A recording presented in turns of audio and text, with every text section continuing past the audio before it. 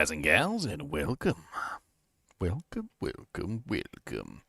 So the 8-man barbarian run is done, and we were talking about the Amazon, and we were like, it'd be really fun to do an 8 Amazon team. And while we can't do that right this second, because we got to coordinate these things. It takes some effort and some time. People gotta take time off work and stuff. Ooh, sorry. It was spilling. It was like spilling over the edge of my cup. My girlfriend got me this cup.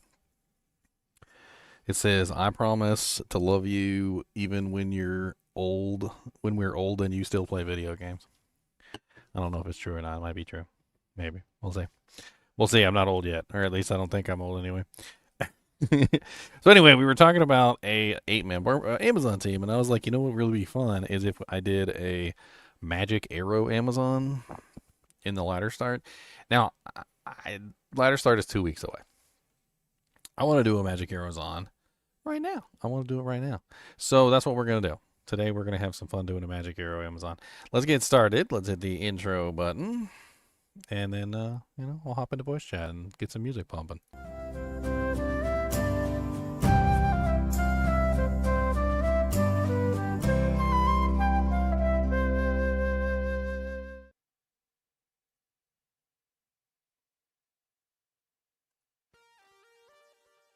Music bumping. What I got the volume set on this music? Like 2, 3? Let's bring it up to 5. 5's pretty good. Alright. So I went ahead and made my character we're going to call her GGM Unblockable. If you guys are unaware, there's a special technique, a little special thing that happens when you reach 100% magic damage or 100% of any damage type that's not physical. So if you convert any ability into completely elemental damage, there's a possibility of it becoming unblockable, which is really interesting. Magic Arrow is apparently one of these. They gets converted 100% to magic, and then it becomes unblockable, which is really interesting. The keyboard's always got dog hair in it. I blame you, Cody. It's all you's fault. You the dog hair monster. There's dog harems everywhere. Harems, dog harems. And not the good kind of harems, the bad kind of harems. The dog harems. I need like a can of air just so I can blow all the dog hair out from my keyboard. Anyway.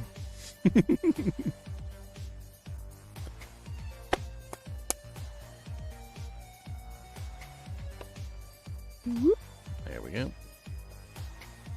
That feels better now. I don't got a bunch of dog hair tickling my fingers as I'm trying to do my stuff. All right, so how do you create a magic arrow Amazon?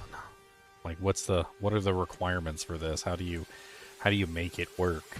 Well, we're gonna go through the process of that today. Now, I have actually already done a theory craft on this at one point, but I never actually leveled up the character from the start.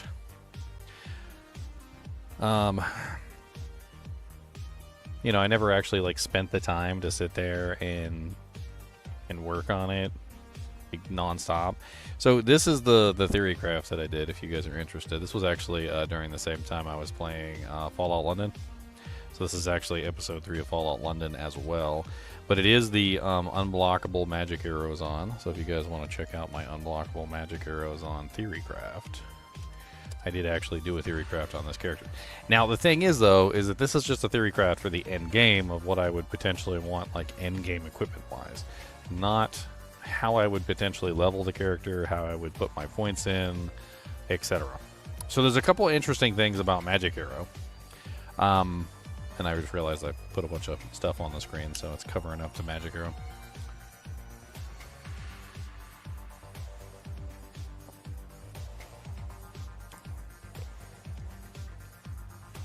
Alright, so the thing about Magic Arrow is that first off, Magic Arrow's mana cost decreases as its level goes up.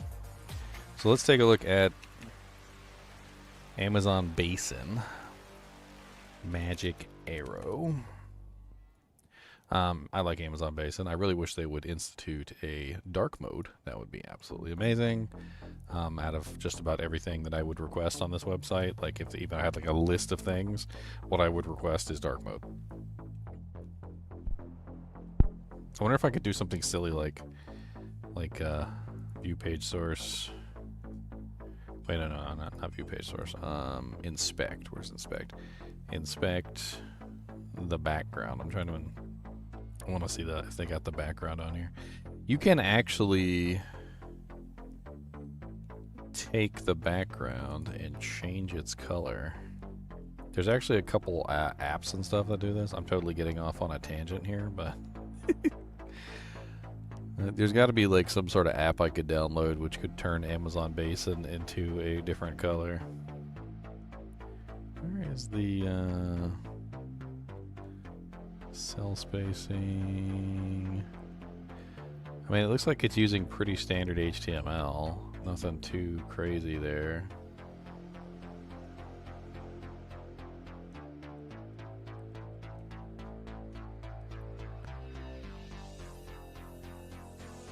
I'm sure I could figure it out. I just don't want to. I don't want to bother with it right now. You guys just have to get blinded by the light. All right, so Magic Arrow has a couple interesting things. First off is that the mana cost decreases until it reaches level 13. At which point, when it reaches level 13, it costs 0 mana. So a very interesting aspect of this build, which is something that a lot of people don't realize right off the bat, is that you don't need Mana Leech for Magic Arrow at all. So once you reach level 13, it ceases to cost any mana, and it ends up being a absolutely amazing ability for converting your physical damage into elemental damage. Now, the interesting thing about it is that it does indeed do just that, which is it mainly just converts your physical damage into elemental. Now, it got changed in one of the patches a while back, and this is what enabled it to actually become a unblockable ability.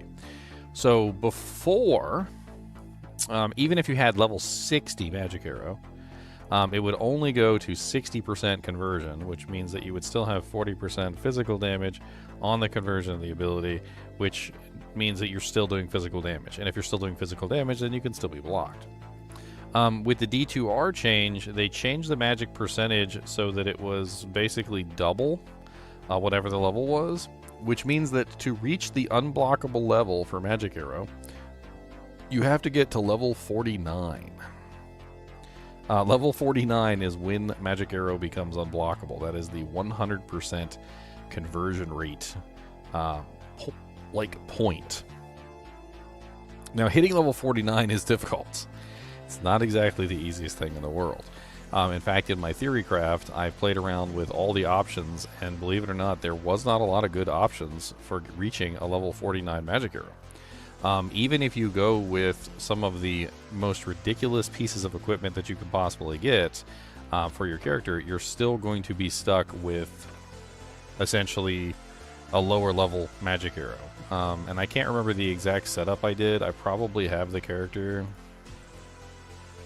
in a save file. Let me see if I have her in a save file for comparison's sake. Let's go take a look and see what I did gear-wise with her before we get started, so we know what it is we have to shoot for.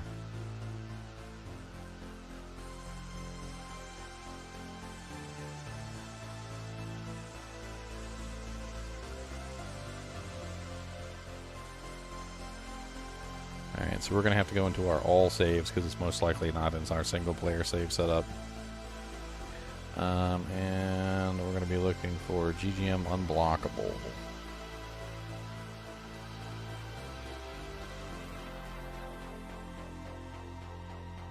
There she is.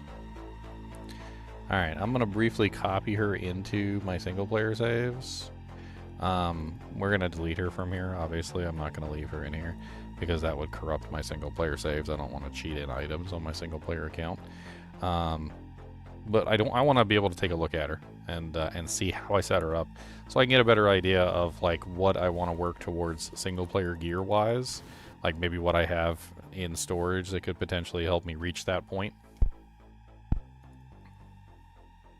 I'm thinking gear-wise, I'm looking at, you know, like the highest physical damage bow that I can get with the highest amount of plus to skills.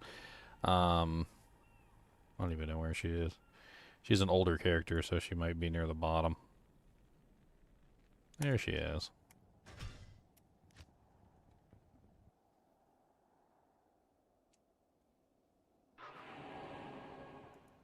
KCD1 playthrough. Unfortunately, I just really don't get the viewership on, like, the games to really put in the effort on it. I hate to say it, John, but it's just like throwing away money for me. I like doing it, and I do it, like, especially when there's game launches and stuff that I'm interested in, but, I mean, I also have to think about my family and making sure I have enough money to pay the bills. Otherwise, it all falls down like a house of cards. Maybe one day when we don't have much else to do and it's slow and we're not like nearing a Diablo 2 Resurrected ladder launch and whatnot. One day. Alright.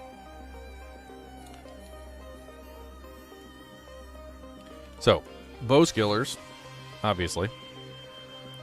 She's currently using Magic Arrow at level 50. So she has level 50 Magic Arrow. She's currently at 100%. 103% conversion. I wonder how that works even. Does it actually convert more than what you're dishing out damage-wise? Does it actually give you like a little extra, or does it just stop at 100%? So I'm using Faith Bow with this setup. I think I also had the Mist Bow, which is the 3/3. So the thing about, like, when I was comparing these, basically what I came to the conclusion of was Mist Bow was better. It really had to do with getting the plus the skills that you needed, and like getting the correct plus the skills that you needed was next to impossible.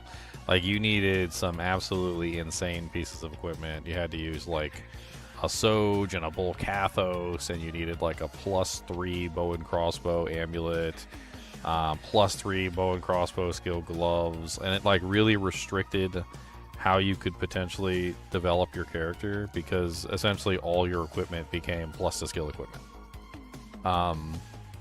In fact, I think the total number of plus the skills I was looking at was...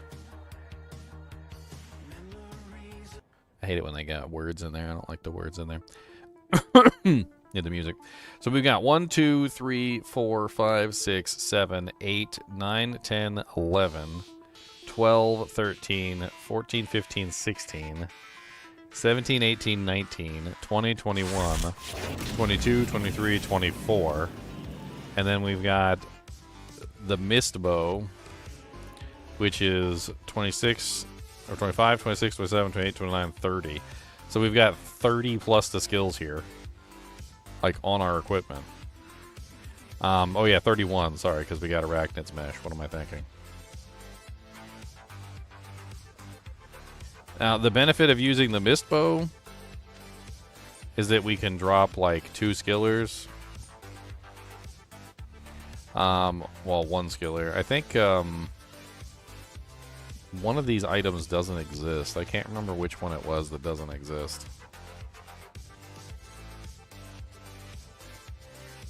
I did something wrong when I was making this character, and there was like 1 plus the skill that I wouldn't have access to.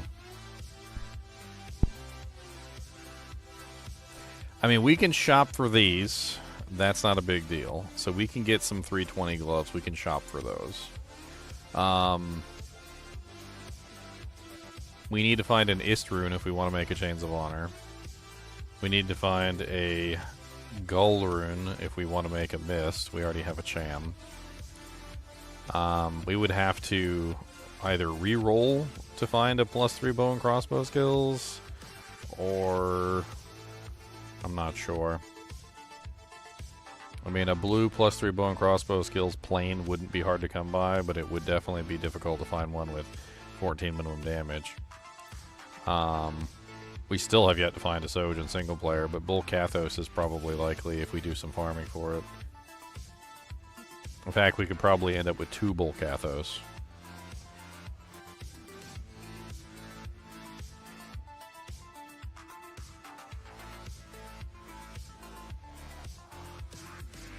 So a piece for the instead of Chains of Honor would do us for quite a while, because that'd give us the plus the skills we need to hit further into the magic arrow. We could also potentially use one of those like war hats or a lore for the +1. Either way, we could also use an insight early on for plus the skills. Doesn't insight have? Actually, no. Insight doesn't have plus the skills, does it?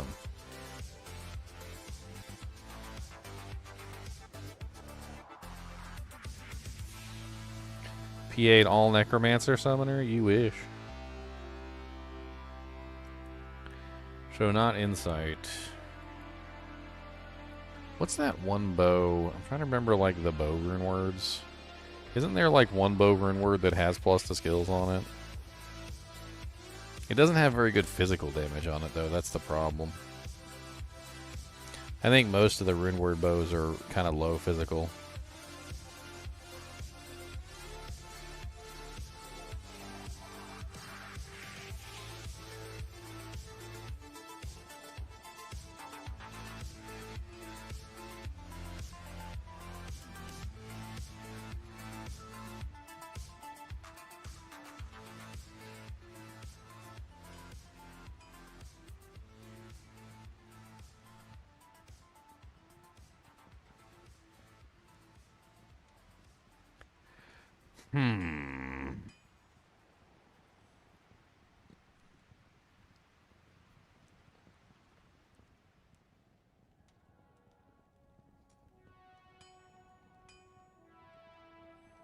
I'm trying to think of like a low level, high physical damage bow, like for leveling purposes, with high plus the skills. I mean, I was thinking about Harmony has a lot of elemental damage on it, but no plus the skills, so that's not really good. What's the other one? I know there's one I'm missing.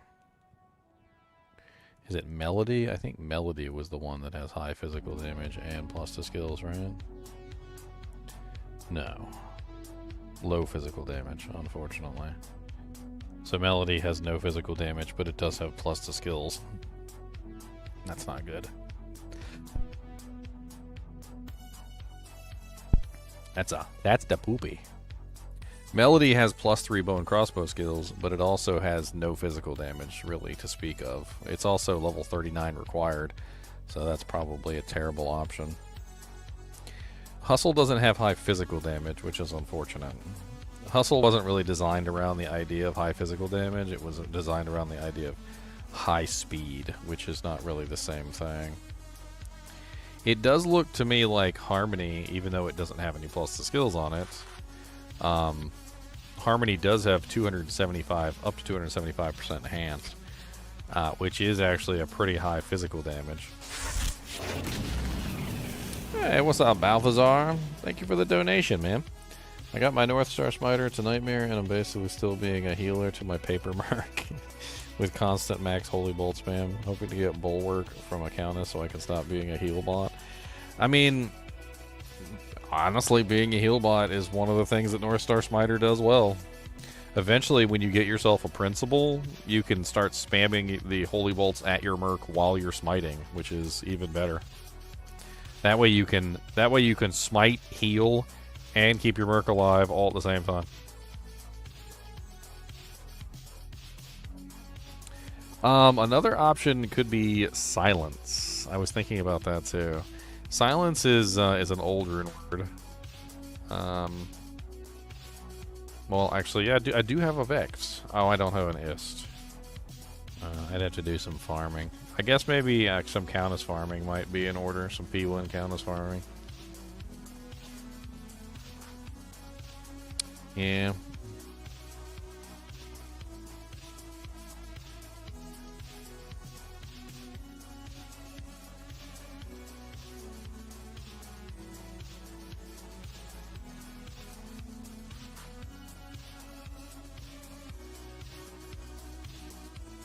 I mean, Critical Strike is nice, but at the same time, Critical Strike doesn't really mean a whole lot to a character that has Critical Strike.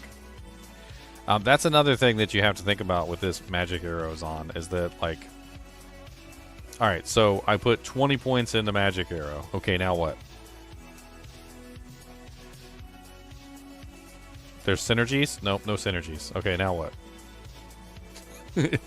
So I've got plenty of points to throw into, you know, like critical strike, penetrate, pierce, Valkyrie, decoy, you know, like your evade, your avoid, your dodge. I got plenty of points to throw in whatever I want to throw it in. Now, granted, I could potentially stack up damage on like strafe or guided arrow or something, but like I don't have to do any of that. In fact, I think for this build, I played around with like 20 points in fire arrow just for fun, and then I played around with 20 points in exploding arrow just for fun. Like the thing is I've got tons of skill points to waste, and wherever I want to waste them. Like do I want like a bunch of Valkyrie points? Well, then sure, take them. Do I want, you know, a whole bunch of points in my evasions and avoisions to become like super tanky? Then yeah, I got it. Like, this character is kind of crazy because you only need 20 points. That's it. 20 points, magic arrows maxed, and that's it. And then you just get to play with whatever else you want. I also learned the hard way that normal cows as a North Star Smiter does not work. Yeah, North Star Smiter isn't made for cows. You run chaos instead. Chaos is better than cows anyway. Chaos is greater than cows. You are a chaos farmer. That is your goal. You're a chaos farmer. You don't go to cows. Cows are for Javazons. Cows is only level 81. So cows equals, even in hell difficulty, it's only level 81. All right. However, chaos is level 85. So chaos is always going to be better than cows. I disagree. I think chaos is way better than cows. You get a chance at TC 85 items. All the same stuff drops there. You can potentially get yourself TC 87 equipment from specific monsters. It has a boss that drops a lot of good stuff. If you can clear chaos as fast as you can clear cows, which the North Star Smiter can, then chaos is always better.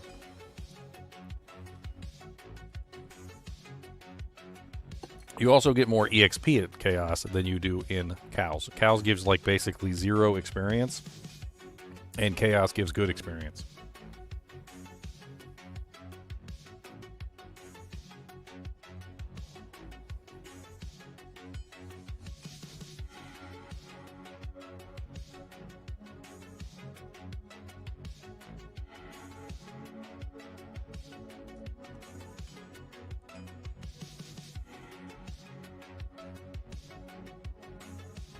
Okay, I think I got an idea of what I need. Let's go ahead and delete this character. I don't want this character contaminating my single player playthrough.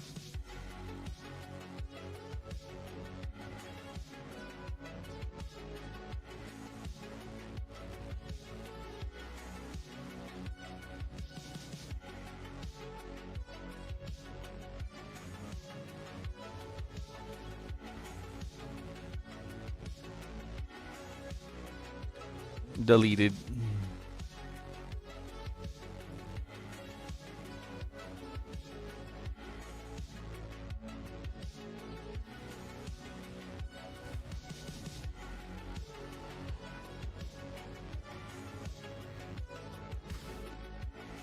Okay, so there's more to this magic arrow than meets the eye. There's also a whole nother calculation. All right, so magic arrow, and let's get this right here. So adds physical damage and converts a percentage of physical damage to magical damage. Does not reduce quiver quantity. Yada yada yada. Where is the? Here it is. So the character screen adds the magic arrow's minimum and maximum damage after the plus damage is applied, when it is actually added before the plus damage is applied. According to the character screen, level 20 only adds 20 damage, but with 300% damage, it actually increases by 80. So essentially what this is doing, and like for instance at level 50, or 49, which is where you want to get, you're getting 49 damage. This is actually basically a form of grief damage. It applies before your plus percentage, not after, even though the character screen reports it wrong, just like grief damage is reported wrong when you're using grief. So essentially, you're getting a free like 49 grief damage. So the higher level you can get Magic Arrow, the more of this grief damage that you can add in, which is why plus the skills is also still really important for the build, because you want as many plus the skills as you can get. Honestly, I'm thinking personally, plus the skills might be better if we can find a balance. If we can find something that's a balance of plus the skills and also has a decent amount of damage, I think we might be better in the money.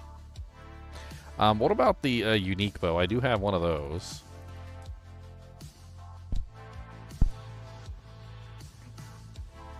Let's see here.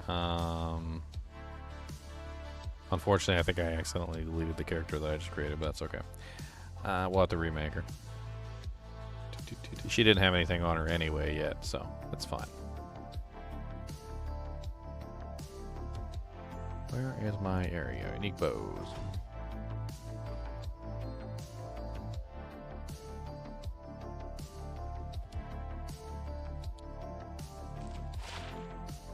So Lycander's aim is only level 42.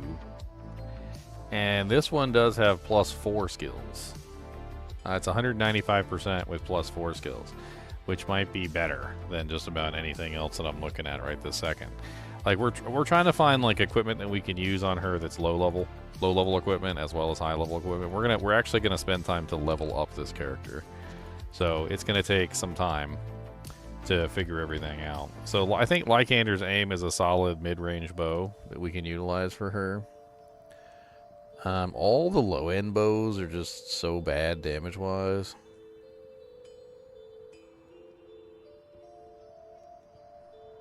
Endless Shale has 202% enhance. It's not very good damage, though.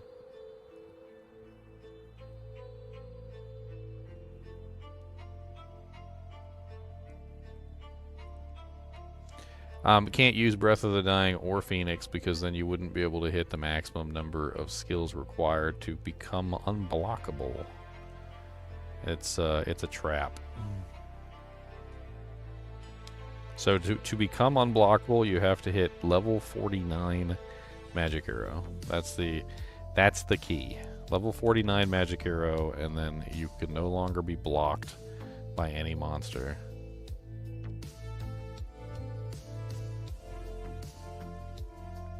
Can a magic bow / crossbow roll base white skills and cruel?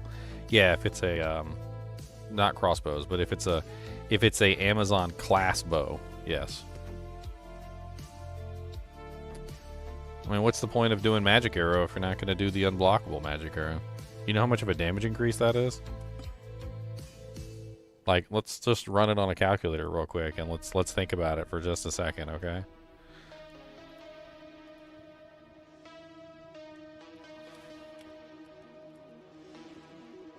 Yeah, let's think about this for just a second, and let's just figure it out. So let's pretend I had 10,000 DPS versus a monster with 50% block chance.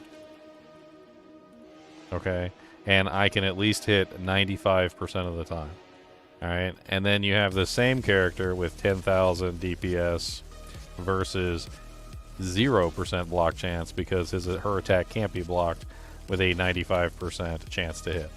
Right? So you take the 10,000 DPS and you multiply that over, I don't know, let's say 100 attacks.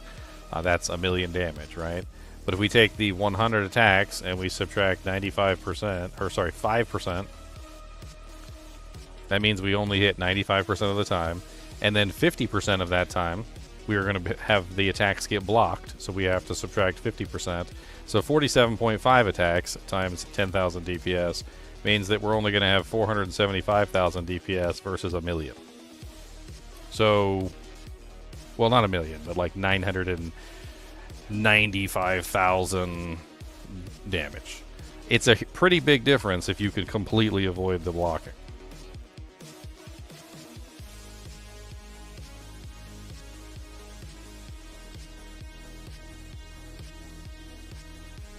Skystrike doesn't seem like an awful early option either. It's 189% enhanced with 30% increased attack speed and +1 Amazon skill.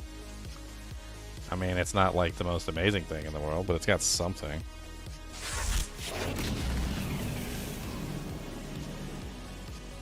Boom, boom,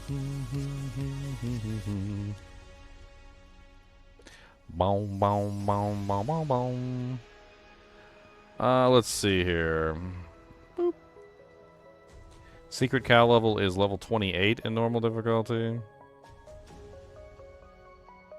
Chaos Sanctuary is level 28 in normal difficulty. So yes, they're both the same. In Hell Nightmare difficulty, 58 and 64. So Nightmare wins a little bit. Nightmare Secret Cow level is a little higher. In Hell difficulty, 81 versus 85. So in Hell difficulty, Chaos Sanctuary wins because it's a 4 level higher zone than Secret Cow level. So Chaos Sanctuary is the same level in normal, it is slightly lower in Nightmare, and it's higher in Hell difficulty.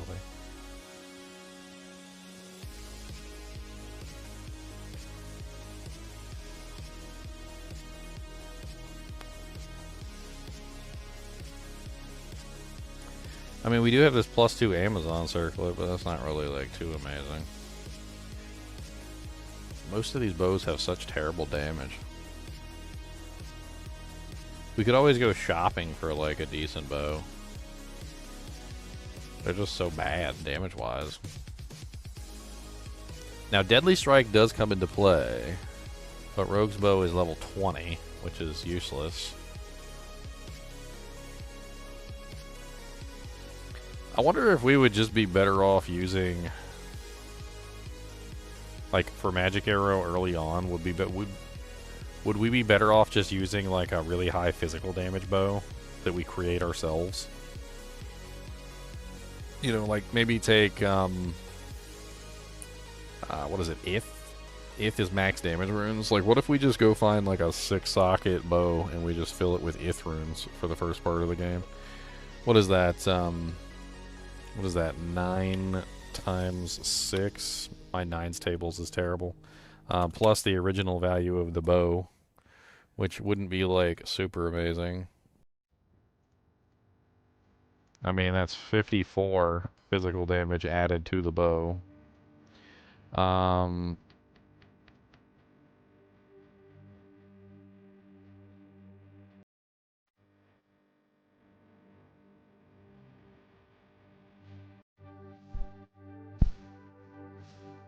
don't think I have enough jewels to deck out a bow. Like, I don't think I have enough, like, enhanced damage jewels that I could potentially use.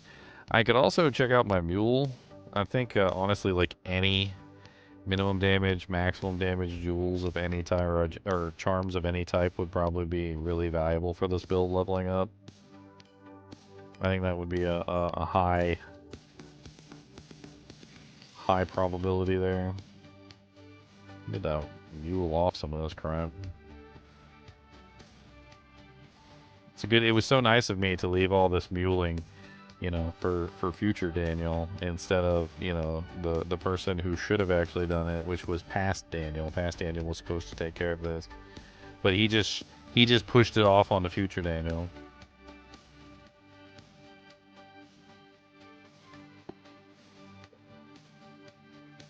Drink skooma, shoot arrows. What?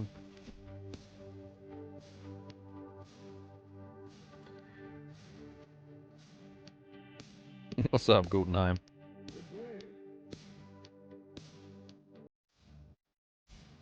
Alright, let's start pulling some stuff, like this 1 min damage. It's got cold damage on there, but I don't care. Let's go check the, like, all of our characters and let's see what, like, physical damage charms we can pull. I mean, I don't mean to, like, destroy every single one of my characters for this build, but I mean, single player is single player. Like, we pretty much just share everything on single player. Edge doesn't have any physical damage, so it's useless, unfortunately. No physical damage. It's got no physical damage. That Jane sucks so bad. Don't know what to tell you. Look like it's a cat. I don't need no physical damage stuff. Cause that's the edge bow in a nutshell, yo. He don't got physical damage. He ain't got physical stuff. So I got a 2 max 10 attack rating.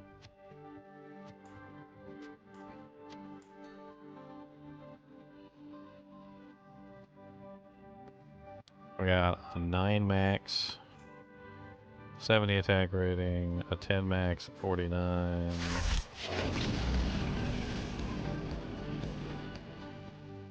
Reman 6 dexterity. That's level 67. She won't be able to use that for a very long time.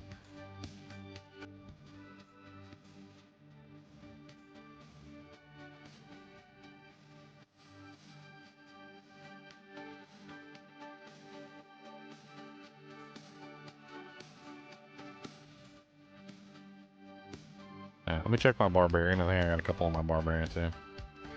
Does Nightmare Tower Cellar just make more sense to farm over normal chaos if both taken about the same time because of runes? Nightmare Tower Cellar. I mean, if you're capable of doing Nightmare Tower Cellar effectively, then yeah.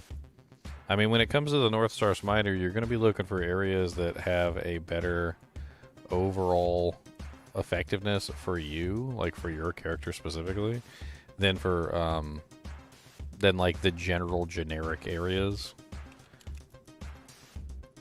I mean, if you're right now capable of farming Nightmare difficulty, then going to a place that has a high undead presence, undead or demon presence, since you have Holy Bolt and Fist of the Heavens. Fist of the Heavens is like way better anyway. But like looking at the levels, right? So if you're farming Secret Cow level in normal, then that's level 28. So Nightmare difficulty, I mean, look, like all of the Nightmare difficulty areas are higher than level 28 by far. Like pretty much every single area in Nightmare difficulty Act 1 is extremely higher than normal difficulty cows. So you could do any number of areas. Most of these areas are filled with demons. There's only a couple non-demon monsters in like any of these zones. Let's see here. Tristram is all demons. Stonyfield is all demons except for the brutes.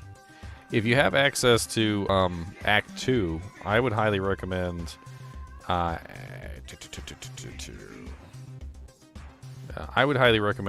Sanctuary. Arcane Sanctuary is ghosts, demon mages, and demon goats. There's no non-demon and there's no non-undead there. So everything is either undead or demons.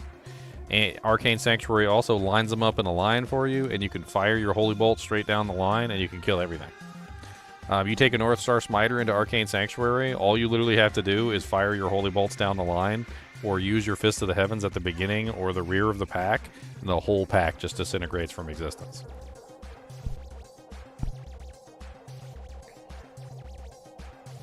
I think that's going to be your best bet on a North Star Smiter for trying to farm early on. Just trying to get yourself some gear. The tower in Black Marsh is almost always near the waypoint. There's very few times it's not near the waypoint, and when it is, it's usually really far away from the waypoint. But, I mean, you could always just make another game if it's not near the waypoint. Alright, let me check my Barbarian. I think my Barbarian has a couple. Or is it my Amazon? I don't remember. Unblockable, Trader, Echoes. Where's my Amazonian at?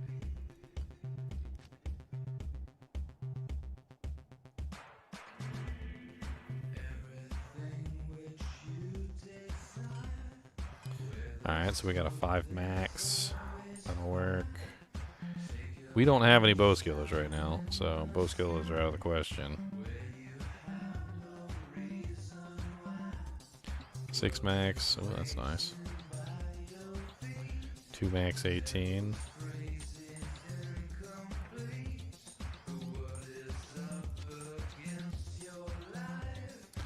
What the hell is this song?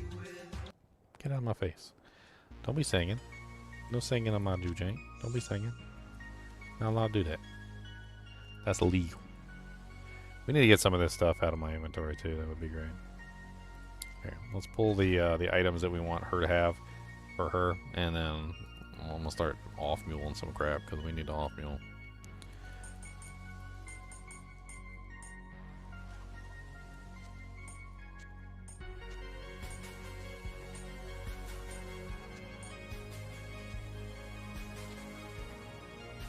Alright, so that'll do pretty well for her initial setup.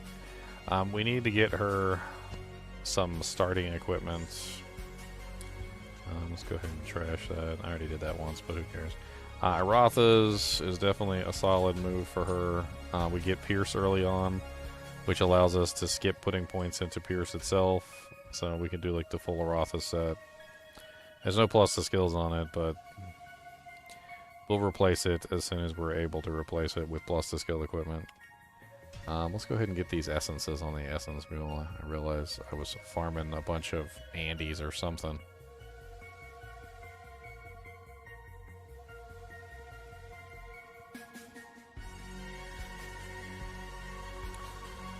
For Magic Arrow, do you get any physical or elemental damage from your pointy sticks?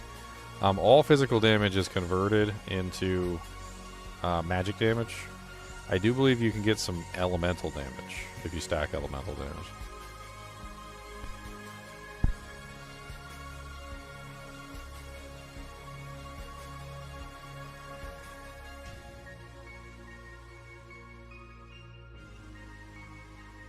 What do I do to transfer items from last season to the next season? You cannot. That is not something that you can do.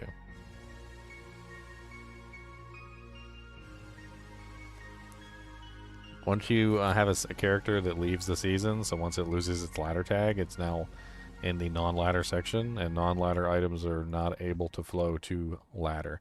You can have ladder items flow to non-ladder, but not the other way. It's a one-way. It's a one-way pathway.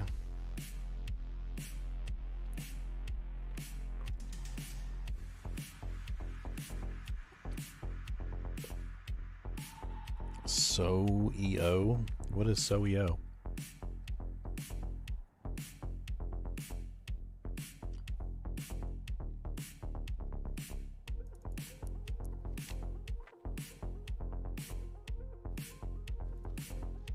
Alright, we got an IK ball. Also got like 18 pairs of Nats boots. Where's my Nat set? I know I got a Nat set in here somewhere. Mabs.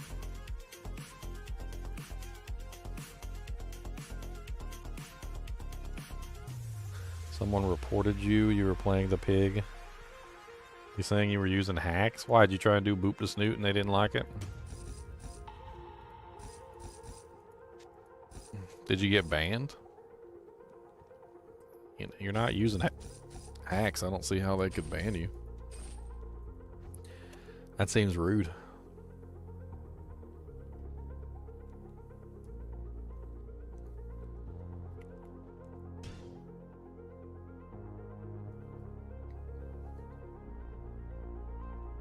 That seems rude.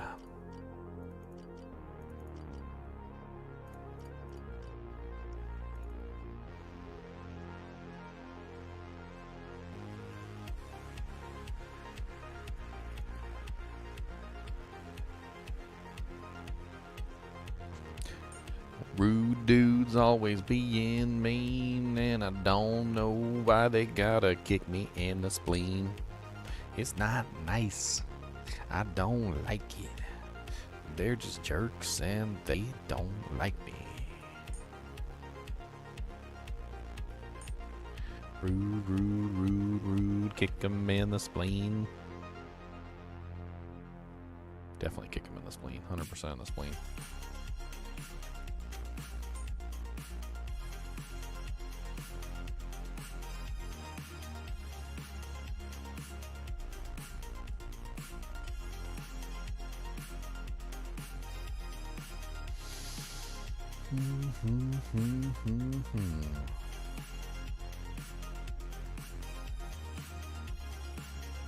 Let's grab one little poison charm. I was thinking having some poison would be good, just to like arrest regeneration on the monsters. Just got like what I got, like level 15, that's level 13. What's the difference between those?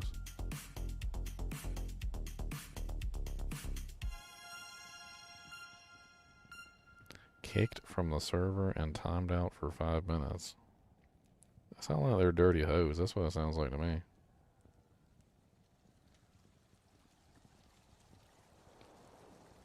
Unsportsmanlike conduct. Sounds like they're jealous. That's what that sounds like. Jealous. They're jealous.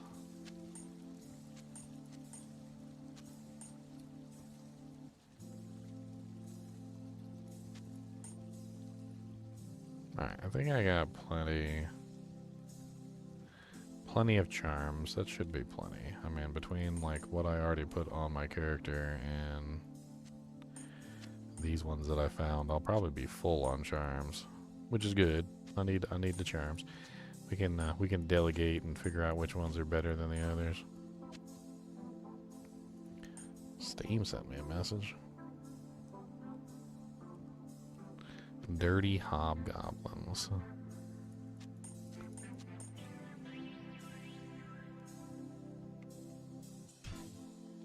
They're just jealous she's good at Dead by Daylight. Dead by Daylight is one of those games that you gotta actually have some skill at. You can't just be a troll and not know how to play. They're just mad. They just mad that they suck, that's all. We know it's true. They're just mad they suck.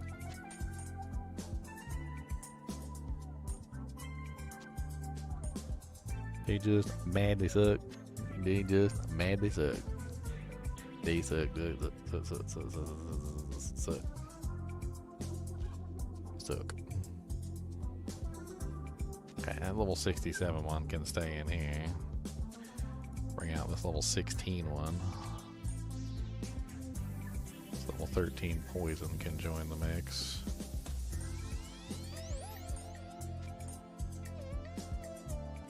Max 34 AR, but it's level 21.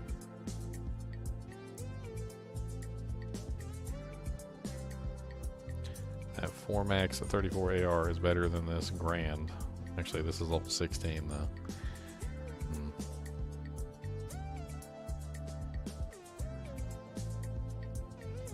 Put that 1 max 16 in there. Guess that'll work for right now. I really have no gold in the shared stash. What's wrong with me? Tiamat's Rebuke, Carrion Wind, Sword Back Hold. Trying to see what the hell I got in here. I got some clubs.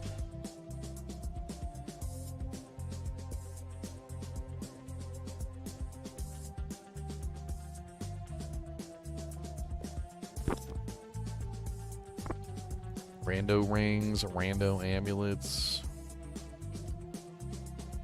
Oh yeah, Rotha set.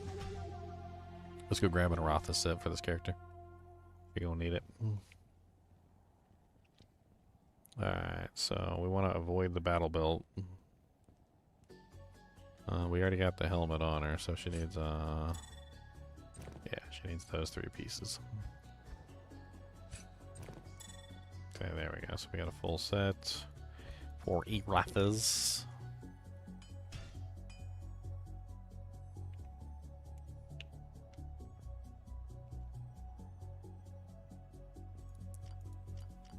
What do we got in the bases? Do I have any like good bows in the bases? The low level bows, like something I could socket.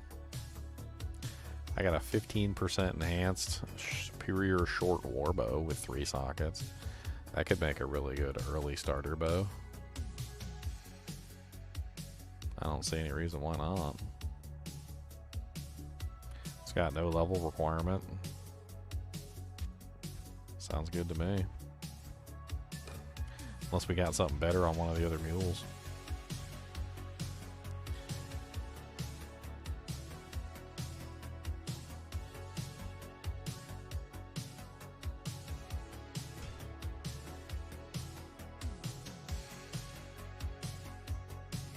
check some of the other base mules. Oh yeah, we can also check our mules and see if I picked up like a really good starter bow. Just a rare. Just like a rare starter bow. I see a whole lot of nothing in here.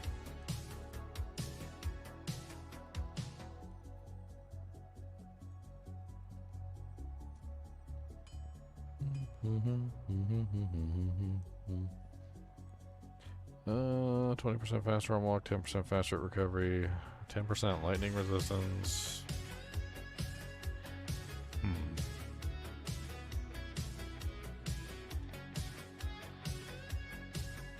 I think we go with Osiris because it's level 3.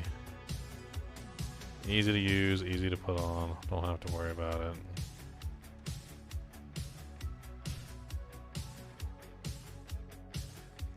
Let me pick up some of this stuff that I'm filling up the stash with. Yeah, Dead by Daylight's kind of fun. It's an interesting game. I mean, I suck at it. My girlfriend's great at it. She put me to shame.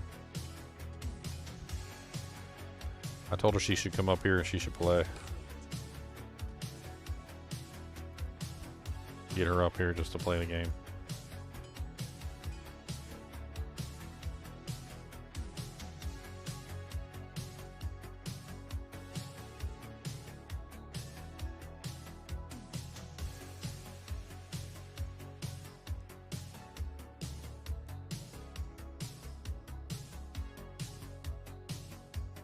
West Coast Mama talking smack to you, huh? West Coast Mama, Bahama Mama, West Coast Mama, Bahama Mama. She's a West Coast Mama, Bahama. Don't know what to tell Mama her llama. Do do do do do do do. Ooh, unique staves. West Coast Bahama Mama. Alright, we got a regular rib cracker. Those are always fun. Gonna visit the shield mule.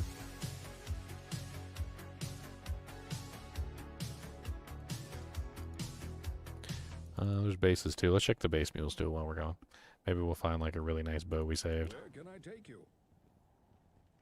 Crusader bow. Diamond bow, 3-second. So Crusader bow could be turned into a Breath of the Dying. I mean, that's a potential option. Crusader bow is an elite base, pretty much equivalent to the Hydra bow. The only problem with that is we lose out on the plus to skills, so that is unfortunate. There's a diamond bow in here too, 3-socket diamond bow.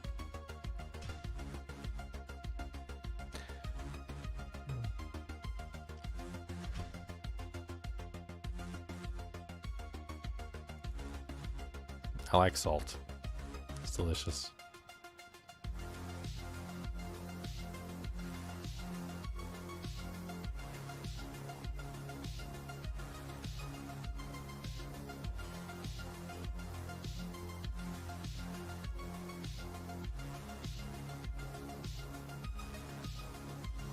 It's a 4-socket short siege bow. It doesn't have the plus the doojanks that the other one does, but it is 4-socket. Could potentially make an insight in that for early on. Huh. The cedar bow is also 4-socket though.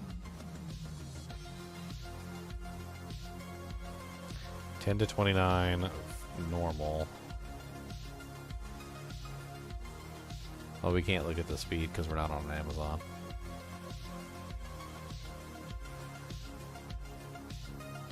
Why is the cedar bow so much lower?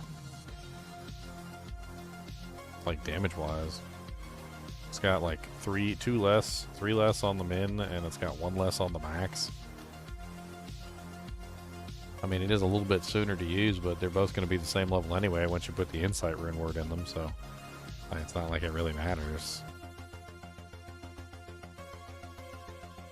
So I guess we just go with the short siege bow. I can't remember which one is better. I'll snag it for right now. It could be an option. Let's check the other base mule, see if there's any other base. Oh, that was all the base mules. Never mind. Never mind. We did it. We already checked them all. Rando rings. Rando rings. Need gloves, helmets, belts, polearms, swords. Mule number 4. Let's check him out.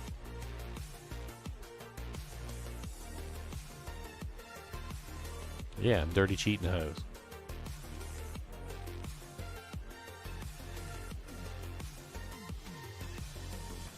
That's pretty good, actually.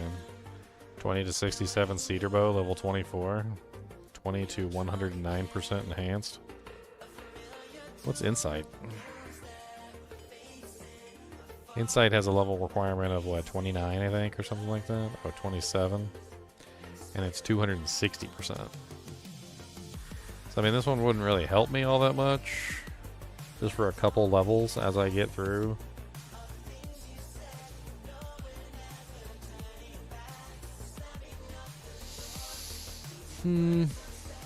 This one's, they're both like the same, except this one has way more damage than the edge bow.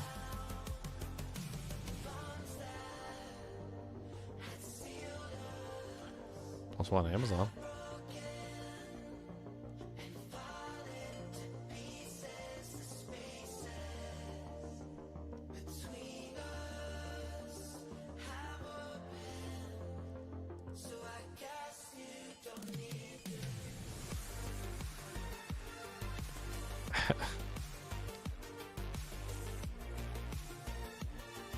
My girlfriend loves to troll people. She's great at it. They don't much care for that, though.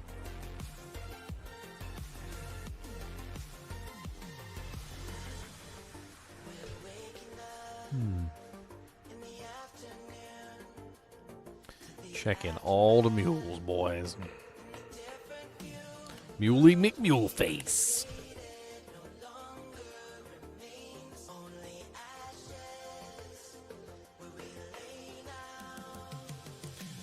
Level 3 bow with amp. Long bow.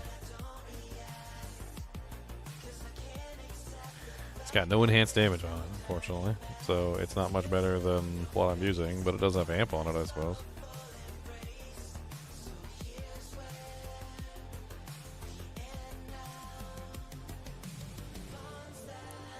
See, I got a bunch of baby items in here. I mean, I like having baby items. Bunch of one strength charms for low level characters.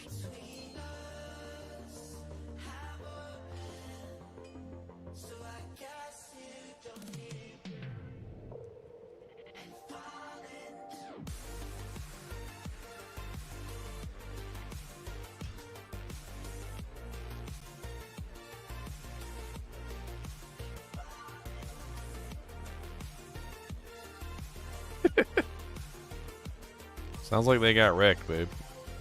And they're salty about getting wrecked, so they reported you. They just salty, that's all. Very salty. An extremely high level of salt. You just gotta be like Eric Cartman and lick their salty tears. You should send them the Eric Cartman meme with like him licking the salty tears of the person he just destroyed.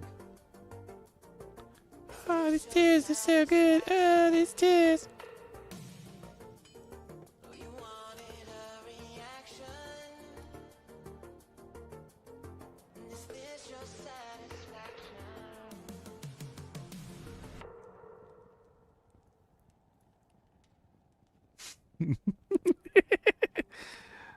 Oh, the tears of unfathomable sadness.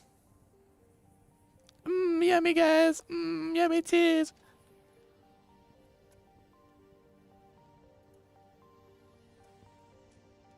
Some delicious tears. You send him that. Send him that meme. That'll set him off. Oh, no, you didn't. Oh, no, you didn't.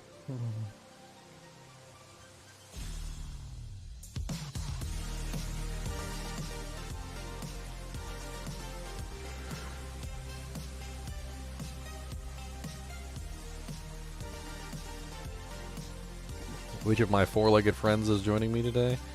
Kubus the monster dog is with me today. Even though he is going night-night. He said, look, I was tired. I had a long night. It said them verse sleepums and... I'm verse sleepums, okay? Said I'm a verse sleepums boy. Leave me alone. Don't talk to me. Don't look in my direction. I'm trying to sleep. I'm a sleepy boy. I'm gonna dream about some toys and some beef from sticks. Yo, I got some beef from sticks in my dreams. I'm gonna dream about the beef from sticks for days. I got some snackums and milk and bones too, and you can't take them from me 'cause they is mine. He's a goodest monster. We can just revise to goodest monster. That's an acceptable revision. The goodest monster. Unique shields.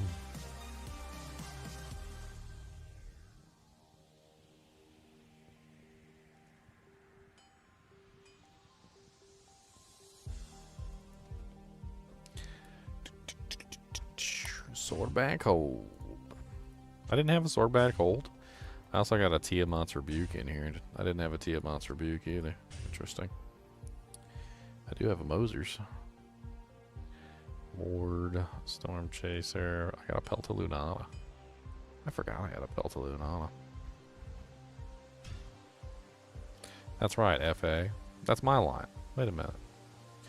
Don't be stealing my lines. I only got one line. I only got one line.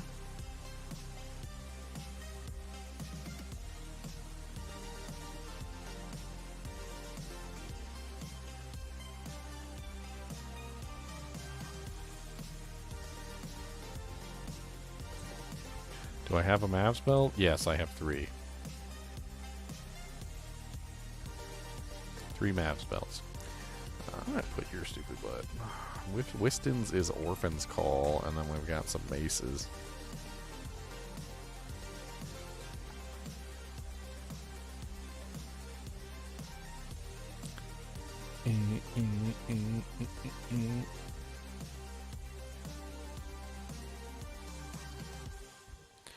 Okay, we already had a Wiston's Guard. Now we have 3 Wiston's Guard.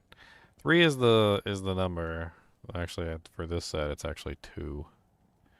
I totally forgot I only needed 2. I only need 2. I don't need 3, I need 2. I want 2 of, well, 3 of every set, but if the set's exceptional, I only want 2 of every set. So we don't need another Wiston's Guard. I got some maces that need to go up in the mace bin. We got 3 unique maces. We also got a unique sword that needs to go on the unique sword mule. Unique maces, please.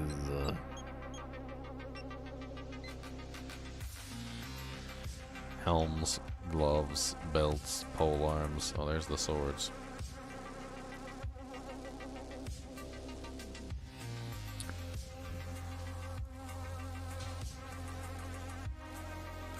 Two Blade of Alibabas in here.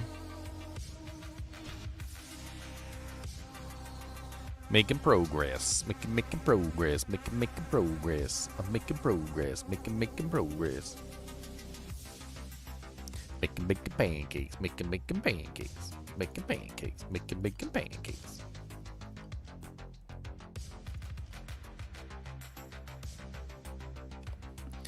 What if we do angelics with this set? Do like double angelics with the body piece? I think we go body piece 2 rings. I think that'd be a solid setup early game. We'll do 2 rings and the body piece. We can't do the amulet or the sword, but we can do 2 rings and the body piece. That'll carry us through pretty much the whole game.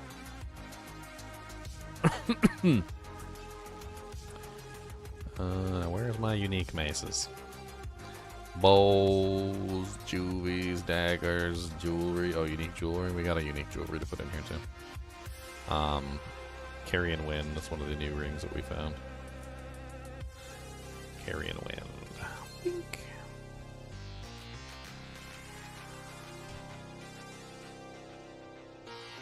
Alright, let's grab Unblockable again and throw the items on her. So we're not overflowing the stash here.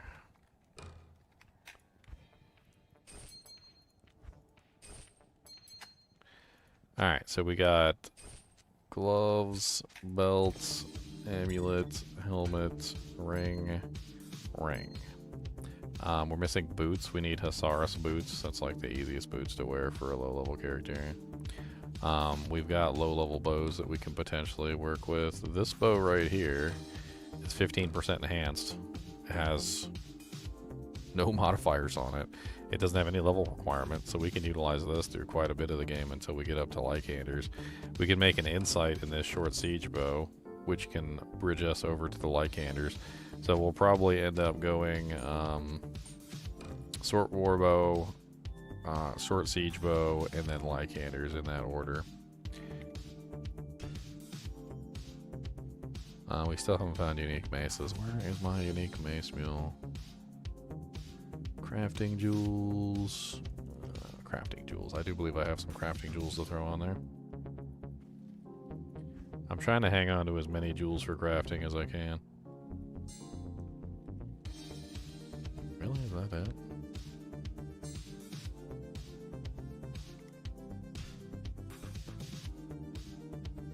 I have a feeling there's probably a bunch of crap on one of my other characters, but that's a task for another day.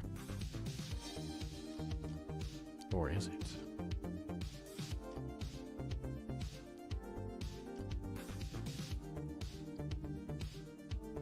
There's Hussarus set. Let's grab some booties.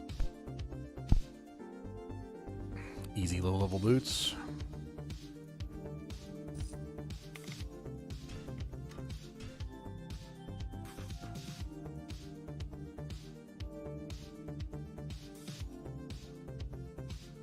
Siggens maces. There's my maces. So many big old maces.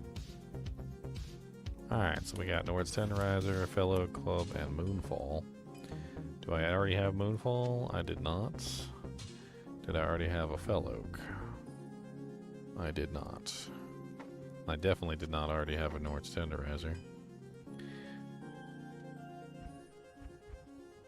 What's left in here? Some random amulets. Unique helmets. 3 unique helmets. Let's get those muled off too. 3 unique helmets need to go. Gotta put them on a mule, yo.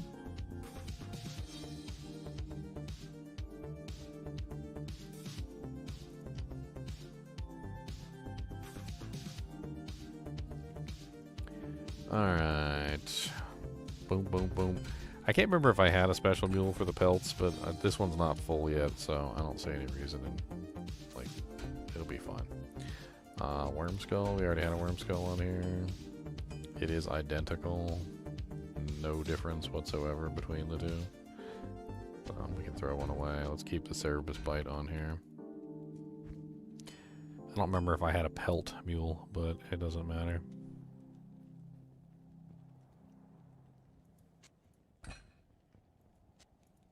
I think the rest of this stuff can just stick around. I don't really care.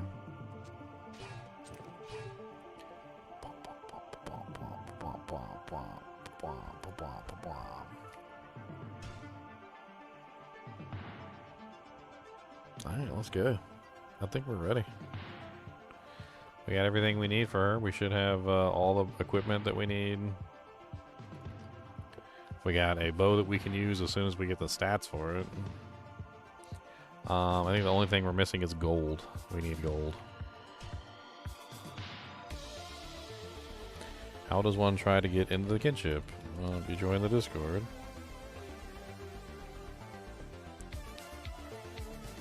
You join the Discord and search Ginger Mentor GGM. Oh, what? This is the Discord right here. When you join the Discord, you're going to want to go to the rules. And you're going to want to put a thumbs up on the rules. And then there is the clan rules right here, which you need to read. And then you're going to want to get in contact with one of us. They're actually all linked here.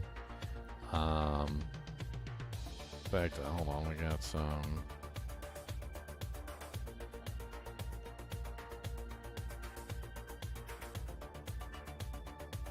There. Had to update the list. We had some people leaving. And you just message one of us and let us know that you read the rules. Are you sure you're on the right server? Like, I mean, if I go to the general channel and try and ping you, are you on the right server? Like, if I type in Cvasi, I mean, I don't see anybody named Cvasi on the server. I don't know what your Discord name is, but I mean, this is the server right here. I mean, I can type in general chat for you, and if you don't see me in general chat, hello, Cvasi. If you don't see this, then you're on the wrong server. A lot of people join the wrong server. I don't know how you end up on the wrong server. When you're in Discord, okay, on the left-hand side is all your servers. These are all your servers right here. Okay, I got like a million servers. And when you click on a server, you join that server. Like here's Sweet Phil's server, right? And if I'm in Sweet Phil's server, then I'm in Sweet Phil's server. To join back into my server, I have to go to the Ginger Gaming Mentor server and here, all right? I mean, if you can't see this message right here in the general channel, then you're not on the right server.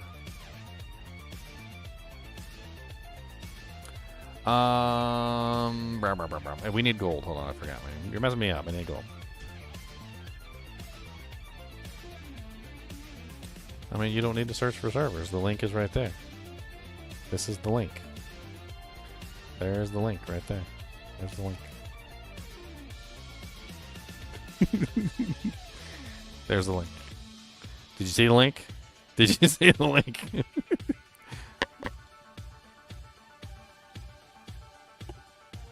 Ah.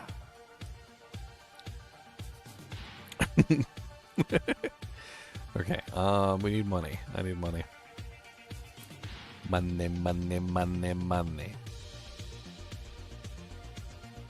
See how much money I got. What's up, Matthias? How's it going? Just trying to figure out the last part of your name and I just gave up.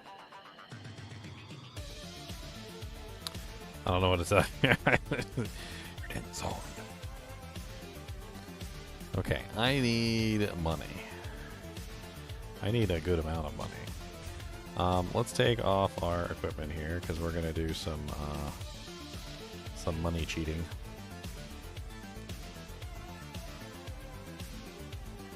Time for some money cheating. We need to go to... This is the infinite gold glitch. If you guys are unaware of how the infinite gold glitch works, it is a very simple glitch. It has to do with the grinding mechanic. I have a video on this, but I'll briefly explain this for you guys who have no clue what this is. Basically, the infinite gold glitch allows you to sell an item for more than what it's worth. And I'm actually missing the money to start this, so I'm actually going to sell a couple runes. It don't matter. Like, I got plenty of runes. Especially these, like, low-tier runes and gems. I don't care about the gems either. Let's just sell some gems. That should be more than enough to get me the money that I'm looking for. I've got a pretty decent, like, no level requirement 3 socket, but I'm going to play around with. Alright, so this is our seed money. And then I need to open up a spot here for myself.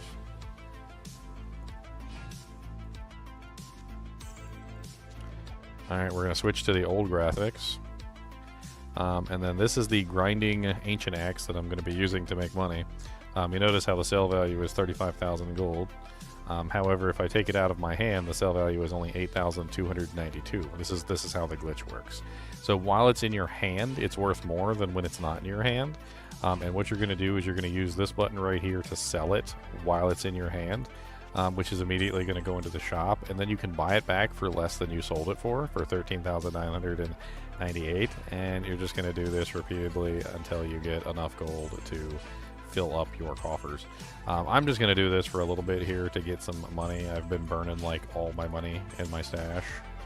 And it won't really take much. I'm just going to get enough so that I have more than enough and I don't have to worry about money for the foreseeable future for my low-level character. There's no reason for me to like have to worry about money when I have the ability to get infinite money just like that. Like, it's easy. This works online, this works offline, this works ladder, this works non-ladder. Like, it doesn't matter. Like, this glitch works no matter what. You can actually get tons of money out of this relatively quickly. Gold anyway, for gambling or whatever it is you want to use your gold for.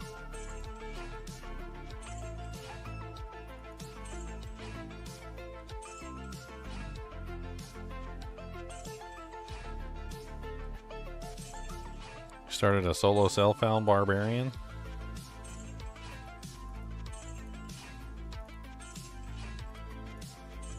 Once you fill up your inventory, it starts dropping on the ground.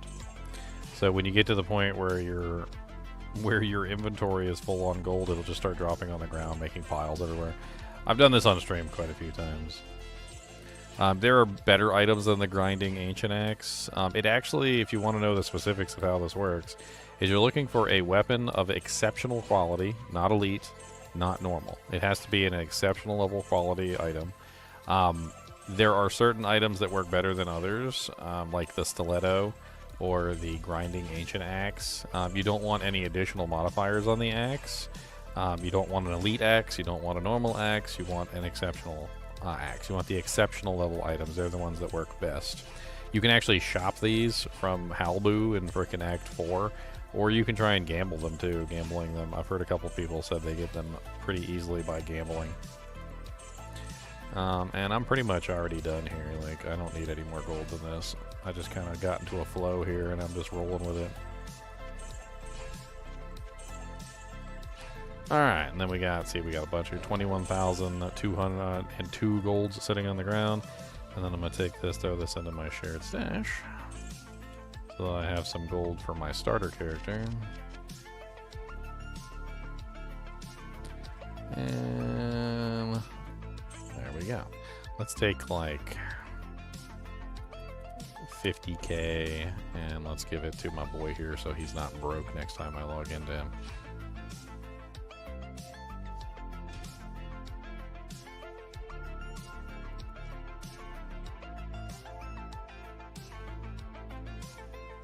And with that, we now have an infinite amount of gold that we can use on this character for whatever we want.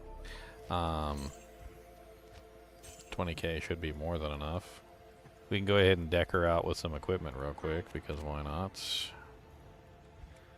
It doesn't hurt to just snag some free gear.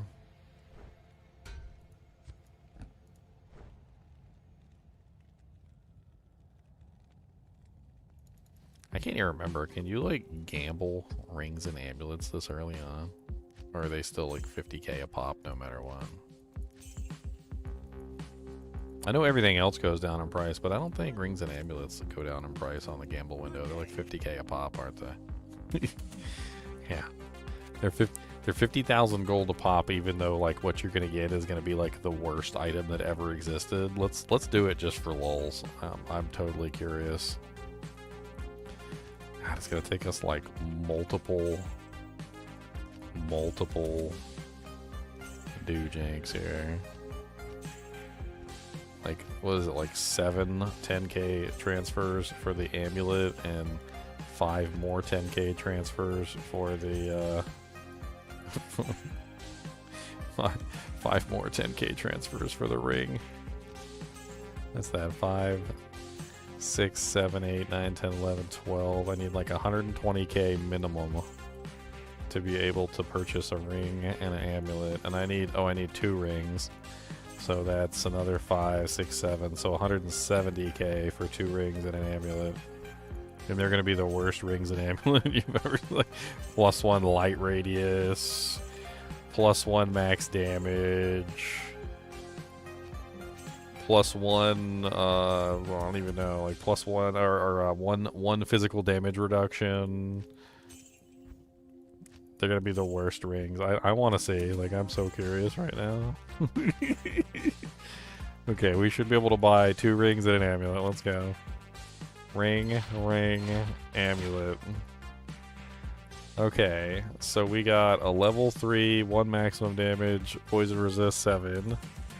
A rare ring, 10% faster cast, 1 dex, 3 mana, 9 fire res, 10% magic find, and a 9% magic find ring. They're all level 3.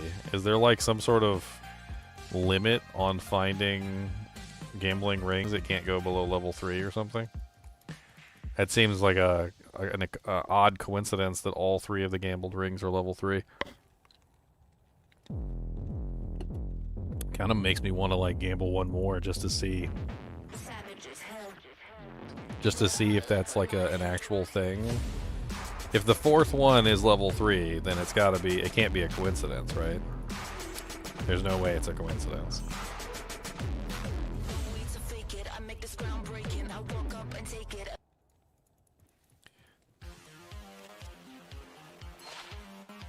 Also level 3. Okay. So yeah, so there is some sort of limitation. You're not allowed to gamble lower than level 3. That's interesting.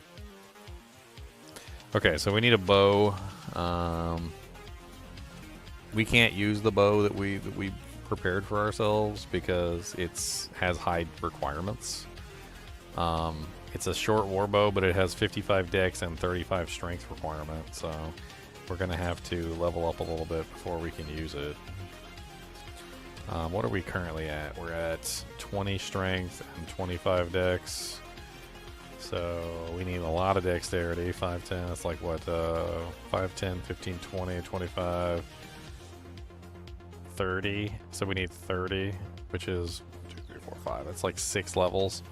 And then we need 15 more strength. So 7, 8. So we won't be able to use this bow till level 8. I was thinking we just load it with Ith runes. That was my plan. Ith runes are level 15 though, so that's not really going to help us out very much early on.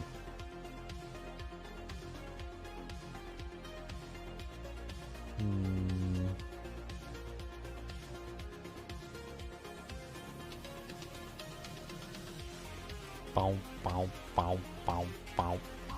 Let's try and gamble a low level bow. That sounds like fun.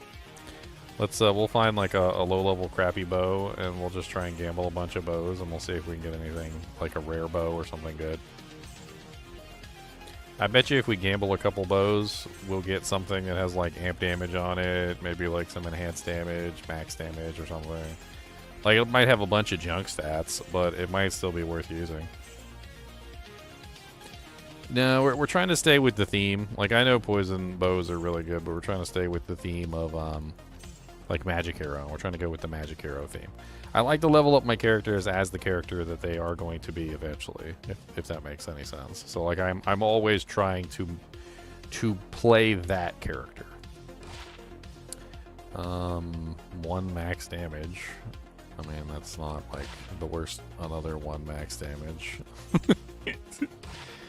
Oh look, 1 min damage. Okay, that's better than the 1 max. We should just keep going until I get like a rare one.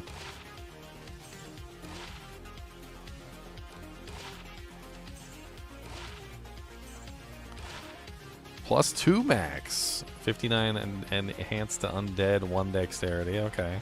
That's better than the crappy ones that I've gotten so far.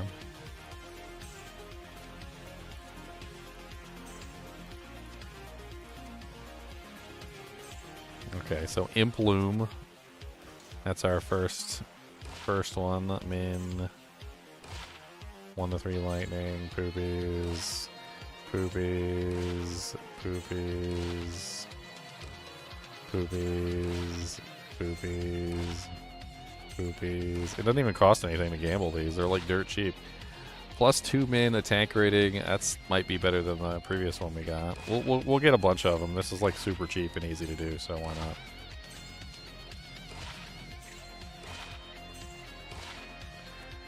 We'll compare them all once we get like a good number of them.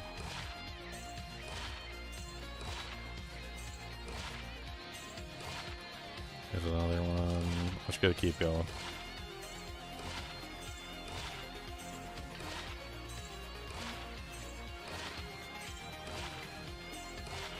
This is so silly, gambling these low-level items. Okay, there's another one. Alright, so let's do a little bit of comparison here, and let's see what we can figure out. We can just, like, line them up in here or something. I don't see any reason why not.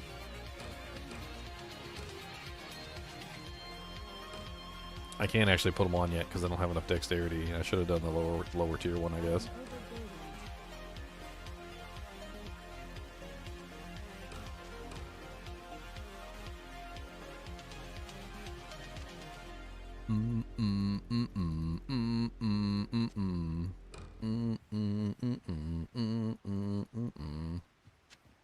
So what we're going for is Magic Arrow, and Magic Arrow is physical damage. So we're going to be trying to level up as a Magic Arrow character. That's the rub. And we need to get as much physical damage as we can to enable this. All right, so we got 2 to 7, 2 to 7, 4 to 8. That's pretty decent. 2 to 8, 2 to 8. Okay, so 4 to 8 seems to be the highest one there. That's plus 2 to the min. That's actually not bad. It also has undead damage and attack rating.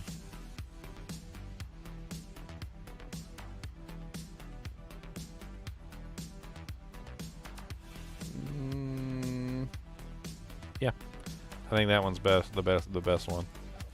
The best turd out of the lot. The most polished turd out of the bunch. All right, we got our Hisaris boots. We need to, like, squeeze those in here somehow. Because we're going to be putting those on, like, really quickly.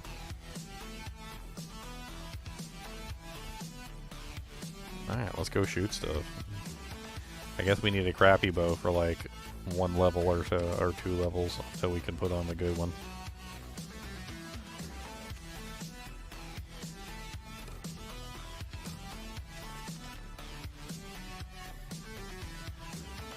Pew, bow, bow, bow, bow, bow, bow. I shall purge this land of the Pew, pew, pew, pew, pew, pew, pew, pew, pew. Pew, pew. What player count do I have this set on, by the way? We wanna put it on players 8. We level a lot faster. Okay, it is on players 8. Good. Pew, pew, pew, pew, pew, pew, pew, pew. I'm just a baby. Amazon. Shooting my bow all day long. I'm just a baby. Amazon. Look at me just a shooting my bow. I don't care that she's coming to smack me down. I'm gonna shoot you right in your ugly crown. Oh, oh, in your ugly face. Come on down. I don't got a mace. Alright, Magic Arrow. That's our ability. That's the one we're going to be using. And we ain't got the mana for it, but that's okay. So eventually, at level 13, Magic Arrow becomes free. And that's what we're going to be looking forward to. So we're going to be pumping points into Magic Arrow, like, full stop until we hit level 13. Because that's when we get to free Magic Arrow. We don't have to worry about the points anymore.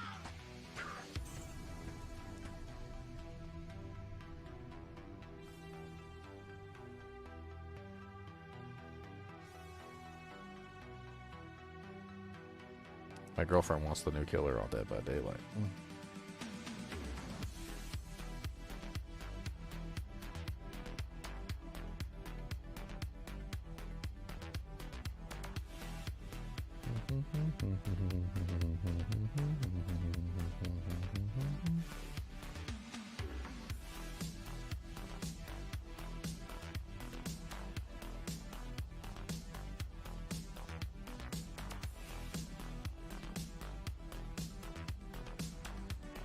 All right.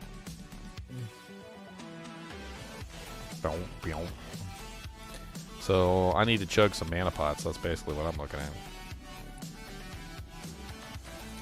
Chug, chug, chuggy, chug. Right now it costs 1.5 and I only have 16 mana. That means I can fire 10 times before I run out of mana. I'm level 2 though. One more level. I can put on my rings and my boots. And my amulet. Bing, and we go bing, and we get a bing, and I can put a little points in strength, and then we go boom. Alright, next level I can put on the bow. Alright, we're going to go ahead and put one in crit strike too, because crit strike helps out our damage for magic arrow, which is going to be big for us. Big, it's going to be big. We can't stack more points into magic arrow than what we're allowed anyway, so it's not like it really matters. In other words, to rephrase it, magic arrow will hit level 13 at level 13 and not a moment before. So even if I get extra points from like you know, the sewers, from Den of Evil, from various other places, you can't put more points into an ability than what the ability is capable of receiving, and your level is basically your limit. So at level 13, magic arrow can only be level 13. At level 12, it can only be level 12, and so forth and so on. So the extra points will be handy because I can put those into other things, like I can put them into critical strike and penetrate and pierce and whatnot. And these guys are actually hard to kill right now because my bow sucks. It's okay, I got magic arrow. I need like 18,000 mana pots until I hit level 13. And then once I hit level 13, I won't have to worry about it anymore.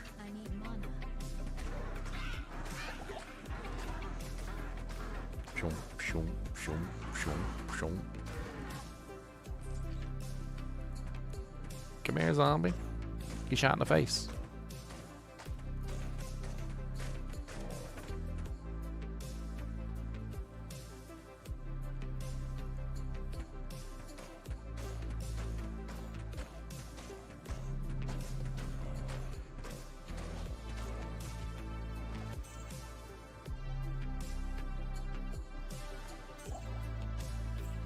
Level 15, we go Super Saiyan.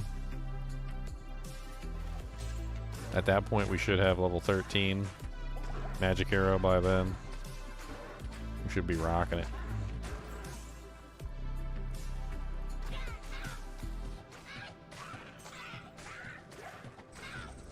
I need mana. Mana potion! Give it to me!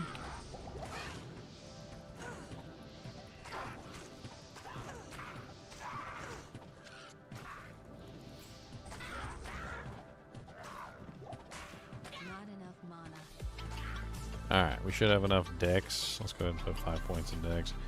We got enough for our little bow now.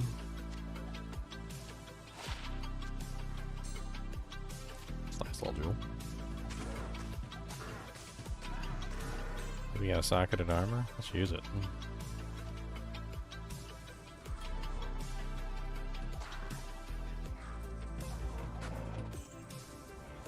Stop resurrecting stuff.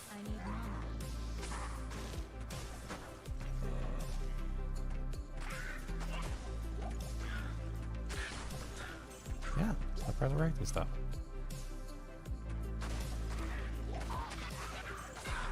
Man, this little bow I gambled is OP. Dude, this thing's ridiculous. I'm over here one-shotting stuff on P8 now. If only I could fire my magic arrow and that'd be set.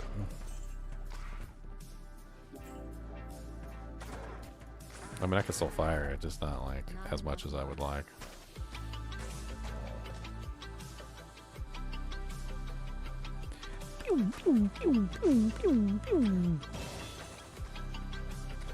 Alright, another point in magic arrow.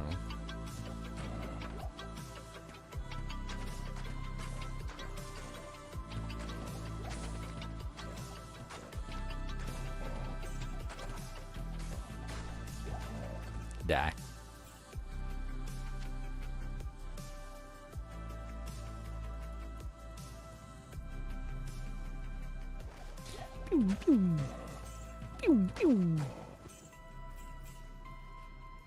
The beginnings of a legend.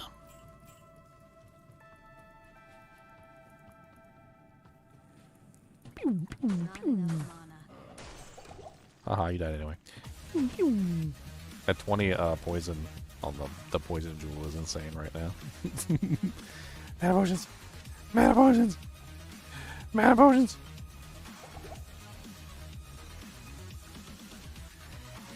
How many we got left? Doesn't even say.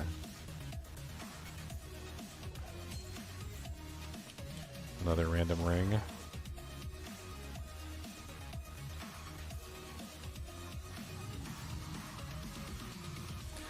Oh Lord, my stamina.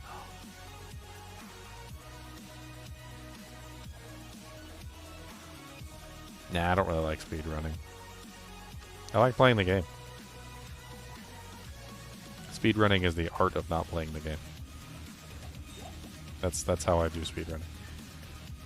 It's like if somebody sat down and they said to themselves, how can I not play the game but still play it? Like how do I like not play this game as much as humanly possible? Like I want to reduce my overall time in this game to 0 if possible. But I still want to play. I still want to have to boot up the game and then be like, oh, I won. All right, done, finished. I actually want to play the game. I want to enjoy it. I want to play it. I want to have fun with it. It's like having sex with a lady, you know. Like you don't want it to be over really fast. You want it to. You want to take your time. You want to enjoy yourself. Unless she's ugly. Perhaps now the sisters will trust me. Somehow in my mind, I imagine these people who like speedrunning, they're speedrunning sex too. They're like, all right, honey, I'm done. Whew. Yep. 5 seconds. New worker, new record.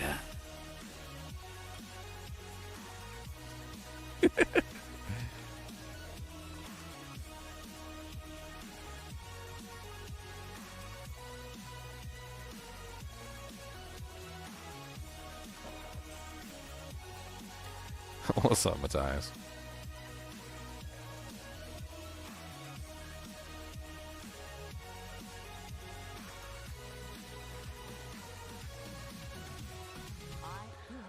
I am the High Priestess Akara.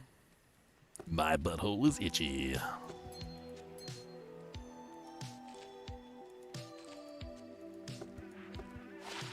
$15 attack rating? I like attack rating better than I like magic find. Sounds good to me.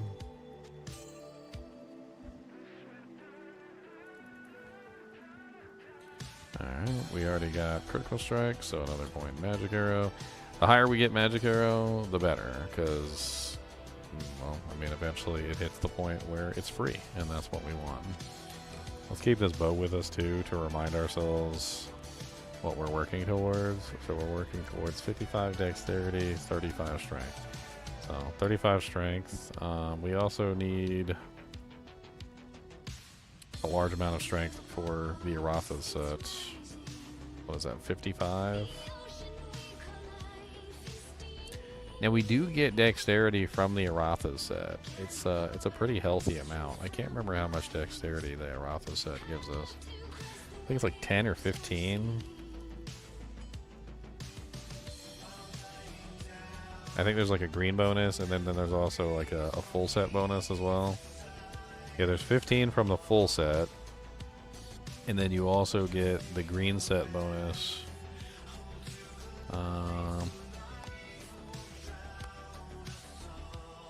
Where's the individual bonuses? Why aren't the individual bonuses listed here? But it's 25 dexterity total. Alright. So 25 dexterity total, which means we only need... What is that? 55 minus 25, which is... What is that? 30? So we need 30 total. So we're already there, really. So let's go ahead and keep stacking strength then. And as soon as we hit level 15, we'll be able to use this. Let's go ahead and put the Ith runes in there too, since once we hit level 15, we'll just like max out. So we'll just do if. So there we go. We got 6 to 43 damage, superior short bow. We need more strength. What's up, Irene? Skipping that song. I don't like songs with words in them. I don't want worded songs. I want non-worded songs. I want to be able to sing the words.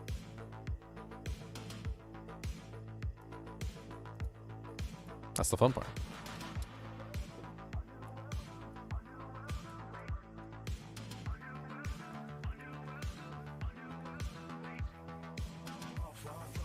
Sounds like another worded song. It's silly because there's an option in this program that I'm using that literally says instrumental music only. And despite the fact that I choose instrumental music, it'll still bring non-instrumental music into the playlist.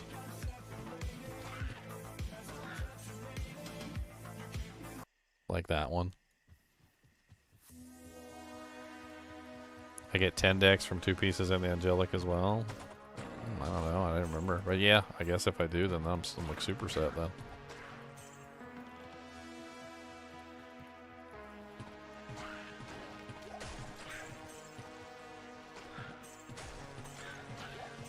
Man, I am like destroying. Players 8's unblockable. Just like wrecking crew over here.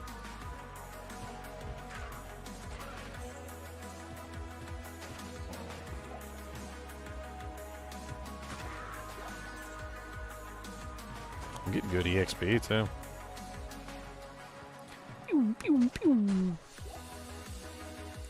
I need stamina pots. I should have bought stamina pots when I was in town. Small charm. 1 to strength. I'll take these mana potions though.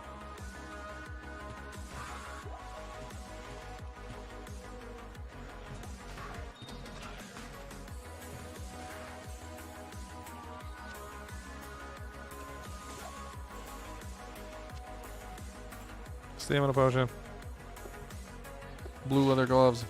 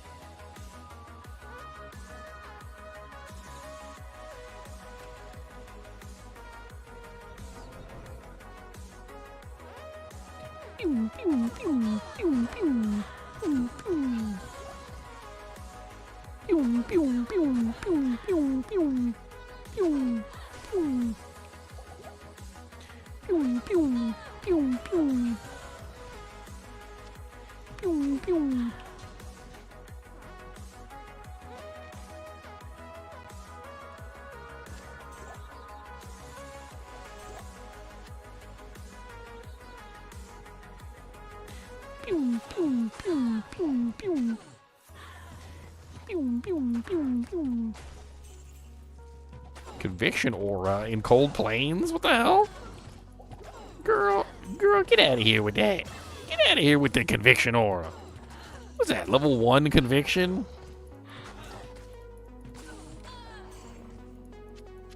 You ain't level 30. That's cheat. You's a dirty hoe cheater. Cheater bow beater over here. Pew pew pew pew pew pew pew pew pew pew pew pew pew. Alright, we're down to 0.8 mana per shot, guys. We're decreasing slowly but steadily. So the number of shots that we can fire is increasing with every level. Our mana is increasing with every level. So we're slowly but surely getting to the point where we can maintain fire with Magic Arrow, which is what we need.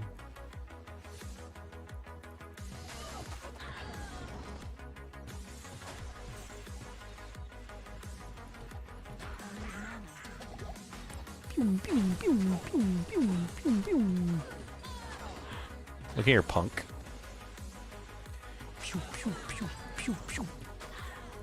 Mana potion. I'm gonna be a mana whore for quite some time. Well, at least until I hit level 13. Once I hit level 13, I will cease to be a mana whore, but until then.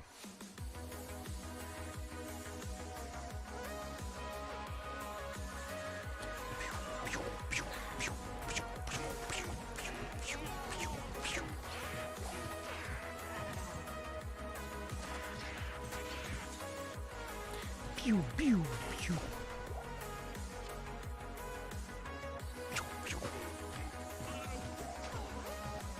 Punks.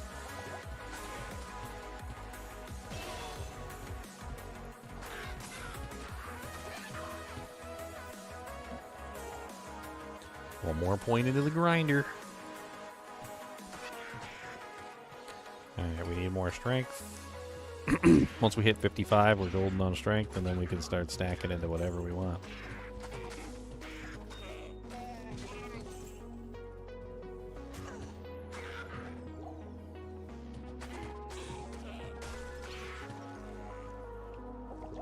What's up, Rock-a-Pea-Shoe?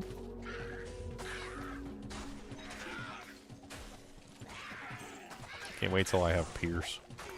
It's gonna make this ability so much better. That doesn't come to level... Well, it comes at level 15. I'll have Pierce at level 15 because the Aratha set will give me a small percentage of Pierce. But I don't get the actual Pierce ability until level 30, so... By then, by the time I hit level 30, Magic Arrow will be completely maxed out, so...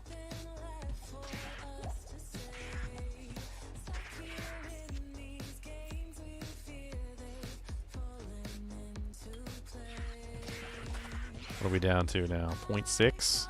0.6 mana per shot? That's not bad.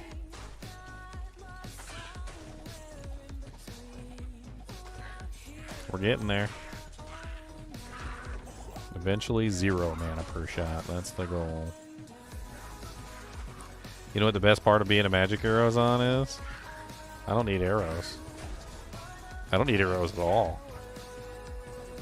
So, like, as soon as I get to the point where I can fire without any mana cost, I don't need arrows. Like, I can take the arrows and throw them away, and I can still fire. Even with the red arrow thing up there indicating that I have no arrows, I don't need arrows. And once they cost no mana, well, it doesn't really matter, does it?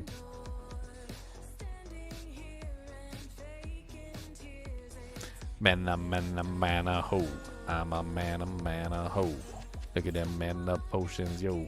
I'm a mana ho. Yep, die. Die. Everybody die. You die, and you die, and you die, and... Yep. Magic. Don't you be dodging my arrows with your sick... freaking Ultra Instinct abilities. Oh, mana potions. My lips gonna be solid blue. That's all I know. Solid blue for quite some time.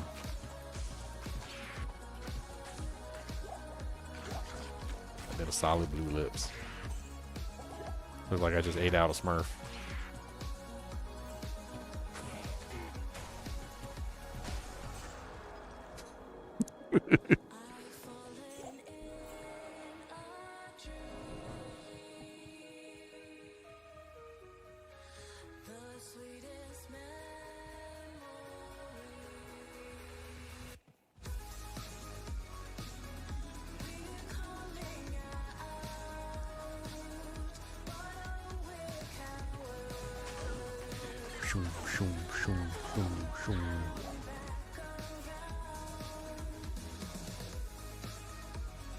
Time to drink my salty stamina potion. Delicious.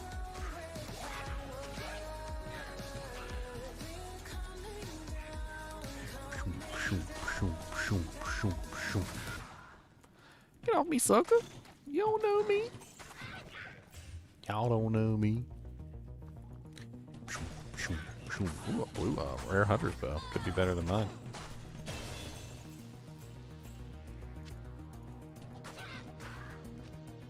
Level 9, down to 0.5 mana per shot. It's 2 minimum, 18 attack rating. It's 4 to 8, just like mine. 1 less attack rating.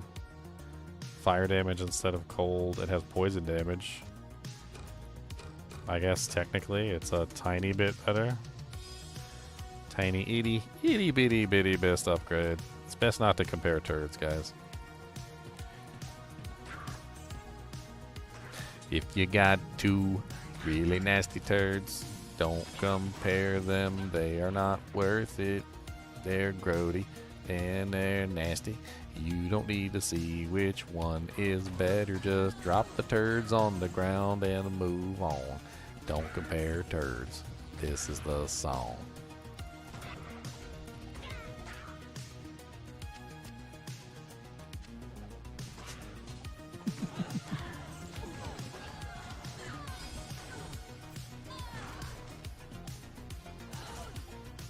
Cow King has udders. I mean, I got nipples too, but it's not like they do anything.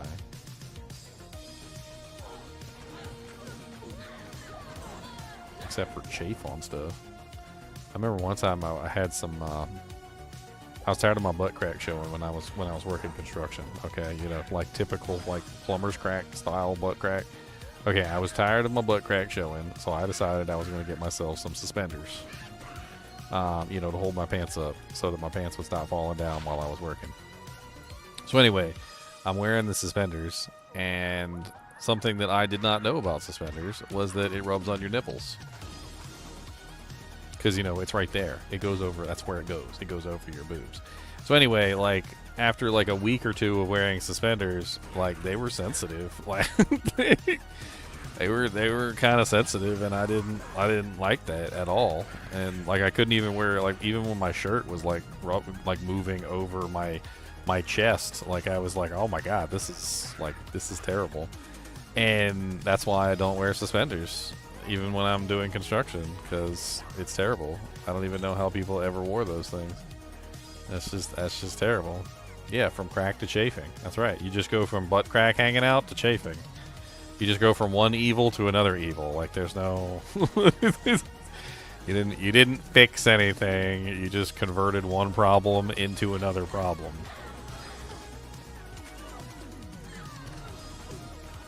And I got one of those high butt cracks. You know, I don't know if you guys are aware of like the high butt cracks. I got like the high butt crack.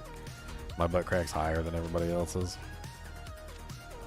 So it tends to stick out quicker than, you know, other people's butt cracks. I got the high crack.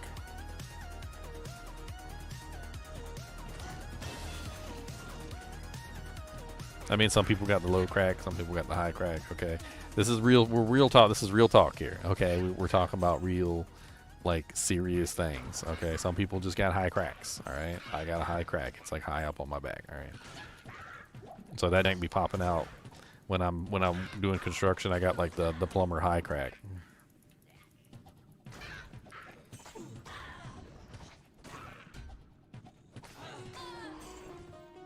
I started tucking in my shirts. That was how I fixed it. I was like, you know what? I'm just going to tuck in my shirts from now on. They're just always going to be tucked in. And then my girlfriend complained, like, why is your shirt always tucked in? I'm like, so my butt crack don't hang out in the back.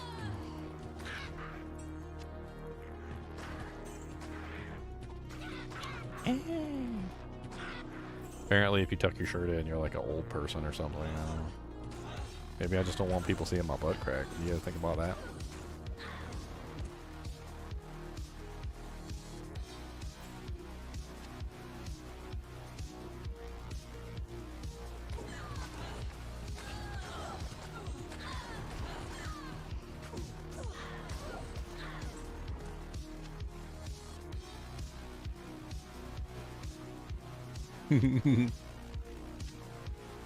No butt crack. Do not do the butt crack. Get out of the way, you little bat. Just in the way of my potions. Get from my potions. Go. Why you always on my potions? Go. You better get.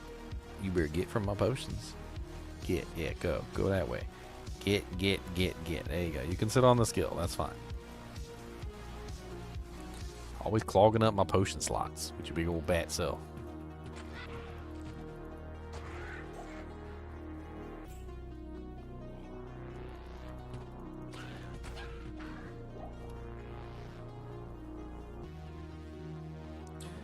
You wear a t-shirt under your suspenders? Yeah, so did I. So did I, Juan Graves. So did I.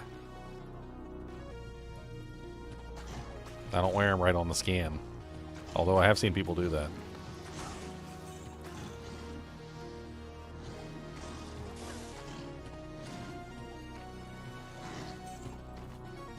Hey, it could be worse. My nephew's so hairy. His sister started making fun of him because he had so much hair coming out of his butt crack that when he leaned over, instead of seeing a butt crack, all they saw was a like a tuft of fur coming out, like he was like some sort of like demon or something. I don't even know, like a werewolf. So you know what they started calling it? Instead of calling it a butt crack, they called it a musk crack. That's right, ladies and gentlemen. Let that one sink in. It was so hairy, they called it the musk crack.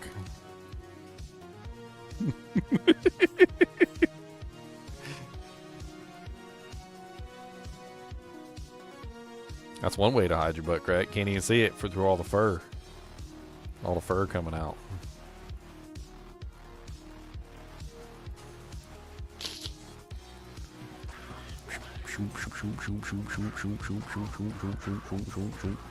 One more level we can put on our Erathas. I mean, not Erathas, Angelics. We can put on Angelics.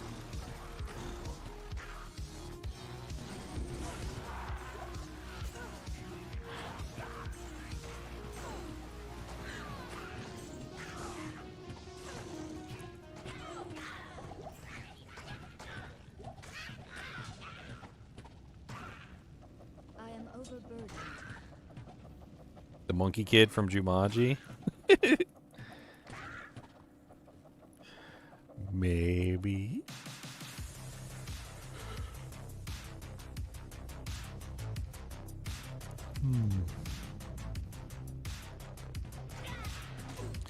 Yeah, I should have ate before I came up here.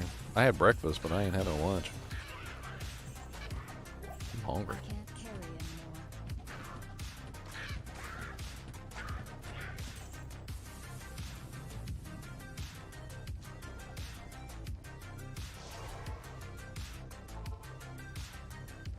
The joy of being festively plump.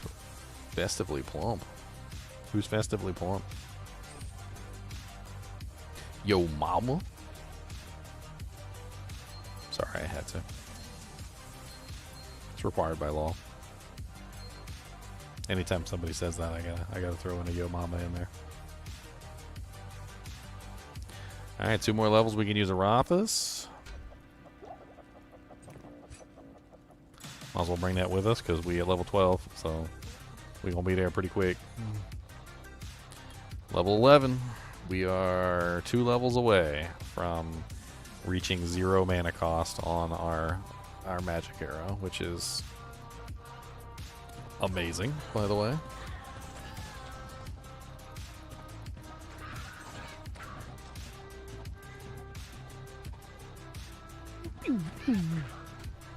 You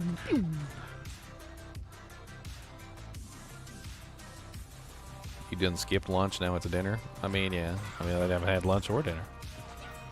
I'm gonna have to whip out some cheese sticks and I got some hard-boiled eggs in the refrigerator here. They give you the gas, but they fill you up fast. I like sayings like that. Beans, good for your heart. More you eat them, more you fart. Eggs, fill you up fast, but they help you pass the gas.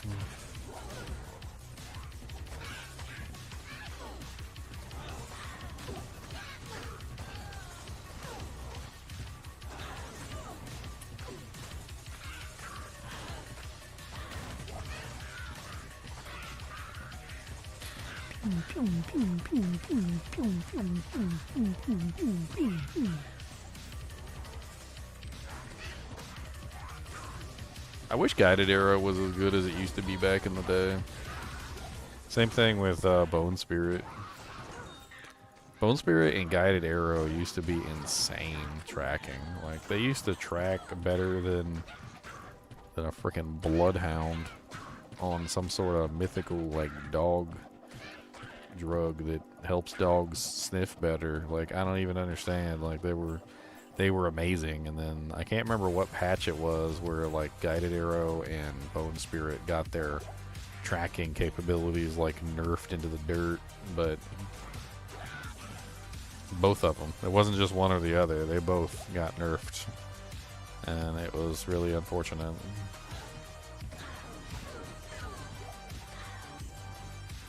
Alright, we gotta find Treehead Buttfist. I mean, Butthead Tree Fist.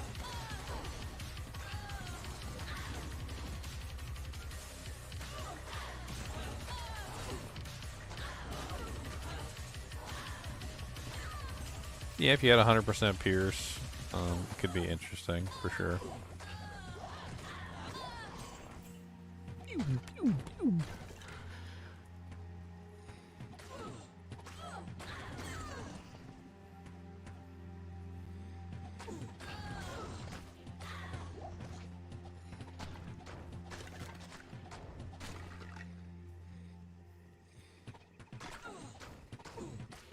The magic arrows of the light. It's already getting to the point where like I don't even have to worry about chugging mana pots no more. We're almost there. We're almost there, boys. We're at 0.2 mana per cast, and the next level will be 0.1. And then eventually it just goes to 0, and we are set.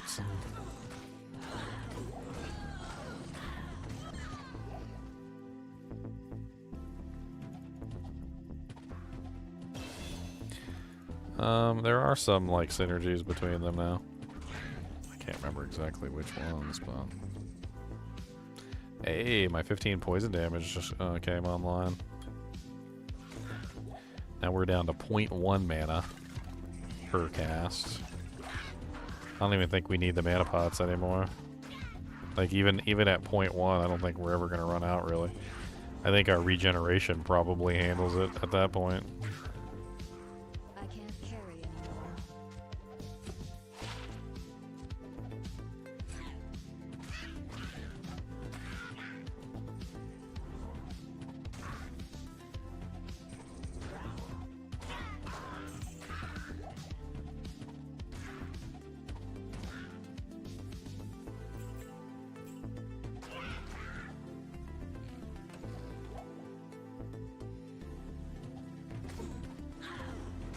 Man, I can't see nothing in these trees. I can't see nothing in these trees neither. Neither one of the trees, I can't see nothing in either one.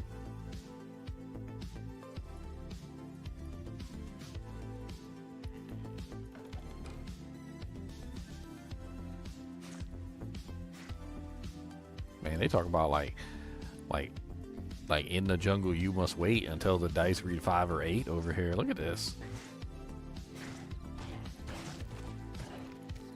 In the jungle, you must wait until the dice read 5 or 8. That was one of my favorite scenes from frickin' Jumanji, by the way. I think out of everything in Jumanji, I think that's one of my favorites. She's like, I was just a kid. What could I have done? And then he like responds to her with the most sarcastic tone like imaginable. He's like, in the jungle, you must wait until the dice read 5 or 8.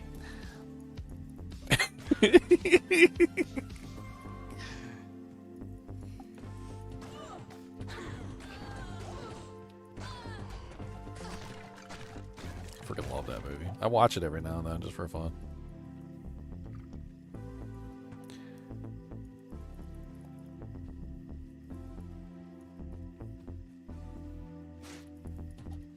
Episode 28, that's right. Next time on Single Player Z. Will Ginger be able to finish his Amazon?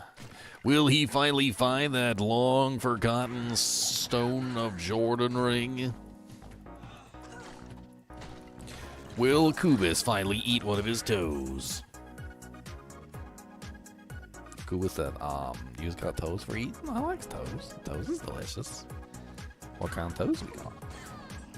Like pinky toe, bigum toe, middle toe, or one of them little tiny little like in between toes maybe, or is this with or without toenail? I need to know whether I need to do any peeling. Is it boned? Is it deboned or is it with bone? Toe with bone is a little crunchy. It's a little crunchy. He's like, I prefer them with bone. With bone is better. I like the crunch.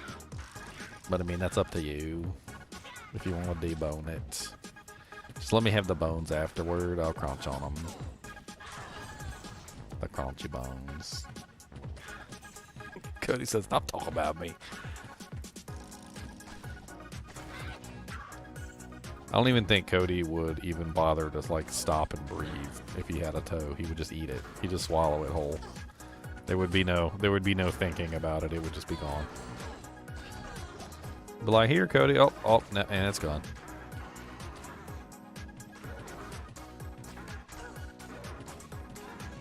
Down the endless gullet.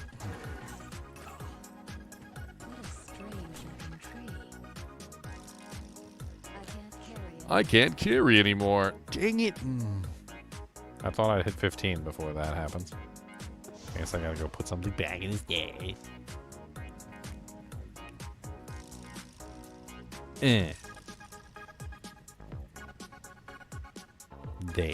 I did it.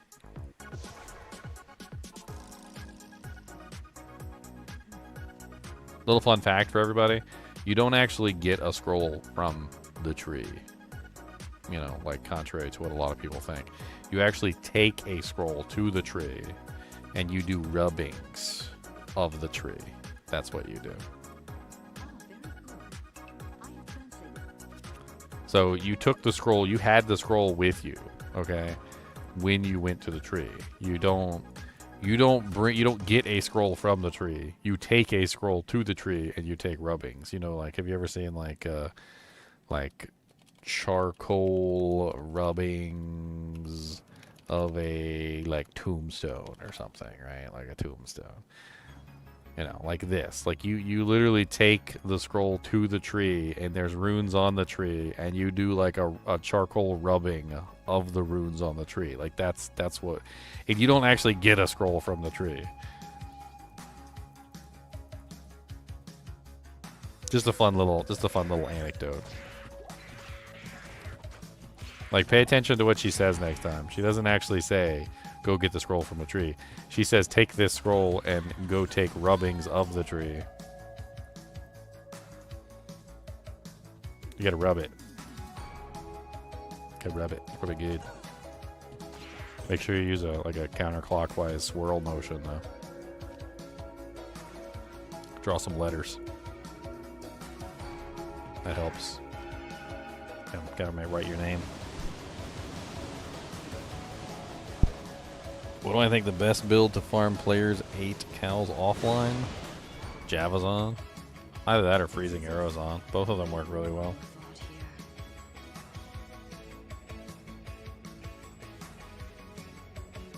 Both work very well.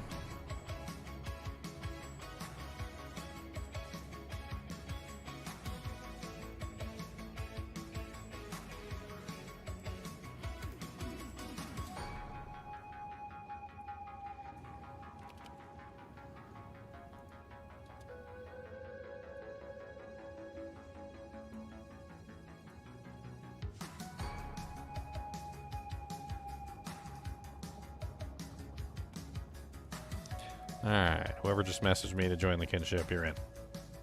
Congratulations. You have joined the army of the depraved and mentally insane. Congratulations.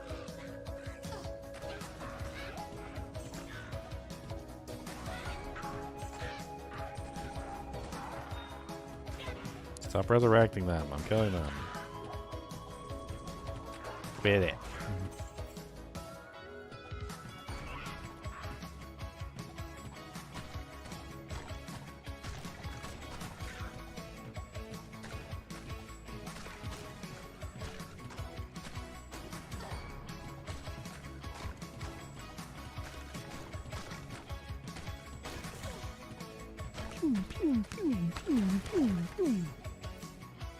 My only question to you is what took you so dang long? Already been 10 seasons gone by. We on the 11th season now. We had preseason, 9 full seasons, and now this is going to be the 10th season, plus the preseason, which is the 11th season of the game, sucker. I'm just kidding. Maybe you had other things to do. Real life stuff and a girlfriend. Kids. Maybe your dog was sick or something. I don't know.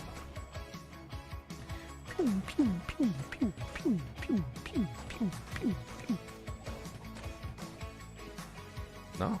Come over here. Come over here, Grizzy Busy. Grizzy Busy Wizzy. Him's a Grizzy Quizzy Tizzy. Come on, Grizzy. You can catch me. Come on, Grizzy. Grizzy Wizzy. Alright, level 13. Now we have a 0 mana cost whatsoever, so we no longer need mana potions. I mean, we could have like some for casting like Valkyries and stuff eventually, but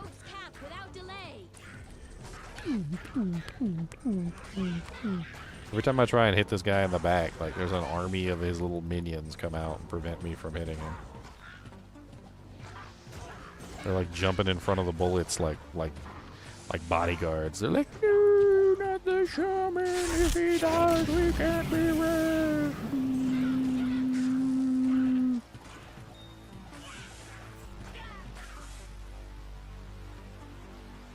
You're 60. You just figured out how this thing works. We got people in the kinship who are around your age. You would not be the only one.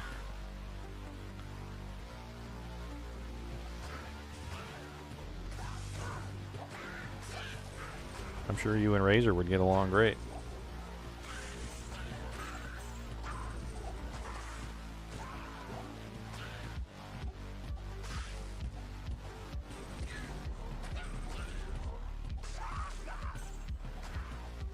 Level 14, and we are almost green. I wish I could make myself the cow level just so I could go in and have fun with it.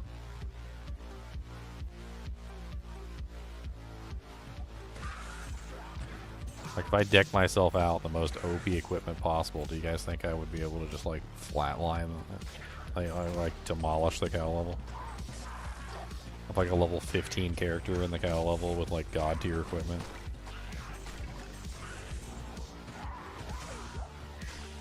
Or you think the cow's gonna gobsmack me?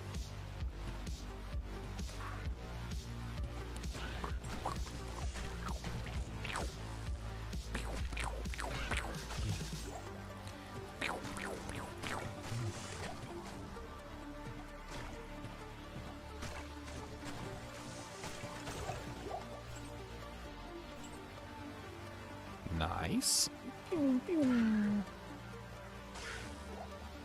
Did we rescue Kane? I don't even remember if we got him. We did. Okay, we rescued Kane. Let's get the hell out of here. You feel like you're 60? Does that count? I don't know. Do you still got all your teeth and stuff? Cody, we need some snackums. Can you go get us some snackums? Cody, we need like a peanut butter roll sandwich, and you can make us some you know what, get us some egg salad sandwiches. That sounds really good. And some salamums. We got some salamums. You can make me some salamum sandwich. And after he's finished with the salamum sandwich, make sure you get some chips. Okay, we need some chips. And something sweet. We need snackums. We need like fruit snacks. Get some fruit snacks. All right, and get some for you too. You know, double it up.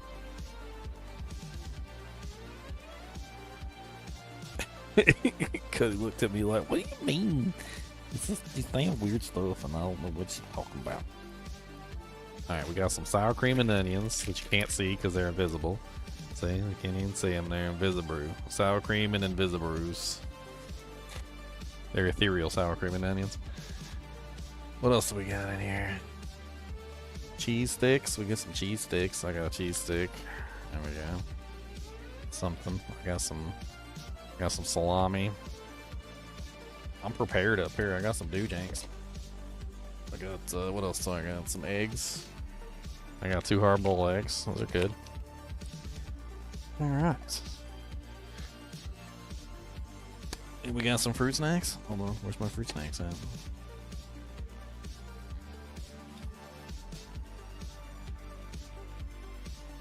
All right, we got some fruit snacks. Cody said, "What about me?" Cody, would you like a porkum twist? Got a good crunch to it. You want that one right there? You want the porkum twist? There you go. Here, has another porkum twist. Here, get this one too. Get this one too over here. Come on. Where you at? Which side? Which side?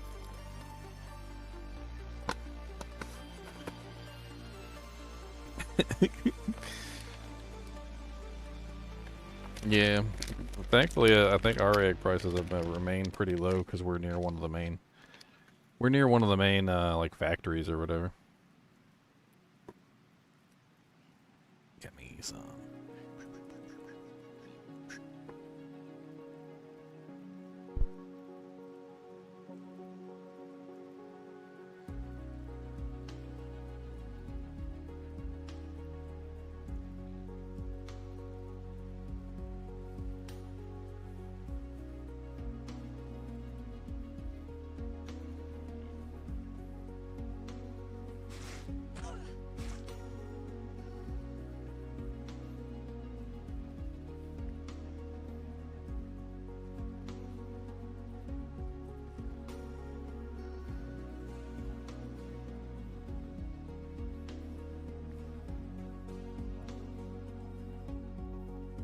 Cody said, "What about me?" That's what he said. Cody, lay down. Oh, that's a good boy. Lay down. All right. You get a salamums for that. That's the salamums for the dog.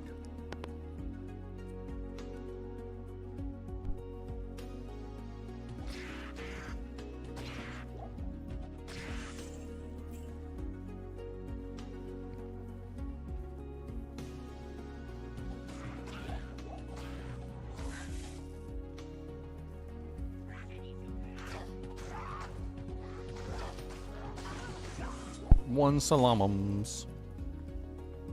Cody said, "I'll be good as boys. Give me some more salamums."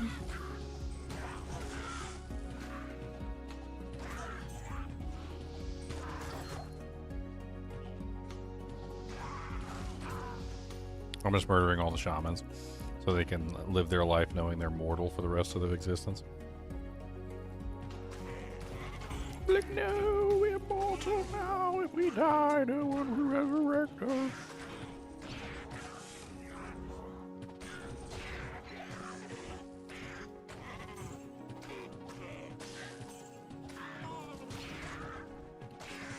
We're so close to 15. We're so close to, like, godhood.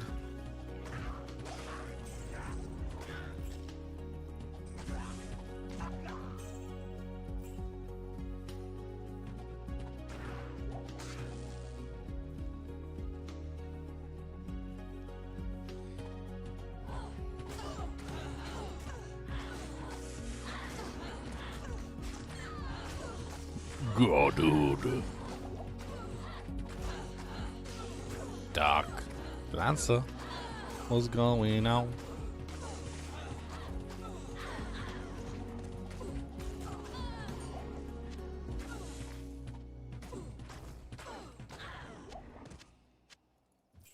Alright. Pew, pew, pew, pew, pew, pew, pew, pew, pew.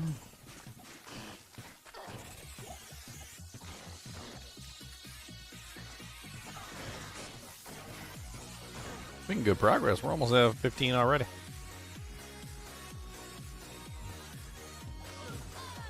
We'll be 15 before we even get to the barracks.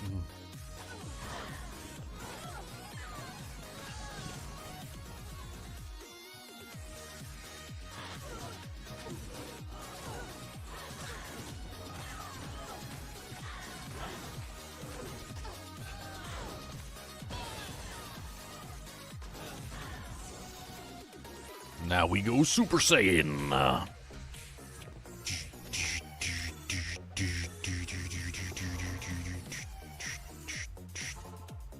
Super Saiyan unlocked.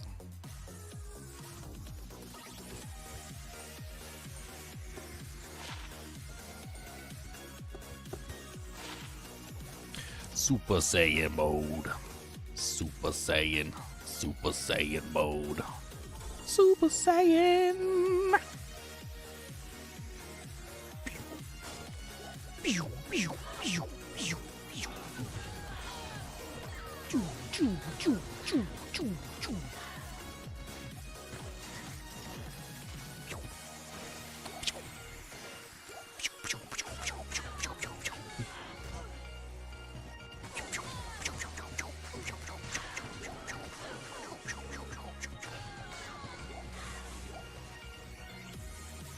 All that gear got the Toy Story treatment. I don't want you anymore.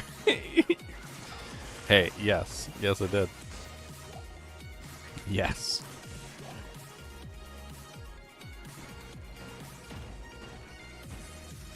I don't want you anymore. Adios, amigos.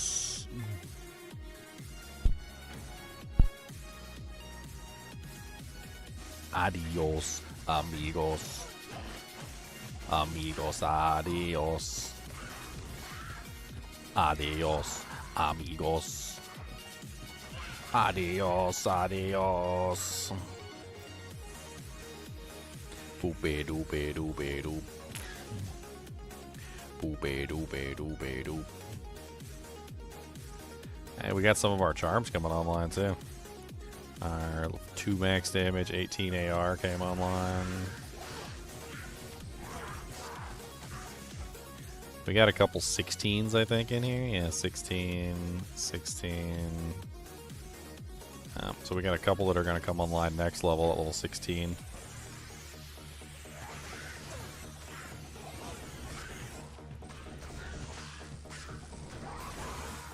Pew, pew, pew. Pew, pew, pew. Line 'em up at the door real nice.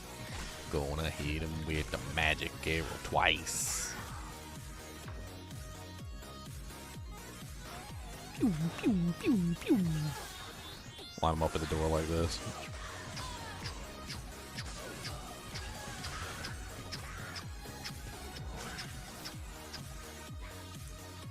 What's the matter, Boogus? You said you got snacks and you're just not sharing them with me, and that's just rude and it's wrong. That's how you feel about that? That's rude and wrong. Wrong and rude. I do got snacks and I'm not sharing them. But I'm not eating them myself either. So what are you gonna say about that? I got a cheese stick. These are real good. These are delicious. Why is it just me? Why do cheese sticks taste better when you like peel them like this? Like, why do they taste so much better when you peel them? Like, if I just like took a bite out of it, I'm just like, I just tried to just chew it directly. Like, it doesn't have the same good flavor as it does when you peel it. I don't know why.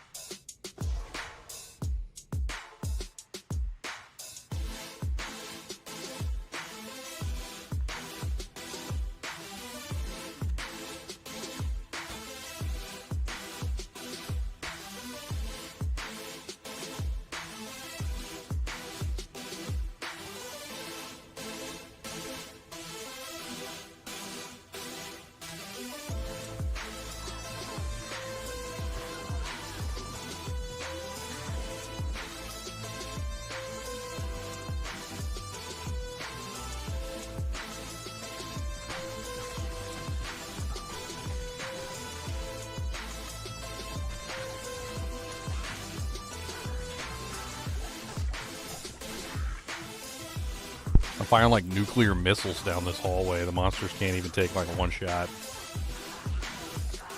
Only the elites are taking that, like actually taking the damage.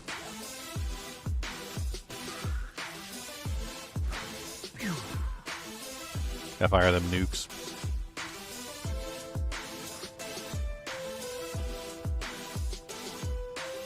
This music's pretty good. I like the beat to it.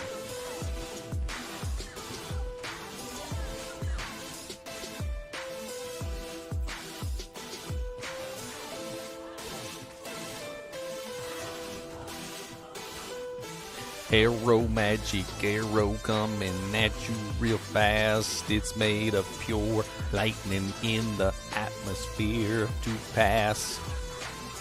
Whatever magic is, it's gonna hit ya, boy. Right in your number pizzle, in your whizzle dizzle, boy. Right in your pizzle dizzles. Are you yanking my pizzle? I heard that so many times when I was playing Kingdom Come Deliverance 2. Are you yanking my pizzle, boy? Did they really call it a pizzle? Like, I'm so curious.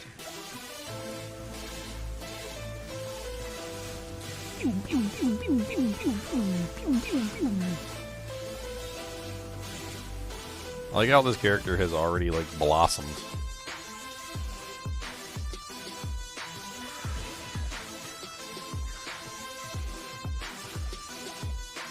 Level 15. 5 more levels to go, and we max out magic arrow.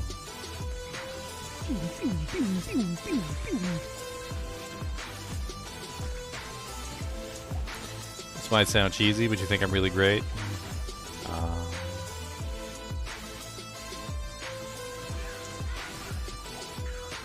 I have to say that your assertion of me is very good. That was terrible. That was terrible. I apologize to all of humanity for that joke.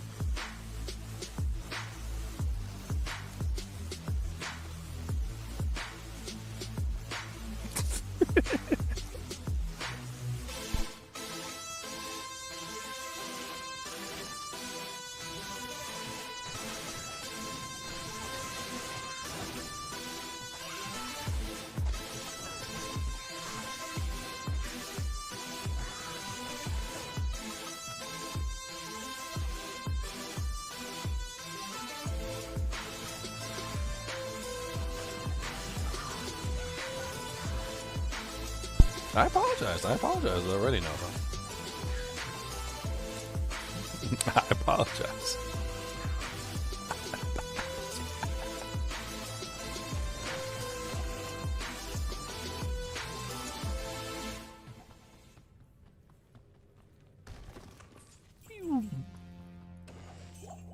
I am overburdened.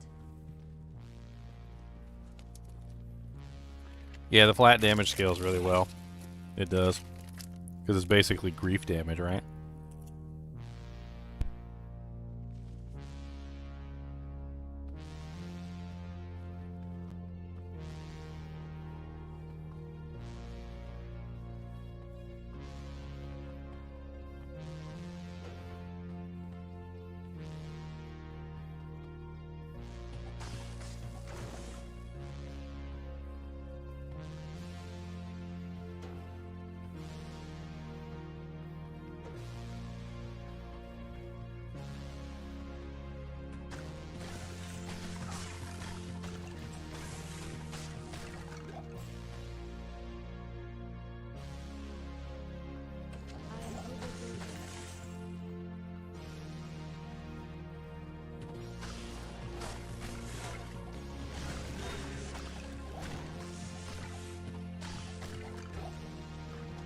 That boy's name Oozehorn. That sounds like something you get infected with while you're working porno jobs. Yep, got a bad case of Oozehorn. Won't be shooting any videos for the next 3 months, the doctor tells me. Oozehorn.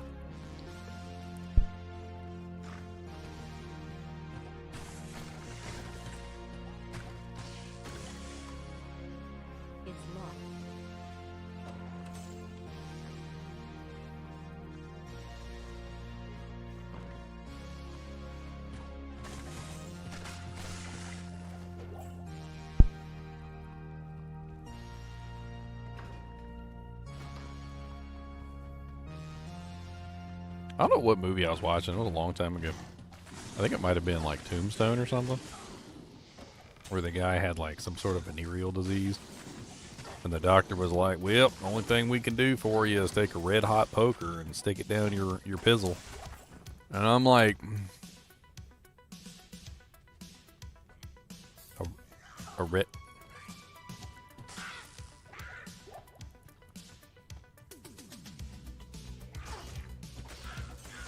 Like, oh no, no, no, no. And they did it too. They did it. I was like, oh my God.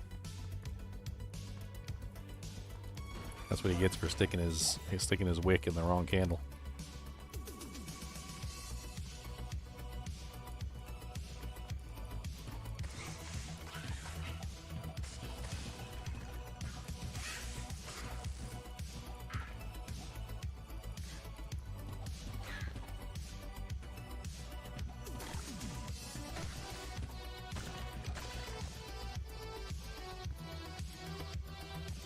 I'm 49 to 128 damage right now. I mean, I got a little bit of poison. I think that's charm right here. 34 to 113. That's not bad. It's like I got a little bit of lightning too. Cody, you can't have all my snacks, okay? I already gave you a couple salamums. I gave you a little bit of my cheese. Okay, you can't have all my snacks. I'm sorry. And I gave you 2 pork and twists. So I'm going to have to politely ask you to sit down and be goodest boy.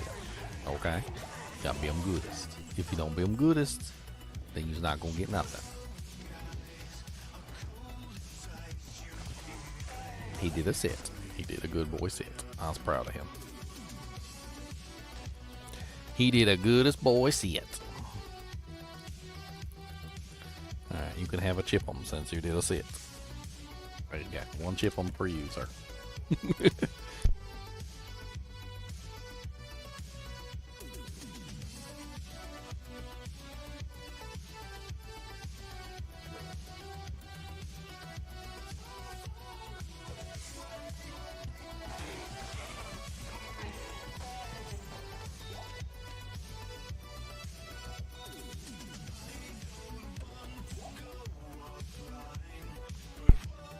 Alright, we're almost through this freaking maze of an area.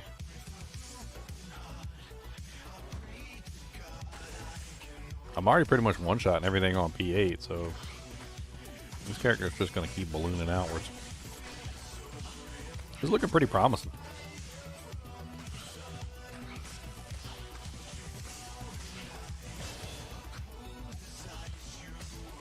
Not one-shotting the ghosts, though. Because they're mainly... They got high physical resistance. I am converting... Should be converting like 40... 33% is what I'm converting right now. 35%. 35% physical to magical, so I'm getting at least 35% phys to mag. Mag. I said mag.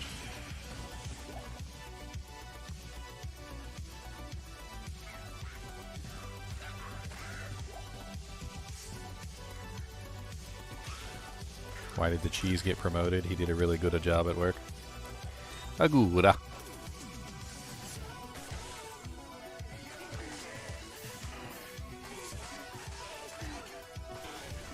How could you tell that the cheese was sick? He was looking really blue. I bet you that one physically hurt you guys. I bet you guys physically felt that hurt in your chest. Like you groaned and like you actually felt it like down here.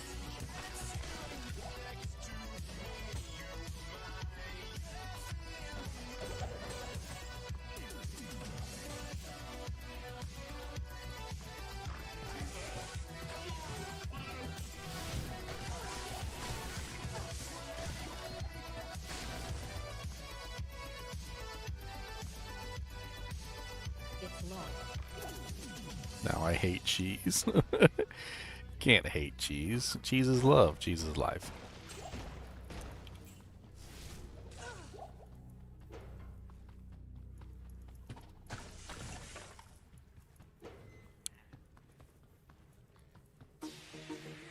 Like that one movie. I think it was, I can't remember which movie it was with Johnny Depp.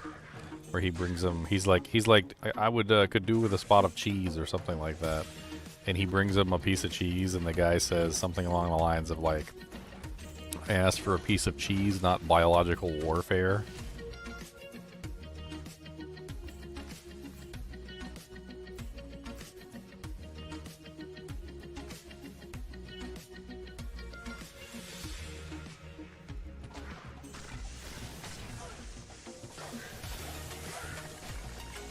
Why are the Swiss bad at jokes?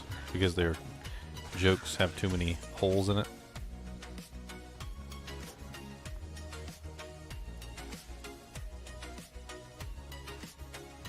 That one hurt me. That hurts. That hurts deep down here. I don't like those jokes. They're so bad. They're so terrible. Stop.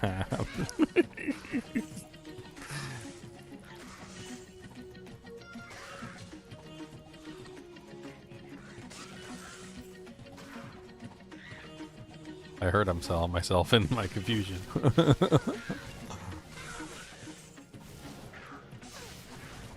It's not funny. I should get my girlfriend in here to tell some dad jokes. She was watching some dude on YouTube doing like dad jokes for like days.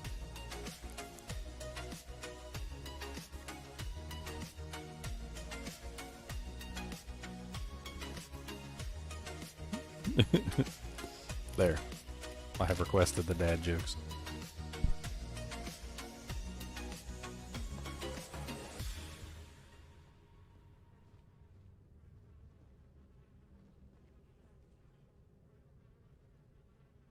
Why did the Scarecrow win a Nobel Peace Prize? Because he was outstanding in his field.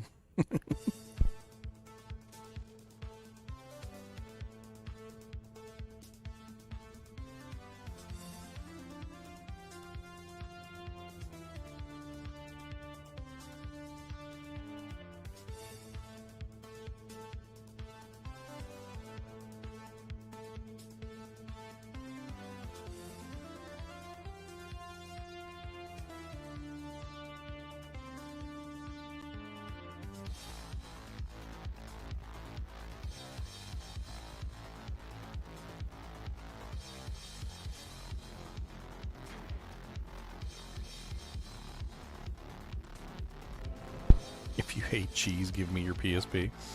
Why does he have to give you his PSP if he hates cheese? That seems uncalled for.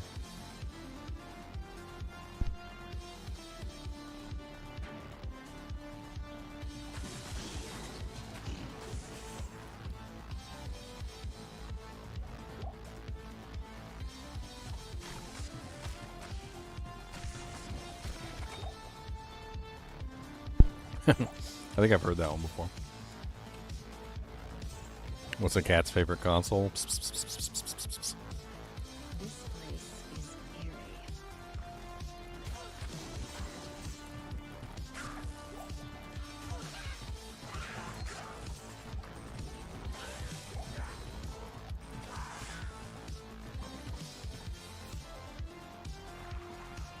I'm trying to think, what if we stack decks just to get more damage output early on?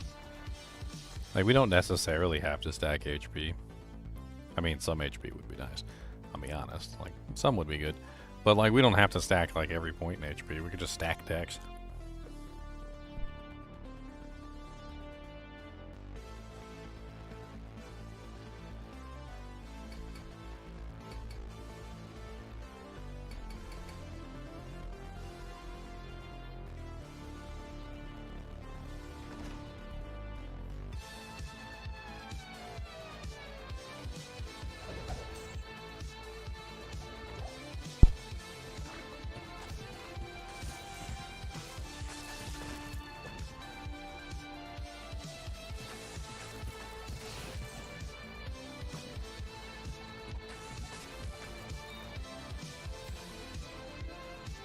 We're about to blow Andariel's brains out the back of her head with these shots.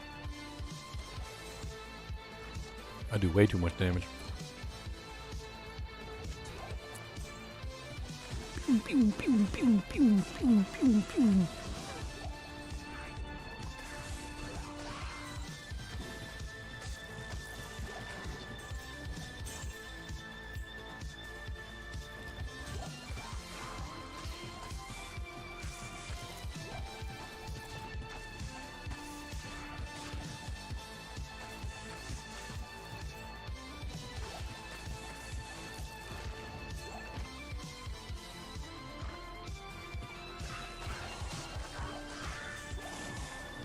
We're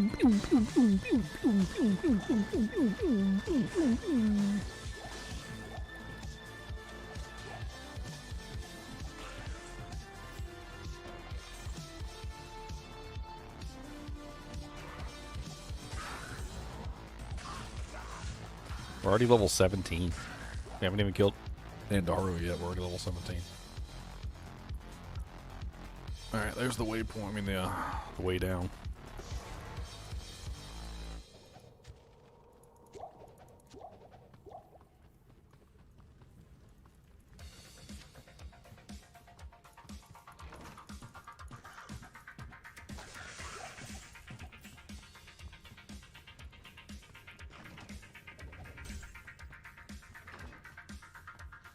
I'm such a good navigator that once a self-driving car asked me for directions. Oh god, that's so bad.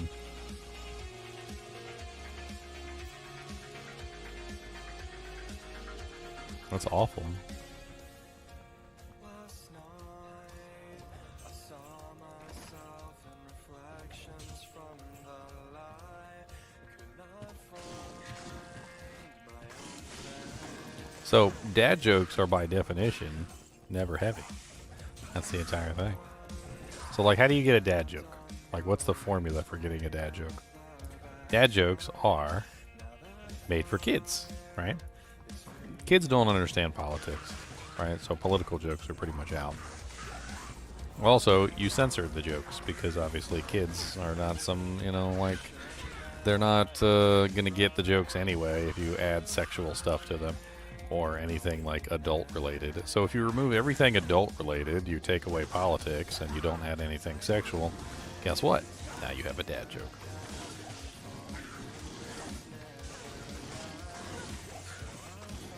A real groaner.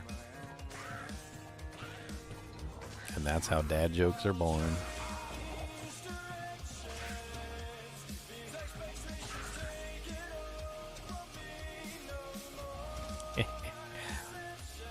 Yes, Congress is the opposite of progress. Founding fathers knew that. That's why they appointed a president. They knew that to have any real progress, you would have to have somebody who was willing to make the decisions. And then the Congress could come in later and screw everything up.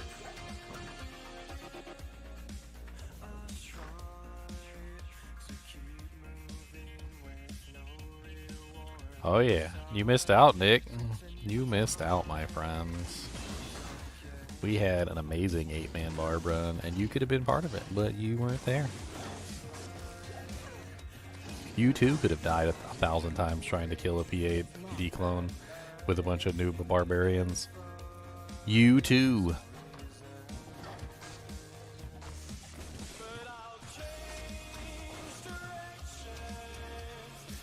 We're at 17, boys. Level 17 magic arrow, level 17 magic arrow, level 17 magic arrow, level 17 magic arrow.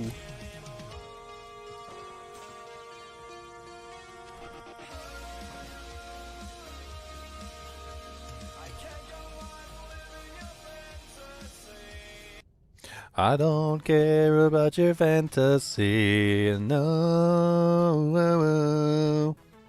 I don't care about your fantasy. Did I already get the waypoint and I'm just stupid?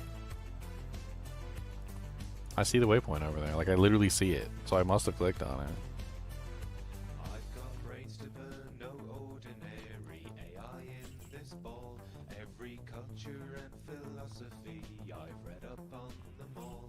I've been living in your shadow for 99999, keeping tabs on every machination and production line.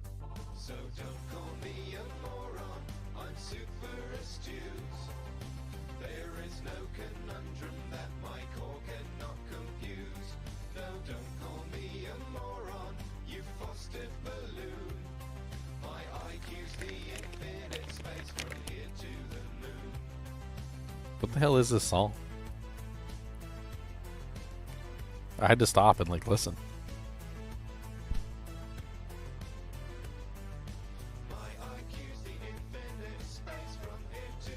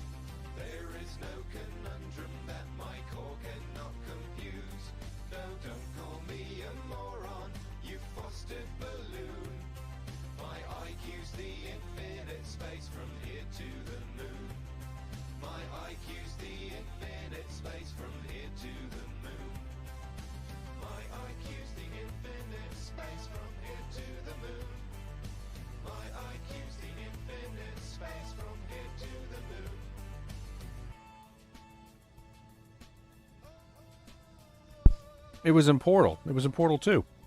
That's why I remember it. What's a Portal 2 song doing on my copyright-free music?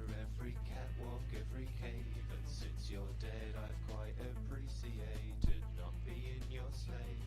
Maybe someday I might get to taste the big time for a change. There's so much I'd do for science here, so much I'd rearrange. So don't call me a moron, I'm super astute. There is no conundrum that my core cannot compute. No, don't call me a moron, you fostered balloon. My IQ's the infinite space from here to the moon. My IQ's the infinite space from here to the moon. My IQ's the infinite space from here to the moon. My IQ's the infinite space from here to the moon. My IQ's the infinite space from here to the moon. My IQ's the infinite space from here to the moon. My IQ's infinite space from here to the moon.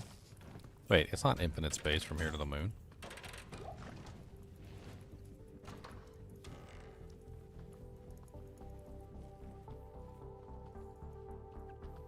The hell?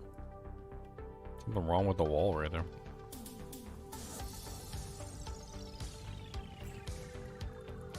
This sounds like some 80s music.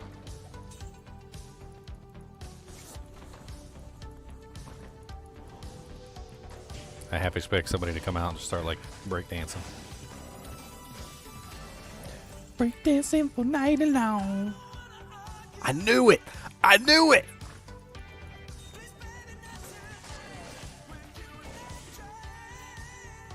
Straight up 80s music.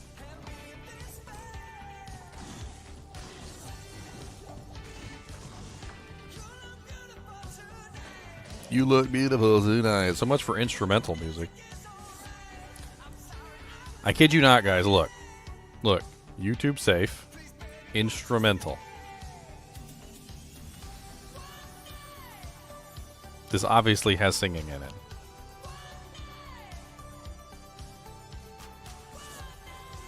Yeah, this is like an 80s hair headband. You got like the big hair. Like New Kids on the Block or something.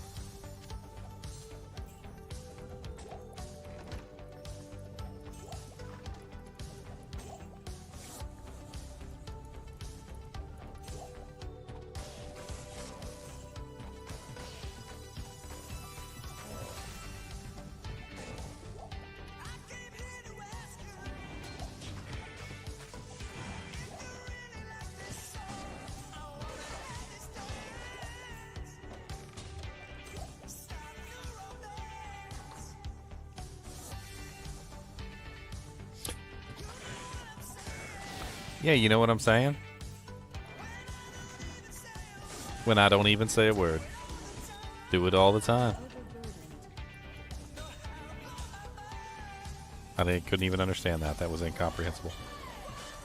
One night.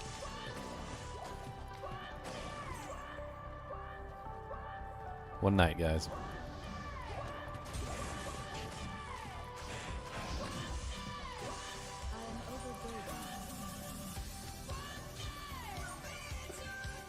One night we'll be together. One day it'll last forever.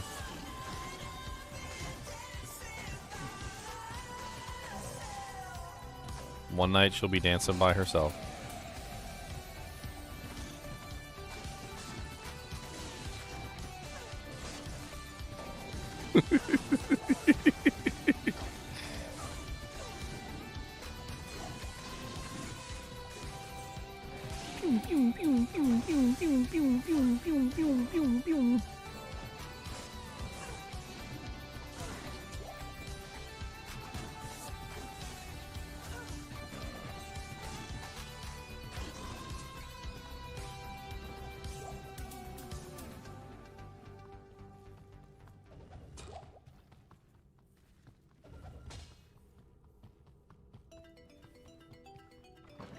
It's locked.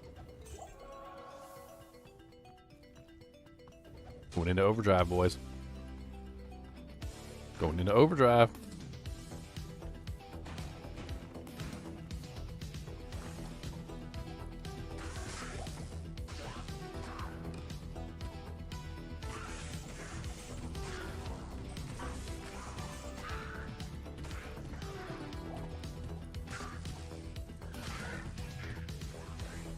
Living for love. Going to all the treasure troves. Monsters and demons coming down. Fiery hair. Over there. She's coming to kill me and I probably got to pee. Napple rings. She's got them big old trains coming to slap you with green thumbs. I think she picked up some hoochie coochie runs.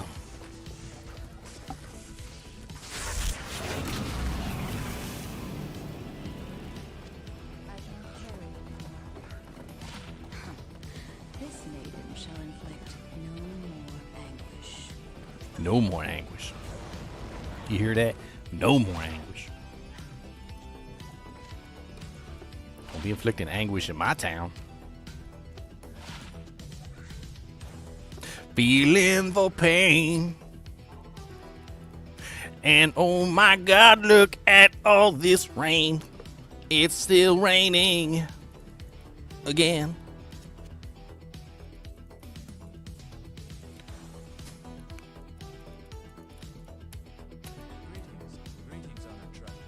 What's up, Jeremy?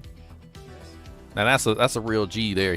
This the prince. He like the crown prince, right? He met us here. Like he met us at the door. He like, welcome to my town. This boy is not the G. Mr. You shall not pass.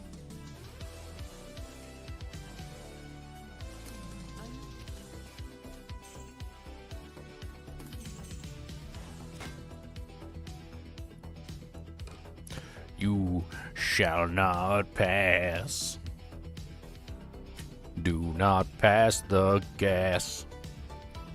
You shall not pass. Man, he got a finger solo there.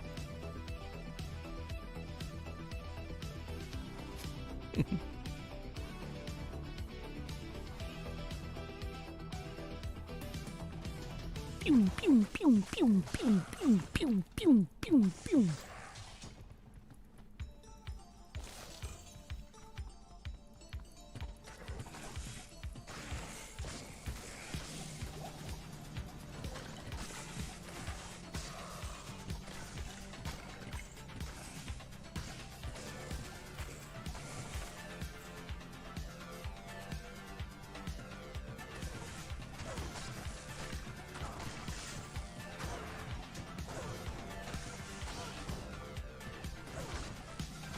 It smells like shit down here. I can't tell you nothing else, boy. It's a sewer and they flush it down. And I'm pretty sure that it's brown. It smells like dookie. Pretty bad dookie. Smells like dookie. Dookie in the pookie. I think I saw a rat carrying away a couple of logs to save for another day. He said, these are great. They got some corns and grapes. And we gonna eat them up for later. Yes, we will. I gonna take you down inside the sewers. All the way down to level 3. That's where all a liquid goes. That's what they call it when you pee. This sewer's nasty. And I don't like it. There's poop and pee all over the walls. And I'm pretty sure that I saw some old guy's draws. And it was grody, yo. It was so nasty, ho. I don't like it here. There's zombies everywhere. They're covered up with poop from head to derriere. And their skeletons too. They got some poo on them. Everything's covered in poo down in the sewers, yo. In the sewers, yo. They got the poo dripping from every pipe and orifice in the run. I mean, look at this. There's skeletons everywhere. There's freaking skulls in the water as it's pouring down. Poo, poo, poo, poo, poo everywhere. There you go, boys. Poo everywhere for you guys. I know you guys like that song. I know you guys been at you. That was one of your #1 requests. Poo everywhere. What's up, the Maniac BG? Thanks for the donation, man. I appreciate it. Hey, man, just wanted to say thank you for your videos. Because of you, I know what I was doing wrong with the Vengeance Paladin and Conviction. Yeah, it's a pretty common problem. A lot of people think Vengeance is one way when it's not that way, and you know, you really once you figure out how Vengeance works, once you know how Vengeance works, you really start to love Vengeance. Like, Vengeance is an amazing ability, but it does take some understanding. And once you understand, then you know. And once you know, well then you have the power. Because as the G.I. Joes say,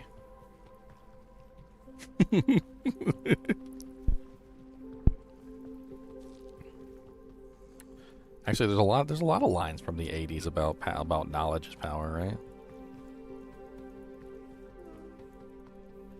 But as the G.I. Joes say, knowing is half the battle. Okay? Knowing is half the battle.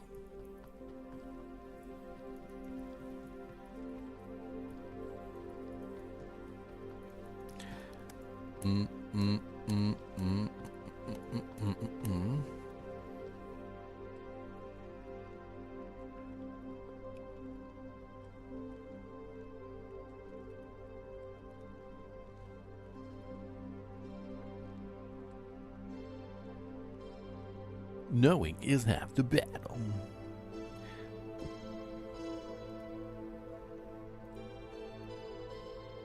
There you go, boys. Ugh. There you go. That's it right there. Knowing. Okay. Knowing is half the battle. Alright? Because once you know, well then you know. Cody, would you like a fruit snack? Would you like this fruit snack? What if I throw it? What if I throw it? Are you ready? One. Oh, look at him. He's waiting. Look. He's like, oh, you gonna throw that? You ready? Sit. Sit. Good boy. Ready? Go.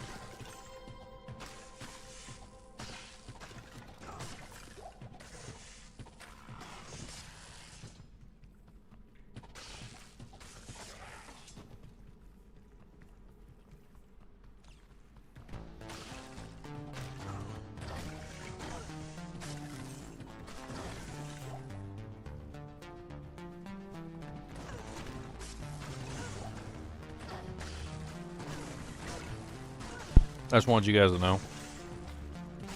Fruit snacks are delicious.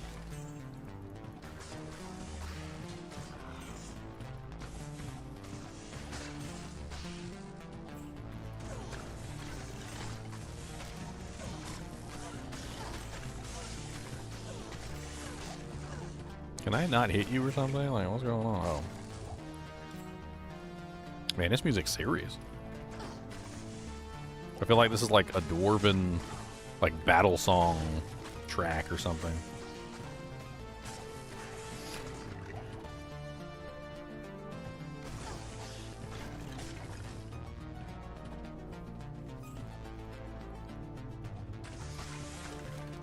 See if I can do it. I'm gonna try to do it, guys. Gotta wait for the hit.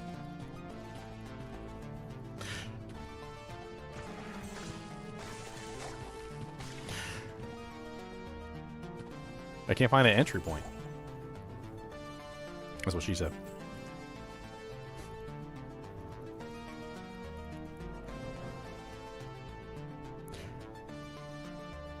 Today we fight. No, it doesn't flow right. Like the beat is really wrong on this song. I'm trying to get like the feel of the beat, but I can't get the feel of the beat. It's all over the place.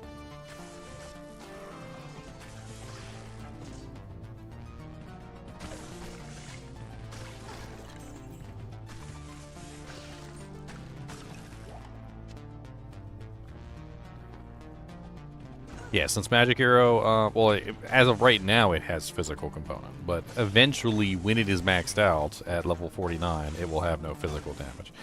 It really depends on what level you bring Magic Arrow to.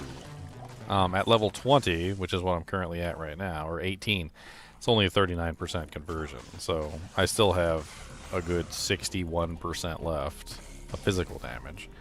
So while, yes, if you get it high enough, it does completely kill physical damage and all life and mana leech, no, it doesn't unless you actually bring it high enough. So you still get life and mana leech until you get it to a high enough level. The level at which it completely kills physical damage is level 49, which is very difficult to reach.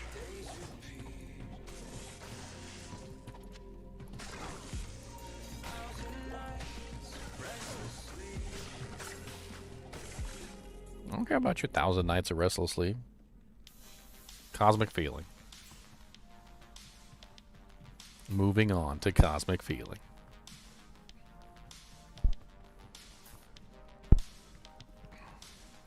Cody said, you only threw one fruit snack down. That is not very nice, and I'm a big dog, and one fruit snack is not enough for me.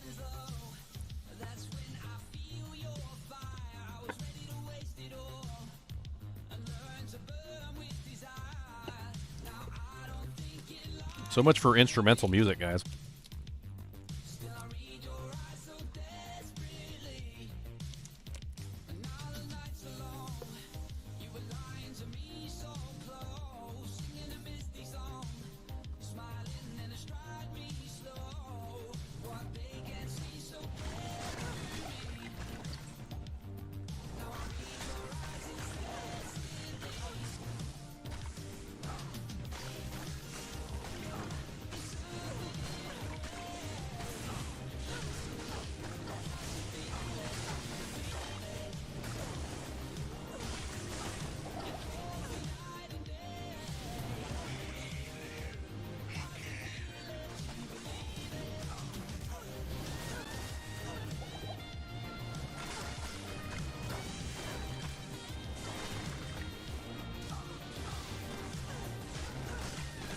Gotta hold down that button, boys. We can cut through. We gotta cut through. We gotta cut. We gotta cut it.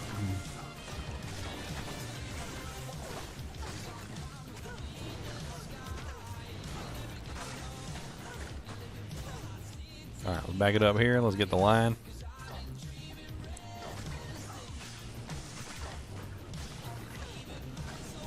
We gotta kill faster than he's resin. That's what we gotta do. Got you, Radamant. What happened to your line of the skeletons? You better keep resin.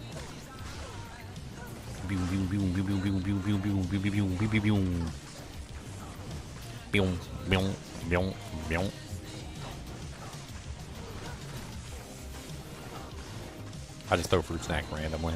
Keep Cody on his toes.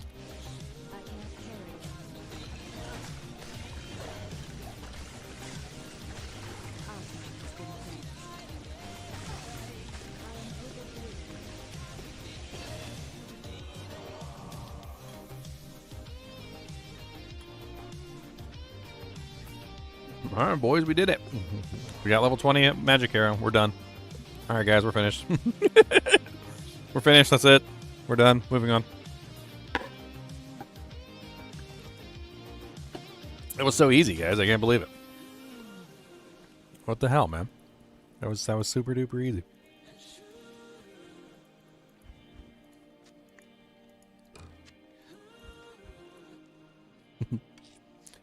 Alright, we need Ral Ortal Soul, right? Alright, so Mac.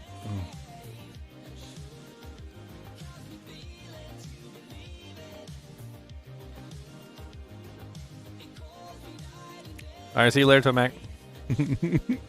See you guys, we're going home. Ral, Tier, Tal, Soul. There we go. We got our next bow in the list of bows. Level 27. We only got 7 levels. 7 levels to use this. We need 65 strength and 27 dexterity. We don't have enough strength, so go ahead and fix that right now. And as soon as we hit level 27, we can use that bow.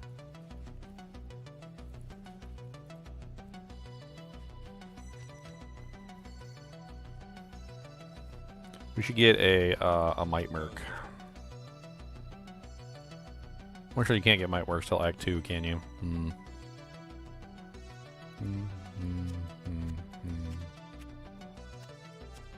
Mevio with the Blessed Aim. We don't really need the Blessed Aim, but...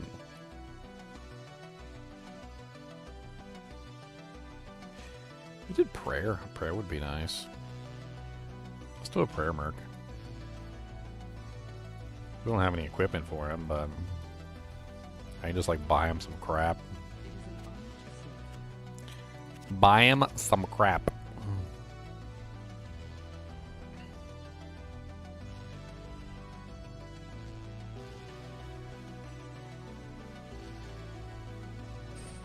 There's a crap.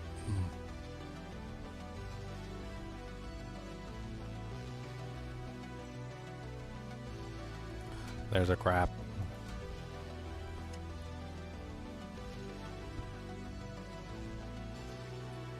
I can't remember what his dex is at this early on. I don't know if he can put on like something like the Brandy Stock of Readiness.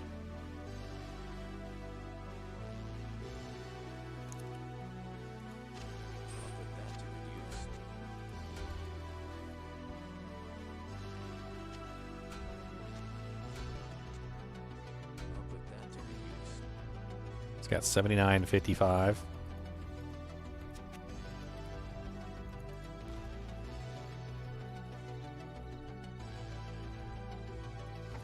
That's good enough.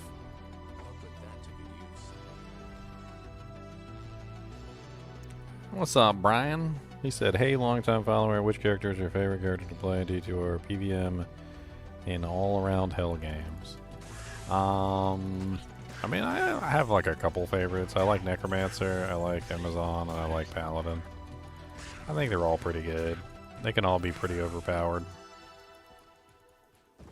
Depends on your build, of course. Booyah, level 22 magic hero suckers! What's my attack rating at? 971. Boys.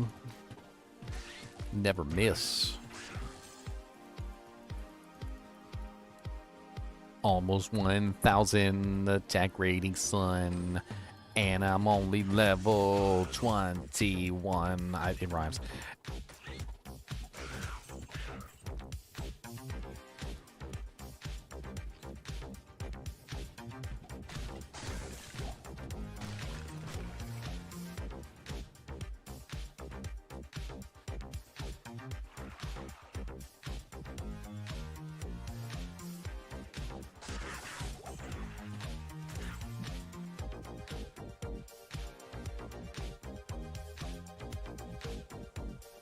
Cody, what's the matter? You's always pouting and me in a whiny butt. You always want some snacks. I'm gonna tell you what. You like 120,000 tons. We'll put you on a diet. Cody said no, not a diet. He said that does not sound good at all. Gonna put you on a diet, never gonna see no food, and you're gonna eat lots of dry food. Cody just sat and laid down. He said, "No, let's be good. Don't do that. Let's be good as boy." I'm be goodest. The good rest is bestest, boy. Good rest is bestest.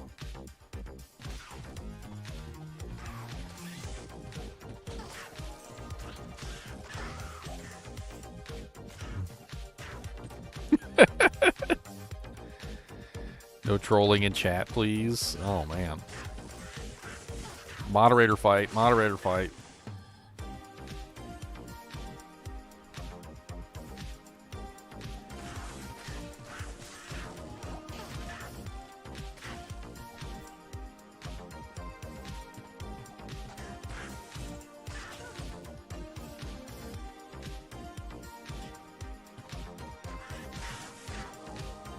Folks.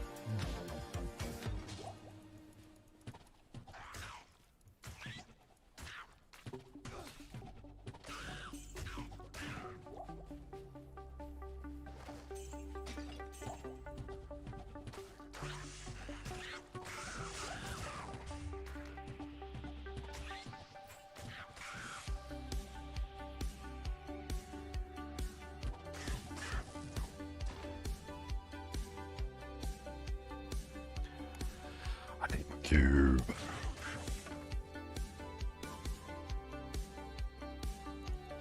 I need a key. Swamp Thing. Is that the new killer that they added to Dead by Daylight with Swamp Thing? That's pretty cool.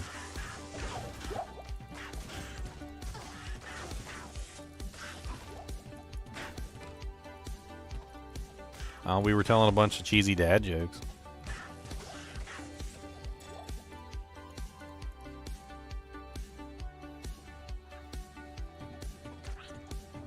Seen the Maruna said, I see you're rocking Magic Arrow. I remember asking you about this build. Yeah, I've done a theory craft on it before. I've never actually run it for a ladder start, but I think I'm going to be running it for a ladder start this season, so that's the reason why I'm playing around with it now, so I can get a good understanding of how it works and like what to expect out of it. That way when I do the ladder start, I'll be better, you know, equipped mentally It's locked. to know what I'm looking for, what I'm not looking for, etc. Like how good my damage can potentially be, like how long I need to struggle for before I start doing well, etc., etc., etc. Probably should have done this as a solo self-found start if I really wanted to get like a full ladder feeling, but usually ladder is a little less solo self-found though. Even ladder starts because we share equipment with everybody, and everybody shares equipment with everybody else. Like, before too long, I'll have a wind force in my lap. Like, yeah, man, I just was killing like a monster in Wildstone Keep, and it just like popped out of a random urn, and I couldn't believe it. And yeah, I got a wind force.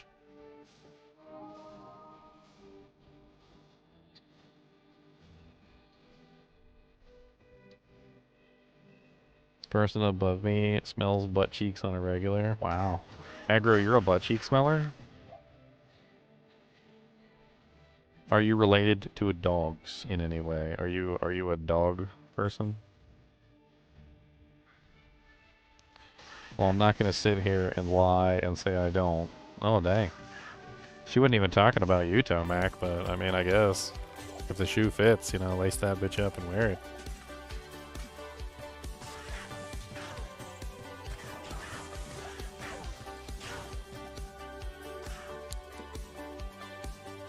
Single player, am I online?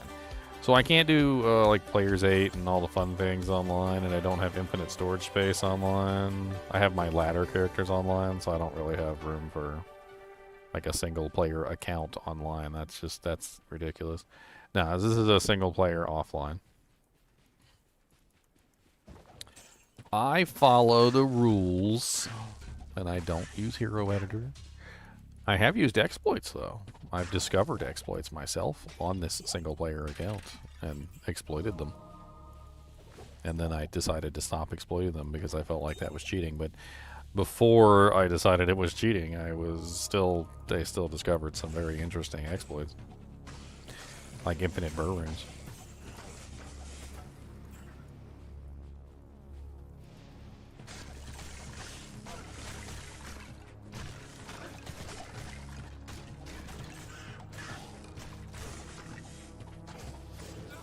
I mean, does the butt cheek have pimples on it? Like, this is kind of important so that it's a topic at hand. Like, are you smelling like pimply old butt cheeks, or are you only smelling like fresh new butt cheeks? I mean, the quality, cleanliness, you know, it all comes into factor. There's factors at play here.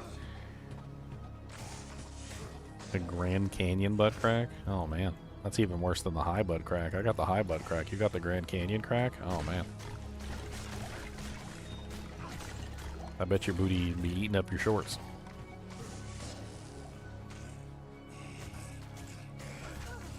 If I'm not cheating, I'm not trying? Oh man. I like to not cheat. I mean, and trust me, I could cheat. I could cheat. I could cheat so hard. What's the fun in that? It's not fun when you cheat. Cheating is not fun.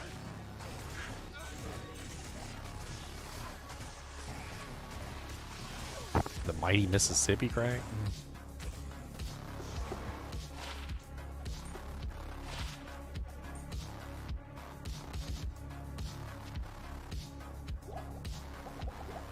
Your butt crack so wide that even Evil Knievel said he couldn't jump it. And that boy jumped the Grand Canyon.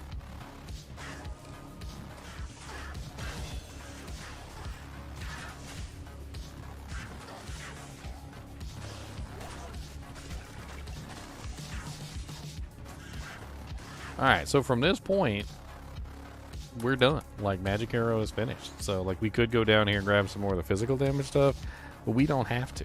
And in fact, I think we're better off just going down here and grabbing Penetrate, grabbing Pierce, maybe, like, mostly capping off Critical Strike, which we can respec out later, but...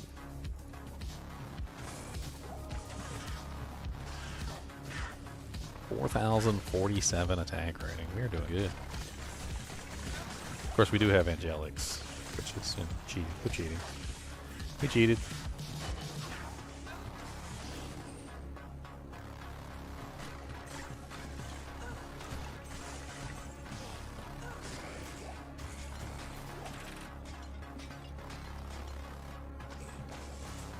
You might want to check your drawers. You got some Mississippi mud in there.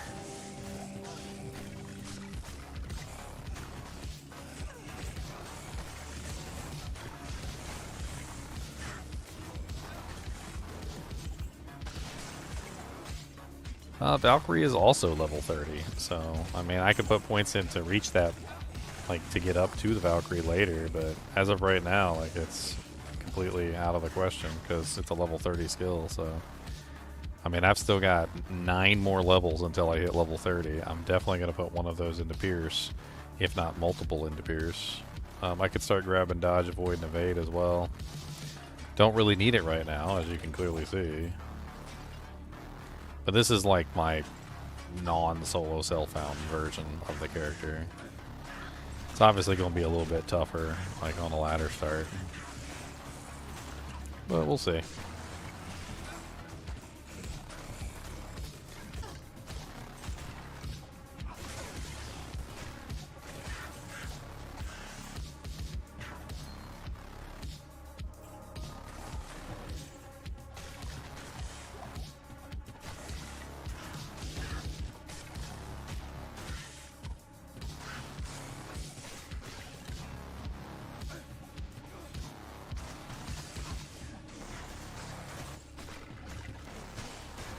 I could also grab multi-shot, which might not necessarily be terrible. I mean, unfortunately that brings me back into the, like, mana hungry abilities, but...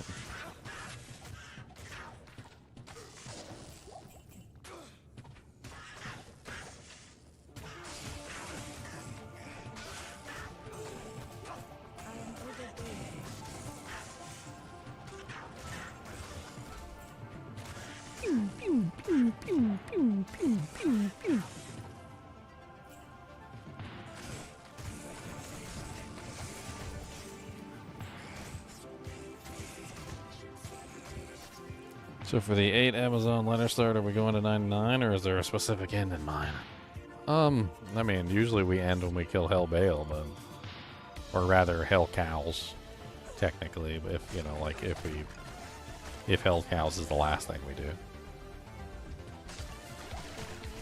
I mean, at that point, you can pretty much respec, do whatever you want for the ladder. I mean, we're still going to be, like, obviously playing the ladder, but you wouldn't be locked into your build past that point. You could swap and change, turn into a Javazon. We could have, like, 18 Javazons. It doesn't really matter. I mean, the goal with going with different builds at the start is literally just to make it easier for the group, because everybody will have a different elements. And we won't have to worry about getting stuck on any specific type of monsters. Like, I'll be Fizz Magic, technically. I'll be able to do physical or magic damage. And then, like, you guys will be like, we'll have like a lightning, a poison, a cold, a fire probably. Probably a couple physicals, I would imagine. Like, probably at least one pure physical boson. And then, you know, like maybe like a pure physical spear. Zon as well, which are actually really good, by the way.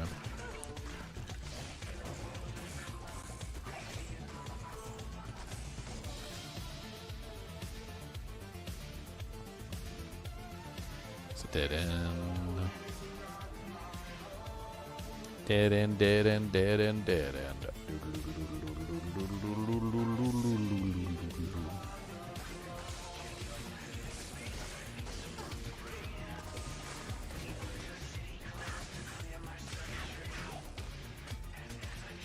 Oh yeah, I got an idea. I was trying to think of where to put my stats.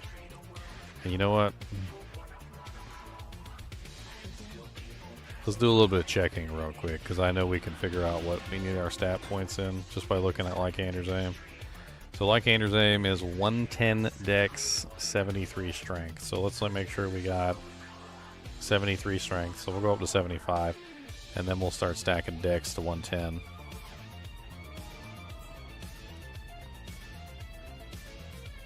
And decoys on with Thorn's Aura.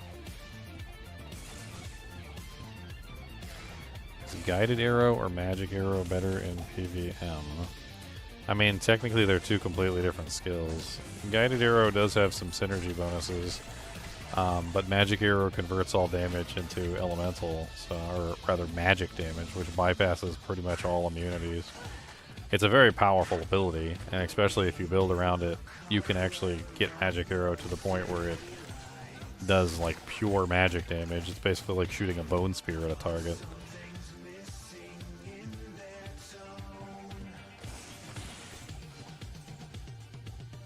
Guided Arrow is pure physical. Well, whatever it is that you're doing on your character.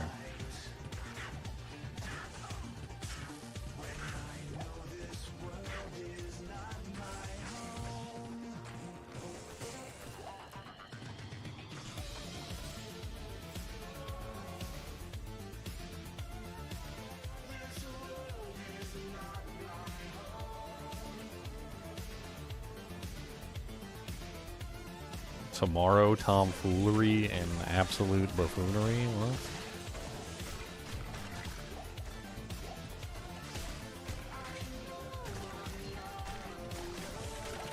He knows he's not alone, guys.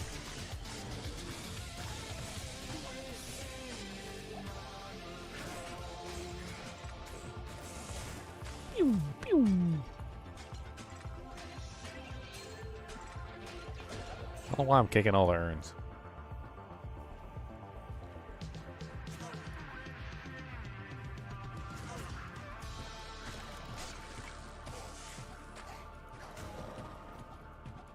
I remember you saying you were duping and got bored of playing because of it.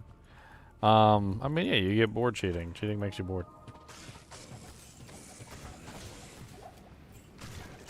Gen Z out here picking significant others for their eyebrows. Man. Eyebrows are a consideration? I didn't know that.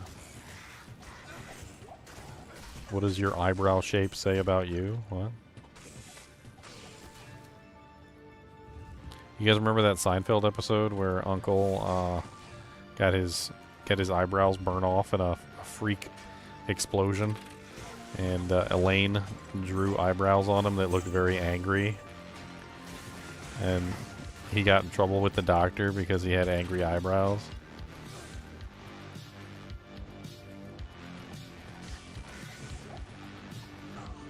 Uncle Leo. Uncle Leo angry eyebrow episode.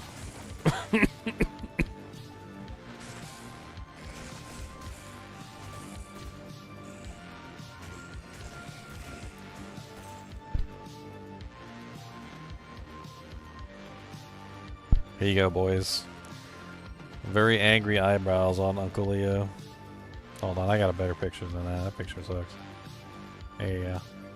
Very angry eyebrows. Very angry.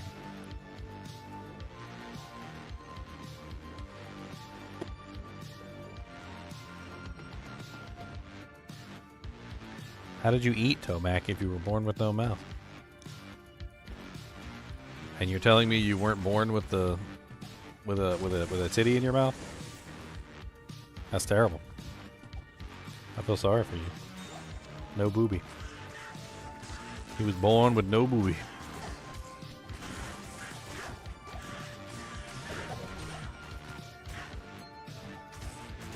So you get born, right?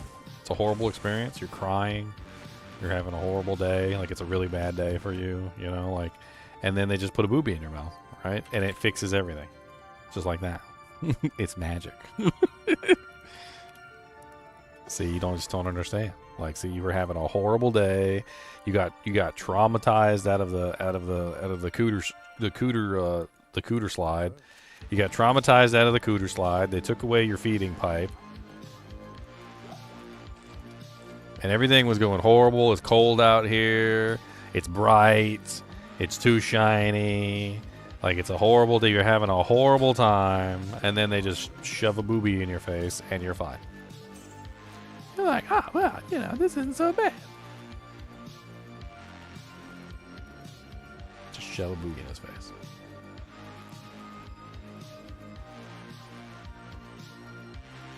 Okay. We got the Doojank. We didn't get the waypoint, did we, while we were down there? No, we didn't. That just goes to show you that boobies fix everything, okay?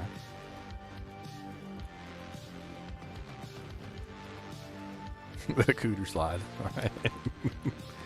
You gotta tell the doctor to take 3 steps back because you're throwing a pass. Gotta pass the football.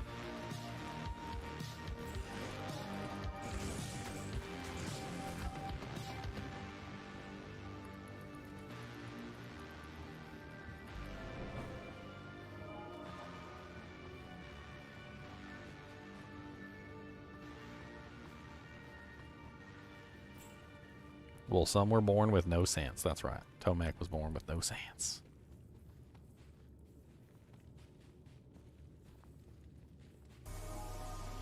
I need one of them salty stamina potions. I'm out of stamina.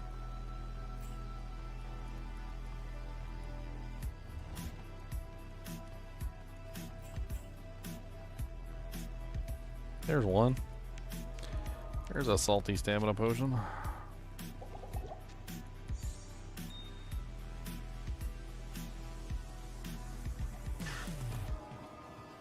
You must go wash your brain with soap. I hear you're not supposed to do that. I don't think that's advised. I think if you look at the back of the soap container, it does in fact say, do not wash brain with soap. You're not responsible for any brains washed with soap, damaged in the process of washing. It is not advised. You are not advised to wash your brain with soap.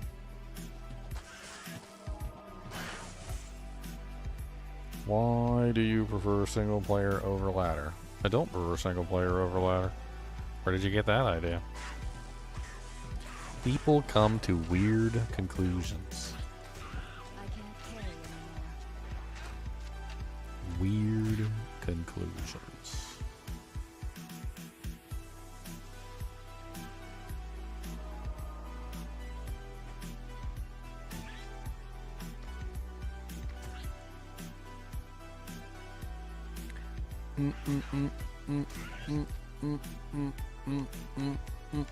When you assume You make an ass out of you and me.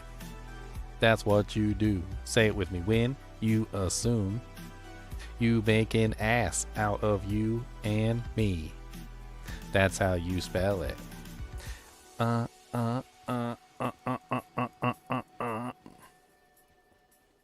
All my music went away.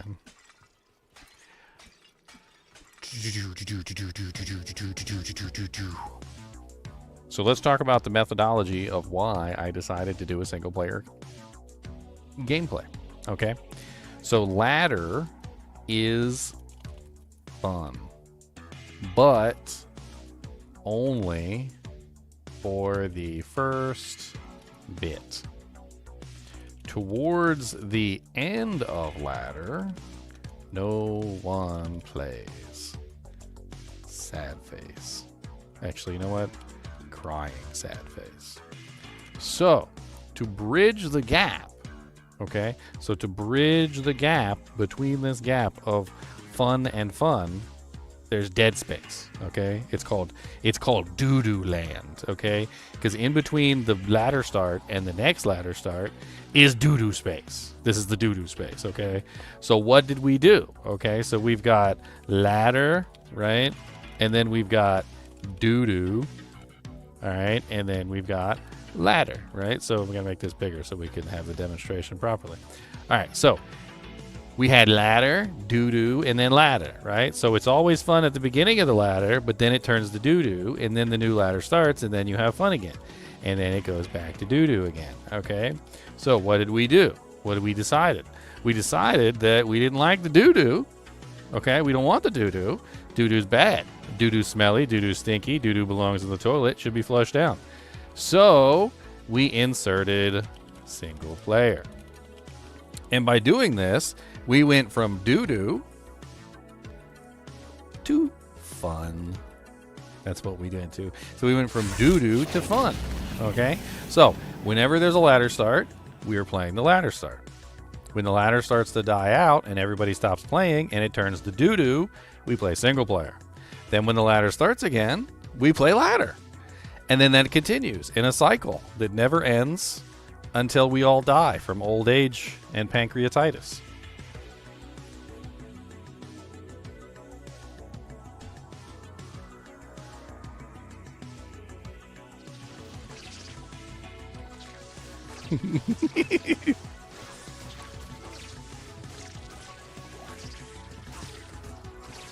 Now, ladder starts on March 7th.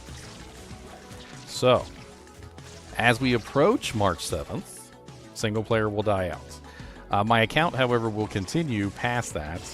What I'm doing is, what I've done when I created this single player account was I decided, hey, I'm going to do this whenever I'm not playing ladder. So whenever I'm not playing ladder, I'll be here. Unless I'm playing another game. Which, there's also that.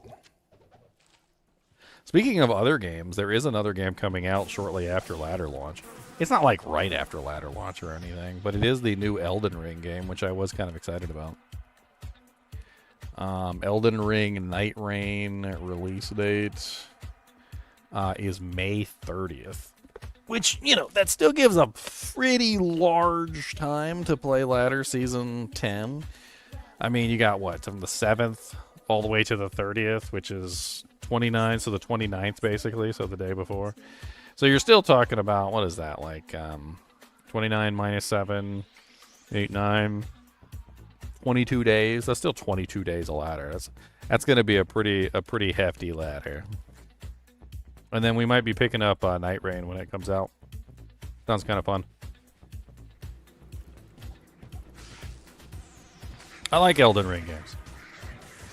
Hopefully you guys will join me for those. And then we'll be right back to Diablo 2 again.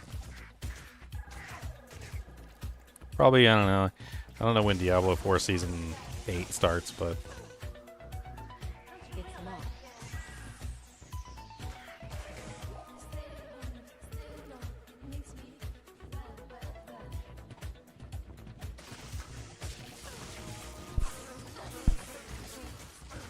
Yeah, it's like almost April 1st, basically. Is like when Night Rain starts. It's like, well, the 30th, so... Pretty close. Alright, so now I think we start digging into crit. That's where we get a lot of our damage from. So I think we start digging into critical strike. Because when we double, that double does happen before conversion. So we get a lot more damage if we can double our strikes. So we're going to want crit.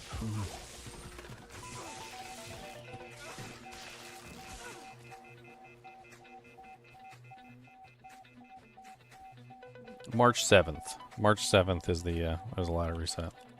March 7th.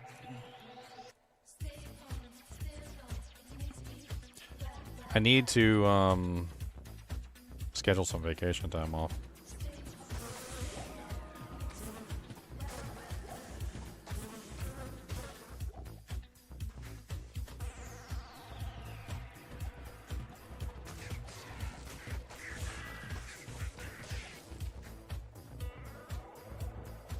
Maggot layer time. Do I stream full time? Yes, I do.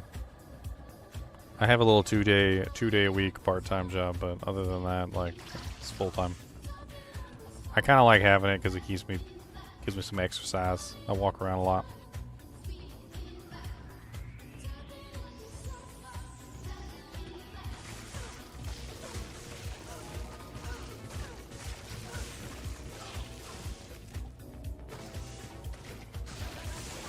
Yeah, it's my full-time job.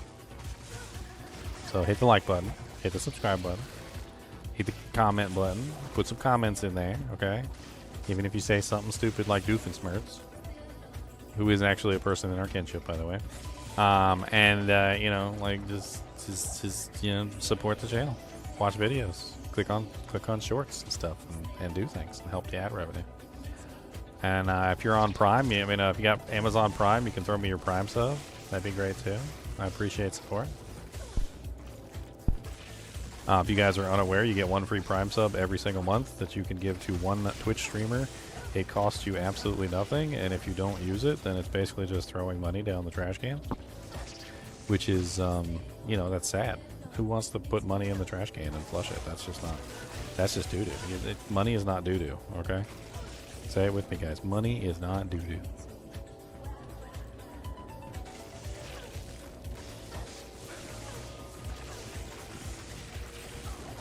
Money is not doo-doo. And you can also become a member on YouTube if you want to, or you can shoot me a Patreon. You know, there's a bunch of ways you can potentially support the channel. Not just one way, but a bunch of ways.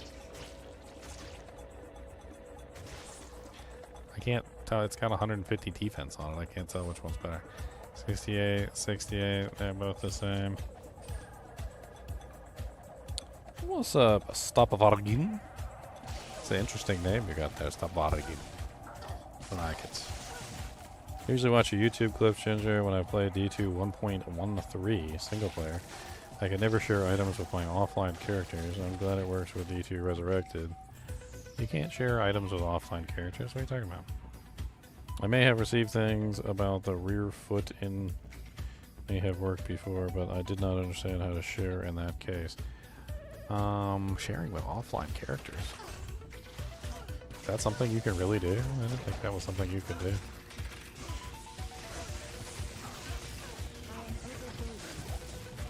Do you mean non-ladder characters?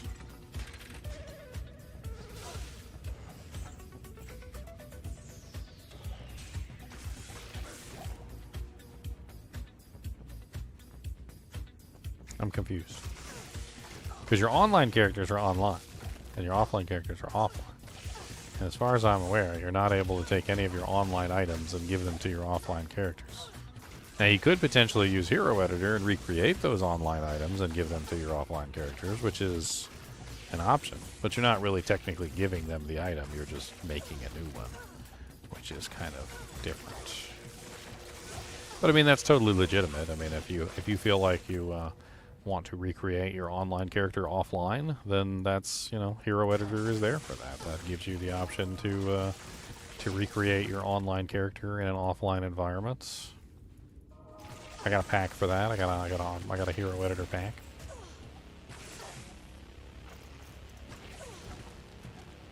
Oh, maybe they mean sharing items between offline characters with a shared stash? I mean, yeah. There were ways to do it back in the classic version, too. You could use things like...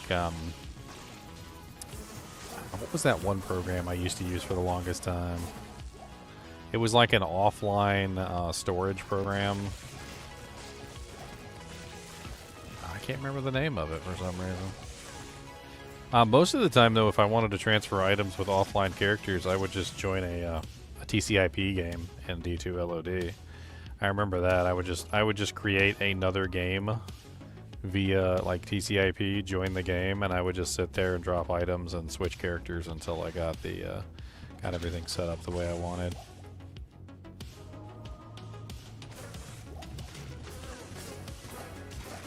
Your offline characters and your online characters use different slots. If you make online characters and offline characters, there is a limit of 24 online characters, but there is no limit for offline characters for personal computer. However, I have heard that on the consoles they put a limit on the number of offline characters you could create, which was kind of weird to me because there never was a limit on the number of characters that you could create, but I don't know why specifically the console decided to like put a limit in. It is a little strange.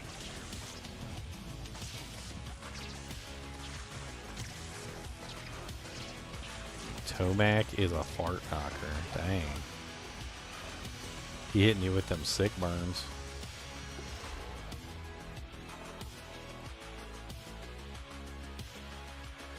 Well, anyway, welcome to the chat. Stop bargain.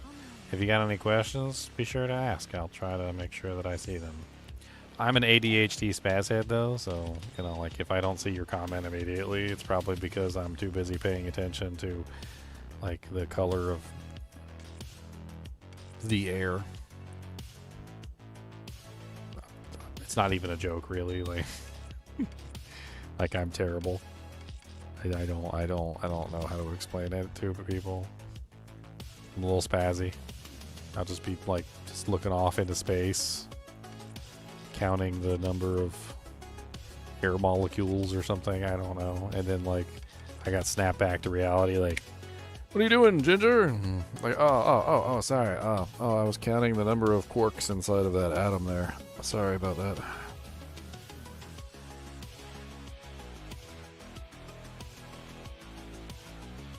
But I mean, that comes with being ADHD crackhead, so hopefully they'll forgive me. I am just an ADHD crackhead.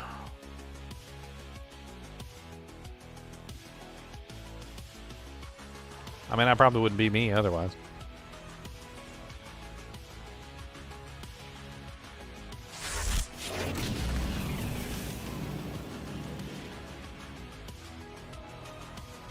Oh, thanks for the follow, Papa Bill or Papa.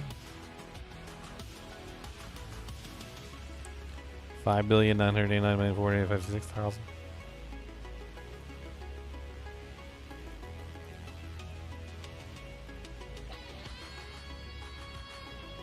I remember when I was in school, the teacher wanted my mom to get me ADHD medication. And my mom refused. She said, "There's nothing wrong with my son. He's just a little hyper, that's all. Why don't you just let the kids be kids?" I mean, and she was right. Sometimes you just gotta let your kid be a kid.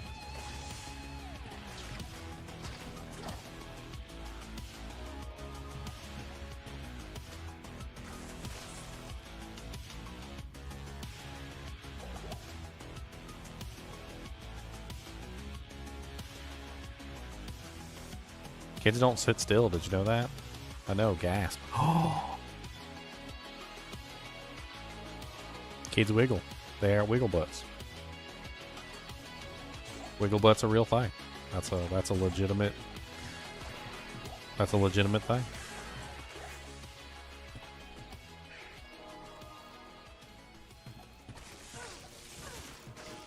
Chuck E. Cheese's. That's right. Where a kid can be a kid. That's That's where you fuel them up with sugar and cheap pizza and soda. Cheap pizza and soda. And then you set them loose. Don't shake them up, though, because then you get vomit. Just pizza and soda, no shaking. Stirred, not shaken.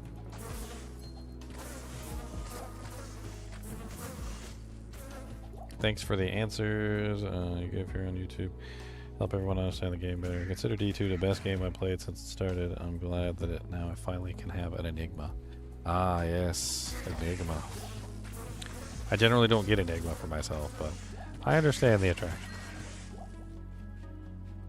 Personally, I would remove Enigma from the game if it were up to me, but y'all just be glad that I'm not in charge. How about that? Let's just put it at that. Y'all just be glad I'm not in charge.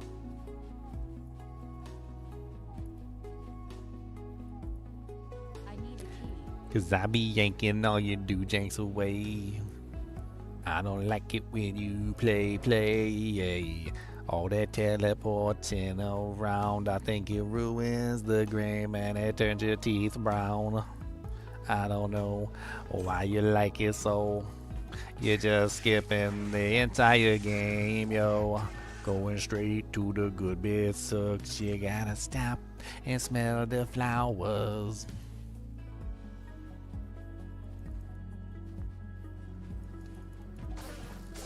You gotta stop and smell the flowers.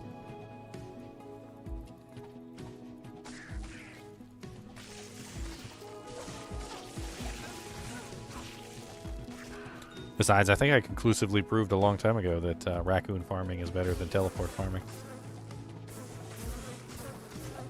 Raccoon farming is the way. Raccoon farming is how you get paid. Raccoon farming is the way. You gotta be a raccoon. You gotta click on everything. You gotta open every chest. Click on every little urn. You gotta be a raccoon. That's how you find the good stuff. Raccoons are the best. Shoo, shoo, shoo, shoo, shoo, shoo, shoo, shoo.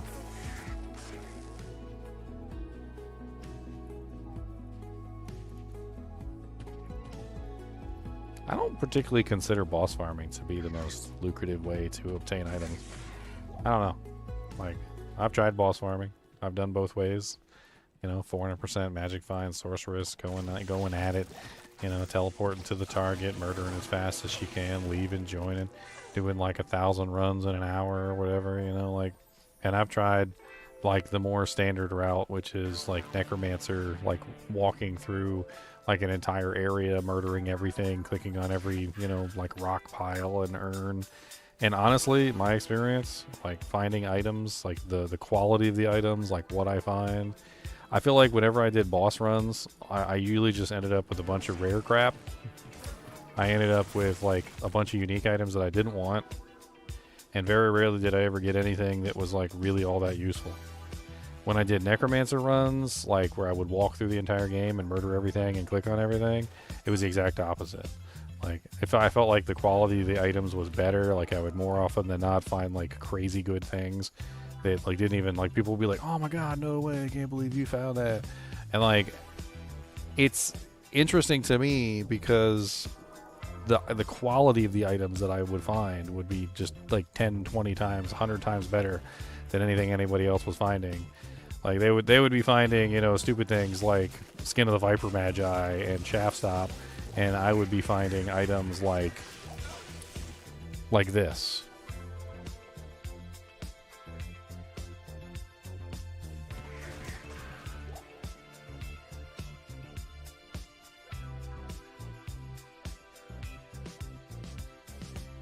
Now there's so many spears. Oh god. You must fear them, Chinchilla. I killed them. I am all powerful. Hear me roar.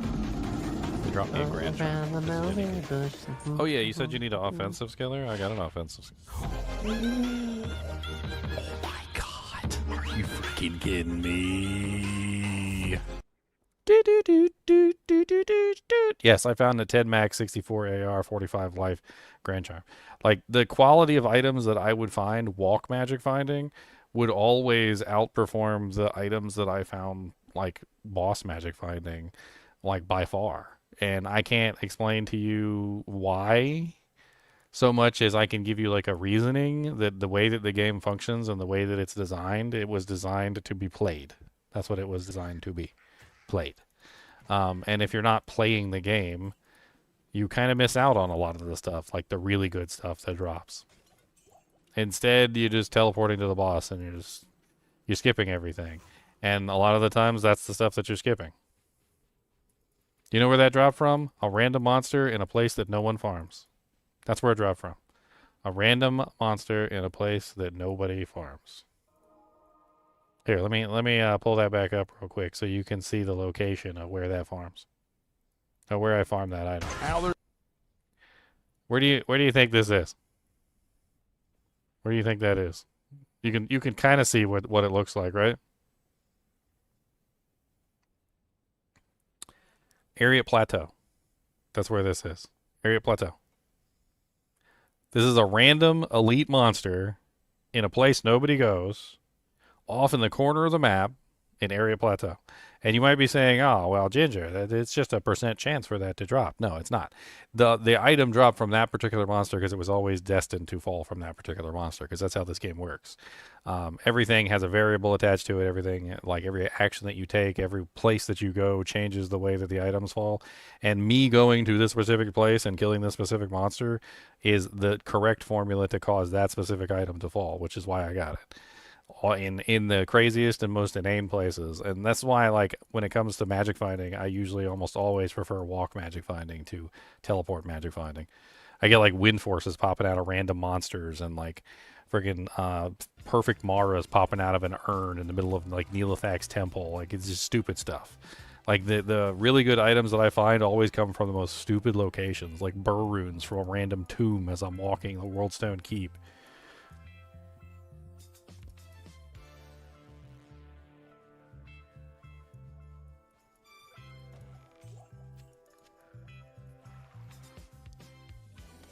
And I've had my fair share of dry spells too, but you know, I think everybody has dry spells.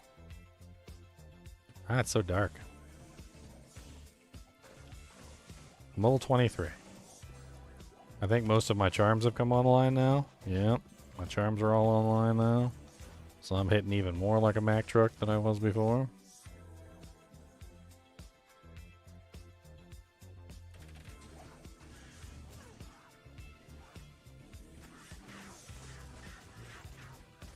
I tell people all the time, too, when it comes to runes. Like, they're like, oh, man, I gotta kill bosses and elite monsters for high chances to get runes. I'm like, runes are basically trash. I'm like, you don't understand. The game pretty much considers runes to be garbage. Like, they're the lowest quality of item in the game. And I don't need, like, you to believe me when I say that. Like, I can prove to you that runes are the lowest quality items because the game treats them as the lowest quality items. So I did a test a while back, and one of the things that I tested for was like when items would disappear, because I'm just curious, you know. I got kind of a scientific mind, and I wanted to know like how long it would take before an item would disappear, right? So I did this test. And I basically dropped a bunch of items on the ground. I'm going to show you how I dropped a bunch of items on the ground in online, and I basically just sat there. It was pretty boring.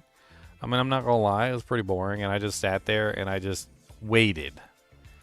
I put a whole bunch of items on the ground, like, to make sure that, like, we had a good, like, listing of items, right? So you see all the items are on the ground. We got unique items. We've got rune word down here, which is treachery. We've got set items. We've got blue items. We've got crafted items. We've got runes.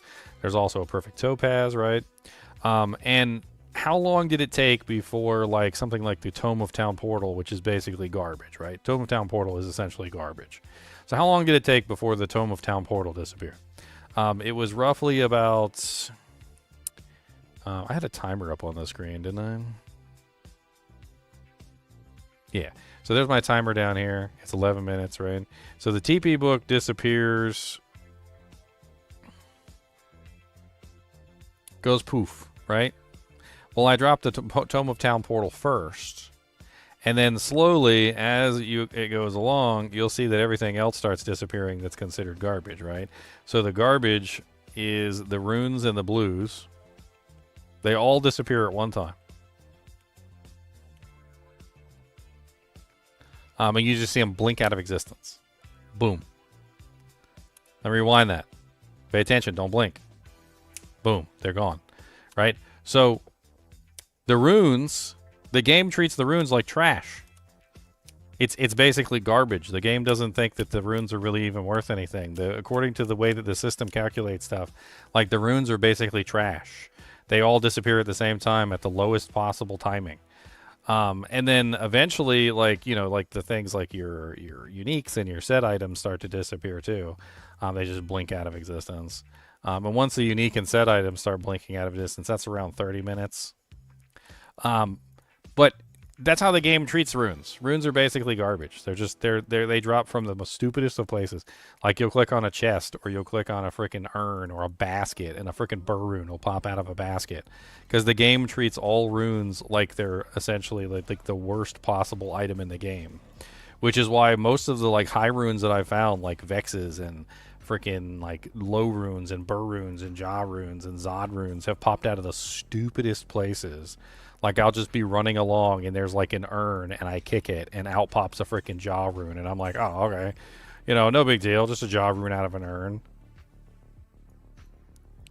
And I can count on, like, one hand the number of high runes that I've actually gotten from bosses and, like, actual elite or super unique monsters. The elite, super unique, and bosses have given me, like, maybe, like, 5 runes. Like, 5 high runes the entire time I've played the game. The majority of my high runes have come from the unlikeliest of sources, like random leaper in Act 2, or, you know, like urn in like the temple, or freaking like a basket in Act 3, just like the stupidest stuff. I mean, I ain't complaining. I mean, a jaw rune's a jaw rune's a jaw rune, right? Don't matter if it comes out of somebody's butthole.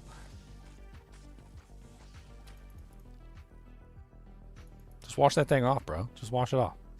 It'll be fine. A jaw rune's a jaw rune, alright? Doesn't matter if it came out of that guy's butt, okay? Doesn't matter if it's got doo-doo on it.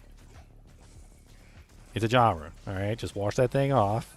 Put it in your Enigma. You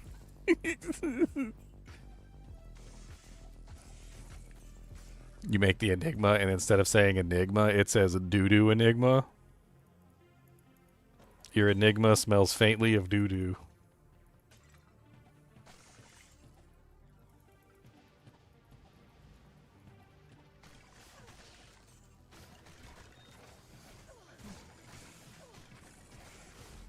At our age, they're no longer MILFs. They're just girls our age. What?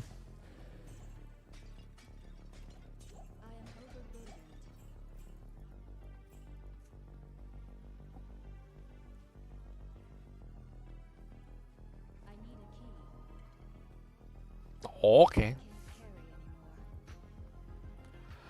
Alright, I'm 23. We got like 5 more levels. Wait, no, it's 4 more levels, and we'll hit 27, and we can put on our ridiculous inside bow and be overpowered.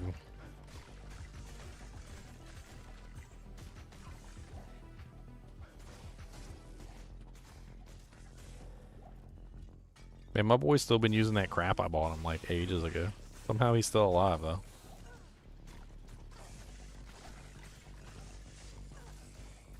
Stop resurrecting stuff.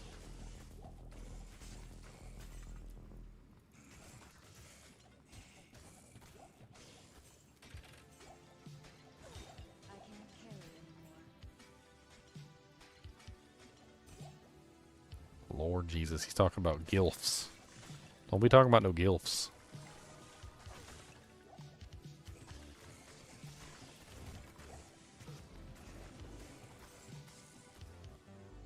The hell's going on in chat? Y'all's crazy.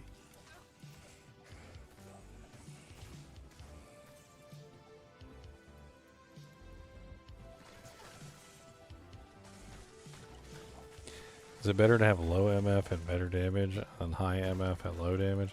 I think kill speed is more important, as well as player count is more important. like, if I had to rank them, especially with, like, some of the more recent information that I've gathered on, like, how the game actually functions behind the scenes, I would put it at something like this. It would be kill speed, player count, and then magic find, in that order. So, like, that's how I would put it at this point. So magic find would be last on the equation. Player count is very important. It's more important than magic find, because it affects your no drop roll chances. And the higher your player count, the better that you get the same drops. It's not even that the drops are better, it's that the drops are completely different. Like, your drops change entirely when you get into higher player counts, and the higher player counts just have better drops. Some people have, over the years, only thought that player count affects your no drop rolls, but it's been my experience through testing, especially with some of the offline seed code stuff, that player count not only affects your number of items, but it also completely changes the drops themselves into a different set of drops, so you get something else entirely than you would before. Like, if you go back to the same exact chest, and the first time you click on it on players 1 and you get a ring, the second time on players 3 you'll get something else like an amulet, and then the third time on like players 8 you'll get like a halberd or something. Like, the drops change entirely through the player counts in segments of like 1 and 2 are one segment, 3 and 4 are another segment, 5 and 6 are another segment, and 7 and 8 are another segment. And kill speed, I think, is the most important, because if you're killing slowly, then it doesn't matter how much magic find you have. Because if I can do like 1,000 runs in the same time it takes you to do 100, I mean, I'm gonna find more stuff than you no matter what.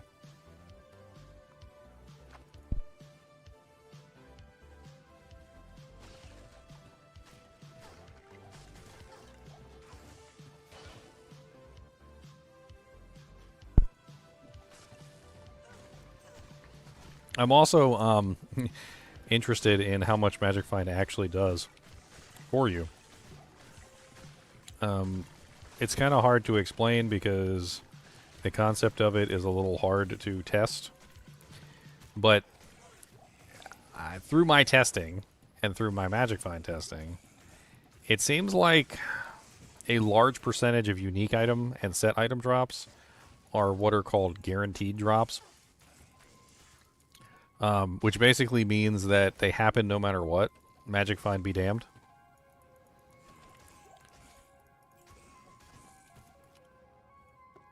I mean, I'm trying to think of a good way to explain it. Imagine you were, I don't know, like some sort of high-ranking politician, and you were given a Kevlar vest. The bullet that ends up hitting you would get stopped by the Kevlar vest completely, right? Then imagine a bodyguard jumps in front of you to block the bullet. The bullet goes through the bodyguard and still gets stopped by your Kevlar vest. The unfortunate, analogy that I'm trying to make here is that in the majority of situations, magic find is the bodyguard. Useless. It does nothing. In fact, the bodyguard didn't even have to die, because if he had known that the bullet would have been stopped completely by the Kevlar vest, he wouldn't have bothered, right? He'd be like, oh, well, he's going to be fine. The Kevlar vest should handle it. But the thing is that magic find more often than not is useless, like wiping before you poop. Now, there are situations where it is useful, but when a guaranteed drop happens, when that guaranteed drop occurs, your magic find is doing nothing. The drop will happen with or without magic find. If you had 0 or 700% magic find or 8,000% magic find, nothing changes, because the drop was always going to happen. And I've literally been running along and killed a monster, and a wind force will pop out of a guy's butthole with 0% magic find, which pretty much proves exactly what I'm trying to state here, is that there are drops that happen within the game, and sometimes exceedingly good drops that happen without magic find. And so boiling down what magic find actually does is kind of difficult. In my experience, Magic Find is more likely to give you more rares and more blue items. When I was testing things, trying to figure out how the mechanics worked, and I was trying to like understand what the hell was going on, the number of rare and blue items increased like exponentially. The number of set and unique items didn't increase at all, like for the most part. When I was playing with 0% Magic Find versus when I was playing with like 8,000% Magic Find, nothing really changed. Like the set and the unique items pretty much stayed at the same rate that they had always been at, and there wasn't really much deviation. The rare and the magic items, however, increased dramatically. So if you're trying to get more rare items, then Magic Find is super helpful for that. It does a great job giving you more rare items. You'll get so many rare items, they'll be coming out of your ears. And then I tried to figure out exactly what the hell Magic Find was doing. I was like, so why is 8,000% Magic Find not working? Like, why am I not getting a result from this? And I started to manipulate like by the percent points. So instead of having 8,000% Magic Find, I started going up like 1% at a time and seeing if I could change the result of the drop, like force like if a short bow falls on the ground, right?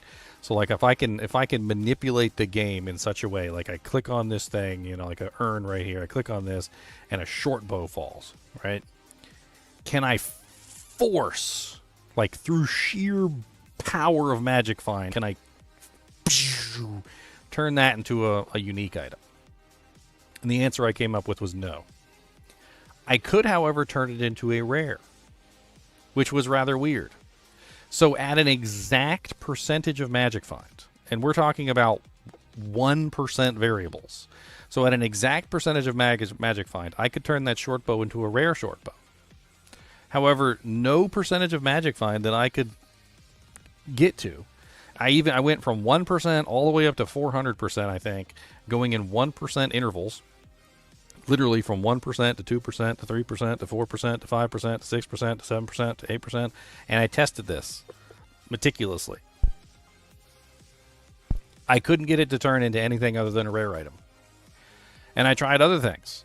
I tried other types of items, and I tried to turn them into unique items or set items. And I couldn't force them to turn into unique or set items with Magic Find. I could only turn them into unique to a rare or a blue.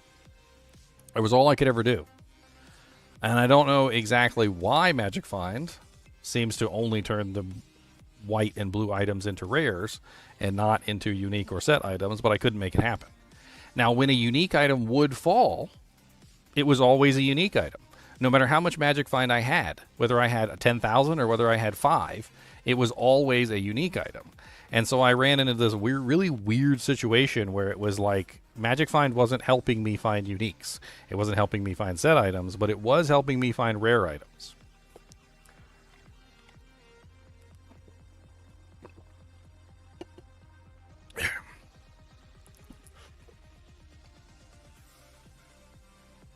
It's all very strange. It's all very strange.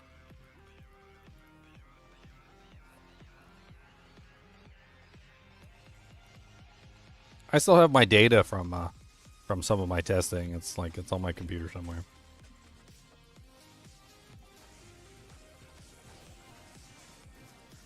I remember I was trying to force a specific what was it, a man catcher? I think it was a man catcher, or was it a it was like a pole arm, or was it a spear? I can't remember. I was trying to force it to become a unique item. I had a couple different things I tested, but this one in particular, I wrote everything down.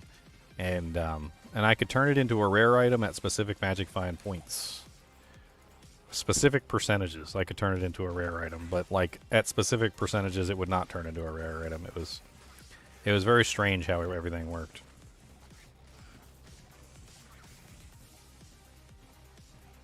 I pretty much narrowed down all the variables to the point where I had everything under control. ESO death. I used a source which was only like one click away from a waypoint, and I made sure that I was controlling all the variables to the letter. I also made sure to keep the variables the same when I was clicking on the the thing. I mean, I had it pretty well down packed. The strange thing to me was that, like, specific magic find percentages were responsible for turning it into a rare item, but I could never find any that were responsible for turning it into a unique.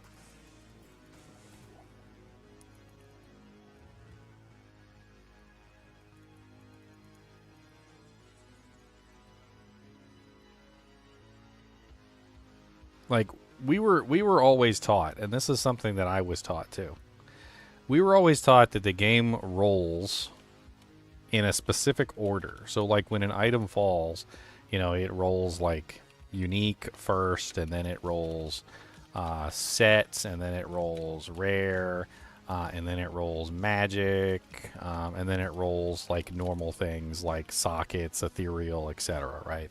So normal, like types. Let's put types. Right? We were always told that it goes this way, in this direction. Right? And I believe this for a very long time. I'm pretty sure I even have a video that, like, talking about this particular direction of rolling. But it doesn't seem to be the case. Like, it's kind of weird in that it goes the other way.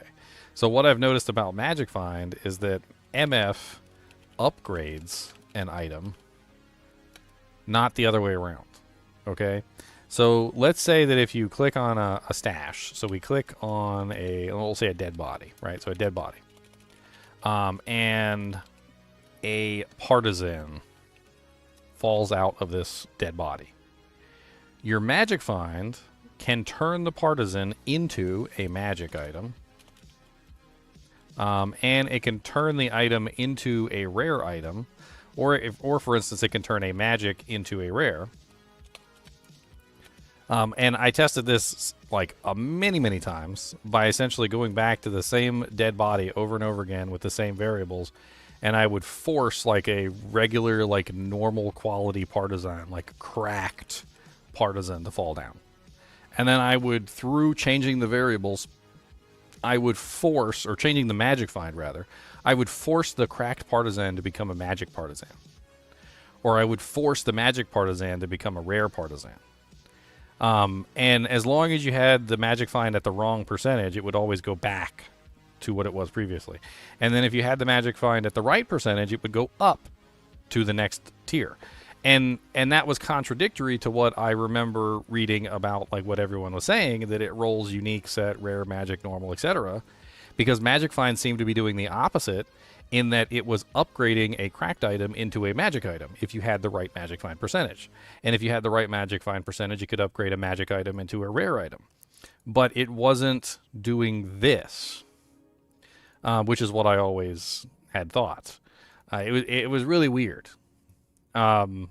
Which is why I think my current standing on the entire thing is I think kill speed is the most important, player count is the second important, and Magic Find is the third. Magic Find does do something. Like, I'm not going to sit here and tell you that Magic Find does nothing, but I can't quantify for you what Magic Find is doing when it comes to uniques and set items. Because it seems like when the unique or set item falls, Magic Find has no part to play in it. It does have a part to play in rare items and blue items. Most definitely.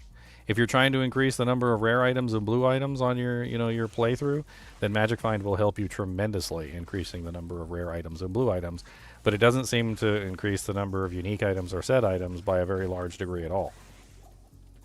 And in fact, I could not even force any white, blue, or rare item to become a set item or a unique item. And on top of that, I couldn't get a freaking rare item to fall naturally. It seemed like rare items only fell because of Magic Find. It was like your Magic Find percentage was deliberately choosing whether or not it was going to be a rare item. And that the more Magic Find you had, the more rare items you got, right?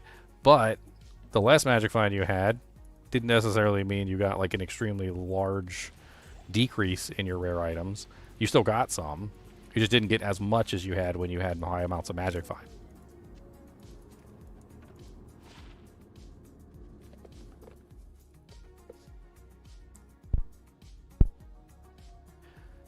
The answer to that question, EsoDeath, is I could not get a rare item to drop from anything without Magic Find being involved.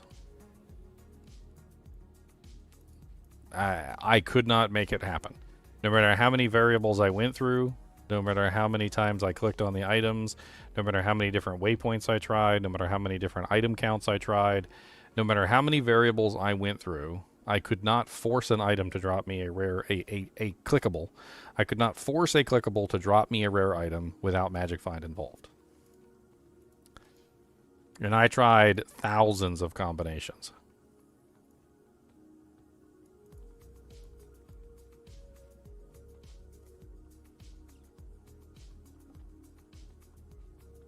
Now, it could just be that maybe, like, that particular clickable just doesn't drop unique items and set items. I mean, I tried a bunch of different places, but, like,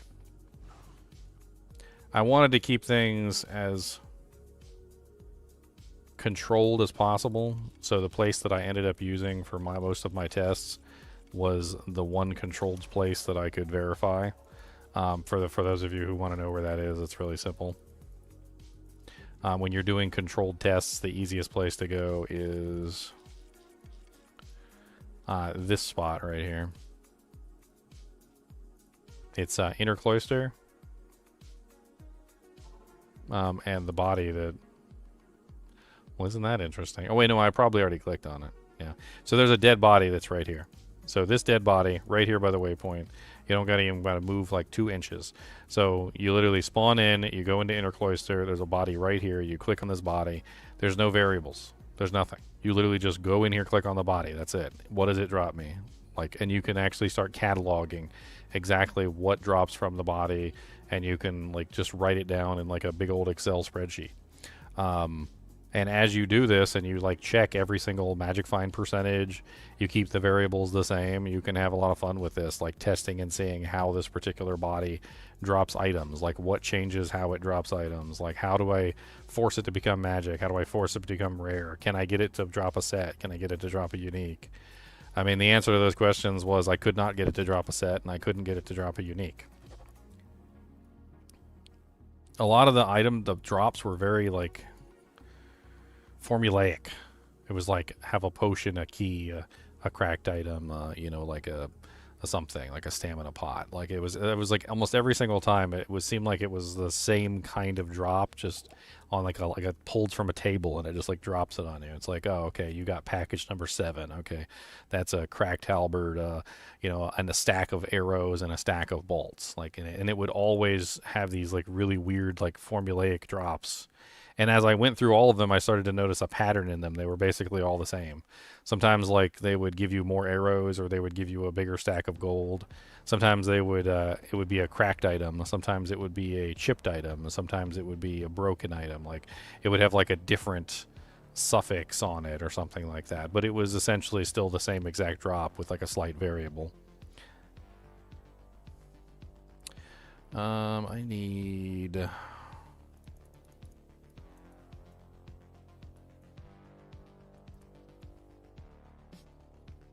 That's pretty funny, Vidon.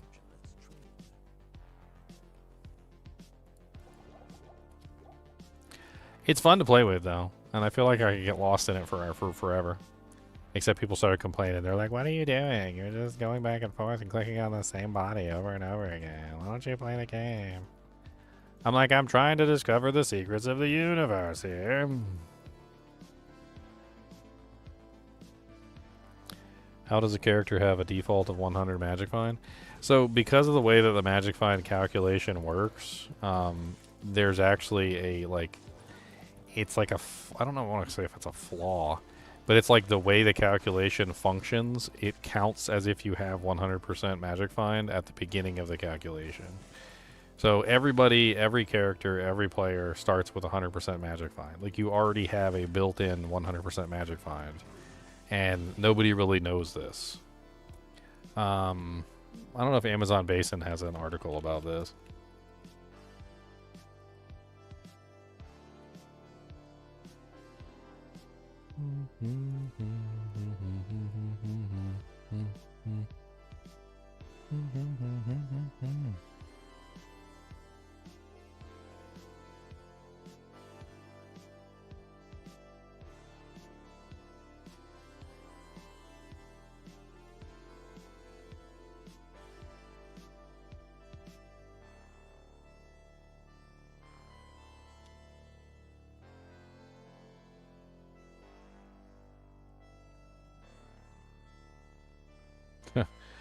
that's wrong.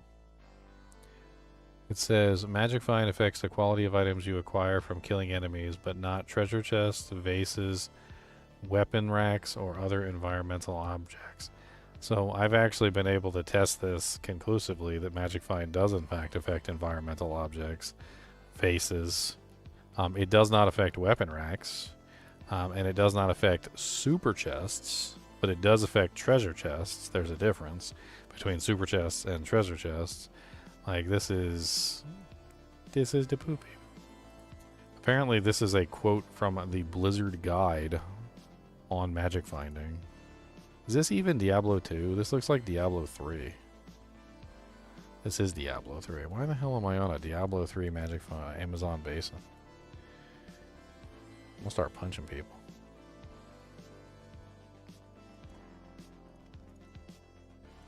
Okay. This is the one I'm looking for. No wonder that one was wrong. It was wrong because that was Diablo 3. Batsui. Diablo. Diablo.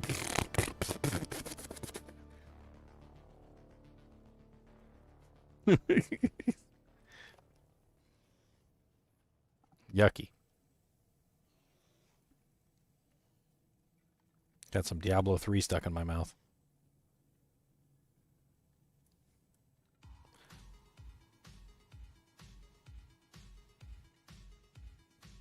They do not have information on here about the hidden 100%.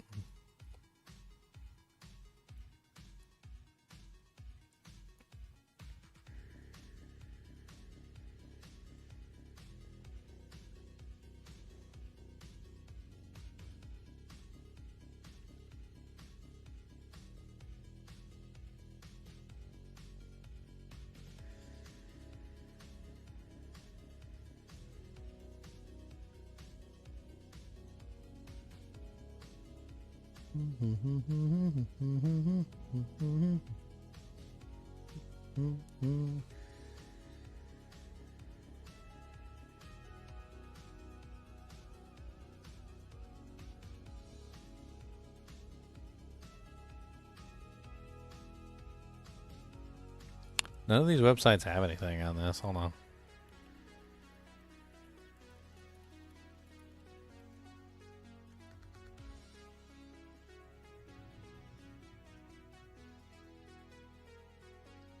Bow, bow, bow.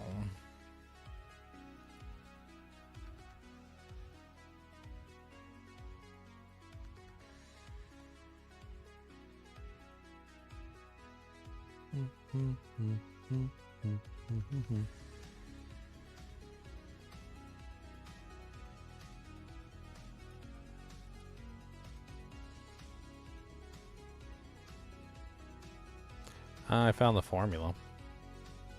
That's about all I'm going to be able to find, it looks like.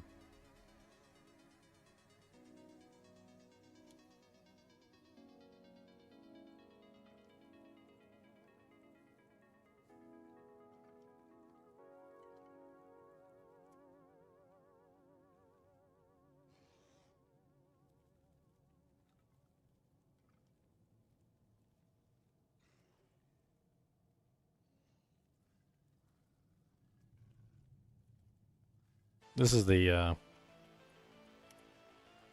formula.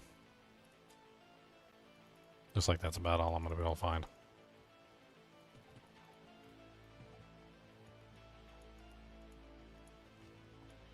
More crit.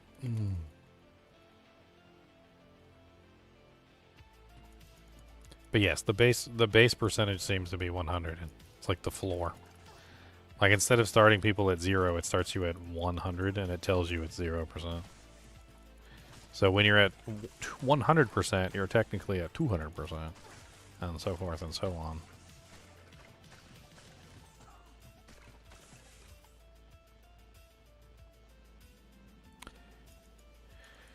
Yeah, I don't think that the formulas themselves tell the entire story. So I think this is important, and it's something that people need to take to heart. The way that this game calculates things is not a standard random number generator system. It doesn't just simply roll a dice in the background like random number generators do. It's a pseudo random number generator. And then what this means is that even if there are formulas that tell you you're going to reach a specific result, and through following those formulas, you can come to a % chance of the event of things happening. The problem is that that's not actually how the game rolls anything. And that it's very difficult, if at all, to arrive at any kind of statistical analysis when it comes to Magic Find. I mean, the best way to think about it would be like this. Every time you kill a monster, every time you open a chest, every time you pick up an item, every time you traverse somewhere, imagine the game has a hidden die, like a dice, and it rolls this dice, all right? Puts that dice to the side, and then the next time you do an action, it rolls another dice, and then it puts that dice to the side, okay? And then it rolls another, and it puts that dice to the side. And it stacks these dice on top of each other, one after the other, okay? And each one of these dice represents a number. The next number that comes after it stacks on top of the previous. And the order in which those numbers stack eventually gives you a result. But the problem is that it's not rolling anything. What it's really doing is it's giving you a variable. The variable then sits there. And when you stack the certain variables on top of each other, they lead to a result. The result is not random in any way, shape, or form. It is literally the result of your actions. That'd be like if I drove my car into a wall and then was surprised that my car is totaled. But like, no, bro, homie, your car is totaled because you drove it into a wall. Your car being totaled is literally a direct result of your actions, and you're stupid. And that's how Diablo 2 does things, is that behind the scenes, there is a whole nother thing where literally everything that you're doing is basically determining the result of your action. So the order in which you kill the monsters, the number of items you have on your character, where you go, what you click on, it all comes into play, right? And then finally, when you click on that fated chest that drops you your Soj or whatever, the reason why you got the Soj was because everything you did before. You literally led up to that. And so the formulas themselves, I don't really think are really all that helpful, because they only tell you one side of the equation. They tell you what the game is doing in the background, but they don't necessarily tell you what's being fed into the machine. The variables that are being fed into the machine to produce the results. I mean, if I told you it was a 1 in 10,000 chance for you to get a Soj from that ghost right there, and then it doesn't happen, you're like, oh man, well, if I kill him 9,999 more times, I'll get a Soj, right? Then you kill him 19,999 more times, and a Soj still doesn't fall, right? So what was the statistical probability that you were going to kill him 2 times the total number that was required and still not get the item? Well, statistical probability didn't have anything to play in it. You didn't have the correct variables to make the item fall, and so it didn't matter. Like, there's no statistical probability behind it. You just didn't have the right variable stack to actually force that monster to fall, to make the item fall. Now, if you went back to that first kill and you figured out what the correct variable stack was and you achieve it, then you can force him to drop the item every single time. And that's basically what I determined. And yes, the formulas behind the scenes show one picture, but the variables show another picture, and they have to be combined together to understand the full picture.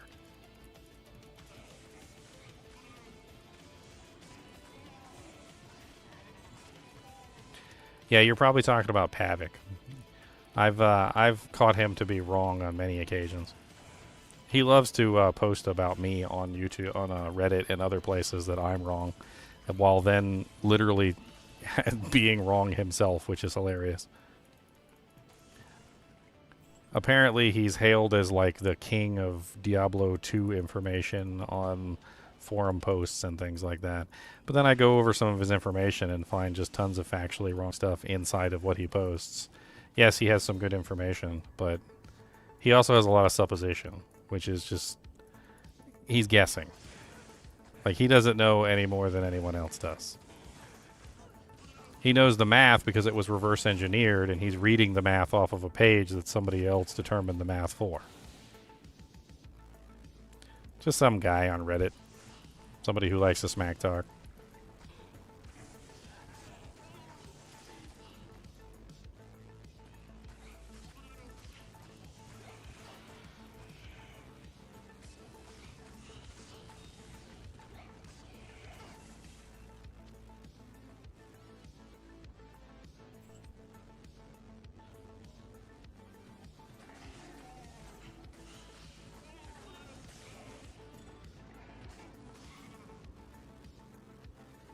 So Magic Find is like a key with a lock. If you have the correct key, it opens the lock. That's essentially what I've discovered. Like, if you take the formulas on one side of the equation and you go, okay, this formula says that I have a 1 in 6,000 chance to get this item to fall, right? The problem is that Magic Find isn't necessarily causing the item to fall with a 1 in 6,000 chance. So, like, you don't have a % chance all 6,000 times to cause the item to fall. Instead, there's a specific percentage of Magic Find which will cause the item to fall every single time. And the doors change. So, imagine a hallway, and the hallway has 6,000 doors, okay? And you have a key. This is your Magic Find percentage. This is your exact Magic Find percentage. So you have a key. You go up and you open door number 1.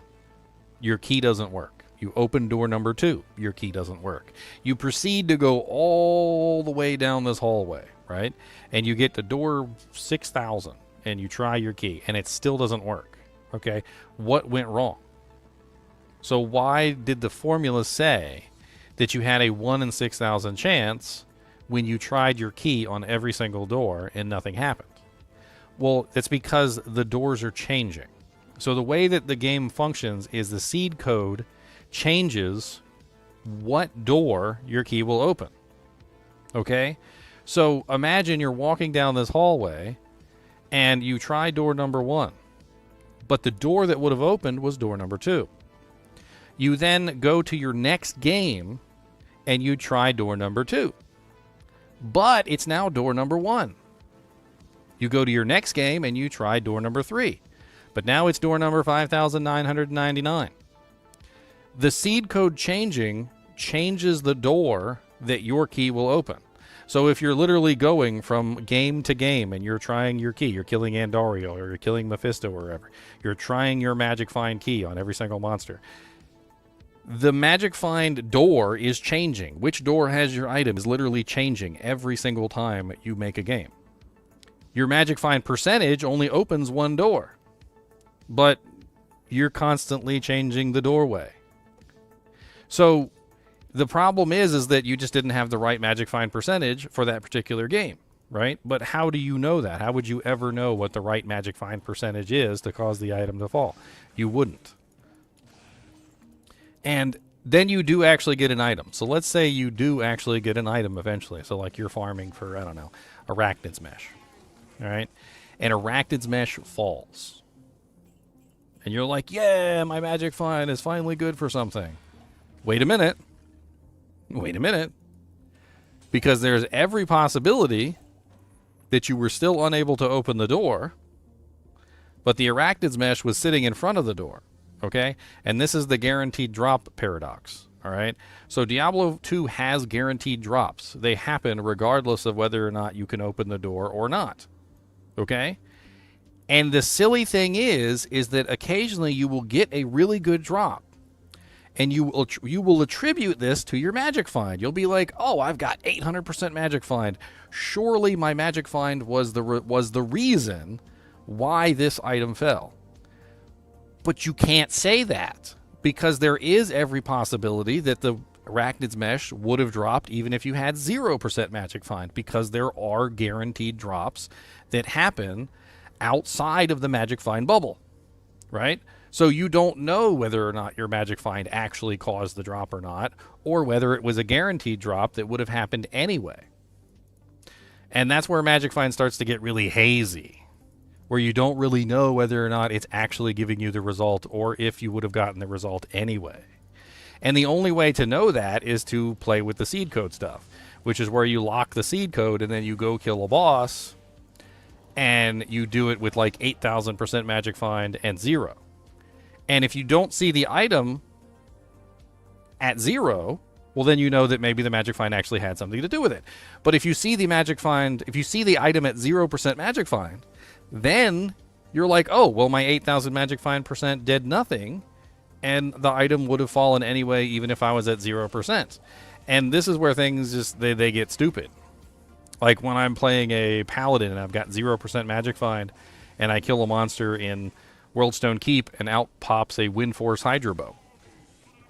That was a guaranteed drop that was going to happen regardless. Like, that was essentially always going to happen, even if I had 800% magic find. Then I ran into some other weird stuff.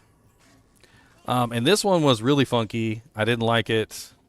Up until this point, I had not found anything negative about Magic Find, right? I hadn't found anything that said to me that Magic Find would take a drop away, or lower the quality of an item, or cause some sort of problem where it would turn like a good item into a bad item or something. Like, I hadn't seen anything negative about Magic Find. But at a very specific Magic Find percentage, I encountered something very strange. The item didn't drop. So you know the whole thing where, like, when you kill a monster, there's a no drop roll, and if you kill a monster, there's a chance that the item just doesn't fall at all, right? You just get nothing. Well, at a very specific percentage of Magic Find, I got nothing. And I was like, wait a minute, this doesn't seem good. So I changed it up 1, and the item reappeared. I changed it down 2, and the item reappeared. I went back up to the percentage where the no drop happened. No item. And so I started thinking to myself, I'm like, wait a minute, you mean Magic Find can cause an item to not drop? And I started to play around with it, and it was rare. So don't get me wrong here. Like, out of 300% of Magic Find, so testing each percentage of Magic Find, 1% at a time, there was only 1% out of 300 that caused no drop to happen. But it still happened. So there is a magical Magic Find percentage that for some reason causes no drop to occur. So it literally just takes the item away. And I was like, what the hell is this? And that was the only negative thing I found about Magic Find. So Magic Find seemed to have this really weird magical percentage, like this 1 percentage point, where when you killed a monster, instead of it being a positive, it was actually a negative. I did also confirm 100% that Magic Find does in fact increase the number of magic items rather tremendously. So if you are trying to hunt for bases, Magic Find is a direct negative to that as well. So when you're hunting for bases and you're like, I've got like 500% Magic Find, maybe I should take off my Magic Find so I can get more white items. The answer is yes. Like, you will get a tremendously large amount more of magic and rare items than white items. If you have a huge amount of Magic Find, you're going to prevent yourself from finding the majority of the white items that would normally fall. Because one of the things that Magic Find did very well in my testing, extremely well, was converted white items into blues and white items into rares. It did it on a regular basis, and it was very, very good at it.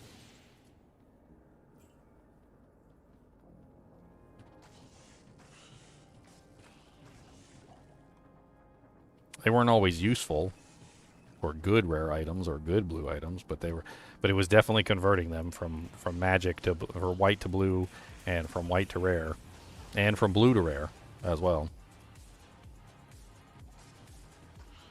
See, the thing is that the specific amount of Magic Find percentage is different depending on each, like, corpse or clickable that you go to, ESO Death. So it's not something that's static across the entire game. I don't know how to explain it. Like, let me see if I can write this down in a way that makes sense. So let's pretend you have body 1, vase 2, urn 3, basket 4, rock 7. Okay. When you're dealing with different clickables, the magic find percentage for each clickable changes. So I don't know exactly how they're determining like which magic find percentages are good and which are not. I would assume it would be a table, right? A table of magic find percentages. So let's just assume that we have table number 1, table number 2, table number 3, table number 4, etc., all the way to infinity, right? So when you are talking about the specific magic find percentages that seem to affect this, it's not necessary so much as finding the correct percentage that, you know, like some people might think, they're like, oh, okay, well, if that's the case, then I can like figure out which percentage is the right percentage, get that exact percentage, and then it'll work across the board, right? Well, it doesn't, because each table has different values. So like the body has its own magic find percentages and specific magic find percentages, which will cause that one to drop a rare item. But the specific magic find percentage that causes to drop a rare item on this one is not the same for table 2. So like if this one was 227%, table 2 might be 432%, and table 3 might be 20%, and table 4 might be 45%, and table 5 might be 78%, and so forth and so on.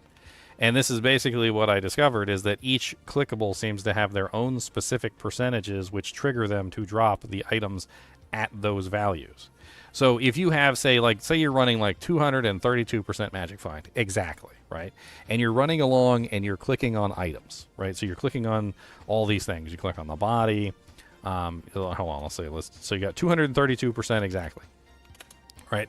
So you click on the body, nothing happens. You click on the vase, nothing happens. You click on the urn, nothing happens. You click on the basket, nothing happens. Then you click on the rock. The rock has your exact percentage as its lotto number, right? You win. Fanfare. Confetti, right? You won. You think you got lucky. Like, oh yeah, my RNG was in my favor today. What actually happened was you had the exact percentage that was on the table that said rock number 7 will drop something good. So you clicked on it with the right percentage, but this particular rock was the only one that used your specific percentage. And the percentages are kind of like spread out all over the place throughout the table. Like it's not like one specific percentage. It's like all over the place. So like if we were to write it down as a value, it would look something like this, like 10%, and then like 45%, and then it would be like 80%, and then it would be like 104%, and like 145%, and 146%, because sometimes they are that close together, and then like 202%, and like 245%, and 247%, and so forth and so on to infinity. Like each particular clickable and thing seems to have its own specific percentages, which are going to give you something nice, right? But if you don't have these specific percentages, like if you're in the bad zone, like for instance, if you're here at 203%, like you missed it by 1%, right? It's the equivalent of like, oh, like I had a lottery ticket and my lottery ticket was, 1617.5, and the winning number was 1617.6. Like you didn't win the lotto, right? You were close, but no cigar. Like, and there's no rule for like a 2 winning number or whatever on this particular lottery ticket. So you can be 1% off when you click on something and not get anything.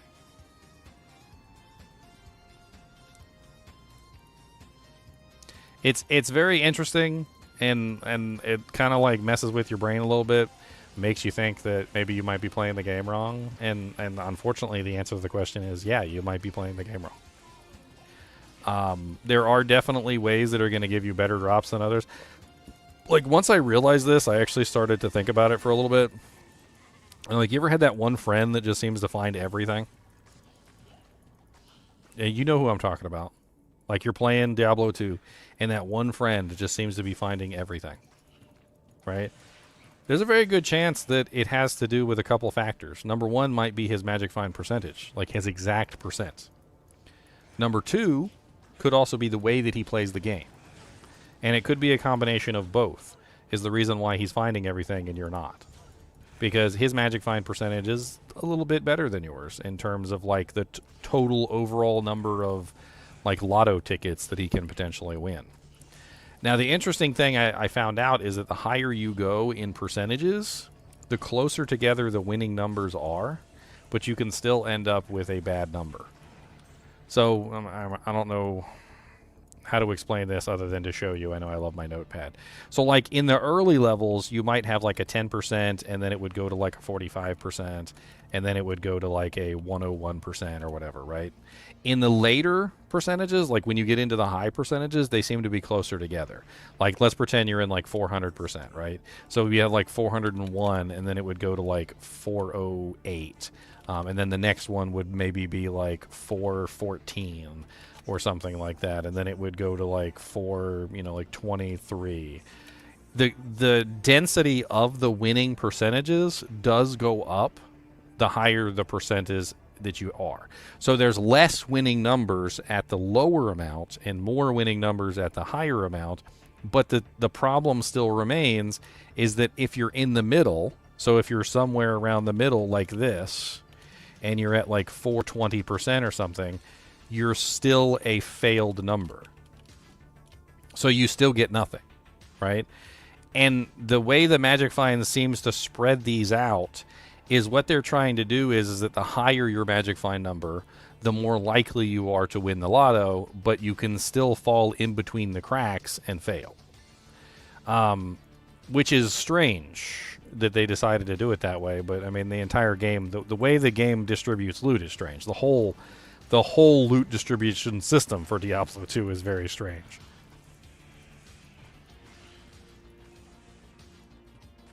My handy dandy notepad, that's right. I need a night version of Notepad with like the dark. It needs to have like the dark background and like white text or something.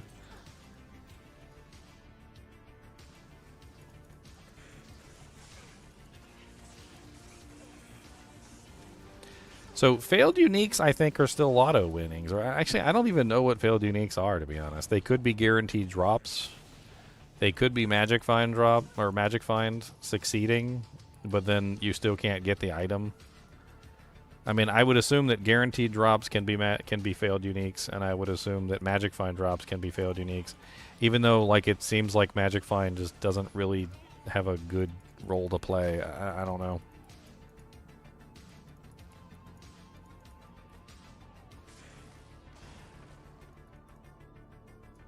Sometimes I visualize this stuff in my head and I try and figure out exactly what's going on by like trying to picture it in certain ways. And imagine Magic Find kind of like blackjack. You guys have all played blackjack, right? Imagine the dealer has 17. And you get 2 kings. Right? You got 20. You're going to beat the dealer no matter what. But for some reason or another, you decide you're going to hit. And you get an ace. Now, the ace brings you from 20 to 21. You're still going to beat the dealer. Nothing's changed. Although in some house rules you do get extra bonus money for hitting blackjack. But nothing's changed, right? So in the case of the ace, think about the ace like Magic Find. If you were going to win anyway, Magic Find didn't do anything special to help you, right? You got one more point, and yeah, you got blackjack, but like you're still, you were going to beat the dealer anyway with 20 because the dealer only had 16. And Magic Find seems to be this weird equation kind of like that, where a lot of the times if you have a guaranteed drop that's going to happen anyway, Magic Find just comes into the picture and is just like, hey, I'm helping you. And like, it's like a 3-year-old trying to help you lift a piano. Like, it doesn't do anything. In fact, it most likely gets in the way. But like, it's weird. I love talking about this stuff though. And you know, I could get lost in it for freaking hours just sitting there testing it. We had like a whole spreadsheet set up where we were trying to record all the variables and get everything figured out. I'm pretty sure I can find that spreadsheet here somewhere. Let me see if I can find the spreadsheet. We were doing some information or some work on it. And I was getting help from the kinship too.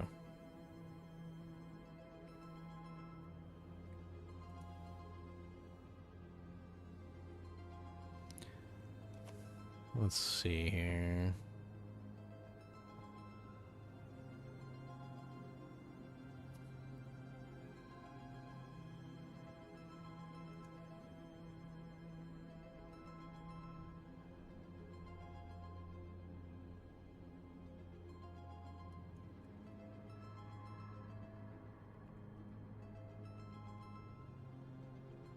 Cody, did you just tooted?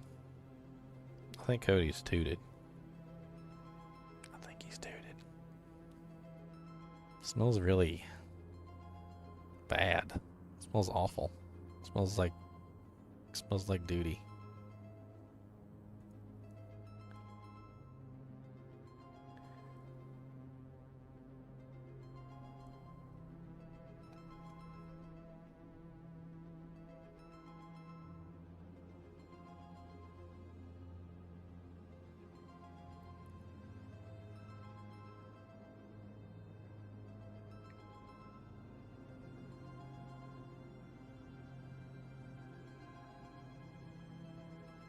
All right, so here's kind of like a listing of the some of the testing that we did.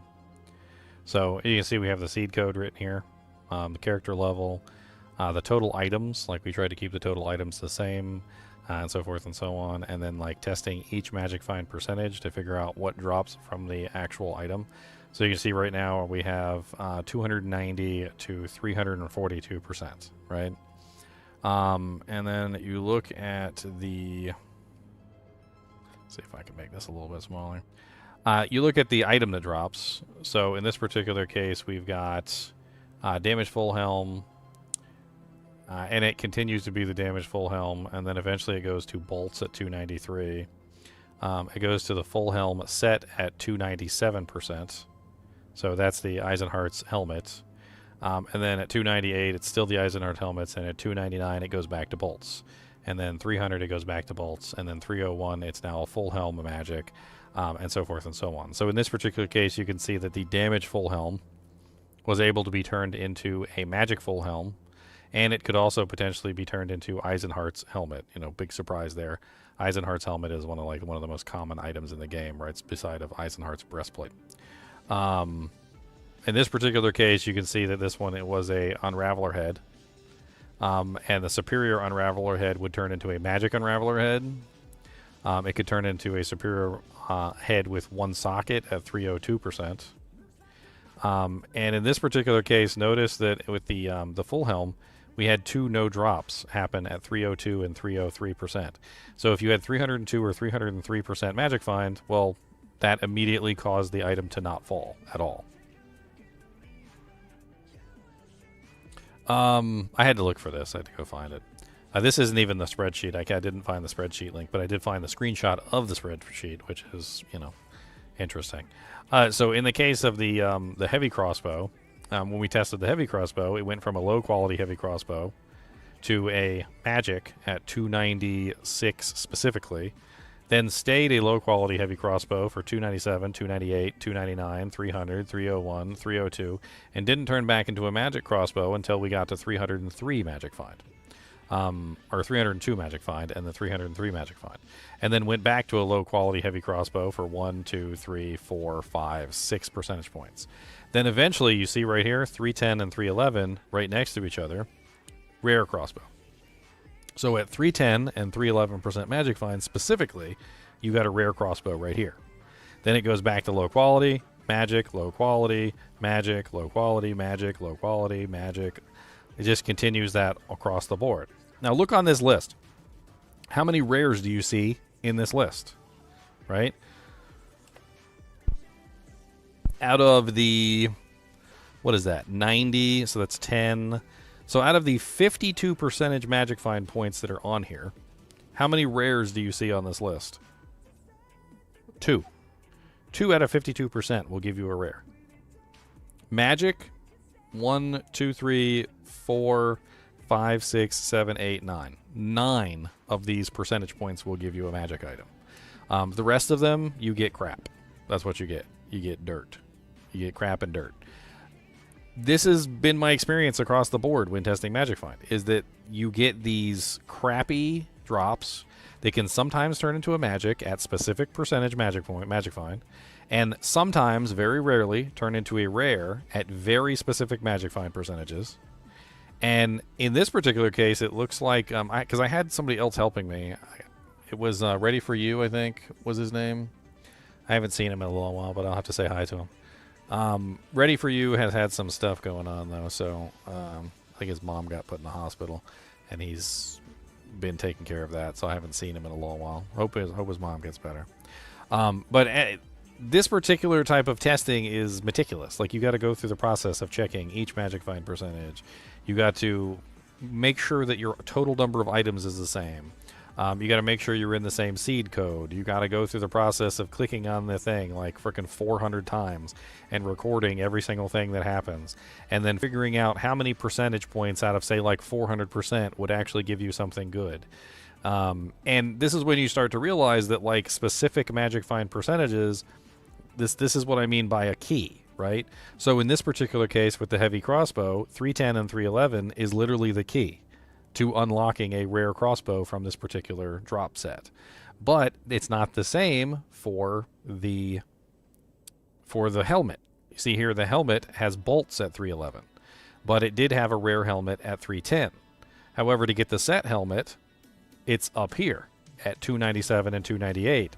But over here with the crossbow at 27 and 298, the low quality heavy crossbow is not the same thing. So the correct key that gives you the full set helm set does not give you a rare heavy crossbow. And the one that gives you the full helm set does not give you a rare superior unraveler head. So it's different for every single thing, and the exact percentage that gives you a good item changes for every single thing you click on and every single monster you kill. It's really freaking a weird system, in my opinion. And then there's also times where you literally just have 0% Magic Find and you get a specific item, and that's the specific guaranteed drop that you're always going to get. So in this particular case, at 0% Magic Find, the specific drop that you'll always get is the damaged full helm, the superior unraveler head, and the low quality heavy crossbow. That's the base. Like, that's the 0% base. Sometimes the 0% base is the set helmet, and then it goes from there. So it changes from the set helmet. Sometimes it's the rare heavy crossbow is the base, and it changes from the base. But the guaranteed drop is always the same. Doesn't matter what Magic Find percent you have. And even as your Magic Find percent goes up, you notice that that base guaranteed drop still happens even at 327% Magic Find. You're still getting a low quality heavy crossbow because that particular percentage doesn't change the drop.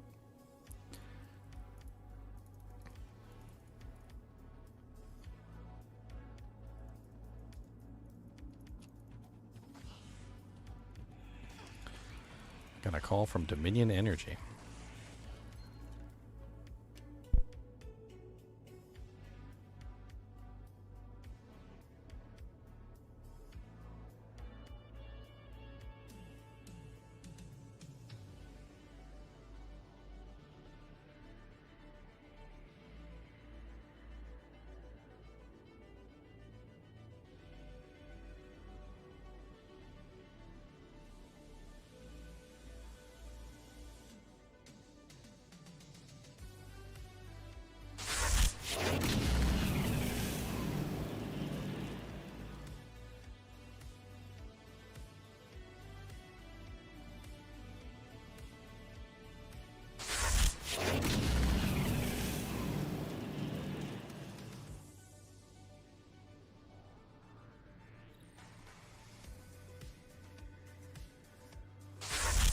Oh, thank you for the gift subs, Beans Machines. I appreciate it.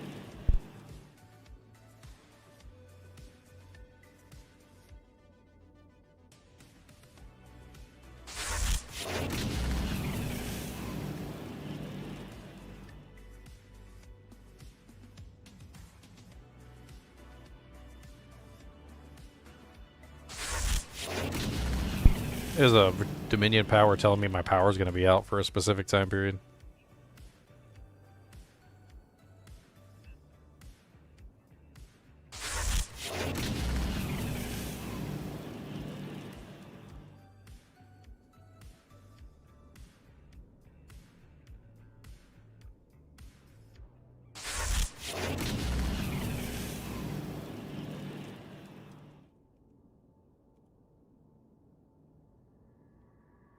Sorry, I just had to get the information.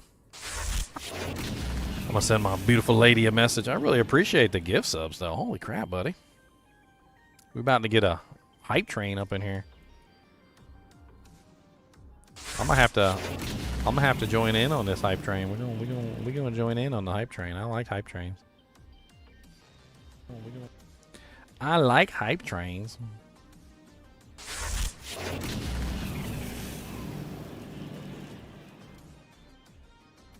I'm gonna get in. I'm gonna get in on this hype train. I want my emote. You get an emote if you join in on the hype train. So I'm gonna join in.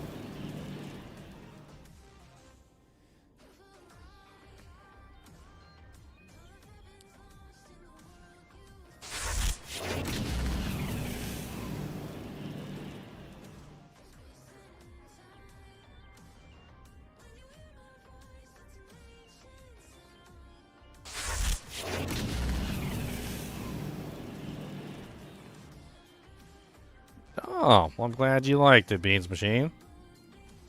Alright, I texted it to my girlfriend, so I don't need this open anymore.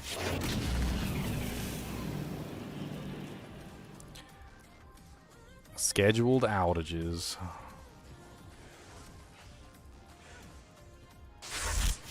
I mean, at least they told us and didn't just, like, let it be a surprise.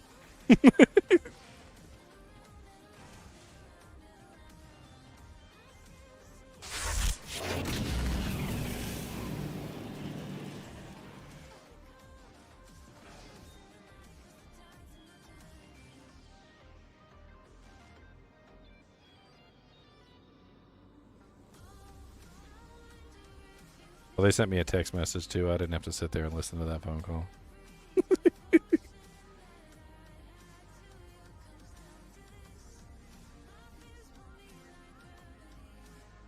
I didn't even have to listen to that thing.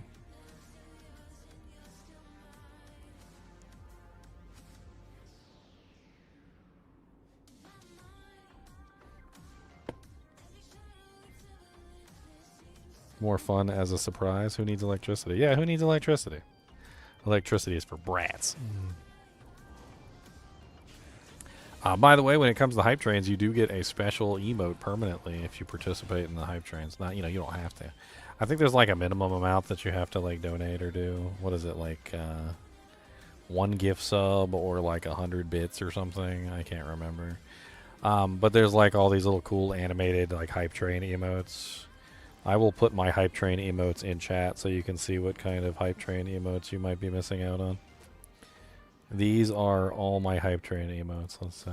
I'm gonna post all of them in here.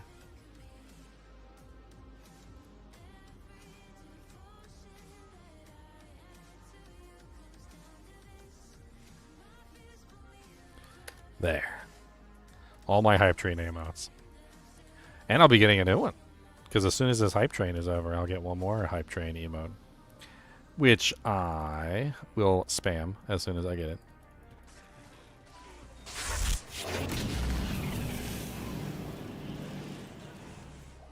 Oh, Grat Swamp Donkey. I gotta call out all the people who got freaking gift subs, too. That's a lot of gift subs. Grat Swamp Donkey, Grat Valor, Zarno, Gumby, ESO Death, Wonky Wi-Fi. I like that name, Wonky Wi-Fi. That's pretty cool. Lone Ranger 073, Alganez, Sasaman 1987.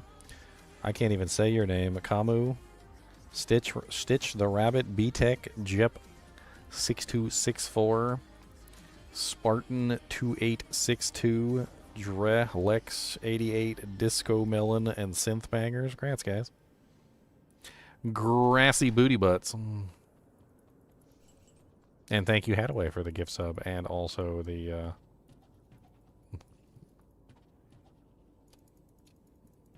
Prime sub. My brain farted there for a second.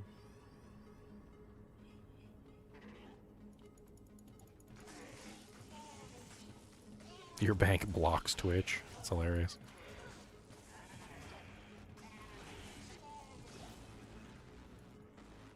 Anyway, so we were talking about Magic Find. Okay. So what does it all come down to? Right? I'll aggro with the membership on freaking YouTube too.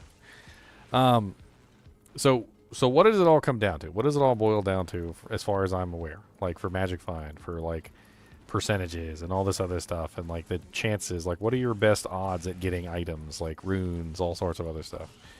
Like looking at the way that the variables function and how things work. Like my opinion is that it's better to be in a game for longer than it is to be in a game for shorter. That's one of the first things that I figured out, is that the way that the variables stack and the way that things work is it's better to click on, open, and like, you know, like just generally manhandle more urns, vases, baskets, chests, monsters, and then you possibly would ever want to manhandle. The reason is because the way that the system functions, where every single chest has a different percentage. Like a good analogy would be like this. Imagine I gave you a key, right?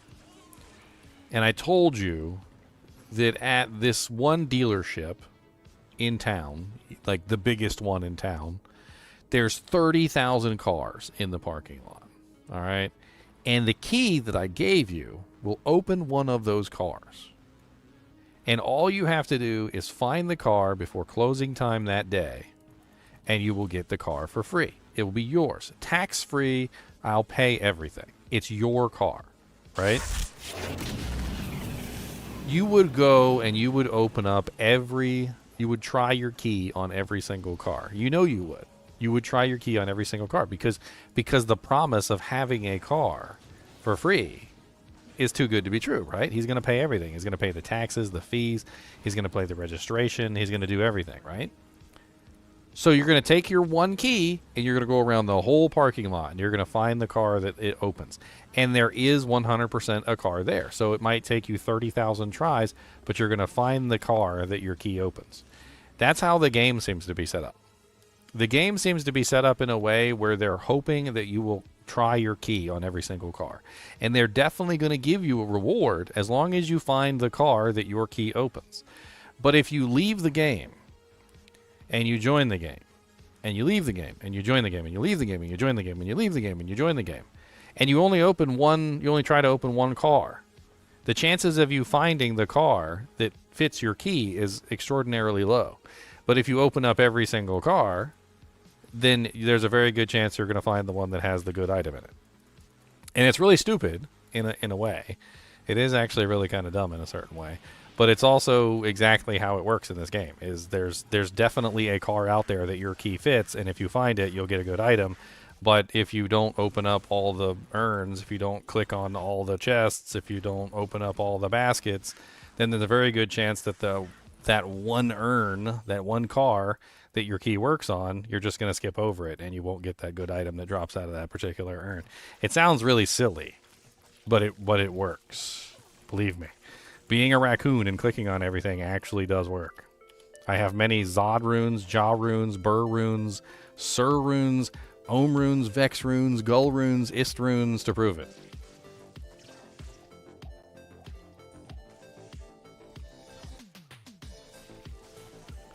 I mean, if you're farming keys, then you're farming keys. So, I mean, that's different. You're not farming runes, and if something happens to drop, then so be it.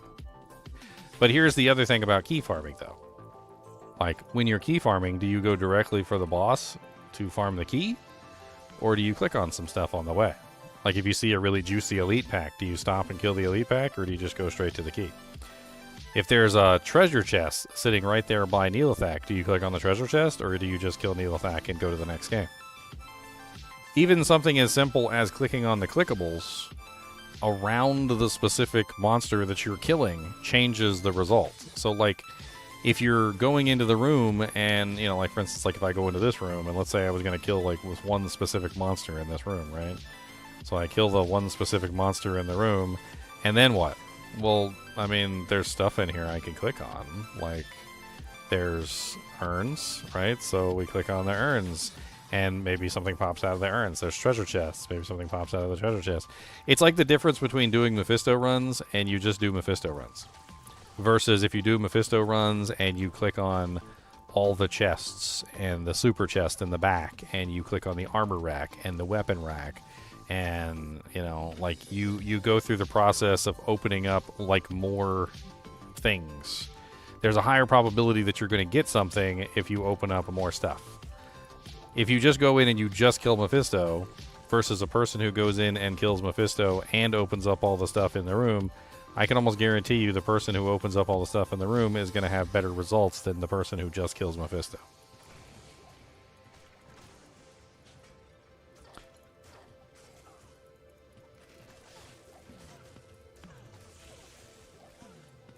So many beetles.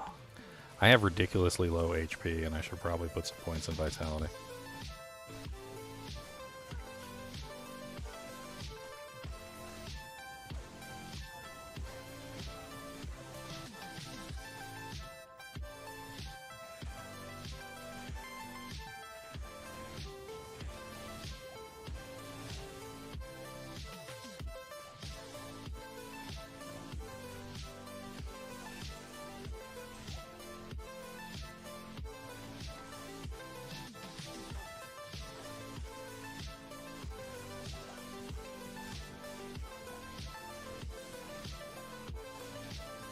A really interesting analogy is that boss farming.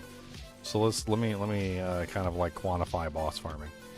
So let's pretend you got 6,000 doors. So we're back to the 6,000 door hallway, right? It's got a hallway. It's got 6,000 doors in it. Your key opens one of the doors, right? You only try the first door. That's it. That's it. That's the essence of boss farming. You only try the first door. Did your key fit? Yes, no. Most likely no. You leave the game. You rejoin a new game. You have a new hallway with 6,000 doors. You try the first door, and you leave. That's essentially what boss farming is. You're hoping and praying to Jesus that the door is the door that your key fits. And you're going to go, say, do like 6,000 runs of a boss. And let's say after 6,000 runs on the boss, they eventually drop you the item. It's kind of the exact same thing as trying your key on 6,000 doors, isn't it? Because even though you left the game and you came back, you still tried the first door. And you kept trying the first door over and over and over again. And eventually you got one of them that opened, like after run 6,152. You finally got the door to open, right? But like it's the same thing as going the other way, which is just opening 6,000 doors. You're pretty much doing the same thing both ways. There are some interesting like things that bosses do, you know, over others. Like there's that whole Mephisto glitch where you could like potentially combine items together, which was kind of cool.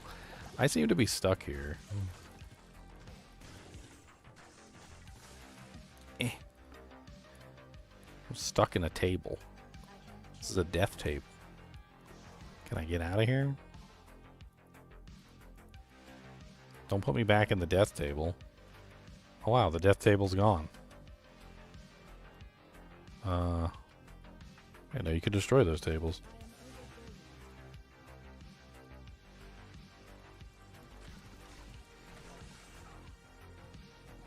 Yeah, probably be nice if I had something to like occupy Andariel's attention while I we have to get my Merc before I go fight Andariel so he can stand there and take some damage for me so I can dish out my damage.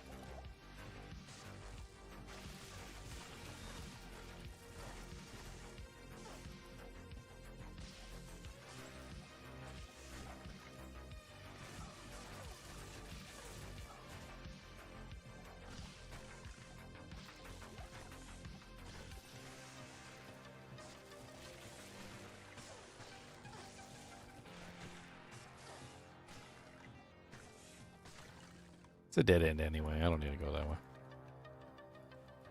Dead end.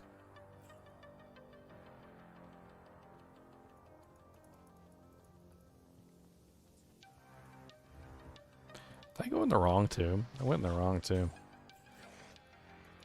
It's okay. Free EXP. You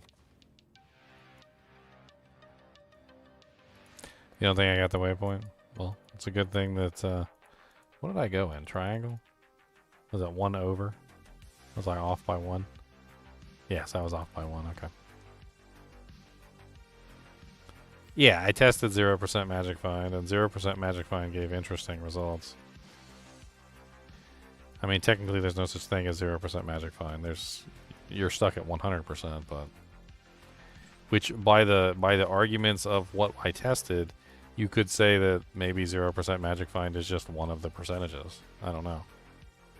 It could just be one of the percentages of like, you know, like does 0% equal a good drop? Then okay, well then 0% is a lotto winning number, right? So then there's opportunities where 0% could have a better drop percent chance than say 100, because 0% is the lotto winning and 100% isn't. So you could almost say that sometimes having Magic Find, and this is actually the case, that sometimes having Magic Find is worse than not having Magic Find.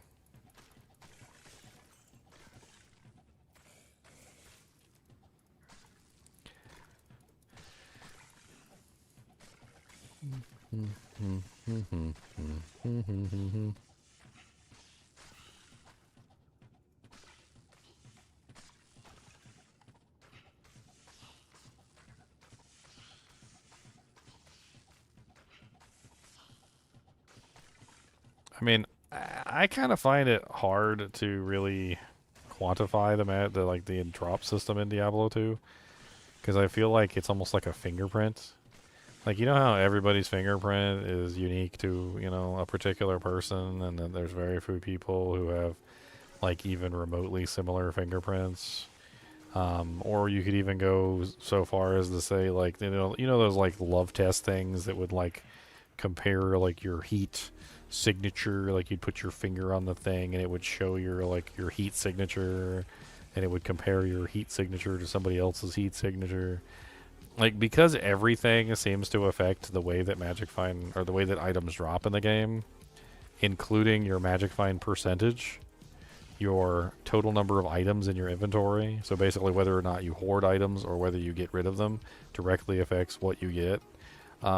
Like where you go, what you do, like what monsters you kill, whether you don't kill monsters, whether you do kill monsters, the order in which you kill the monsters.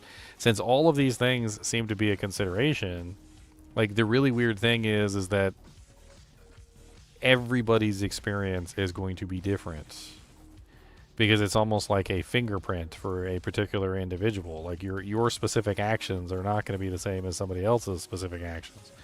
They might kill the guy on the left instead of killing the guy on the right first, and killing the guy on the left changes the results from the guy who killed the people on the right first or the left first, and so forth and so on. And so you, like, each person is just going to have a unique experience.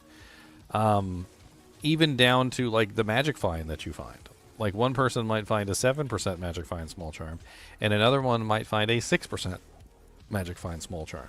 And the 7% Magic Find Small Charm is going to give a different result than the 6%, because as I just showed you, the exact percentage of Magic Find matters, right? So the experience that one person will have over another can even be just as simple as having a different Magic Find percentage than somebody else. And the really silly thing is like, say you're on, like, a hot streak, right? And you're finding all this good equipment. You're finding all this good gear, right? You like I know everybody's had it before, where you've been on these hot streaks and you find, like, really good stuff. Like, you find a Skulders, and you find, you know, like a Harlequin Crest Shaco, and you find a whole bunch of other stuff, right? I want you to think about this for a second. If the exact percentage of Magic Find matters, and you're on a hot streak, and a Harlequin Crest Shaco drops, and that changes your Magic Find percentage, and all of a sudden your hot streak stops,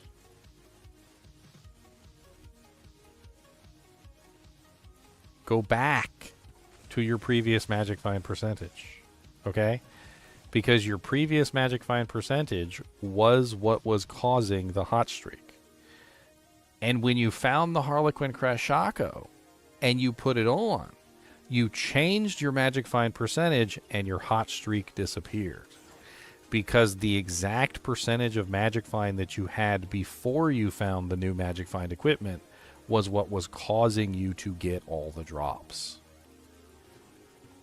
And next time you're playing, you're going to think about this. You're going to be like, oh man, I just found a Scalders, a Harlequin Crest Shaco, a freaking Heaven's Light, found a Arachnid's Mesh, and then you're going to put the Shaco on, and your Magic Find is going to dry up like a well in the Sahara Desert.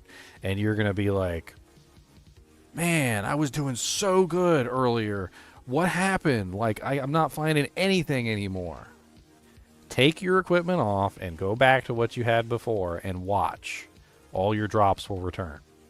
Whatever that percentage of Magic Find you had was like a magic percentage of Magic Find, and that was what was causing you to get all the drops. And when you changed your equipment, you ruined it.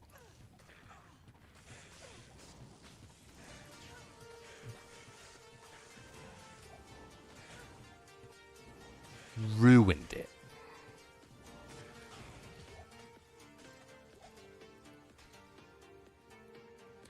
Isn't this just gambler's fallacy?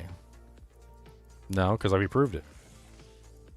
We proved that specific percentages of Magic Find had a positive result, and specific percentages of Magic Find had a negative result. And also we proved that specific percentages of Magic Find had a neutral result, which basically did nothing.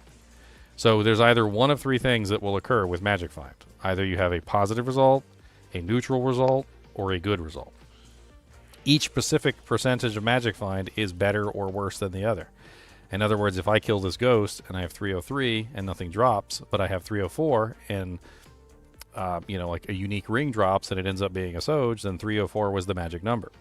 And that has been proven through the testing, is that specific percentages of Magic Find are better than others.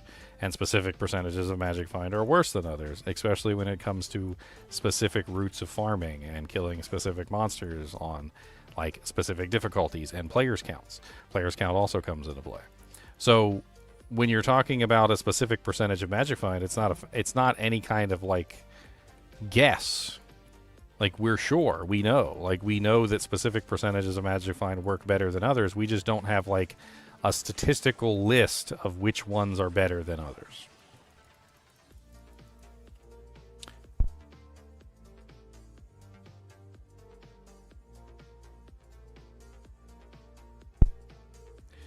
I mean, there's my personal testing and ready for use personal testing.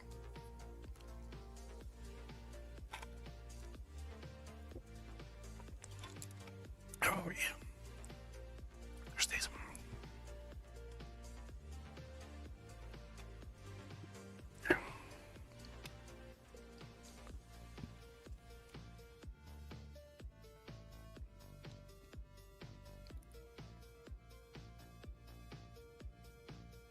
So, I was trying to give you a second to soak it in.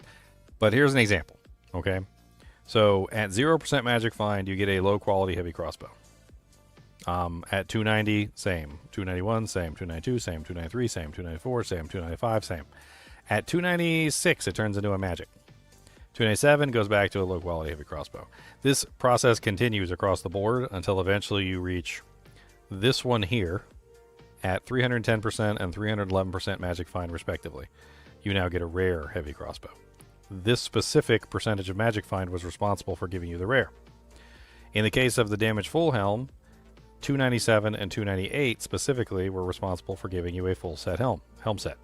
So what if I told you that, like, you know, just as an example, what if I told you that at 333% exactly you would get a Soj? You don't believe me. And I haven't tested this far because there's like millions of variables to test. But what if I told you 333 is where the Soj is? Okay? And you get 333% Magic Find and you farm for like an infinite amount of time. And you end up with hundreds and hundreds of Sojas, right? This is kind of how the whole Magic Find seems to work, is that individual percentages lead to individual results, which you end up with something like a heavy rare crossbow, and you end up with a positive result, right? There's also negative results, like no drops. At 302 and 303%, you get no drops.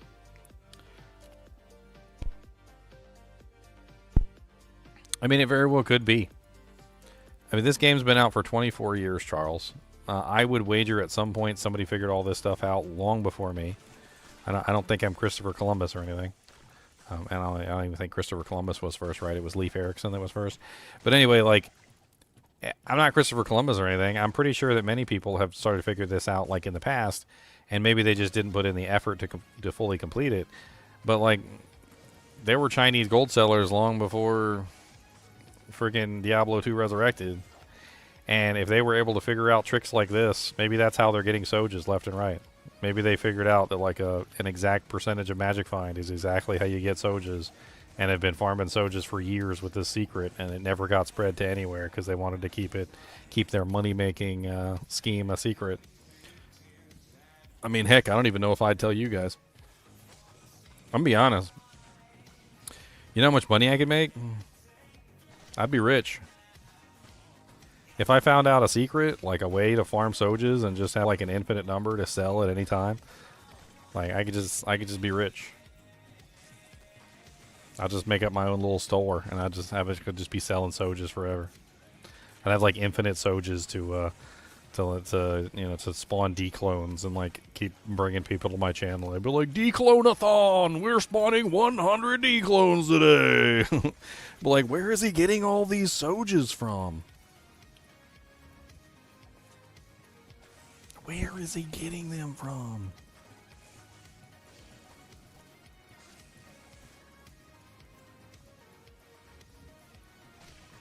I mean, I could just burn them into the freaking D-clones and keep farming D-clones until I get 2010s. Those worth money all by themselves, 2010s. I could just be farming hundreds and hundreds of D-clones and get as many Annies as I want. I could just destroy all the Annies and keep only the ones that are really high value and just get rid of those. Like the amount of craziness that you could do if you could like pinpoint farm something like a Soj is silly. People buy stuff all the time, especially on like non-ladder and stuff like that. They do like PvP. Chunks was talking about some guy dropping like $200-300 on the game because he wanted to get like some PvP charms.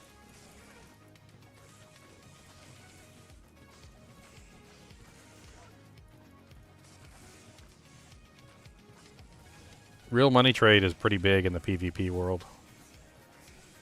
People aren't willing to farm the items. They just want the instant gratification of having everything set up immediately, and then they go do the PvP matches.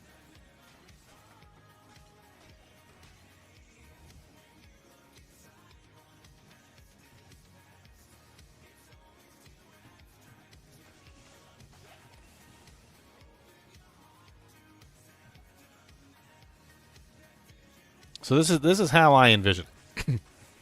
So let me let you in on the secret of like how I think it would potentially work. All right. So let's say you play single player or you bot single player. It doesn't matter. You bot single player and you record every single seed code and every single map. Or actually, it doesn't even matter. You could just bot single player. All right. You run a whole bunch of different patterns, a whole different like routes. You figure out a route that causes you to get a Soj with relative reliability. Okay. Then what you do is you program a bot to run online with the same exact route. The same route that you used on single player that would get you a Soj with relative reliability, you run it online. Now the problem with online is that you can't guarantee the seed code, right? You can't guarantee the same seed code that you were on offline. However, that doesn't mean that the item won't fall. And if you choose a target that is, you know, like easy enough to reach, like the same on pretty much all games, like say for instance, Pindleskin as an example, you could have that person run the same exact route that got you the Soj 1,000 times, 100,000 times, doesn't matter. And eventually they would luck upon the same sequence that they did when they were on single player. And that way you would guarantee one would fall every certain number of runs, and you would just keep collecting them like nonstop. You would just rake them in essentially. Now it might take you like for every 10,000 runs you might get like 100 Sojas, but if I told you that you could guarantee 100 Sojas in 10,000 runs of Pindle using a specific pattern, you would probably be like, I'm all in. Let's go. Like, I only need 2 anyway. And I think that's probably what they've done. I think they've probably learned specific patterns, and they have their bots programmed to the specific patterns that are giving them the highest yield, essentially. And once they figure out these high yield patterns, they just never deviate from them. Like every single season after season, they just use these same high yield patterns, and they get tons and tons of loot. I don't think it's a matter of numbers. I think it's a matter of finding the correct patterns so that you end up with the best potential drop loot possibilities. Like, let me give some examples. So let's say, for instance, you wanted to farm Mephisto. We'll use Mephisto. He's a popular farming topic. Or we could also use Andariel. Both of them work. So you're trying to farm Andariel, trying to farm Mephisto. All right? Now, let's say you wanted to establish a pattern to figure out what route was the best route. Like, what was the best combination of things to do to try and get the best loot from Andariel or Mephisto. So let's say you spawn in, you're in Act 3. The first thing you do is you go directly to Mephisto. You farm him, 10,000 times. You record the results of all the times you farmed Mephisto. All right? After you record the results of all the times you farmed Mephisto, you figure out what dropped from him. Like, was there any item that repeated itself multiple times? If there was items that repeated themselves, were they good? Right? Was this a good or a bad route? Right? Then what you do is you do other routes. You do, say, 10,000 times, but this time, instead of going directly to Mephisto, you go to Travancore first. This time, instead of going directly to Mephisto, you go to Lower Kurost first. Then you go to Mephisto. Or you go to Sewers, level 2. I'm sorry, not Sewers level 2, because there's no waypoint at Sewers. This time you go to Spider Forest, and then you go to Mephisto. Or you even add in more multiple variables than that. So you start going to, like, Spider Forest, Lower Kurost, Upper Kurost, then Mephisto, right? And you record all the results. You sit there and you do 10,000 runs, you record the results, you see what you get. You go, oh, look, this one, this particular combination gave me 3 Soges, an Arachnid's Mesh, and a bunch of other really good items. And you write down the combination. Okay, so the correct combination was Spider Forest, Flayer Jungle, Great Marsh, Mephisto. Right? Then you program your bot, and this is the route you use. You just use that route forever. Now, every single time you run this route, you always get an Arachnid's Mesh. It's a matter of time. It's not a matter of if. It's not a matter of will it happen. It's a matter of when. Like, you know it will happen. It's just a matter of when. Because you have the route. You know it's going to work. You've gotten like 5 or 6 Arachnid's Mesh in 10,000 runs with this particular route, right? And my theory is that if you took a bot program and you literally set it to work on this, and you did 10, 20, 30, maybe 40 different routes, you just had like a bunch of different computers or whatever running, and you just have them all going like 10,000 times, recording all the results on every single computer, and then you have it like put into a spreadsheet or something, and you look at the percentages of each item dropping. My theory is that eventually you would come out with a winning route, a winning ritual, a winning whatever you want to call it. It would be a specific combination of things that, when done before you go to farm the boss, would somehow magically force the variables in the right direction to cause the items that you want to fall. And it would be like the optimal pathing. It would take time, though. But the people that are running these bots, you don't think they've done this? Like, you don't think they've had bots running for like thousands of hours and on specific bosses? They've tried Pindle, they try Diablo, they try Bale, they try Mephisto, they try Andariel, they try, like Eldritch Shank, etc. And they switch things up. Like, they probably even have like specific routes that they take. Like, we'll go kill Pindle, then Eldritch, then Shank, then go to Mephisto, then reset, right? And over time, undoubtedly, they start to realize which routes are the best routes, because they've got thousands and thousands of runs worth of data to sift through. Like, they look at the bot and they're like, oh, this bot is doing really well. This one is running, like Eldritch, Pindle, Shank, Mephisto, Andariel, and seems to always get a Soge from Andariel, like 1 out of every 1,000 times. And then they start programming all their bots to do that same route, and all the bots are getting the same results. I'm half How you tempted. doing, Ginger? What's up, Demzit? I'm half tempted to get like some computers and just like set up bots with different variables and start running them in the background. I'm gonna start putting out like the best routes for specific bosses. That's just it, though. I'm not talking about using bots for the purposes of finding items. I'm talking about using bots for the purposes of finding the routes. Then once you have the routes, you just run them yourself. Like you go online and you just run the routes yourself. And lo and behold, a Soj drops, and you're like, oh my god, this route is amazing. I can't believe it.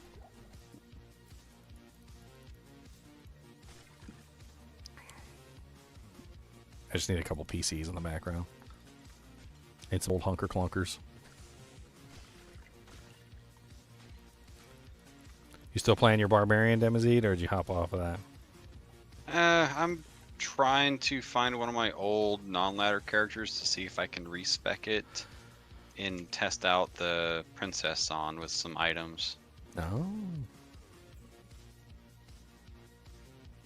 See how well the tanky stuff does with what I really want to do. What would Blizzard do if all gear was obtainable and the information got out? I mean, they could potentially mess around with the like formulas and change the routes. I mean, it would then become a game of them messing around with the inner workings of the game to try and like stop the community from figuring out the routes. But I mean, anybody who has the tools available to them could find new routes, and then once you find new routes, would spread them among the community. I mean, my hunch is that the routes are currently known by people who have been running bots for frickin' like decades, and they already know the routes, and they've been using them for a very long time. That's my theory.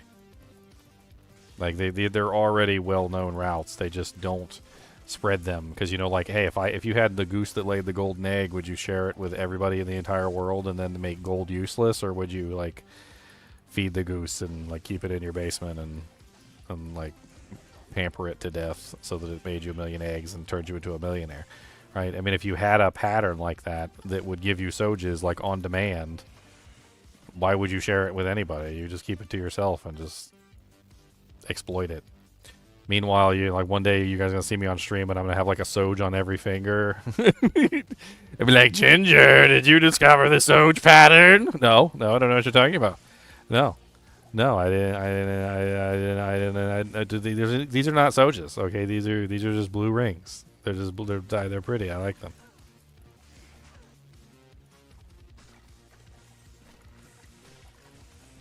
I mean, there's no way that there could be that many Sojas in the game. I mean, have you seen some of these people like on day 2 running like 3 or 4 declones in a row? Like, do you really think that what is it? Anywhere between 75 to 150? So it's 75 to 150. Is my numlock not on? Divided by 2 gives an average of 112.5 times like 3 is like 337.5. So 338 you have to round up because you can't have a half a Soj. So about 338 Sojas. Do you really think that 338 Sojas got found on like day 2 of ladder? No. Like there weren't 338 legitimate Sojas found on day 2 of ladder. I don't think anybody thinks that. Like, so what's going on here? How do they have 338 Sojas to spawn declone? A lot of people would turn to duping as the answer, which could potentially be it if they have a dupe method that works. But what if it's not duping? What if it's just a specific pattern that the botters have where they know they can get a guaranteed Soj every certain number of runs, and so after 2 complete days of running, bots, they've got like 400, 500 Sojas sitting in the bank because they're able to all guarantee like 1 Soj every like 100 runs or something, and they're just running like 10, 20, 30 bots. Like for instance, like say you had 30 bots and you could get 1 Soj every 100 runs, well, that's 30 Soges. And if you do 10,000 runs, that's 10,000 divided by 100 times 30 is 3,000 Soges, right? So, like, if you could guarantee a certain number every number of runs, but then you're running, like, a massive number of bots all doing the same exact run, then you're going to get a massive number of Soges. And that's another potential explanation as to why they have freaking, like, day 2, freaking, like, 3 declones on, like, day 2 of ladder, which doesn't even make any sense. Like, you would be lucky, in my opinion, to even get 1 Soge in the first week of ladder, let alone the first 2 days of ladder.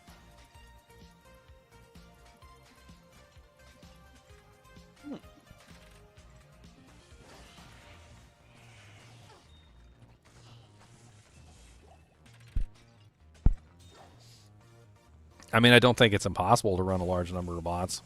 I know that there's specific techniques that you can use to remove graphics from the equation. Like, apparently there's programs that you can get to mod D2R so that it's basically like a black screen, and it barely takes any, like, processing power, and then you can set it up so that you can run multiple D2R clients on the same computer. I don't know exactly how many they're capable of running on one PC, but I guess it depends on the power of the PC.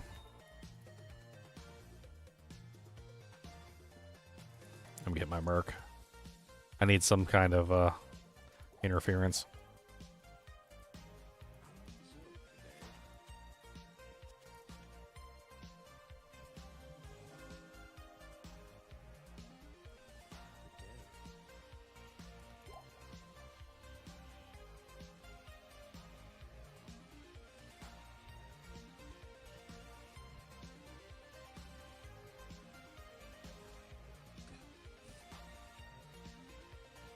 Oh, there's no faster run walk on those.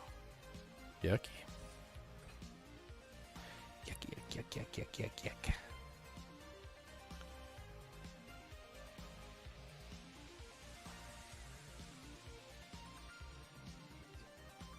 I mean, I've had tons of good items drop. Like, my raccoon method has done me well.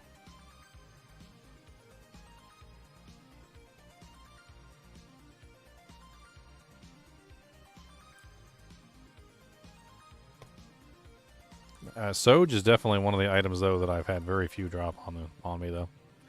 I can't really say Soges have been plentiful, because they definitely have not. They definitely have not been plentiful.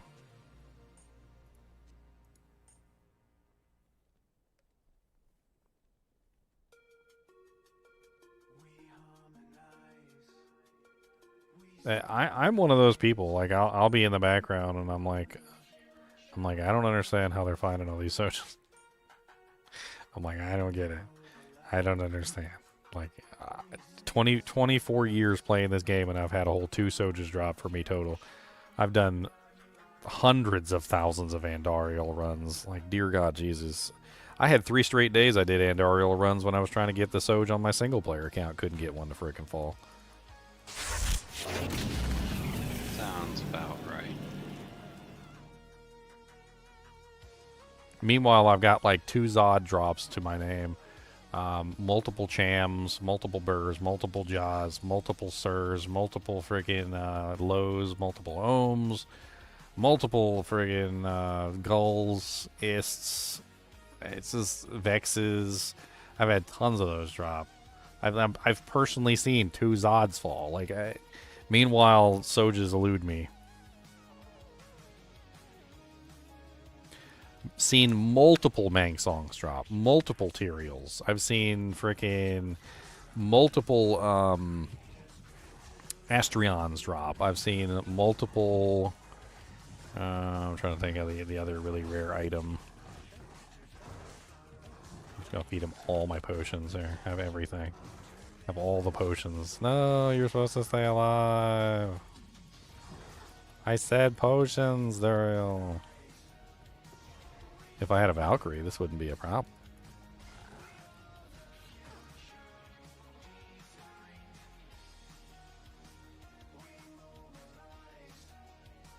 What's up, Craig? I have a Discord server. If so, can I join? Can you please send me a link in chat? Yeah, just type in !Discord. The Discord is split up into 2 different sections, though. It is split up into the public Discord and also the clan Discord. Most of the topics and conversations go on in the clan Discord.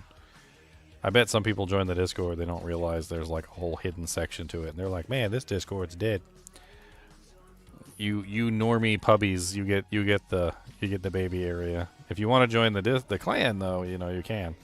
The clan rules are there, and as well as the instructions on how to join the clan. So just give them all the potions. I don't care. Just give them everything.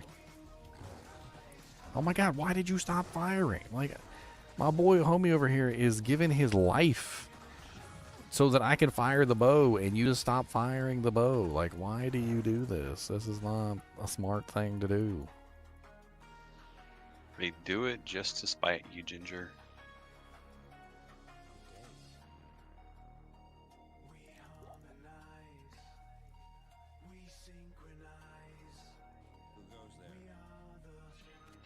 Kiko and I are coming for season 10. Oh, I hope so. I hope you guys all show up. Who cares if they don't have updates for Diablo 2 anymore? Like, I don't care. Let's show them that updates or not, we're still going to play the game, so. They better get their butt in gear.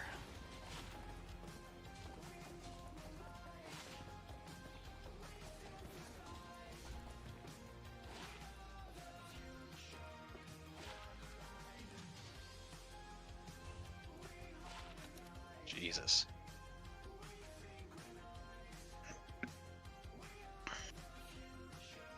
Probably optimize those too.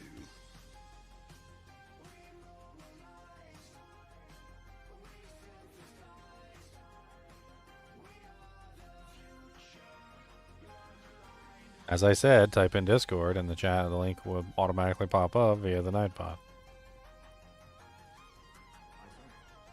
Follow instructions.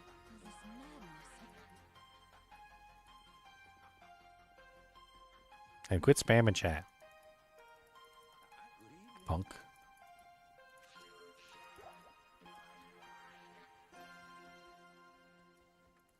So it's interesting if you go back in the past with the Diablo 2 like errors, like the way that they were badly coding things and like a bunch of bugs that were happening and like specific magic find percentages that were causing like guaranteed drops and all sorts of other crazy things that happened in like the previous versions of Diablo 2. If you go to the Ariat Summit page, I think, on Magic Find, hold on. Yeah, the Ariat Summit page on Magic Find. There's this really interesting section where they have like a question and answer, right?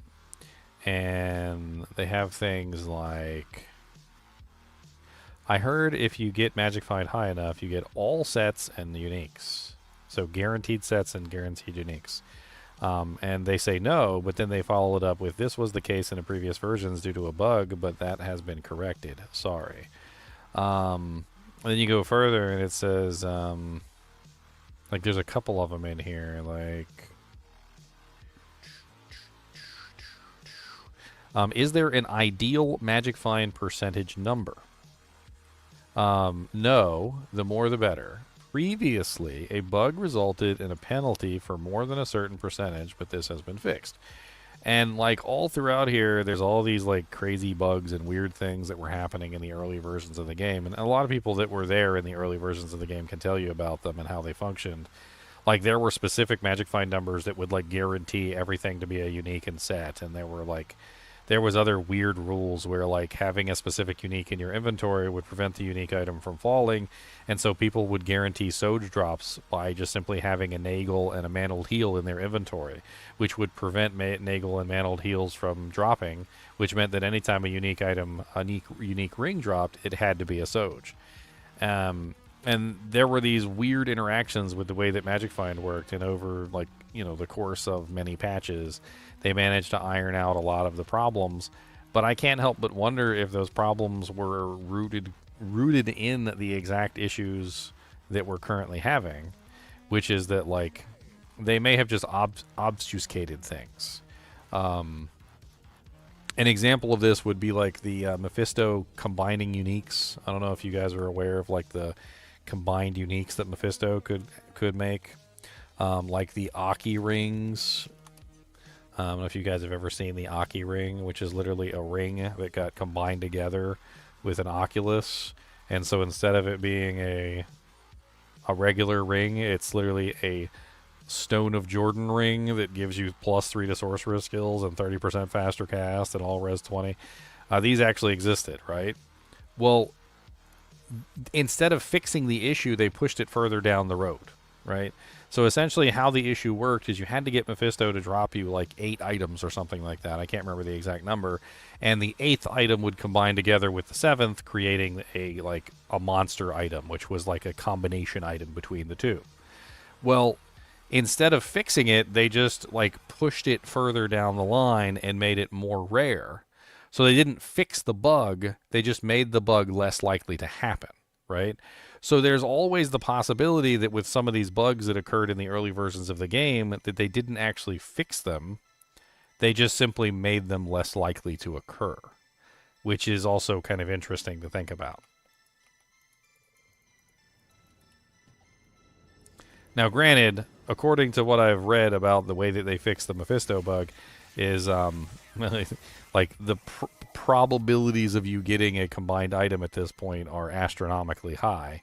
Not impossible, but astronomically high. Like they basically pushed it to the point where you'd have to be like winning the lottery like 7 times over for it to happen or something like that.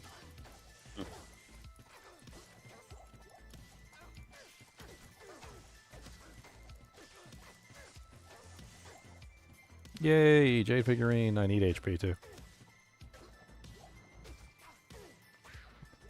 What would this bring from the right buyer?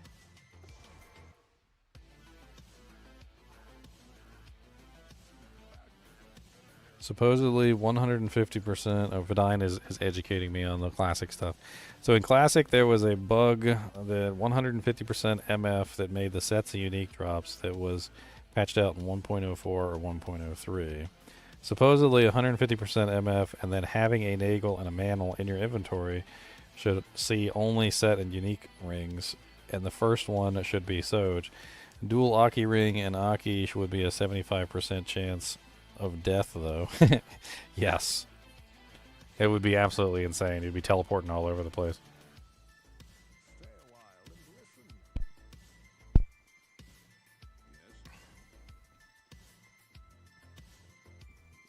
You just got back from Comic-Con in Vancouver.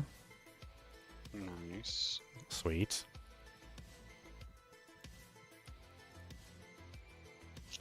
So I would say the Valkyrie is definitely a viable build, just letting her do her thing. I just have to have the tankiness and resistances to survive and not do anything. Well, what I did with mine was I used items to bridge the gap. So I didn't not do anything. What I did was I just used equipment to give me skills that I could use to be useful. So there's 2 pieces of equipment that you can use that'll give you skills to make you useful, so you don't have to spend any points, but you can still actually do stuff. So one is Titans. Sorry, not Titans. Thunder. Well, T-Gods. Sorry, T-Gods. T-Gods belt. So T-God's belt will give you Lightning Fury. And believe it or not, just the points from T-Gods with the plus the skill equipment that you're going to need to actually make your Valkyrie be like, like level 50 or whatever. You'll end up having like level 20 unsynergized Lightning Fury, and believe it or not, it will actually work. It'll work better than you think. I'm literally just going sword and shield and just letting them protect me.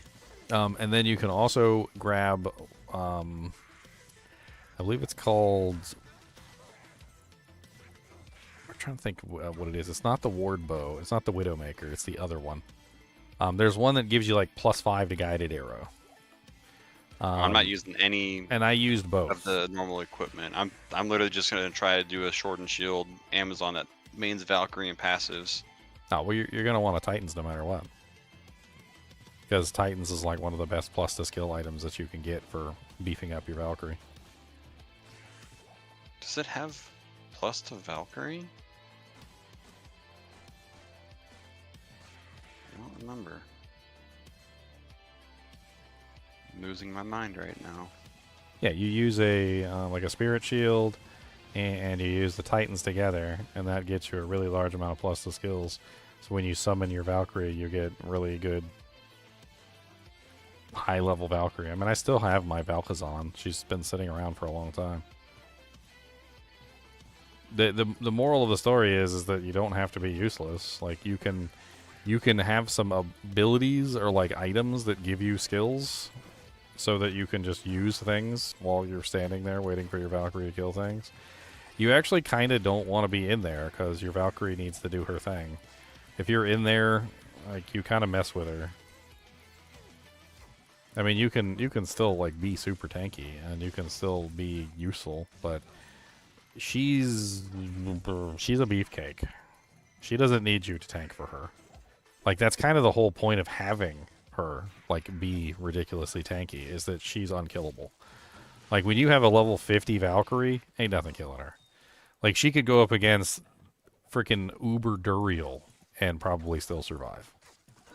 Well, let's see. I am super unoptimized right now. I have 32 total points into Valkyrie.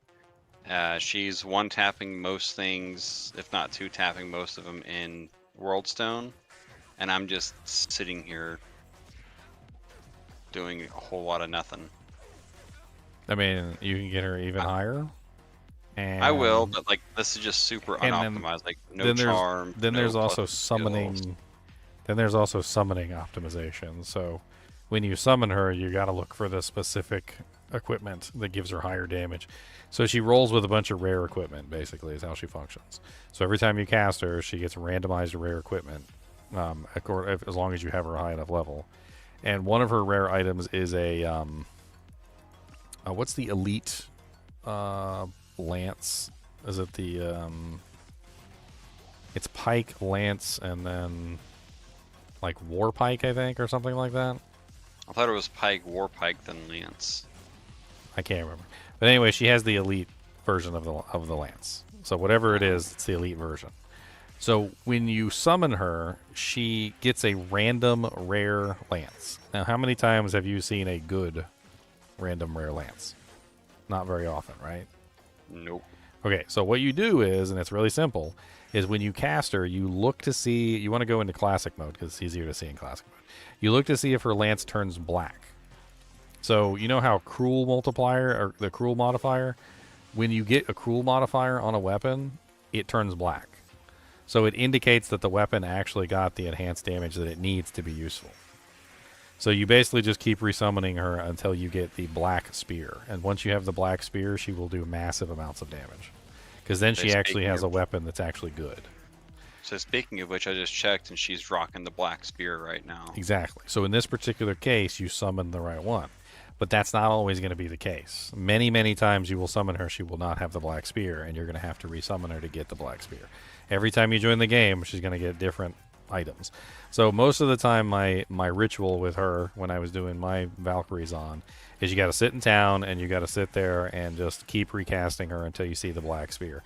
Ideally, you don't just want the black spear, you also want the red armor, which indicates a high amount of bonus life. Red armor, yeah. Or you want the blue armor, which indicates chance to cast Frost Nova. I believe that's what that one is. Those are both pretty good. Those will help keep her alive tremendously, because if she gets a huge HP bonus, because the decoy gives her bonus HP, like if you get a, say for instance, like a 100 HP, like a of the whale or whatever, right? Well, if you get an of the whale, then now she has like 500% bonus HP, and that's going to increase based off the 100 that she has. So her HP shoots up dramatically when she has access to that HP modifier. The same thing goes for her damage, because when you're leveling her up for her damage, so if you have the Valkyrie, you notice she also gets access to your penetrate, which is your attack rating, And she gets access to your critical strike, which is your double damage. So if you have maxed out critical strike, which is 100% strength for deadly strike, and then you get her that nice black spear, then she's going to be hitting like a Mack truck. She's going to get that really good damage on her attack, and she's going to get the critical strike to double it. I mean, it's all very interesting because, like, when I played her, like, sometimes I would have Valkyries that would live forever. Like, you would have a specific Valkyrie, and she would just be the tankiest, most ridiculous thing you've ever seen in her life. Nothing even comes close to scratching her armor. She's just one-shotting everything, and then sometimes you would have ones that were just the most pathetic garbage, and, like, one monster would walk up and, like, pimp slap it out of existence. And it really has to do with how the randomization of her equipment. And there's nothing you can do about it. If you roll a bad Valkyrie, you roll a bad Valkyrie. You just gotta try again. Yeah, it's tracking so far. Do I enjoy alcohol? Only one life? No, I do not. I'm not an imbiber in alcohol. I have generally avoided it pretty much my entire life. What level is my Amazon? She's 26 right now, and I'm 1 level away from my glorious insight, which is gonna, like, rock the frickin' game. Thunderbolts are gonna fall from the sky. I'm gonna start one-shotting everything. Oh, yeah, I'm already one-shotting everything. I'm one-shotting everything even more. Hey, how is that magic arrow build doing so far? I mean, so far, I'm using relatively crappy equipment in terms of, like, physical damage. Like, I have decent, like, defensive equipment. Don't get me wrong. But I'm using a superior short warbow with 3 iths in it as a test to see how much damage I can put out, and it's doing really well. I'm pretty much... this is P8 that I'm on right now, and I'm pretty much just, like, one-shotting most of the weaker monsters, and, like, Thorn Hulks. I mean, what we got, like, 1, 2, 3... like, 3 to 4 shots, and the Thorn Hulks are dead in P8. I mean, right now I'm doing pretty really good. good.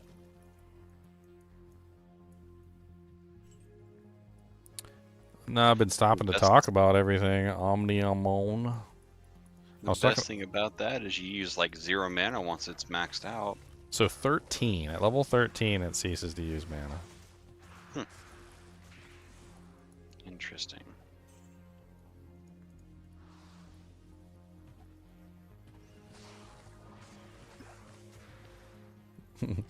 And you came to the wrong channel if you want speed runs, Omnium. I just take my time and have fun. If you like speedruns, I would recommend Kano's channel. Kano does pretty good speedruns.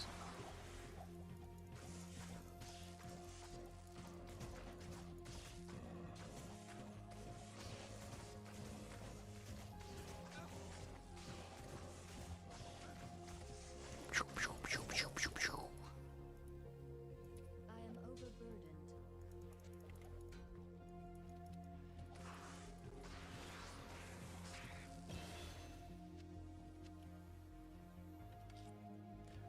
I mean, the cool thing about Magic Arrow is it's capped out at level 20. As soon as you hit level 20, it's done. Level 13, it ceases to cost mana. Around level 10, like, it gets to the point where, like, the mana cost is negligible anyway. It's like 0.3 mana, like at like level 10. And then eventually it gets to 0 once you hit level 13. A little bit of plus to skills would help that and reach that a little bit sooner. I mean, at level 20, I'm converting 43% of all physical damage to magic. The only problem with it is, of course, is that it's physical damage, right? So I need a good bow. So I'm testing out, like, crappy bows. I mean, right now I'm using a 3-socket short war bow, which is a normal quality bow, and it has 15% enhanced on it, so it's got like one good thing on it. And I just threw 3 ith runes in it, and I'm doing pretty good. At level 27, I'll have access to an insight, which I think honestly we would probably get anyway. Like, that's kind of one of the things that the groups usually shoot for, is having an insight in the group at some point. So if I'm going to use it on my character, I'm sure that's better than having it on a merc anyway. And what's your magic conversion percent at? 43%. Oh wow. So it goes all the way up to 100, but to get to 100 I have to hit level 49. So it's going to be a matter of getting as many plus to skills as I can possibly squeeze in. So this is the point at which we would switch. So we're going to switch from the ith bow to the insight bow. So the insight bow, level 27, I made it in a short siege bow, which is a nightmare base. And I didn't bother like rolling like a really good one. And I'm already up to 284 to 519. I do have some poison. Hold on, let me take my poison charms out. I still got a poison charm in there somewhere. I'm still green. No, where's that poison damage coming from?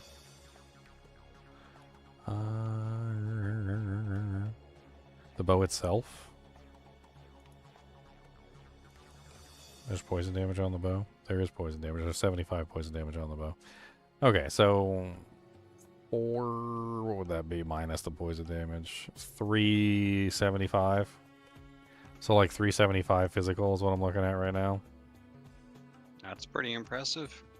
And of course, half of that is being converted, a little under half, but half of it is being converted into magical damage, which is pretty cool.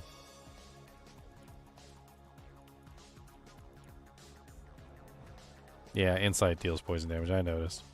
I forgot it had a, it's got a towel in there, so the towel immediately adds 75. I mean, that's good. That'll act as some anti-regeneration. It'll help for some of the harder monsters.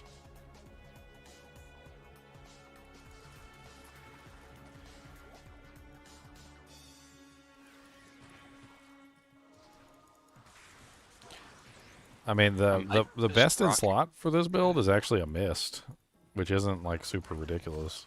Well, that gives you what, +5 to skills and pierce everything. Yeah, that's the goal. Is you want as many plus the skills as you can get to get as high of a conversion as you can. The ultimate goal is to hit level 49, which makes my magic arrow unblockable, which is really cool. That's a whole little fun mini game to try and achieve, which is going to take some crazy equipment. I mean, that's like full bow skillers.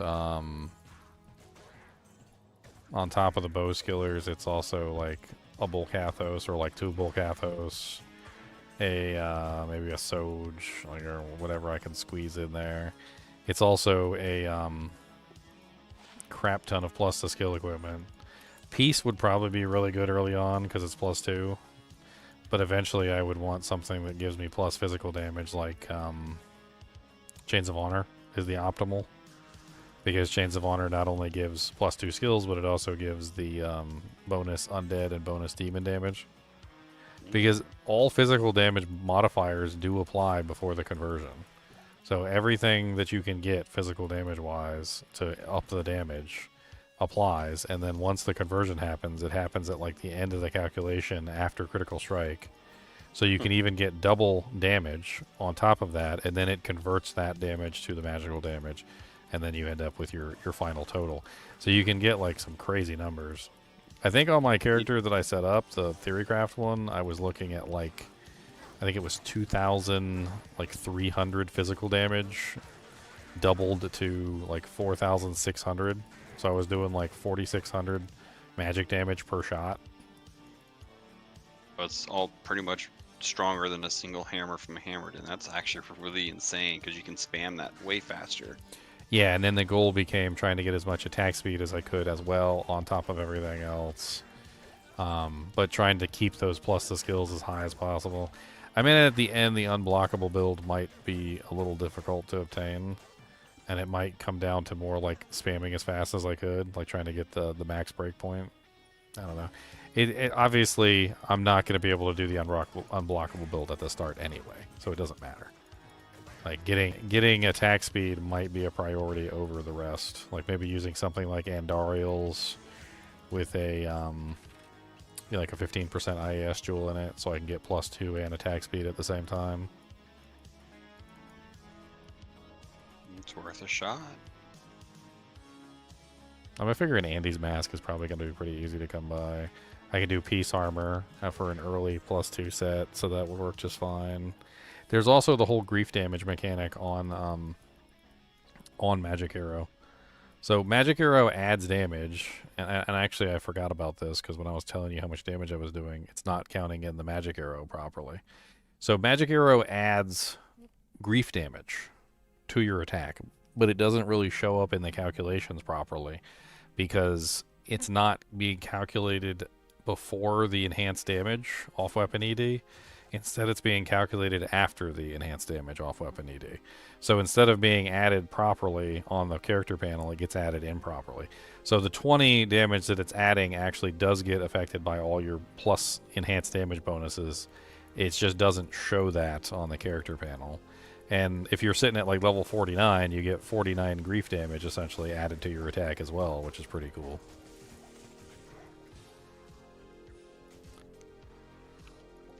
And that beefs it up a little bit more. Found a Sur rune in Trav today. Congrats, Frank. You got a half a burr.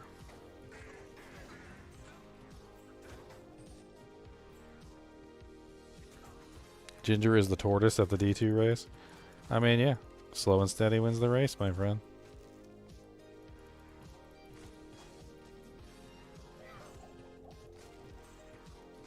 And you'll still see me at the end with Chains of Honor, Wind Forces, Astrions, Iron Wards, multiple Sirs and Burr runes. I don't care.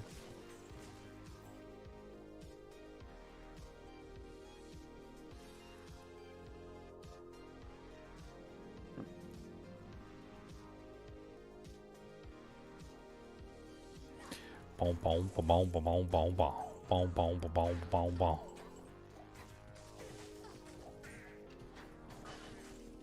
I mean, I'm fairly impressed with how much damage it's doing early on with kind of like subpar equipment.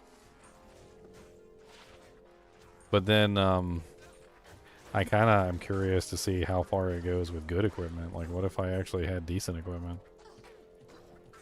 I just pulled a bunch of gear off of my other characters, like crappy charms, like +1 max damage, 14 AR charms and stuff like that, because any bonus damage you have is going to help tremendously.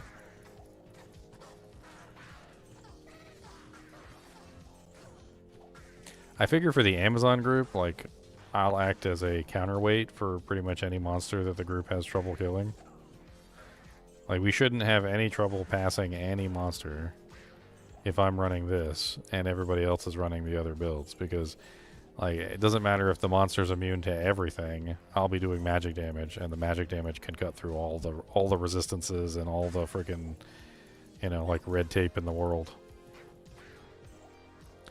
I figure with this build, I'm not entirely sure what I want to do with the other points. The whole build is literally 20 points. I mean, if you count in critical strike, which I'm not entirely sure how many hard points I would actually put into it, because it starts to hard cap off pretty quickly. Maybe 20 points in penetrate, because 20, you know, having attack rating is good. So, like, let's say 40 points max on this build. Like, what do I do with the other, what is it, 75 points?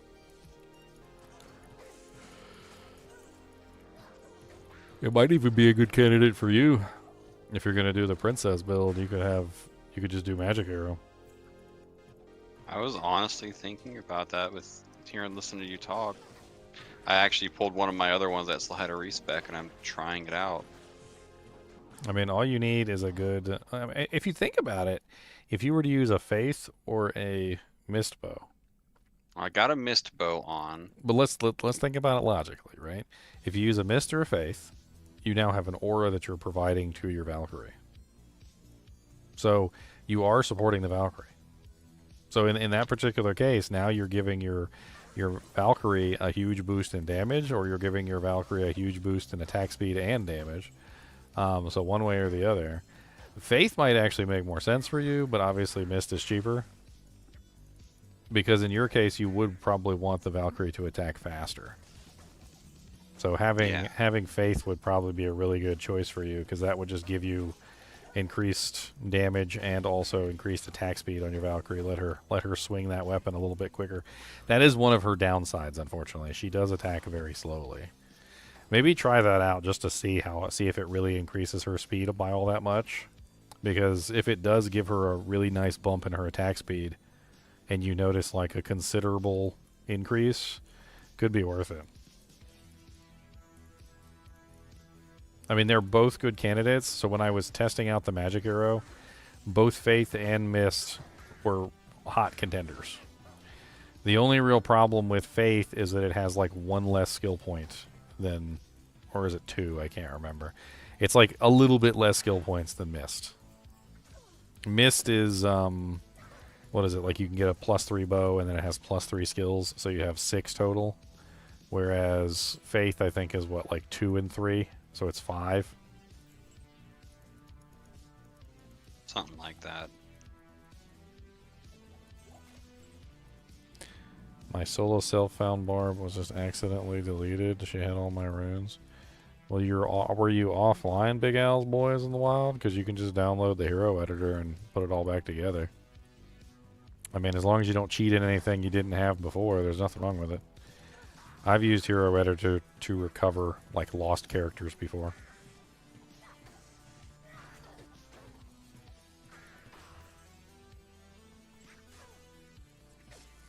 Yeah, if you're offline, yeah, just download the hero editor. I got it in the, I think it's in the description of the video. It should be. Yeah. And you can just recreate the barbarian. If you remember like what the barbarian had on him and like what level he was, you could just recreate him real quick and it works pretty well. So the way I just respect to try the magic arrow like Zon hybrid with the Mist.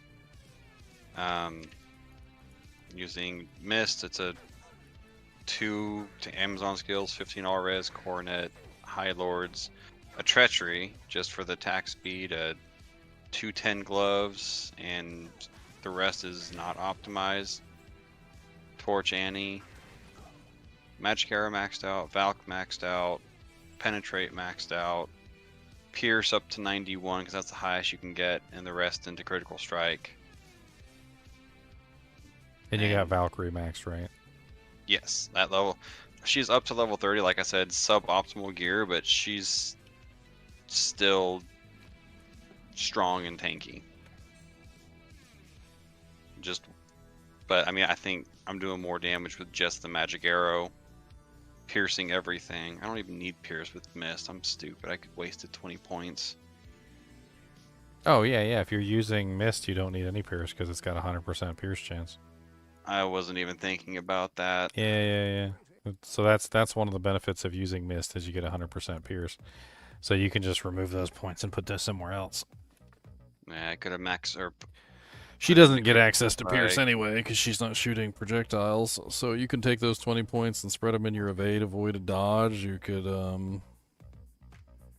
I still had another respec left Yeah. on her. How about that? So I'll try again.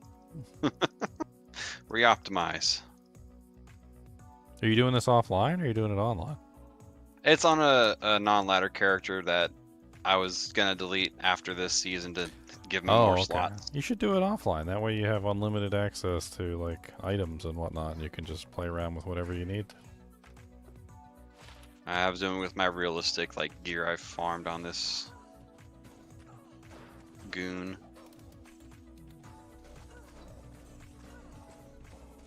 You really wanted 2 burrs so you could make infinity, Frank? Well, Okay, I mean, there if you follow my video on infinite burrs, you can have as many as you want. No hero editor required. You can do it all legitimately by exploiting game mechanics. There we go. Now I optimized her and put all those points into decoys, swapped them between dodge, avoid, evade, and see you again. See how fast I can kill Trav. I mean, I think at some point or another you want to like support her, right? I think that's the best way for you to handle this. So once you have her beefed up and you've got her like running everything that she needs to run, now you just need to support her with like, you know, buffs. So if you have Mistbow, then you're giving her concentration. You could potentially use a Might Merc, or you could use an Enchant Merc to get Enchant for her. I mean, there's a couple different ways you could potentially approach it to get various like increases. either to her damage output, her attack rating, her attack speed, etc.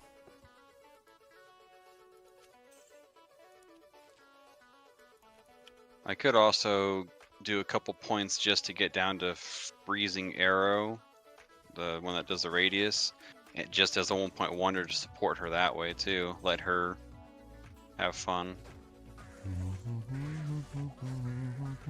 Oh no, we just wrecked Trav. I don't think she lost a point of health. Yeah, I mean, the added benefit of having her like this, the Valkyrie, is that she's going to be nigh unkillable. Not only that, but she's going to dish out tons of damage. And I think a couple ways that you could support her is, number one, stopping regeneration. That's a big one. She doesn't attack very fast, so there is kind of like a big delay in between her, abilities. So open wounds, prevent monster heal would definitely be really big in assisting her. Obviously, you already got concentration. You could do might aura on a merc. I don't necessarily think a merc is a good idea though, because there's no way that the merc is going to be able to hang where the Valkyrie can hang. Like, your Valkyrie can sit on the surface of the sun basically and not die, and your merc is probably not. gonna go enchant merc just for the AR and extra elemental damage. I mean, that might That be works for the both. best, because she's the tank, and then your merc can hang in the back and just exist. You could support her with, like, an enchant merc. Give the enchant merc a plague, and then you'd have cleansing, and that would wipe the curses off of her. Now, while I don't necessarily think, like, amp damage or anything like that would really hurt her, but if she gets decrepified, it's going to slow her down even more, and it's going to just The like decrep is. it's I've gonna, noticed that when fighting Bale, that's Yeah. the only thing that really hurt her, because she can't swing for anything at that point. exactly. So like having cleansing might be good, because then you would cleanse off the curses really quickly, and she wouldn't have to worry about getting cursed. I mean, it's nice because she won't be poisoned, she won't be cursed, you won't be poisoned or cursed either. So I mean, you basically become the support character, right? So you're the support character for her, and you think about a bunch of different ways you can assist. Well, I will say right now I'm having no problem soloing literally anything, with her just tanking everything. She's probably doing double the amount of damage I'm doing too. Is it heresy to watch D2 content in one window while playing Axis and Allies in another? I don't know. Sounds like you're just getting your fix one way or another.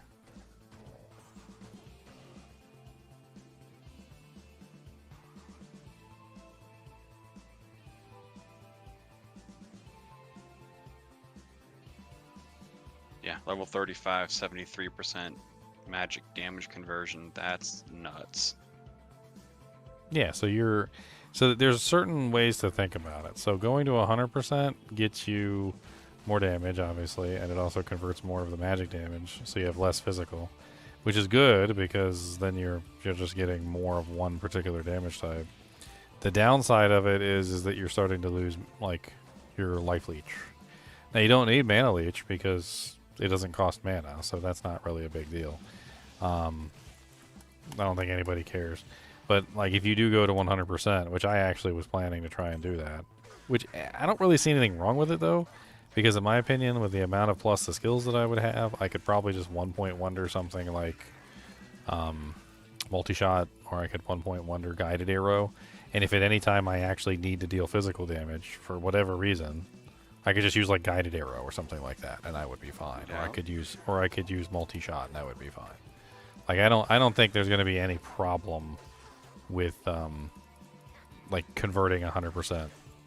In fact, I think it's just better in general to have a 100% conversion on magic arrow, and then the other ability ends up being like my physical attack if I want to do physical damage, which I don't even really see any reason to do physical damage except for maybe Ubers. I think Ubers have extremely high magic resistance, and that might be like the one situation where you would prefer physical damage. The magic immunes, Hell Bale. I mean, yeah, that's an option too. So yeah, you'd have a couple. You'd have a backup for like whenever those situations occur. Yeah, literally just a 1-point wonder though. That's the beauty behind it. But then again, you don't need it because you'd be going full Valkyrie. Yep. And I can just pump into Magic Arrow and just let that be my main damage source, and she's all the physical with the Merc adding fire. I mean, I'm kind of leaning in that direction myself, to be honest. Like, because I don't have anywhere else to put my points. Like, where else do I put my points at? I don't want any javelin skills, so that whole tree is Max just out your out. crit, max out, Um, pretty much max out everything else that you can, right? I mean, I'll That's probably end up maxing out penetrate, and I'll probably end up maxing out crit. If I end up using a mist, I don't need any points in pierce, and that's still only 20, 40, 60. That's only 60 points. So I'm still sitting on an additional ridiculous number of points that I can spend on whatever I want. Man, I just maxed out Guided Arrow at that point, so you have a good damaging second ability for those magic immunes. That's another 20. As much as I like Guided Arrow, it only hits one target. Or Strafe, you could do Strafe too, or Multi-Shot. You could literally 1-point wonder Multi-Shot. So here's an interesting thing I was testing out with the character when I was doing theory crafts. So Cold Arrow and Fire Arrow are also conversion abilities. And they also go to 100%. So an interesting secondary option could potentially be to max out like Cold One of Arrow them. or Fire Arrow or something and have it as like a swap in. So instead of doing magic damage, I could do cold damage or I could do fire damage. Like, it doesn't really matter. I can use any of the conversion abilities. Fire Arrow, Cold Arrow, and Magic Arrow are all conversion abilities.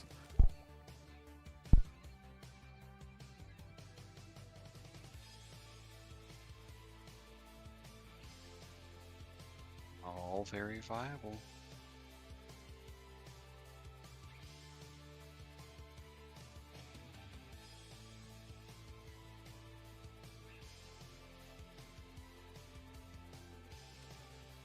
I mean, what it really comes down to is what do we use early on?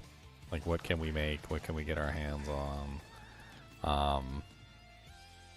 I mean, obviously, Insight doesn't do us any good because we don't need mana. I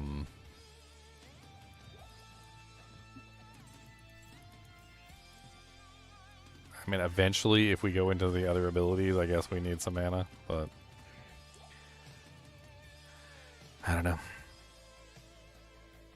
That's like another reason to just stick with Magic Arrow as my only ability. Like, who wants to worry about Mana Leech and all that other crazy, silly stuff? I'll just stack with this ability. I'll be fine.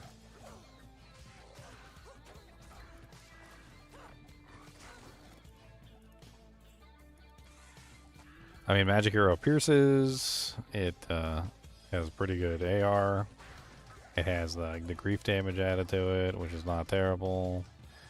It doesn't have an enhanced damage percentage on it, though. I think that's the only downside about it. Like, there's no enhanced damage on it specifically.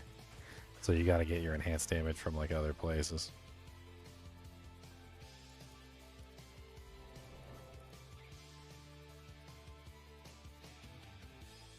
I kind of feel like it's a roundabout Bone Spear, though. We're pretty much just doing roundabout Bone Spear damage.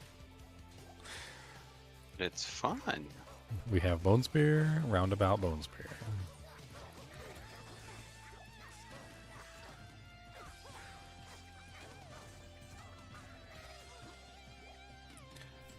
I'm also not entirely sure that running like full bow skillers is the best. I don't know. It might be that running like max damage AR charms might be better than bow skillers. I don't know. Like, every skill point you get is another +1 grief damage on the ability, and you get more AR. But then at the same time, if you had like a max damage like +10 instead, still got +10 max that way. And that just ends up being a lot more. You do lose conversion percentage though, so I feel like maybe there's a balance there. Like, maybe you have a certain number of plus the skills and then go with the max damage ones to increase your physical damage. There's I almost think there's like a formula there, like of what percentage or what level is the highest to go to where you get like the best percentage conversion. Because if you're at 50% conversion and you have a plus 10 max damage, then you're only getting 5 magic damage added as opposed to 10, right? But if you're at 75%, now you've got 7 magic damage added for each charm instead of whatever, right? So like, what level would be acceptable to get to on the skill for the conversion before stacking like max damage AR charms instead of plus the skills? Because you don't want to be at a really low percentage like I'm at right now, which is only 43%, because then you're only getting 43% of those max damage charms converted into magic. You're doing mostly physical damage, at which point you're pretty much just a physical damage character. So you're stacking physical damage. The thing about stacking the bow skillers is that instead of stacking physical damage, you're always stacking more magic damage. You're getting an extra percent of magic damage for every skiller that you add up to the maximum number until you eventually reach 100% magic damage. And then once you're at 100%, any max damage that you add at that point is 100% magic that's being added to the total, right? I do feel like 49 is a bit difficult to obtain, though. By level 49, which is the point at which it turns to 100%, is kind of hard to hit. You need so many plus the skills to hit that. And it is a bit difficult. Let's see, you get a max of 5 or 6 in your bow from... Yeah, assume you're using mist with 6.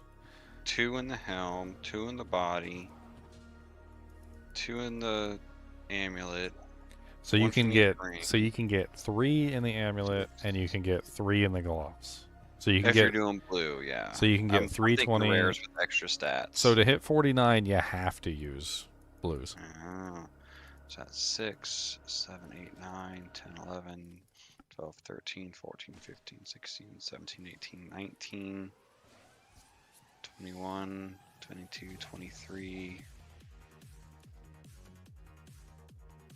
Yeah, I mean, you wouldn't have to max out. You'd need 6 bow and crossbow if you did it that way with the Annie and Torch to hit 49. You can't get 49 without blues unless you're filling your entire inventory, which is not acceptable. No, I don't think anybody I've ever played with fills their entire inventory. If you fill your entire inventory, yes, you can. But if you keep these 2 spots open, which is what most people do, you lose 2 skills there, and you have to pick them up with blue amulet and blue gloves. I think on my build I was even using a blue circlet with +3 bow and crossbow, but I don't think I think I messed up somewhere in my calculations. Yeah, I'm not going to play a character with a completely full inventory if I die, and that's just stupid. It's not fun. I see like TikTok and Instagram posts with it, and people open their inventory, pick things up. It's like, you have no space except for your cube. What's the point of that? Yeah, so to get the full amount, you'd have to go with blues if you want to actually have room to pick stuff up.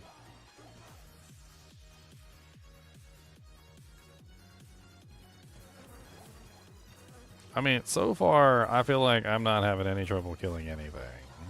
And this is just with an insight bow. I mean, granted, I'm not sure we would have an insight bow in Act 3 normal, but soul runes are kind of hard to come by. But it's not like I made it anything special. It's literally just in like a normal base. And the ith bow was working pretty good too. Like, do I think I can come across the 3-socket bow and 3 ith runes? Yes, I'm pretty sure. I'm pretty sure I'll be able to come across a 3-socket bow and 3 ith runes. And 3 ith runes might not even be the best configuration for physical damage. I'm not sure. That's the minimum damage one, right? Maximum. That's the max. I don't think the minimum was low enough level to actually be used. And plus, they're not common.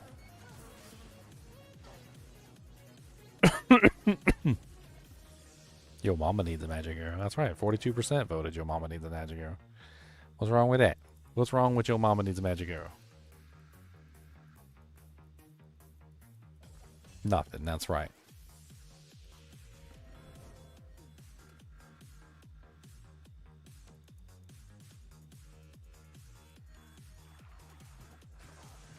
I mean, there's a lot of benefits to magic arrow. Number one, you don't need any arrows. So you literally don't even have to have arrows on your character. You can still fire it even without arrows. So like you don't have to worry about picking up arrows basically ever if all you're firing is magic arrow. You might want to have arrows in the slot just so that it doesn't annoy you, like with the notification that you need arrows. But even with the notification that you need arrows up on the screen, you can still fire your shots. Number two, like it's basically a 100% magic damage once you get it to a certain level. Like even if it's not 100%, it's close to 100%. So like you're going to bypass all elemental resistances. There's nothing in the game that's going to really like challenge you for the most part. Then you also are building physical damage. So even if you do come across a monster that's immune to magic or mostly immune to magic, you can always just switch to a physical attack and kill them anyway. Very rarely there might be a situation where you'll come across a monster that's immune to physical and magic, but I don't even Only think if ever I think that seen would one happen as- like once in a blue moon. You're talking about like one monster pack in like Act 2 for the most part. Yeah, like ancient tunnels or something like that. I mean, there's a very rare possibility, I think, that like the Bale Wave could be immune to magic and physical at the same time, but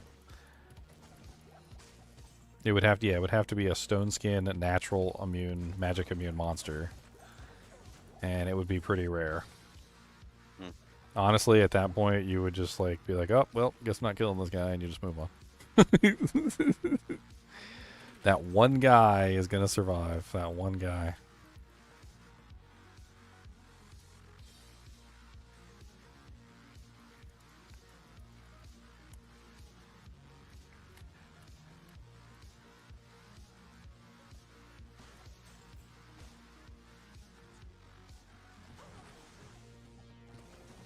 I don't know. There's a lot of like placeholder items that you could use along the way too. I mean, obviously you're not going to have a mist bow like in your hands on day one, but like if somebody happens to find an eagle horn, if they happen to find a wind force, if they find a Buriza, like any high physical damage bow is gonna be good. Like any high physical damage bow.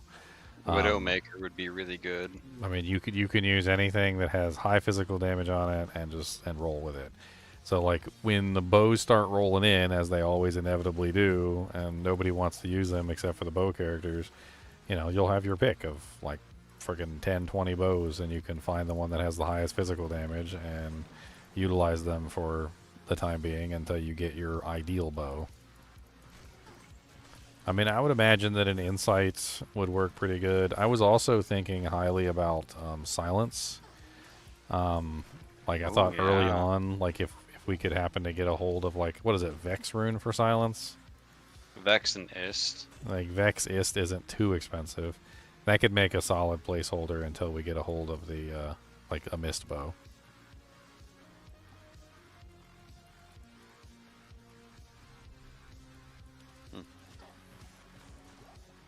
I mean, there's a couple different options. Insight is still really good. Like if you made Insight in a really high damage physical bow, I mean that would work as well.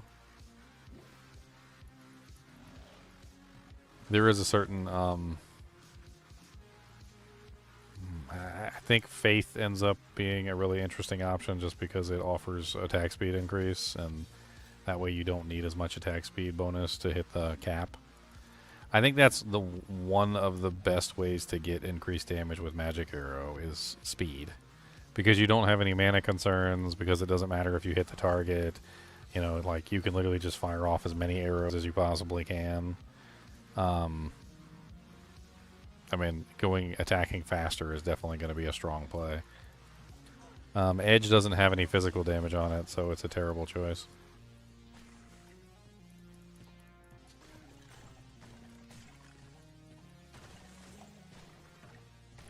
It has no physical damage.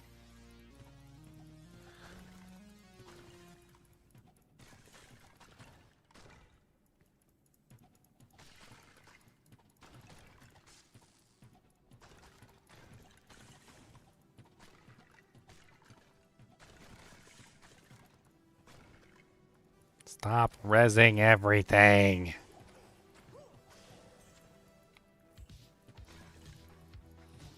Yeah, one of the traps that you got to avoid when it comes to physical damage characters is you got to make sure you don't choose those 0 physical damage weapons and rune words that are just awful.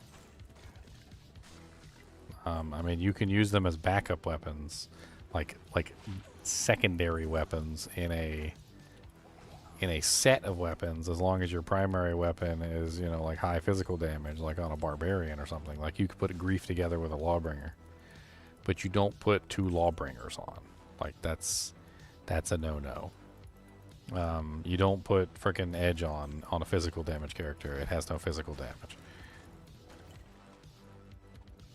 Like you don't use frickin' what is it called? Voice of Reason. You don't use Voice of Reason on a physical damage character. It's an elemental damage weapon. It has no physical damage. There's tons of them like that are basically 0 physical damage weapons, and Edge is one of a very long list of them. I'm pretty sure like Edge, Wrath, Lawbringer, Voice of Reason,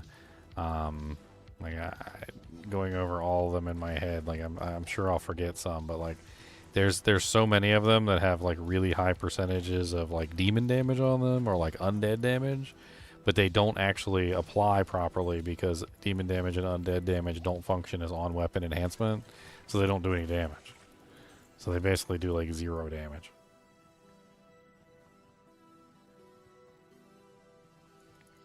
Why when I wear Nature's Peace, Shaman still revive minions? Did you get the killing blow on the minions? Because if you didn't get the killing blow on the minions, it doesn't work. If your mercenary gets the killing blow, it doesn't matter. If your Holy Fire Aura gets the killing blow instead of you, it also doesn't matter. They can still resurrect. You have to actually see the special effect happen for Nature's Peace. Otherwise, the effect doesn't actually do anything. Only you can trigger it. So if you want your mercenary to stop allowing monsters to be resurrected, you have to put Slain Monsters Rest in Peace on your mercenary, which is one of the major uses for Tyrael's Might. Tyrael's Might is like one of the only ways you can give most mercenaries, not all of them, but most of them, the ability to use Slain Monsters Rest in Peace. So if you're doing like Neelathak or something like that, and you want to get the Slain Monsters Rest in Peace so that he stops popping corpses and killing you all, your mercenary will still cause the monsters to be poppable. But if you put Tyrael's on your merc while you're doing your Neelathak runs, it no longer works. So your mercenary, when he kills things, will cause monsters to have the Slain Monsters Rest in Peace on them too. Holy Fire Aura, by the way, doesn't work with Slain Monsters Rest in Peace, and neither does Holy Shock or Holy Freeze for some reason. So when you kill a monster with Holy Shock, Holy Freeze, or Holy Fire, or Sanctuary, Slain Monsters Rest in Peace won't activate, and so the monsters will still pop and kill you. It's all very interesting. I tested this back on one of the seasons I was doing a Tesla with Griffins, with double, why am I forgetting the name of them all of a sudden? Double Dreams. And every time the Dream Pulse killed a monster, Neelathak could still pop it. It was rather upsetting. It meant that I literally couldn't farm Neelathak without having unfortunate accidents on a regular basis.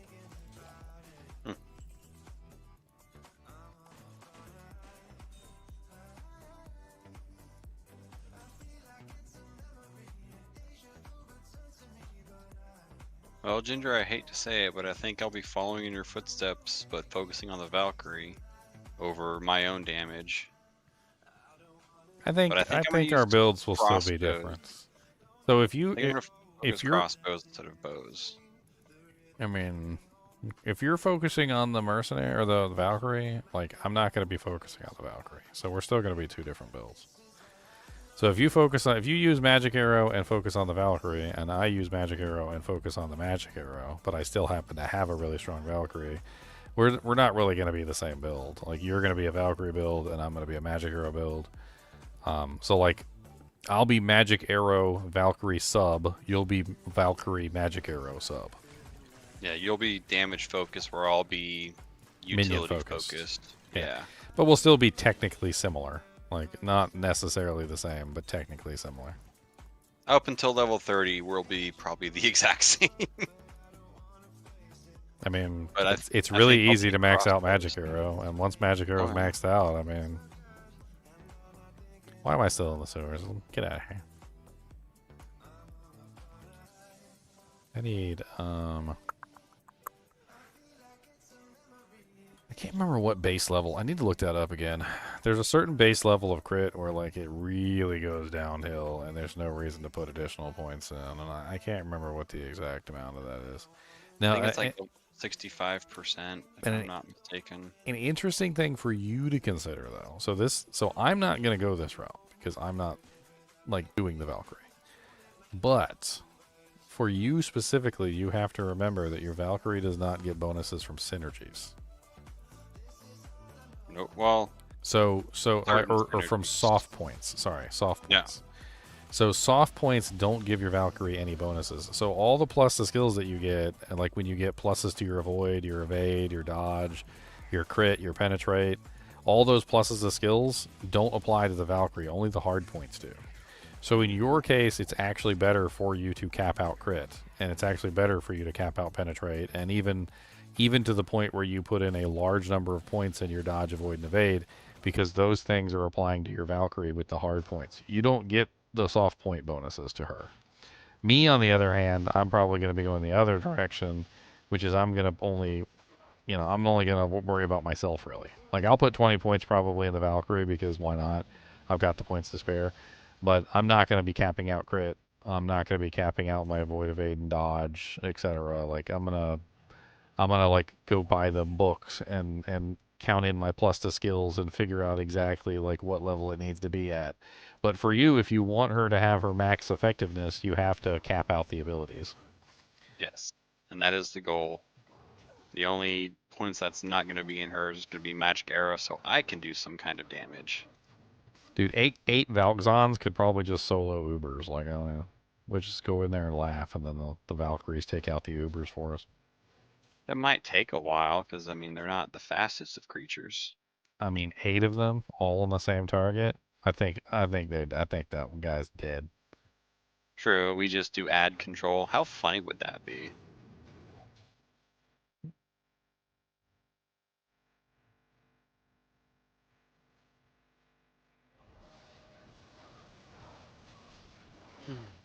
Help combat try. Boom, boom, boom, boom, boom, boom, boom, boom. Boom, boom, boom, boom. I mean, the benefit of this build is that the majority of the monsters in the game have 0% resistance. I mean, there is a downside to it, which is, you know... Actually, that's something that you might want to consider, is that, like, the physical side of things. So your Valkyrie is most likely going to get a benefit from an amp curse. So if you had some kind of amp I was curse... thinking Atmas. Yeah, if you had an amp Well. curse in the build, that would definitely help your Merc. She can actually apply amp. Did you know that?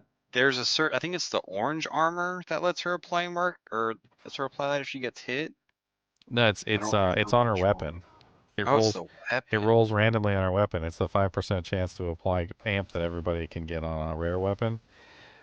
You Mhm. can't tell whether she has it or not unless you actually go out there and fight. I actually had a couple games when I was doing my Valkazon where she was applying amp, and I had to like stop and double take. I'm like, where's that amp coming from? Like, do I have amp? Does anybody around me have amp?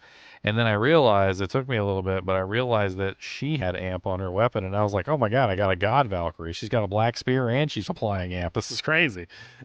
It's always nice when that happens.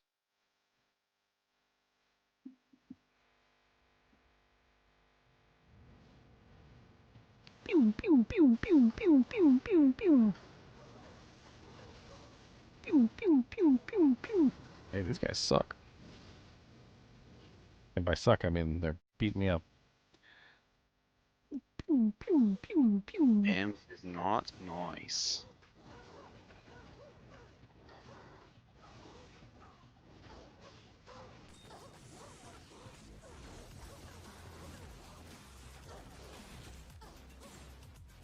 Ooh, I just thought of another bow that you could use that could be fun for damage purposes, not necessarily for skill purposes. That would be Brand. Because then you get the double magic with Bone Spear. Doesn't Brand have amp on it? It does. 50% chance to cast it on hit. No, when you're hit. Let me double check. It's when you get hit. You got to get in there and get beat on. I mean, it's a really good chance, and it's a really high level, so it's actually worth it. Brand. Oh, it is 35% chance, level 14 amp when struck. Yeah, it's a really high percent, and it goes off all the time. Like, you just run in there and And get smacked like 1 time or 2 times, and it like pops I off. might run that actually, because that's also prevent monster heal. Mhm. And it fires explosive bolts as a secondary. Good luck getting a jaw low for that though. You've seen barbarians use Brand just to amp stuff. I mean, yeah, it's a swap over, let them smack you a couple times, get amp, swap back. Like, it's an option.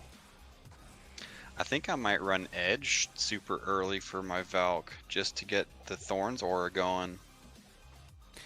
Edge And is to not prevent Edge is not really an early rune word, unfortunately, because it's got am in it. I mean, Everybody's gonna maybe want by the am for time- like spirits and other things. Like, and on top of Yeah, that, they don't maybe if drop we get off it lucky. until like Nightmare. It doesn't have any physical damage on it either, so no, like I said, it would just be mostly support. I think the one I really, you'd probably be better off just putting it on a merc. yeah, I think. where's Like, if that? we are Harmony? able to make an edge, just throw it on your merc and let her be the Thorns bot, and then you use something that's actually worthwhile. Yeah, if that was a Soul Co. Harmony wouldn't be too bad either, because that's a bunch of elemental. It doesn't help a whole lot, but it also gives +6 to Valkyrie max, 3. which is asterisk to 3. Yeah, 3 for you, 3.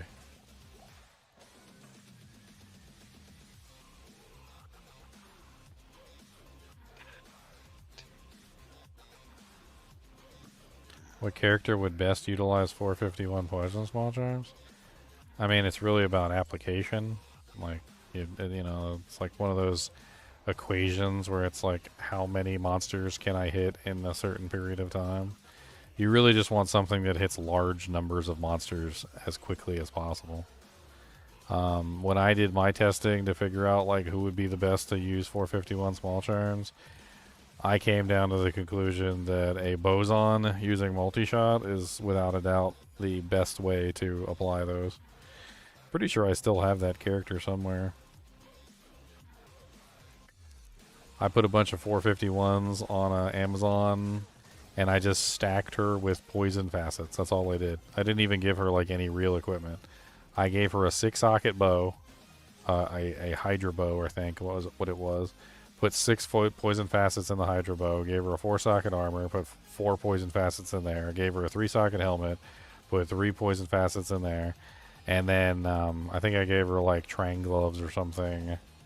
And that was it. And I literally would fire like one multi-shot, and everything would get like instant gonorrhea and would just melt away to nothingness. And there was nothing anybody could do about it. And of course, I used a poison sunder to make sure that the poison resistance was sundered, so that I didn't have to worry about like breaking the resistances. Dogs want to go out. I'm pretty sure I still have that character somewhere. I mean, getting that many 451 poison smalls is the issue. You know, good luck. Like, you're probably not going to ever get that many 451 poison smalls. I would lower your expectations to what's the one, the other one? It's like the 225s, I think, or 224s or something. I would lower your expectations to the 224s, because those are the ones that are actually findable. You can't find 451s. 451s don't exist. They are crafted, from what I understand. That's where 451s come from. They're crafted. That's why you'll never see one actually fall.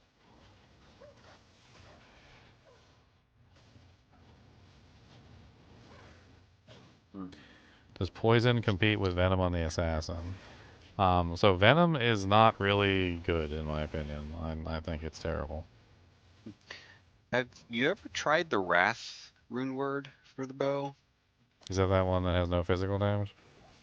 Yeah, it's chance to cast Decrep, chance to cast Life Tap, damage to demons and undead, magic damage, lightning damage, crushing blow, prevent monster heal, cannot be frozen.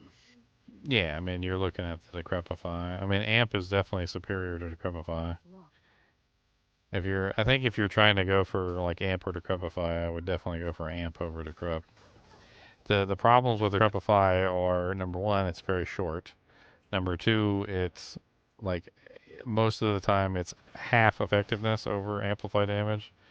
I mean, amplify Yeah. reduces their resistance by 100%, whereas Decrepify only reduces their resistance by 50. So if you're trying to increase the physical damage of your Valkyrie, amp is definitely going to be the better of the two. But then on top of that, if you're using Wrath, you're going to stunt your physical damage. I mean, you could go with. I mean, I'm not planning on using it. Have you ever? I'm just wondering if you've ever used that rune word before. I don't Just think testing. anybody really has ever used it because it's kind of poopy. Yeah. The lack of any physical damage on it makes it very bad. If it had like 200 to 250 ED, it would probably It'd be be a amazing. much more used It'd be weapon. amazing. But that's a common theme among the items. So like Lawbringer is one of them that has Decrepify, but it has no physical damage. They also threw in I'm trying to think here. There's a couple of them like that. Like they gave Edgebow thorns, but they didn't give it any Rift. physical damage. They have a tendency to do that kind of thing where they add like one thing to the bow which makes it really good, and then they take away the physical damage as a penalty. They're like, oh yeah, this bow's amazing, so you can't have any physical damage on it. Unfortunately, that usually just gimps the bow or the weapon and makes it relatively useless. Barbarians are like one of the few classes that can actually get good use out of Lawbringer because they can pair it up with something else that actually does damage. Unfortunately, with a bow, you can't really fix that. There's no way. Nope. There's no way to fix the lack of damage on the bow, unfortunately. At least with the unique items, you could socket like a 40% enhanced damage jewel or like a 50% enhanced ohm rune into it and get a little bit of on weapon ED. But the rune words, if they don't have any enhanced damage on them, you can't add it. There's no way to add it onto the rune word.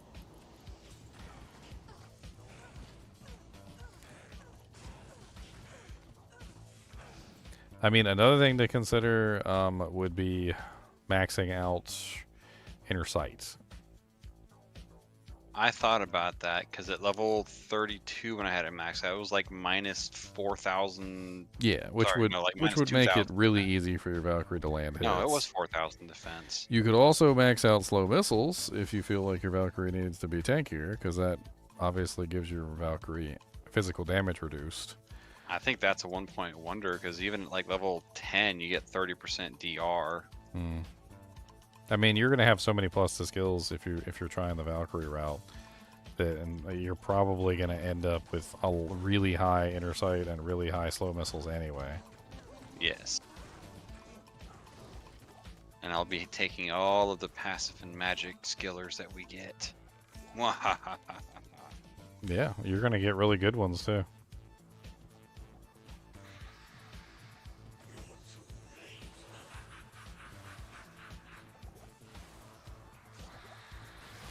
I have no potions to hold me up. Da-doom-doom-doom. Why do I have no potions? Tis a good question, sir. Tis a very Oh, good boat trick time. I didn't even mean to do this. I was just collecting potions.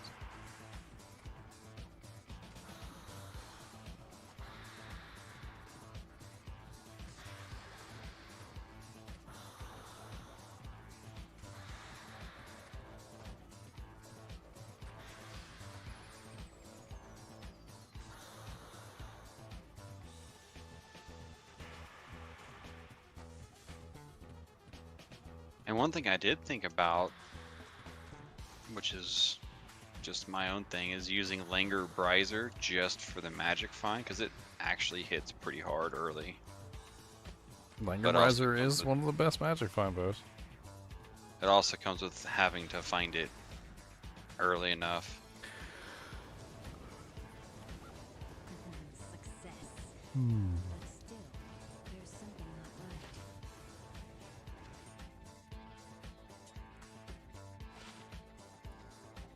Isn't there a bow that just gives like massive plus to skills and also Valkyrie bonuses as well? I maybe. Let me check, because that would be unique. It's either Melody or the other one that sounds Oh, the same. it's Harmony. Harmony. It Well, gives up to 6. Well, no, but it's 3 for us. it also gives like more skills on it, doesn't it? Like one of them has skills on it, and it also has Valkyrie on it. Harmony doesn't do that. I That's was looking the at them elemental one. earlier. Hold on, Harmony and Melody. Those are the two bows that I'm thinking of. It's either one or the other. No, but I Melody is 3 bow and crossbow, 3 critical strike, 3 to dodge, 3 to slow missile, and 50% enhanced damage. So it's kind of low on the ED. Harmony is no plus to skills, but 3 to Valkyrie, and nothing else. So I'm thinking of Melody. That's the one I was thinking of. But Melody doesn't give passive and magic. It only gives bow and crossbow. That one's actually super cheap, by the way. That one's just Shale Co Neff. I'll say another route I could go if I don't want to do magic arrow, but I still want to use it, is rocking a Witch Wild String, because that's a level 20 magic arrow plus good ED, chance for amp, deadly strike automatic, and 40 res with 2 sockets, and it can be upgraded. Witch Wild String is decent. It does have low physical damage, unfortunately. It's It nice. does. It's okay. The amp on it is good. It's not exactly the best percent chance, but if you go with like 2 shales and you max out attack speed, you could get it. The magic arrow doesn't benefit from the amp, unfortunately, but your Valkyrie will. No, but that would save me 20 skill points too if I use that, and I would still be at 43% fr- a conversion.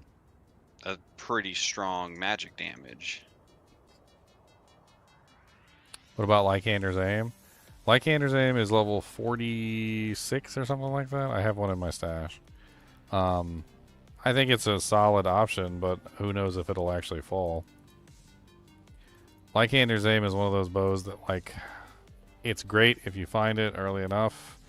It's not great if you find it too late. Like, too late, you'll pass it, and it won't be any good. Too early, and I mean, if you can find it early enough, it's amazing though. I mean, if you 40 find it before you get 42. a good rune word or something, It's level not- 42. It's always viable for just the 4 to skills, really. I mean, ideally, someone finds a Wind Force or a Eagle Horn. That's what I'm hoping for. Eagle Oh, Horn or Wind hell, Force, either definitely. one, and then I would use those until I transition into Mist. What about Cliff Killer? Would that do it for you? Cliff Killer would have to be upgraded, I think. That's the exceptional version, or exceptional bow. Yeah. The Eagle Horn is the elite bow, and it's actually kind of common. It's I know, not it's not very as good as Wind utilized. Force, but it's really good. Like comparatively to like many bows that you can potentially put on, it's one of the better physical damage bows. It doesn't Yeah, 'cause quite it also compete. gives you attack rating, dexterity, ITD. Yeah. So it's super easy to use that early on as a stopgap bow. Same thing, like if you happen to find a Wind Force, that's also an option. But Eagle Horn is going to be more common and easier to come by. Hmm. But I'm going to be looking at crossbows for my main weapon, so let's see. Lead Crow has Doomslinger for Pierce would be decent. Langer Briser. Someone could rock a Pus Spitter just to get the lower res proc for the elemental folks. That's all that would be good for. Frieza and Demon Machine. I have a feeling we will see more like Jav Spear than bow characters. We might be two of the only bow characters for all I know. Yeah, from what I saw of the 4 of us out there, now we're the 2 bows. There was 2 Javs. Yeah, there's already a poison and a lightning Jav. And there's But I probably will going to be a gladly- fizz. There'll probably be a fizz spear and a fizz lightning, or a spear lightning as well, because spear lightning is really powerful. I'm assume maybe we'll get a freezing arrow and an exploding arrows on, but I don't know. I would hope so. I mean, with all of the different types, if we do have all types of damage, magic, fire, lightning, ice, poison, and physical, like, we'll be set. Like, we can, we literally will have no issue whatsoever dishing out punishment to any monster that comes along our path.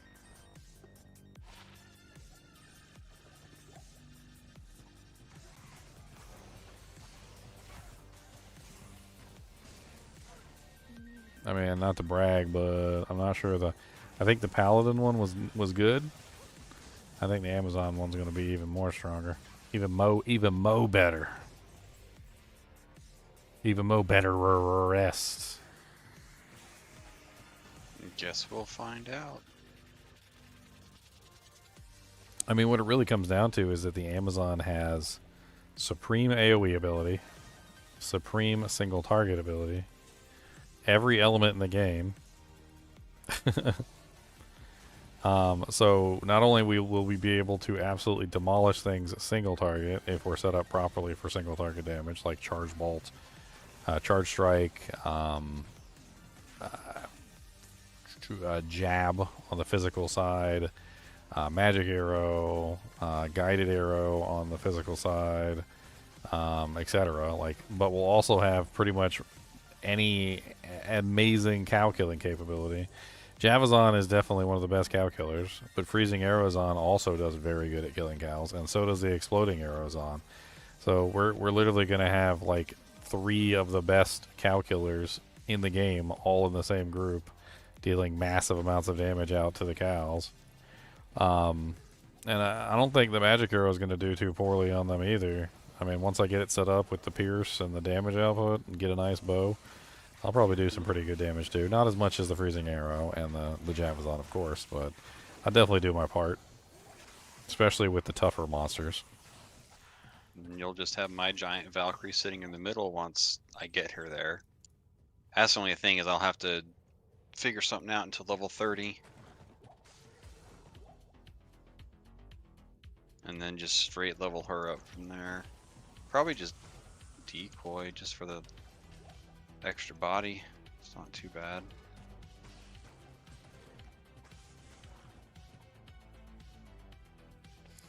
Question for solo self-found boson. At the moment I use Insight double bow. What would be the next best thing I could work for? Honestly, what you're hoping for is something like a matriarchal or a grand matron bow insight. I mean, that would be like one of the budget options for high physical damage.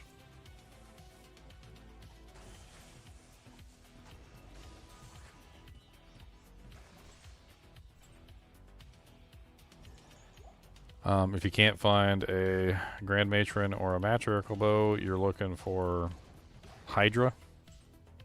Hydra would be another option. The exceptional version is the Gothic bow.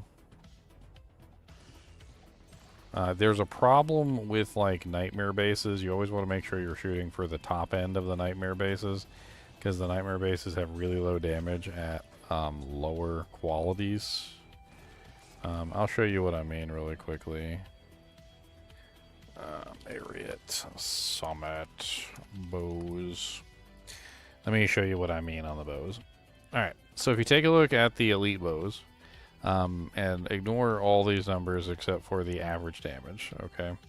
So you look at the average damage, and if we scroll down to the best bow, which is the Hydra bow on this list, you see it's an average damage of 39. The Crusader's bow is also an average damage of 39. Some of the faster bows are 36.5, 36.5. You notice how there's kind of like an equilibrium with these, is that like the damage is very similar, Even though there are some lower numbers in the mix, they're still like at 30 or above, and they're all very close together. When you take a look at the exceptional bows, and this also applies to the normal bows, you'll notice that there's a really big disparity between the lower end bows and the high end bows. So as an example, if you look at the Gothic bow has an average damage of 30. Okay? However, if you look at the double bow, which is the one that you just stated, it has an average damage of 18.5. So you're using the one of the lower end exceptional bows, and that even though it is exceptional, it's kind of like one of the crappy ones in the exceptional category. And this applies to basically everything.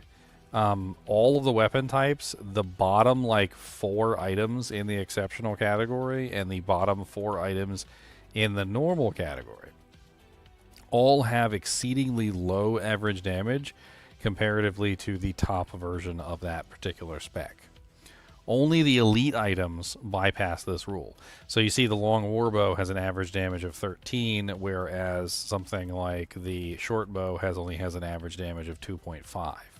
However, if you take a look at the elite bows, the spider bow, which is the same thing as the short bow, has an average damage of 36.5, and the hydra bow has an average damage of 39. So you notice they're actually close together, and they actually like represent equivalent items, right?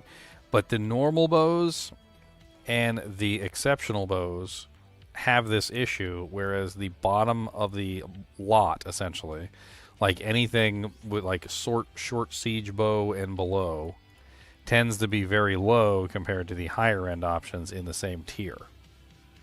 So when you're looking for like exceptional bows, you always want to make sure you're looking for like large siege, rune bow, or gothic bow. With the exceptional tiers. In the normal tiers, you want to make sure you're looking for like long battle bow, short war bow, long war bow.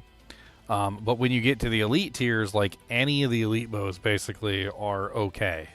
You still want to shoot for like the Hydra bow or the Crusader bow because they have better average damage in general.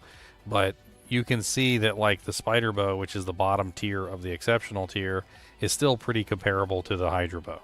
It's not quite as good, but you're not missing out on a huge amount of damage like you are with your double bow, for instance, which only has 18.5 instead of 30, which is what is that? 1.5, so 10. So you're missing 11.5 average damage because you're using a double bow instead of a gothic bow, which is a pretty big difference in damage output.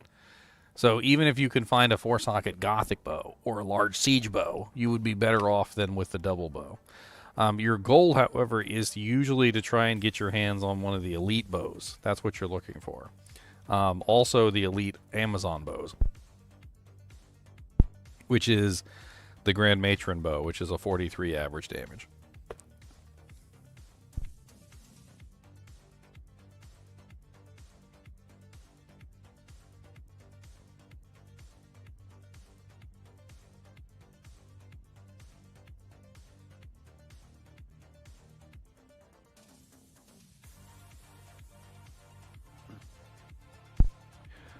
What about a CTA and a bow? I don't think I've ever made a CTA and a bow.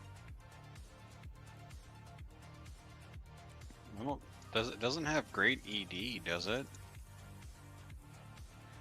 I don't know. Take a look at it. CTA. Oh no, it does 250 to 290 ED, 1 to skills, 40 IS, fire damage, life leech, prevent monster heal, MF, and then your battle cries. I mean, that'd be an interesting option for you. You can get battle command, battle orders, and battle cry as your main weapon. Yeah, that would actually be really fun. Plus a little bit of magic find, then prevent monster Put that heal in a for Grand Matron bow and have fun with it. everything. Yeah, 4 to all my skills. That would actually be really cool to do.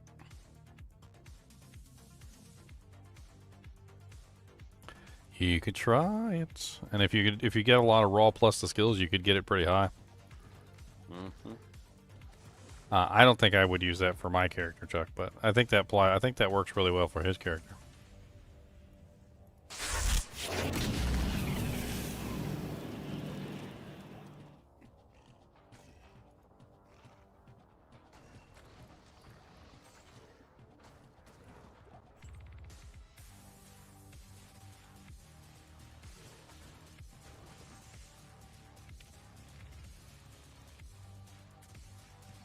player count to farm Andy on. Whatever you can achieve effectively, like it's not really a matter of like what player count should you farm her on. It's like can you actually kill her effectively in the player count that you're in. Like my recommendation would be to fight her in a player count that you can kill her quickly, the highest player count that you can effectively kill her quickly in. There's no reason to like struggle on Andariel for like you're not going to get that much of a benefit. Like if it takes you 3 times as long to kill her, but you're doing it on players 8, like you're not going to get 3 times the item drops or anything. That's not really how it works. So find a good balance. Like use the odd numbers. So P1, P3, P5, and P7. Try and kill her on all of them, and see which one you can kill her the quickliest on. And that's pretty much the one you should choose.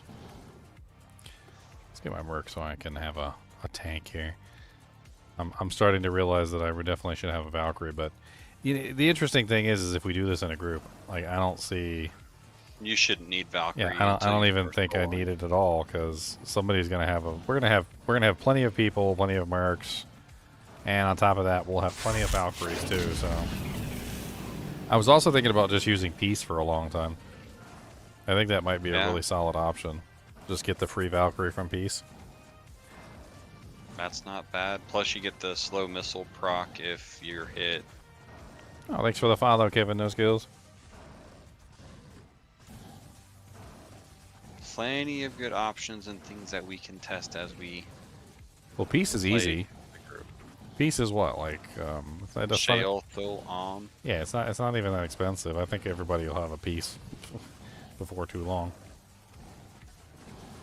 Yeah, I'll use it leveling up until my Valkyrie exceeds the Peace level. Then I'll have to switch off to something else.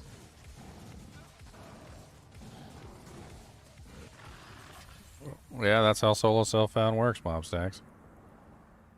Solo self-found, I think, is one of the better and more fun game modes. It teaches you how to like utilize items to your advantage that you wouldn't normally think of. It's crazy how, like not having somebody hand you everything for free somehow results in, you having to like learn how to play the game properly and then you have fun. Like you have fun figuring everything out and understanding how like the nuances of the game work and not just brute forcing past everything. Solo self-found Boson is actually extremely easy, Kevin No Skills. That's actually what I did for my solo self-found P8 run.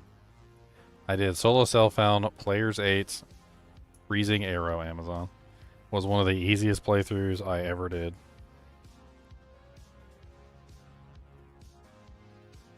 Friggin' Freezing Arrow is ridiculously easy. You're like the king of the world, basically. You just freeze everything. Nothing can touch you. Yeah, there's some monsters that are immune to cold, but like you have a Valkyrie, you've got a mercenary, you can deal with it. Physical solo self-found is a lot harder.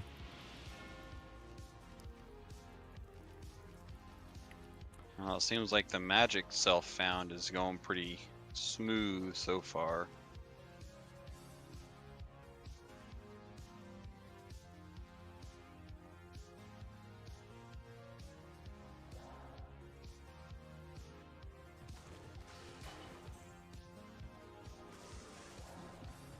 I mean, I'm handling myself surprisingly well in Players 8, which is good. Like, this is a good sign for me, because if I can handle myself this well in Players 8 with a relatively budget weapon, the Ith weapon, and then now the Insight, like, short war bow, which isn't even really a high-tier bow. Like, when we do the ladder start, I should be able to handle myself just fine. I mean, getting a hold of an Insight bow isn't really that big of a deal. We'll probably have like 6 Insight bows by the time we're at Act 1 in Nightmare. Yeah, once we get to Nightmare, we should have an Insight bow by then. We'll, like, clamor together Amrunes to make a soul if we have to. Like, we usually make it work.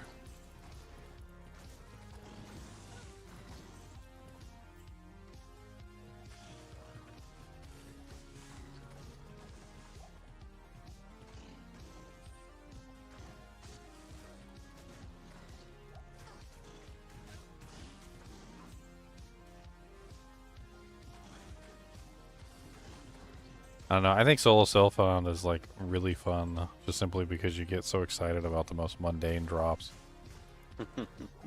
Like you be playing and like you're just in a drought and like nothing's falling, and then like something silly drops, like oh my god! Like when I was doing my assassin, like as an example, I was doing a blade sin, so I was doing a blade sin solo self-found run, and I had collected Cleglaws, a shield, and Cleglaws gloves. And I don't know if you guys know this, but Cleglaw's set is one of the best sets for a solo self-found blade sin. Like, you can literally complete the game with it. But I could not find Cleglaw's sword. Like, no matter what I did, the thing would not drop. I tried, you know, like, I couldn't farm for it specifically, but I was, you know, killing tons of monsters, like, you know, killing bosses, and it would just never fall. And then finally, I think it was like Nightmare Diablo or something, like, dropped Cleglaw's sword for me. And you never saw somebody so excited to find a freaking Cleglaw's sword. How many Cleglaw's swords have you found? And like you didn't even care. You're like, another Cleglaw's sword, and you throw it into the pile behind you, and you're like, yeah, nobody wants those. Meanwhile, my character was so excited to find Cleglaw's sword, and not only that, but it pushed her into overdrive. Like once she got Cleglaw's sword, the entire character changed. Like she went from wimpy to like overpowered, and she was demolishing the game as soon as I found that weapon. That's how crazy Cleglaw's sword is for a blade sim. I socketed it, I upgraded it, I freaking like I can't remember what I put in there, like a 40% ED jewel or something. Because the full set gives like X% chance of deadly strike, right? Oh, it gives like everything. It's like And everything the you would sword ever gives want plus on a blade max sim. damage. Everything you would ever want on a blade sim.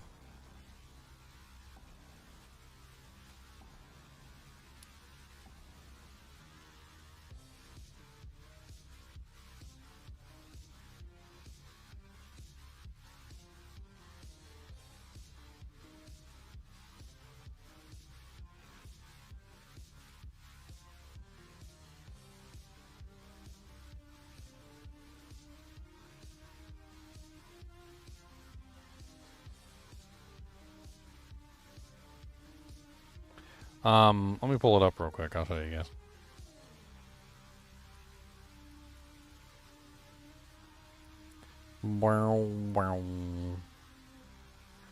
So the full bonus on Cleglaws is it has 35% crushing blow for the full set, 6% mana leech, 20% increased attack speed. You also get the individual item bonuses, which I don't know why that website doesn't show the individual bonuses as well as the set bonuses. So you get 50% deadly strike on the sword, 30% bonus to attack rating on the sword, and then it also has a scaling damage with character level of 1.25 max damage per C level. So the higher your character goes, the more damage it gets. And then you get the slowest target 25% and the knockback on the gloves, which help you tremendously when you're doing blade sin because you don't want the monsters near you. And you even get 2.5 attack rating per C level on the Cleglaw's pincers. So you get attack rating per C level, damage per C level, 50% deadly strike, 30% bonus to attack rating, 15 all resistances from the shield, 75% poison length reduction, slowest target 25%, and knockback. All in one nice, neat little three set piece package. It's ridiculous. Like you throw this on a blade sin early on, you're done. That's all you need. You literally upgrade the Cleglaws to a rune sword, and then you upgrade the rune sword to the cryptic sword, and you upgrade the shield too if you want to for the extra block chance, and the Cleglaw pincers for the extra defense. But like, socket it, throw an ED jewel in there or an Eth rune in there. I think I might have thrown an Eth rune in there for the extra negative defense. And you're set. You can literally kill Hellbale with this. Like, no problem whatsoever.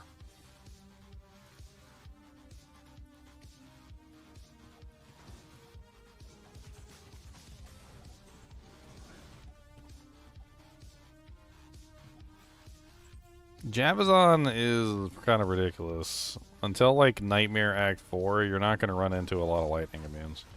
Nightmare Act 4, you start to run into lightning immunes all over the place. All the finger mages are immune to lightning. You're also going to run into the gloams that are going to be immune to lightning. Act 5 is particularly nasty because you're going to start running into tons of lightning immunes. You're going to be super duper powerful until Act 4 River of Flame, or Act 4 Hell. And then once you hit Act 4 Hell, you're going to start going downhill really fast. You're going to start running into more and more lightning immunes. Act 1 Hell, things go really bad for you. Like just about everything for the most part in Cold Plains, Stony Field, and Darkwood and Black Marsh has lightning immunity. There's lightning immune skeletons, there's lightning immune Dark Lancers, there's lightning immune zombies, there's lightning immune. Like it's rough. Like that whole zone for you is really rough. And I know because I recently did it on my Javazon on this playthrough. I had to like run through a bunch of stuff because it was getting spicy. It was getting very spicy.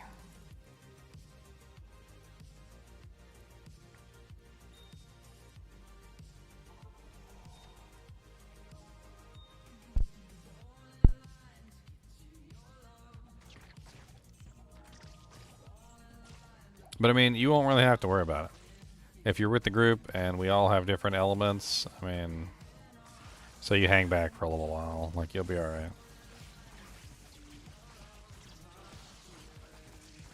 You're still going to be plenty useful on the monsters that are not immune to lightning. And I don't think anybody's going to really be upset. Because, I mean, you still have physical damage, things you can throw out. Or the 1-point wonder Plague Javelin.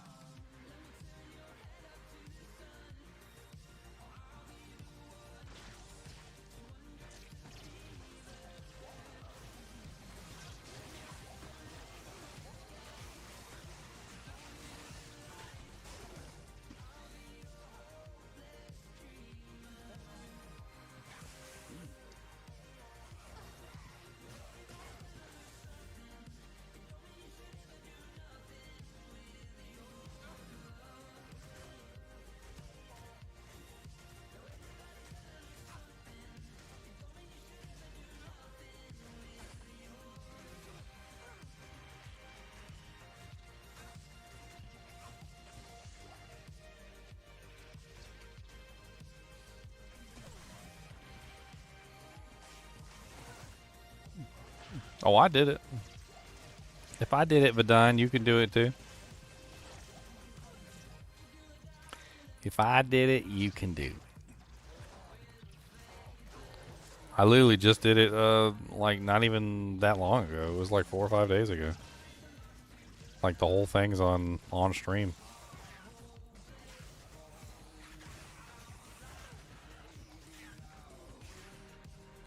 Yeah, Plague Amazon is really good too. Yeah. I don't want to have to swap back and forth between the boat, but I mean that's a really interesting option for you too. Is like the poison skills. It's only a 40-point investment, and like it does murder stuff pretty effectively. It is a good option. I will give you that. I mean that is a form of assistance for your Valkyrie too.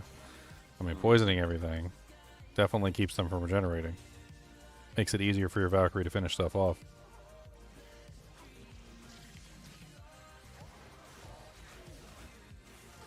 Be things to think about for sure.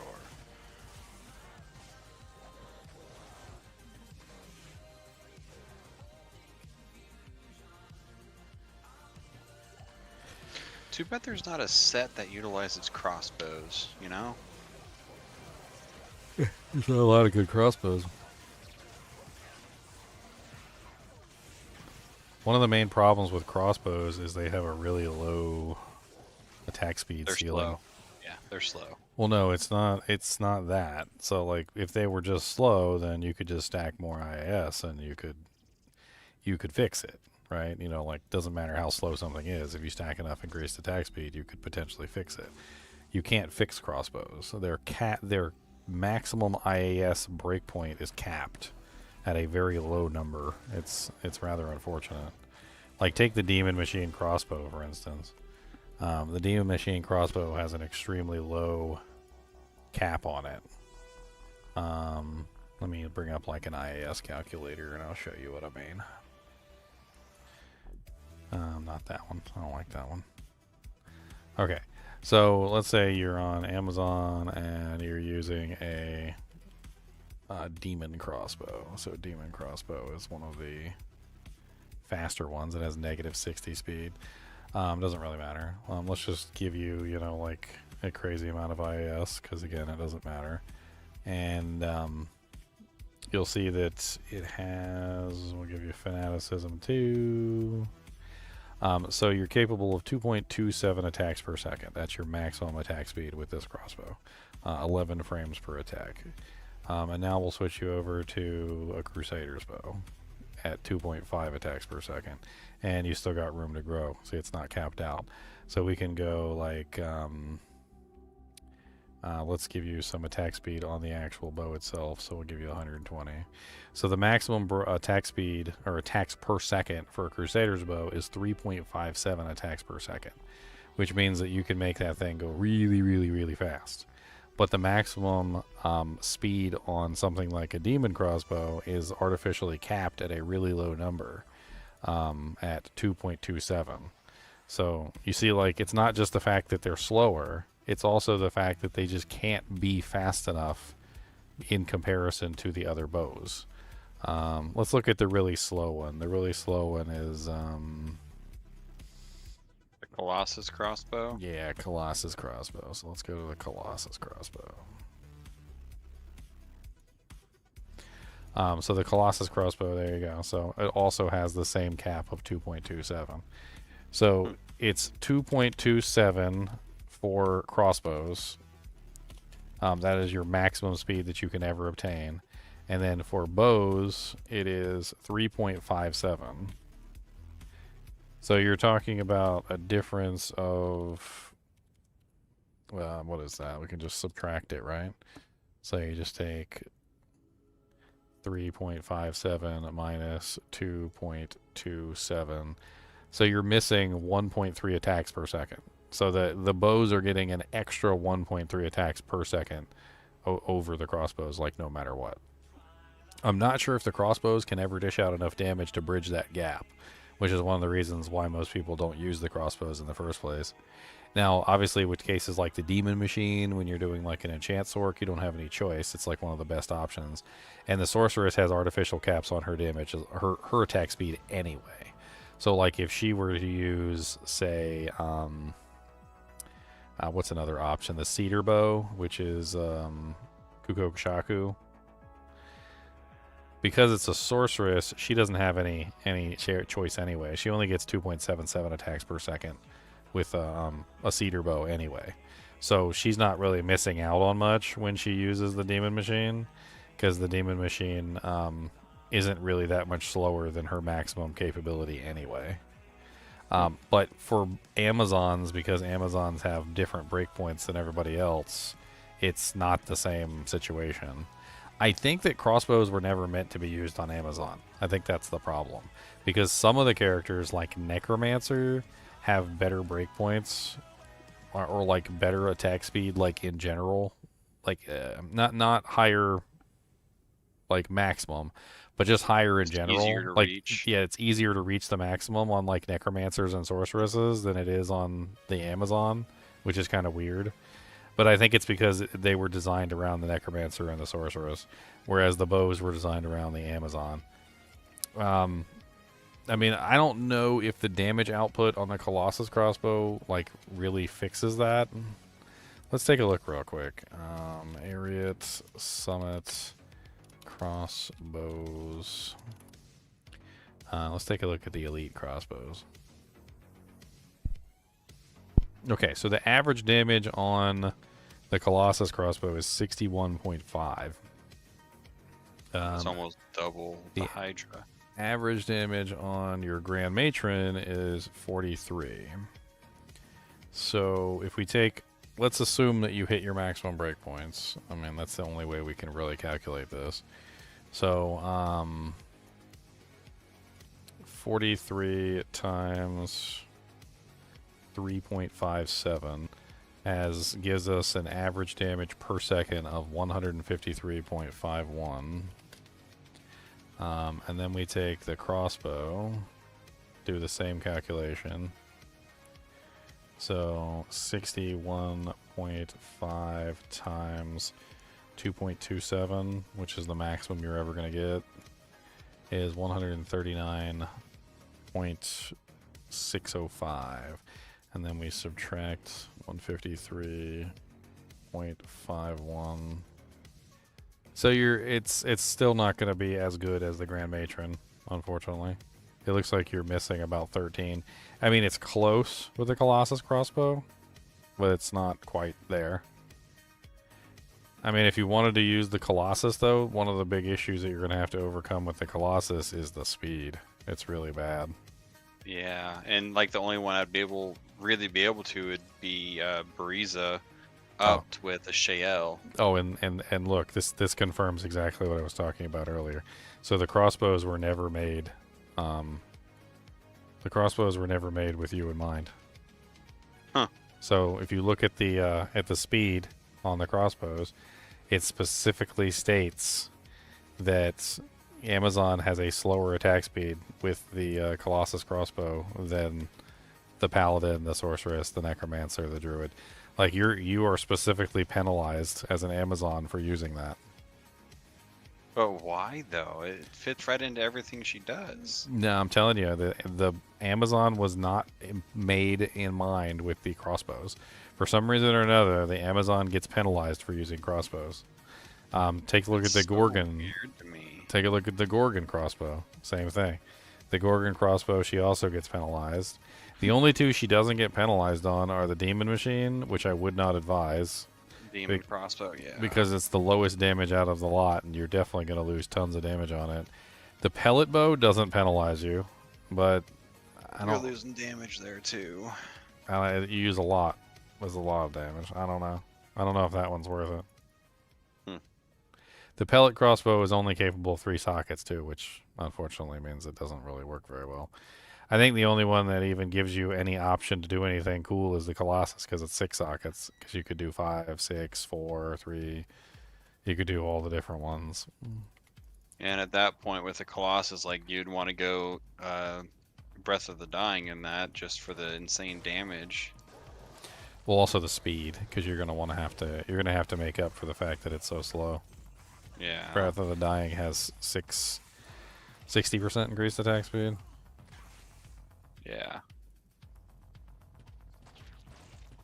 Just keep my options open. I just thought it'd be fun and quirky to do crossbow versus everyone else. I mean, I know. And that's why I thought I'd point out to you that the crossbow has a severe deficiency on the Amazon. Because at least then I get a dedicated weapon drop, which is honestly not a terrible thing to think about for the group play. What's the highest rune word I have on solo self-found? Well, that would be grief on solo self-found. I managed to put together a grief for my barbarian during my barbarian solo self-found. Found the Mal rune randomly, and I found the low rune farming super chests in sewers level 2. Nice. I was super excited about that.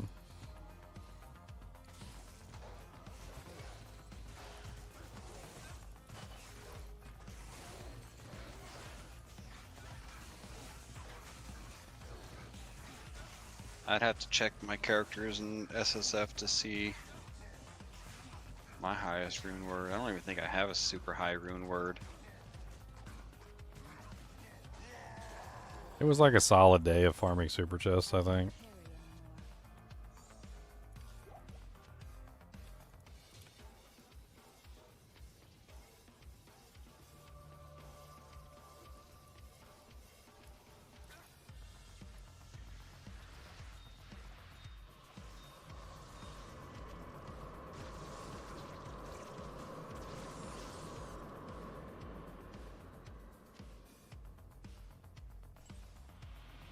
think, do I have a clip of me finding the low rune?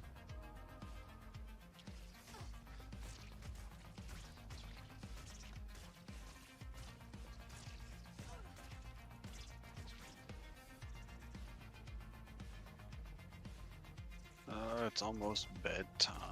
I don't want to go to bed yet. I can't believe I don't have a clip of that. I should have a clip of that.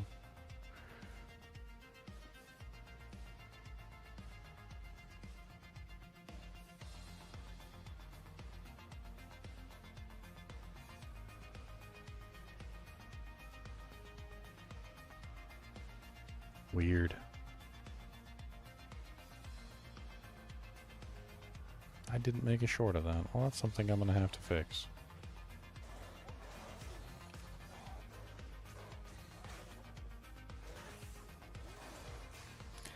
That's something I'm gonna have to fix.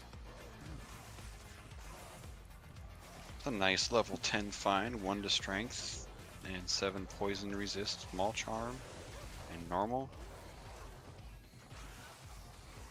Take that. I'm doing pretty much the same thing you are, but I'm gonna test mine in a player's 8 run with the Valkyrie.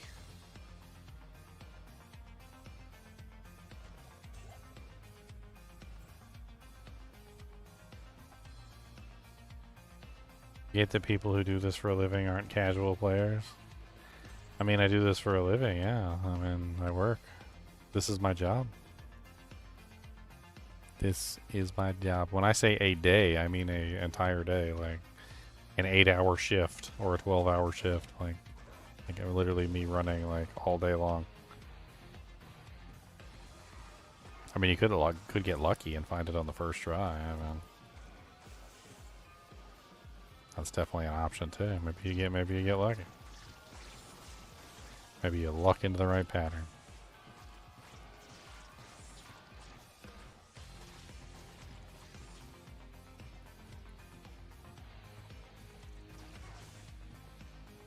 I don't think it's elite year, but I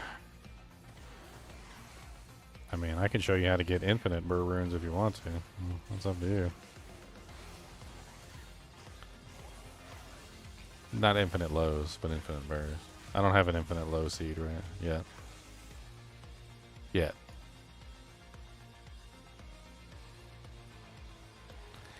Found an ethereal death web. Wow. That's a holy grail item right there.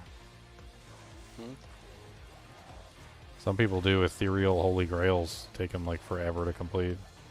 You just found one of the hardest to find ethereal items, Kratz. Speaking of holy grail items, because I've never found this, I found a Torch of Iroh on one of my solar self-founds. I've had quite a few of those drop. That's the first one I have ever had drop. They're definitely rare. Go around thwacking everything in the head with it. Yeah, level 5 with 5 to 9, lifesteal. Yep, that's a good one. Good luck finding it. It's crazy to me how rare they made some of those TC3 items, considering that they have no value at endgame. Yeah. You would think they would be a little bit more common. Yeah. Like, here's this item that you're only going to use, like, in normal difficulty, Act 1 and 2. Yeah, like Pluck Eye, Wither String, Rogue's Bow. Rogue's Bow I find all the time, but yeah. I don't like Rogue's Bow because it's level 20. Yeah, it's not worth it at level 20. Neither is Storm Strike at level 25.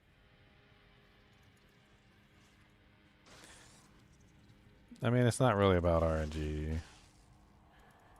I would love to get a Lead Crow. That would be a really nice find. Some DS. I mean, I can show you how to find a freaking burr rune every single time, guaranteed. But it really comes down to, like, the variables. It's the same thing for a low rune. I mean, if you do the variables right, then you got it. I'm actually going to try farming the cave really quick, because you can get level 9 uniques in there. There's a reason why I have a burr rune mule.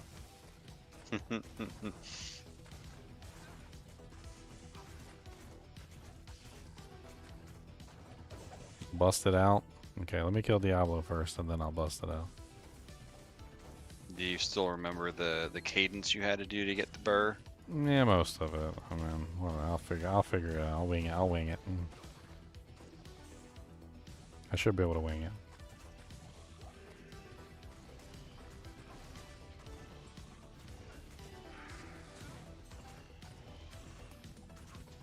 Yeah, I'm not really a big fan of ethereal holy grails either. I mean, at this point, I might literally have completed one. The weird thing about holy grails to me is that, like, I mean, what are we counting? Like, I haven't been keeping track. Like, if I counted like every item I ever found across my entire career of Diablo, I'm pretty sure I've completed every holy grail there is to complete. Do I got to start the holy grail from scratch? Like, what do I count? Can I count single player drops? Can I count offline drops? Can I count ladder, non-ladder? Like, does it count in between seasons? Do I have to have like, does it have to be found all in the same season? You know, like, I mean, at a certain point, like, you're just completing like your third, fourth, and fifth holy grails.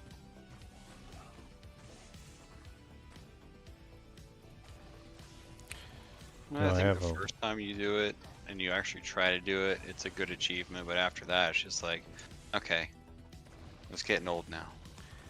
How many hours of playtime do I have? I don't know. Many thousands. Thousands. Many thousands. I don't know. You could just add up my live streams, and I'm sure it would be well over thousands.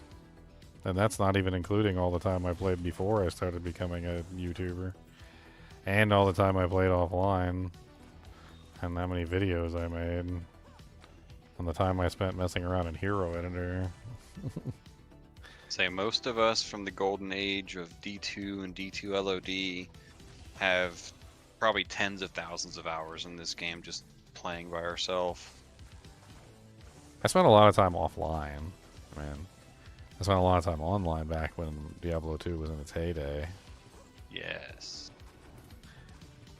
I mean, I was there when the angelic set bug happened, and I was there when when D2 converted over to LOD. Like, there was a lot of little things that I remember.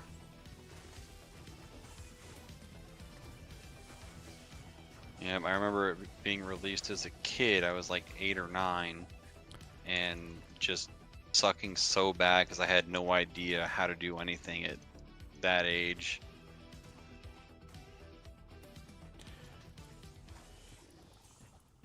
Heads up, Ginger, the throne room has started to back up. We have a working community Discord for players classic to LOD and D2R to game together. Okay. I mean, He has his own thing for that. I mean, I've got a Discord that I've been running for like years now that you can come and join, and we have tons of people in here who play Diablo 2. We have a clan. We have a clan section that only clan members can access. We have a public section. We don't really play D2 LOD anymore, but I gotta say that I don't think D2 LOD is really worth playing with all the enhancements they made to D2R. I think the PvP community still plays a lot of D2 LOD, but Just some of the base bug fixes and the skill fixes were phenomenal in this one. Best quality of life upgrade ever.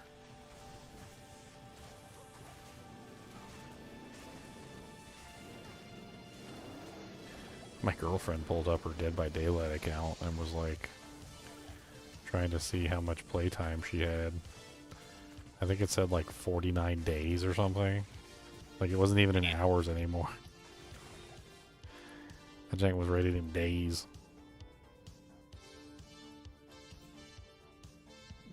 I think I wasted a lot of my time in video games. I remember I played Final Fantasy XI online, and they had a playtime command, and I did it, and it said like 1 year. I was like, Dang. 1 year? I mean, I had been playing for like 7 or 8 years or something, so 1 year spread across like 8 years wasn't that bad, but I was like, dang, that jank said a year. God, think about all the time you have spent in like Skyrim and Fallout. Or, yeah, exactly. I think last time I checked Skyrim, I was clocked at like 1,300 hours or something like that, because that one's still tracked in hours. No, my level 1 Valkyrie bit the dust.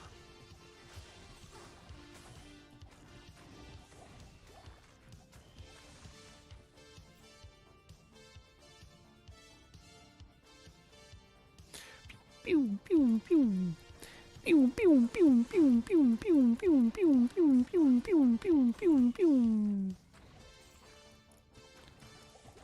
I wonder if Malice would be a good like early. You can put Malice in a bow, can you? I can check for you. I don't think so. I think that's melee only.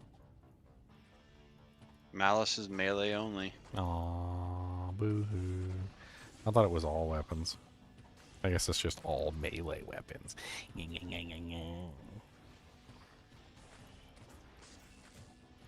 you having any issues in chaos? No, this freaking insight bow is insane. I might have to get on one of my other SSFs and get a 4-socket bow. It's not even a good 4-socket bow. It's just like a poopy like normal quality 4-socket bow. Just the first 4-socket you found, right? Basically, yeah, man. It's how it's gonna be for us. In Well, yeah, but season. we won't get any 4-socket bows until like cow level, unfortunately. But You can't? no, you can't get them until later. It's 4-sockets don't drop in normal difficulty, so it's kind of cheating.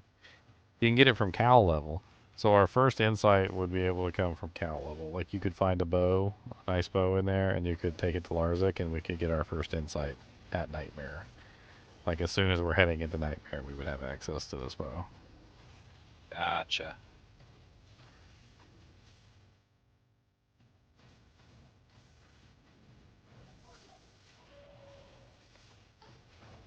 I mean, the bright side to that is that we could potentially end up with a much better insight to this.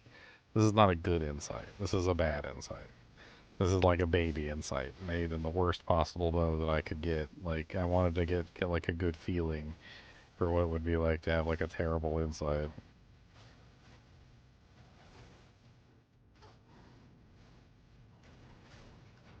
And they're wrecking that Merc.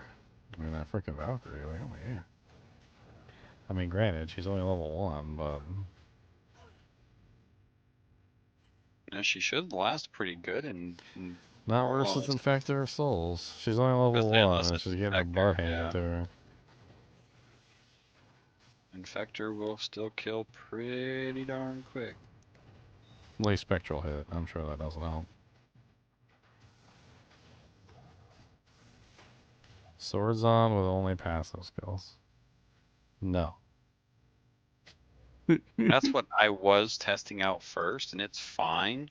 You're just Really slow slow. because you're really reliant on your gear at that point. Like if you're using a Grief or using Azure Wrath, you're Well, most likely gonna be fine. there's a lot of negatives to it. So like one of the biggest negatives is that you get no block chance basically. So there's a huge penalty for using anything that's a non-piercing weapon with a shield. So you're basically just screwed. Unless you pump everything into your decks. Then No, but it's so the penalty is not to your block chance. The penalty is to your block rate. So if you use a swinging, if you look on the board, if you use a swinging weapon with a shield on an Amazon, you get a huge penalty for your block rate to the point where your block rate takes like almost like a full second to recover. And it doesn't matter if you have 75% block chance when it takes you like 1 full second to recover from blocking. Anytime you're recovering, you can get hit. So the only way around that is to use a piercing one-handed weapon. So it has to be poking essentially. It has to poke. There's only 2 options for that: javelin and dagger. You could use a flesh render, which is like one of the only other good options, or you could just use a javelin and use like jab or whatever. The penalty is severe. It's very severe. It essentially gets you into like like those states where like fast rate recovery where you can get block locked, or fast rate recovery locked. You can get block locked. So you can end up in a situation where monsters are hitting you fast enough where you literally will just get locked in it permanently. Hmm.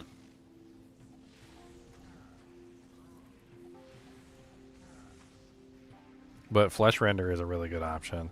There's not a lot of really good options for daggers, unfortunately. So like you're kind of screwed on that, and then you don't have any ability to actually use with the dagger. So that's why I ended up doing a kind of like a fizz Javs on one season, and it was actually really surprisingly good.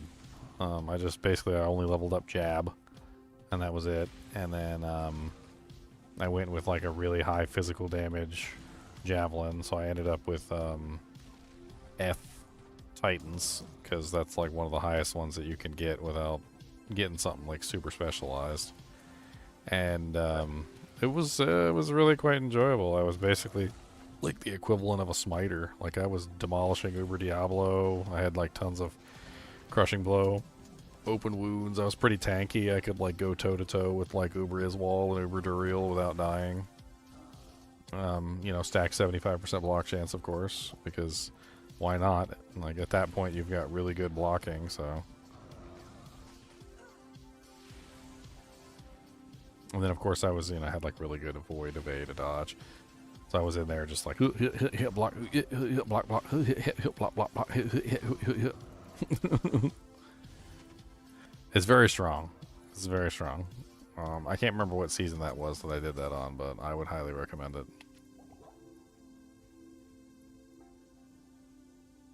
I was using Poison Javelin as a sub on that one for AoE damage. So what I would do is I would just throw the Poison Javelin, walk into the pack of monsters, and then start stabbing them with Jab.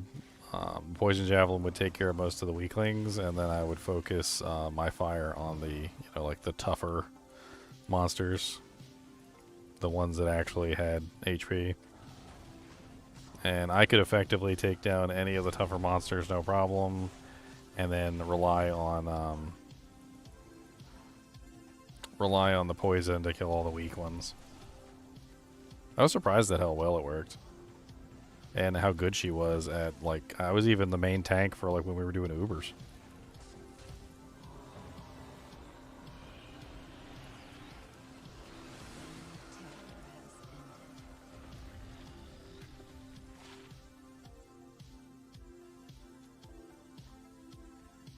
Amazon's just OP. That's all there is to it.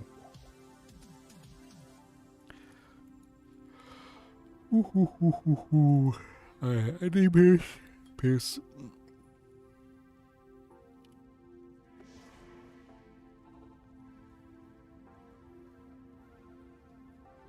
The Tomas Rojas.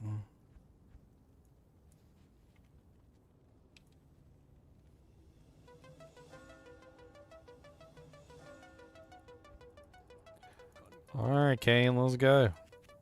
We heading out.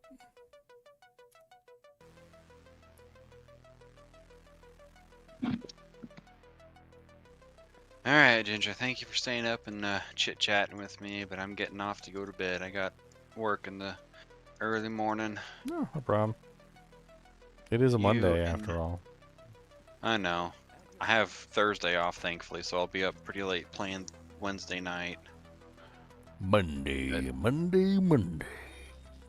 You have a good night. Have fun doing your solo self-found and theory crafting that new build. I will.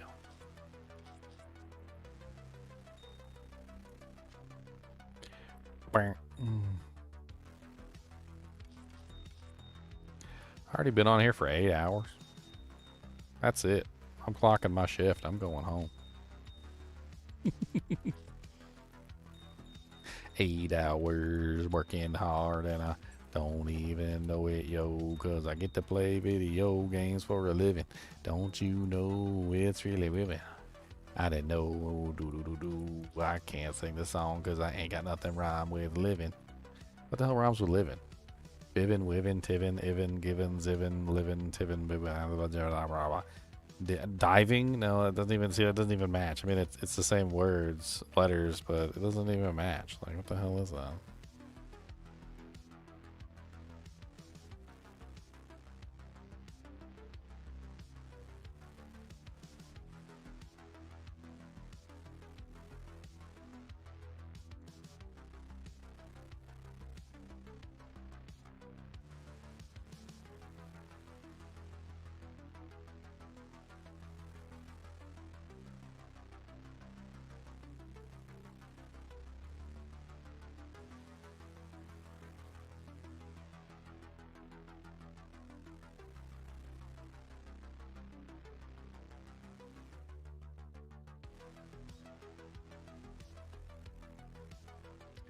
Completely off topic. My puppy is turning into Linus. She takes her blankies everywhere. Cody takes his pillows everywhere. Cody, where's his pillow? Cody, where's his pillow, man? Oh no! He was sleeping, so he didn't have his pillow. Cody, where's his pillow? Oh no, your pillow is missing. Oh no, Cody, where's his pillow? He's coming back with it. He said, where is it? He said, where is my pillow? I don't see my pillows. That's his alligator. That's not a pillow. That's the island's guitar. I mean, he's pretty good too. Got some alum guitars. Can I see yours alum guitar? Look at you being so silly. Can I see yours alum gator? Let me see yours alum gator. Let me see. Let me see, Mr. Gator. This is his alum gator. Watch this. We're gonna make him jealous. You want to see him, Mr. Cody, the jealous dog? Oh, alum gator. Would you like a beefum steak? Would you like a biffum stick, Mr. Alligator? Oh, yes. Oh,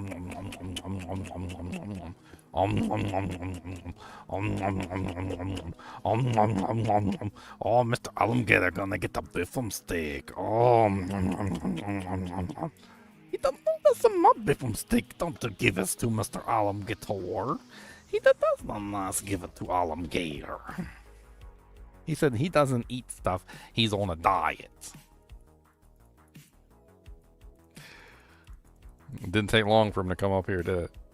He said, wait a minute. He said, what about me?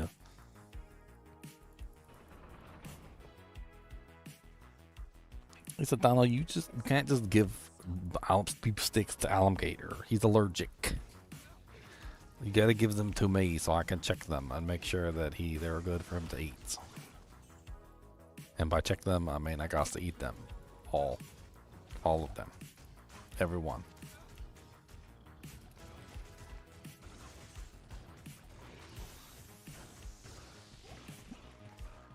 Cody, where's your pillow? You didn't get his pillow? Where's his pillow at? It's probably in the bathroom, actually. He brings it into the bathroom. There's like 2 pillows in there. That's an alligator, not a pillow. By the way, shout out to GGM. You mentioned a paladin who could actually do like multiple primary builds. What name will watch much more than once likely? Oh, you're talking about my Bo Jackson build. My do-it-all paladin, the Bo Jackson.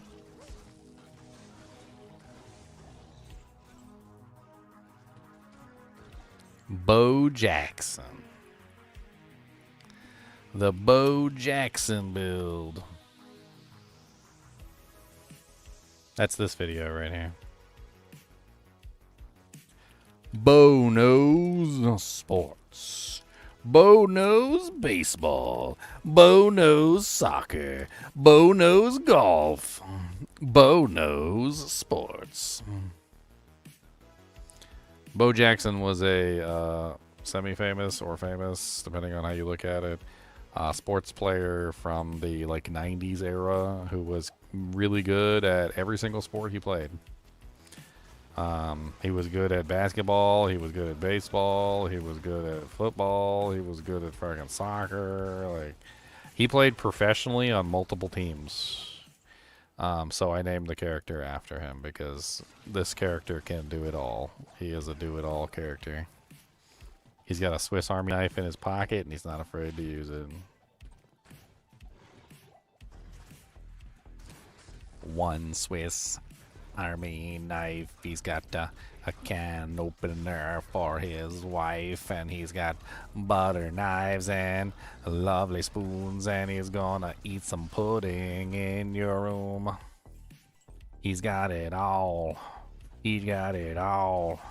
He's gonna give you some of that corkscrew. He'll open wines and he will dine. He's got a Swiss opener in his room. He's got a screwdriver to repair stuffs, and he's got lots of little tweezers. He'll pull the splinter right out of your fingers, 'cause that's what he got to do. He's got a Swiss Army knife for you.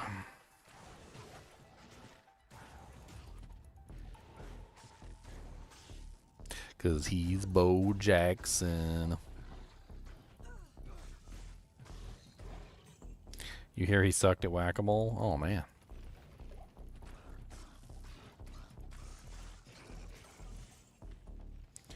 Let's find out. How many sports did Bo Jackson play? Bo Jackson played professional football and baseball, 2 major North American sports. He's the only athlete to be named All-Star in both sports. So he was an All-Star in both football and baseball. Interesting. Wait, football and football and baseball. I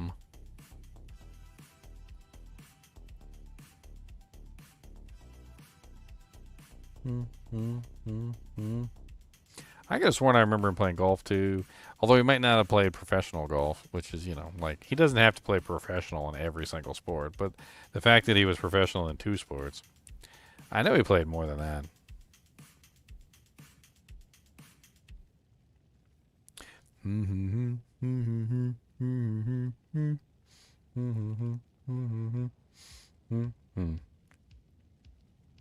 Bo Jackson.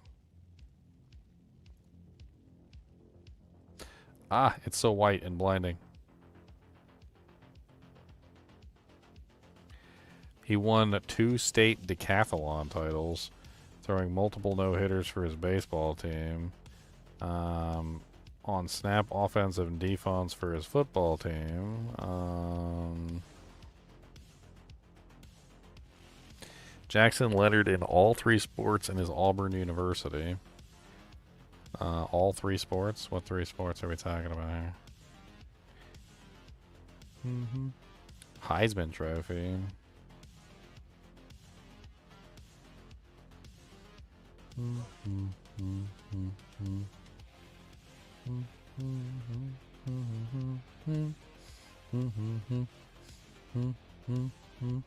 He played for the White Sox, California Angels. Yeah. Anyway, I'm sure you could look him up if you want to look him up. I just thought it was a meme. It's a meme name for me. It's a meme. He was just plain good at everything.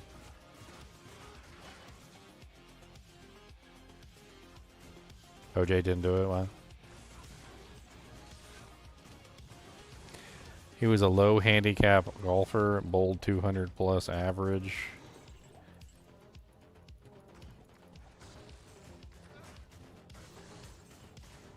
Yeah, I remember hearing that he golfed. I remember hearing he played tons of sports. Like, man. I mean, the fact that he was on 2 professional teams, it's crazy.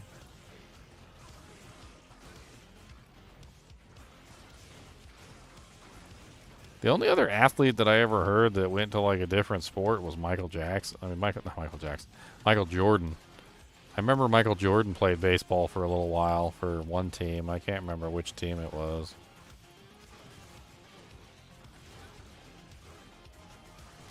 I don't even remember if he was good, though.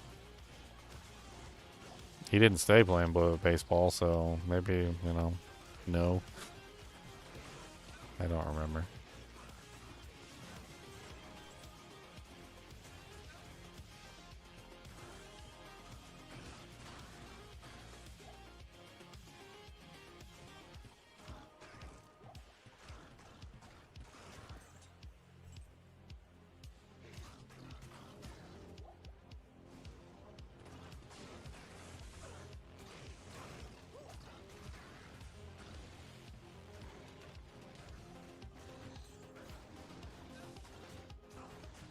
They made a whole movie about how bad he was at baseball. So it was a publicity stunt then, basically, right? They probably agreed simply on the grounds of having Michael Jordan on the team was probably going to bring in a lot of ticket sales, right?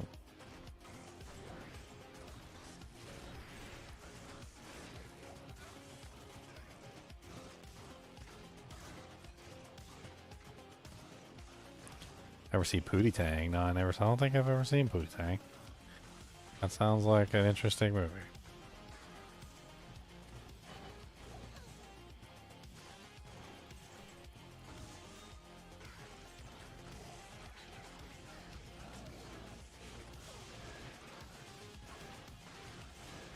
That's what we're doing back there. Like, come on, buddy. Like, pick up the pace, my friend. We got work to do over here.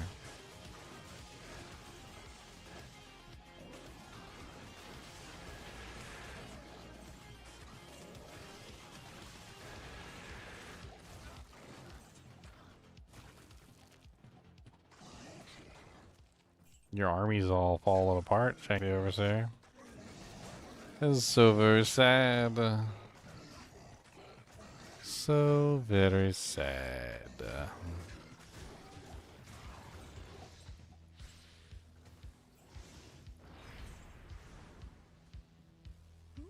Deion Sanders played professional in 2 sports, baseball and football. Okay.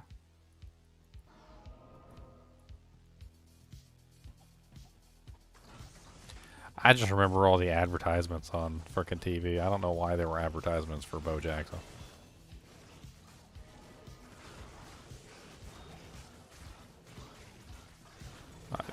If you came from that time period, you probably remember them too. Like they had the announcer voice guy on there, right? And he was like, Bo knows sports, Bo knows baseball, Bo knows football, Bo knows golf. Who paid for those advertisements?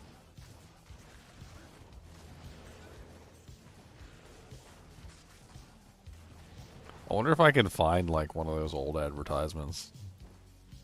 I'm so curious.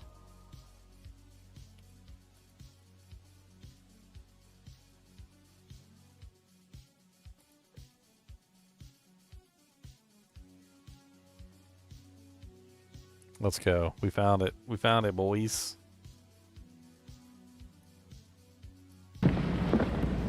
Don't I know you? Nice shoes. Yo, Kansas City one. Are you sure we haven't met before? Now, where's that Tour de France thing? Nice shoes. I knew I should have taken the right turn at Albuquerque. Have you ever been to L.A.? Oh, don't surf. That's what you think, dudes. Might you all join me in a spot of tea? Where'd you play your college ball? What is he doing here? I thought this was another Bono's commercial. Has anyone seen Bo's ball? I know, Kansas City. Nice shoes. Oh my god, this advertisement has like 73 songs in it. They're probably all copyrighted. Nice shoes. You ever play with Bo Diddley?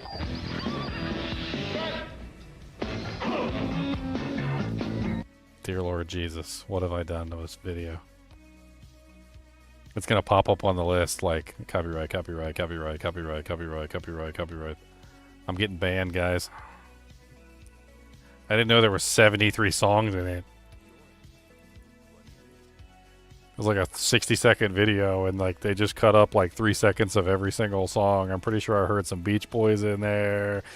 Like I was like, oh my god! Like it was just every song you could possibly put in there. They squeezed it in. So it was Nike. I mean that explains it. It was Nike.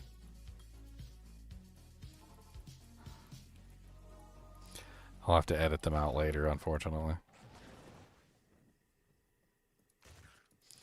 Bo don't surf. That's what you think.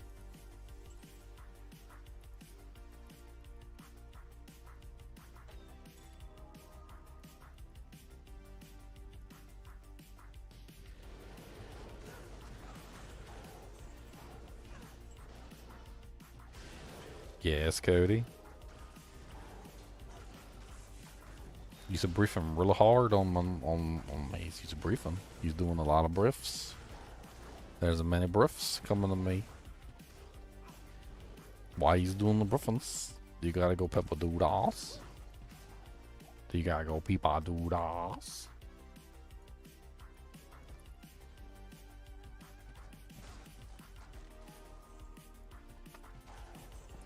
Peepa doodah.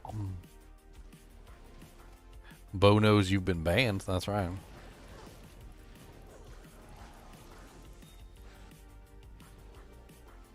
Bo knows you've been banned. Bo knows you've been banned.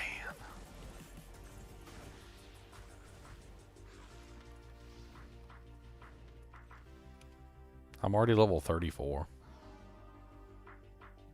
I forgot how good it is leveling on P8.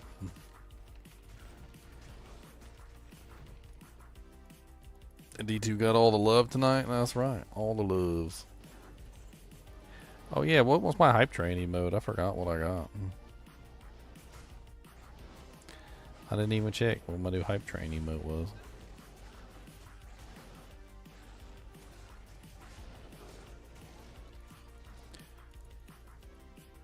Oh yeah, I posted all my hype train emotes earlier. Let me see which one of them I got, dude.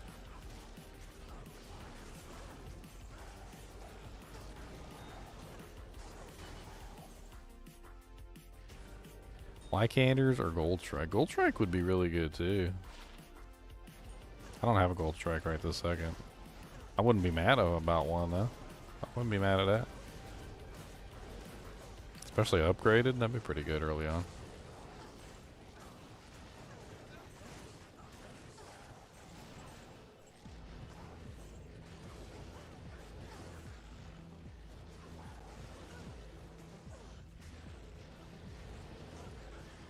Where's all my doojanks at?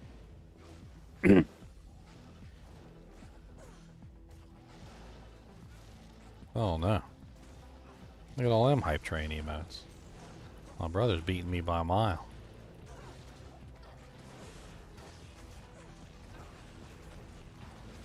I'm embarrassed.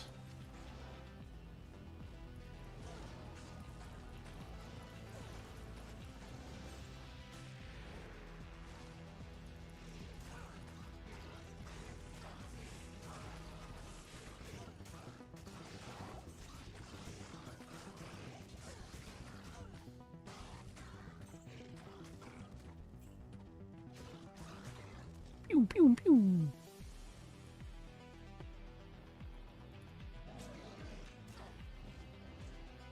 I was just trying to see which one I got new this time.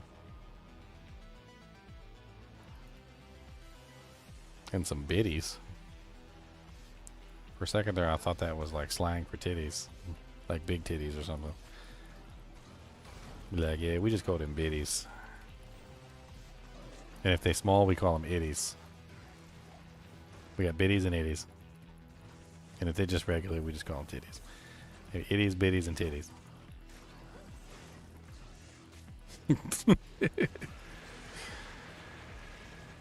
Okay, I'm not right in the head. Okay, shush. Tig old biddies. Oh man, those is ridiculous ones there. You don't even want to know about them. Those are redonkulous.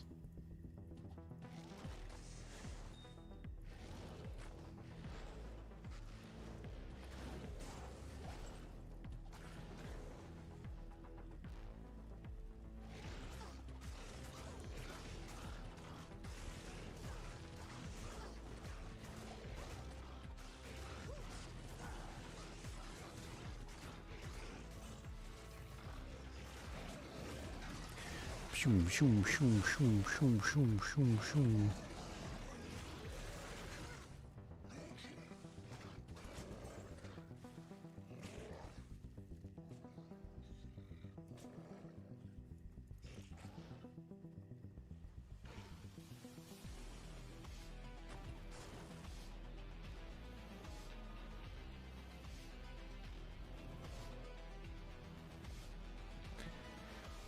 Tigo biddies.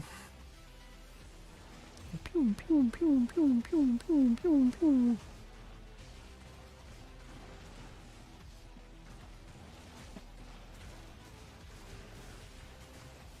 I think Gold Strike Arch, I don't remember which one's better fully upgraded. I think Gold Strike Arch is technically better if you have a good one.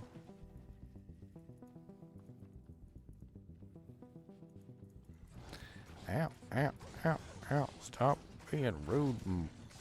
Amp damage. Where'd that amp damage come from? Oh, that was Thrush Socket. That's right.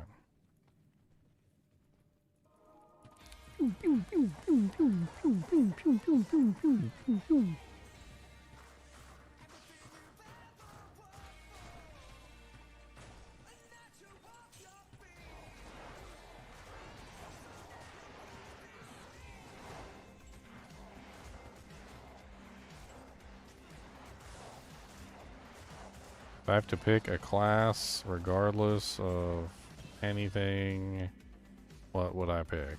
I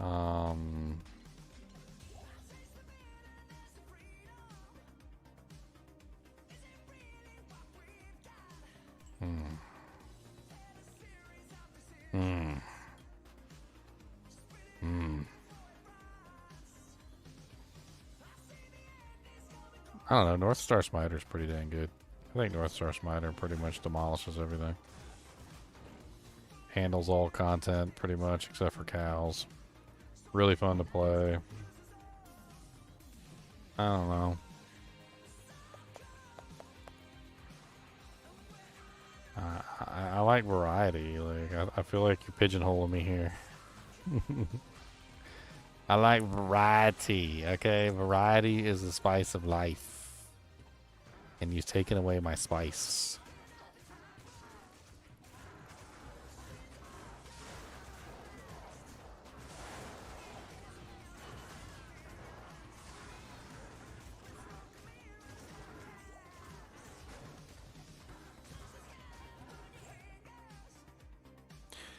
Variety is the spice of life.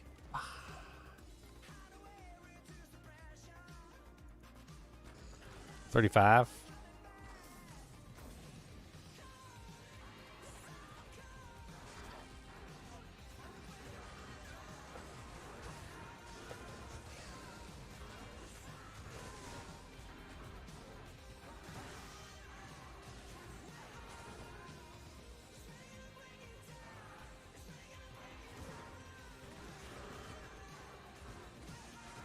Magic arrow for the win.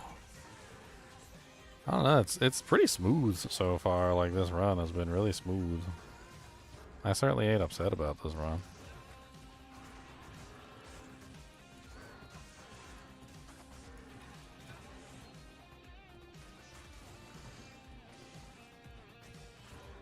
I mean, granted, I ain't Nightmare yet, and things are gonna get most spicy in Nightmare, but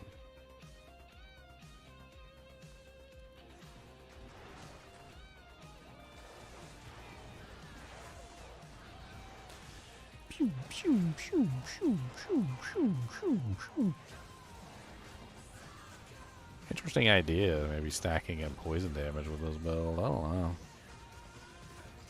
Not really sure how much poison damage I could really get.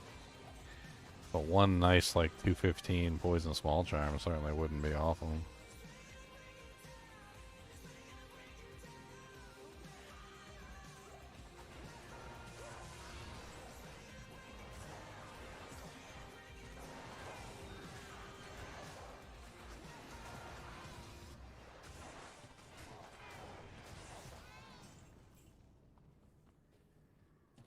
Boom, boom, boom, boom, boom.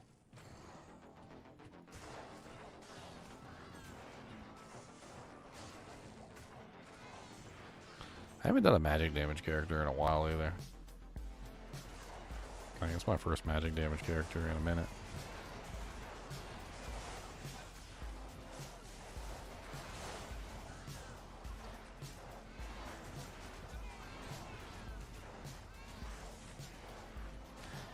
I mean, that group damage isn't terrible. I mean, when the pierces happen, which they're happening pretty often right now, because I'm at like, I think I'm at like 75% pierce, because I got 24 from the set, and I'm running what, 49 on the ability, so that's like 50, so a little bit under 75, like 72 or something. I got like 72% chance to pierce right now. which is pretty darn good. I mean, it's piercing through. It's dishing out pretty good damage to like the whole pack.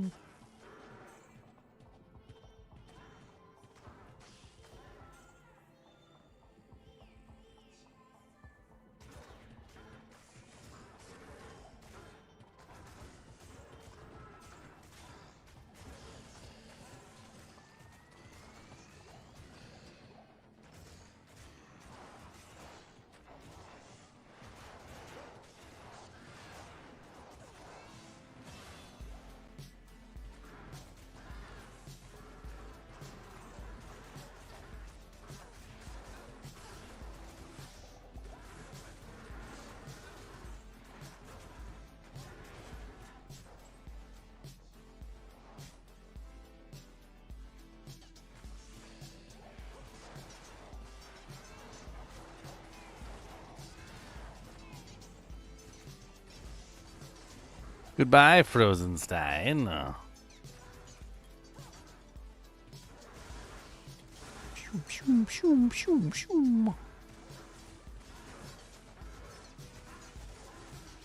Yes, Cody.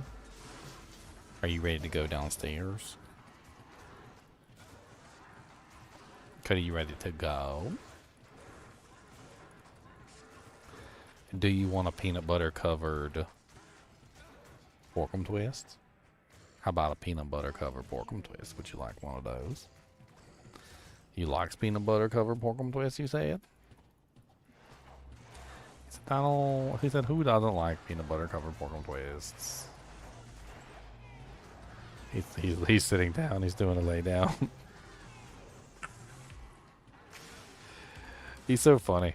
I taught him a bunch of tricks like lay down, sit, like paw, and a bunch of other stuff. And when he wants something, when he really wants something, he will literally go and sit down and lay down on his own and then look at you like, I did the trick. Like, why am I not getting the doojank? He's like, sir, I have done the trick that you have asked. Why have I not received the reward that is promised? Why have I not received the promised reward? Alright, Cody, I'm gonna give you a peanut butter covered porkum twist. There's a porkum twist. We have obtained the twist.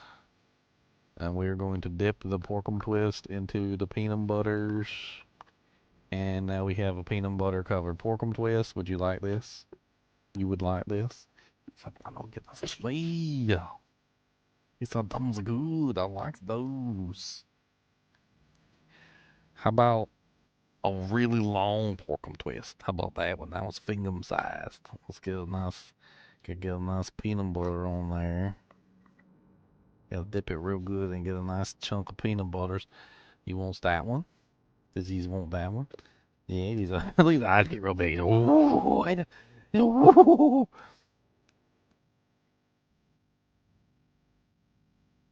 Got some peanut butter stuck to the roof of your mouth there?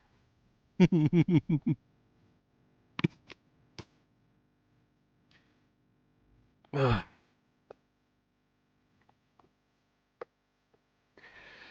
Womp, womp, womp, womp. Okay, we gotta go save Anya. She's over there freezing to death, and I'm giving my dog peanut butter covered porkum twists. She's like, God dang it, save me!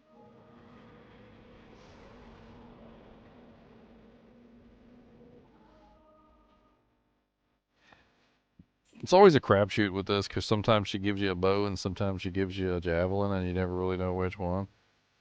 I think it'd be fun doing the 8 Amazon, because she'll give, like, everybody a javelin or a bow, and we could just, like, swippy swap back and forth. Be like, yep, okay, yep, that's fine. Alright, swippy, swoopy, swoops.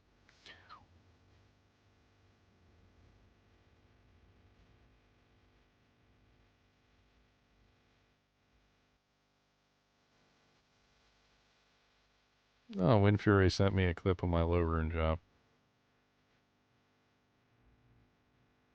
Oh wow, that's terrible graphics. 1440, please, please. There's my low rune job.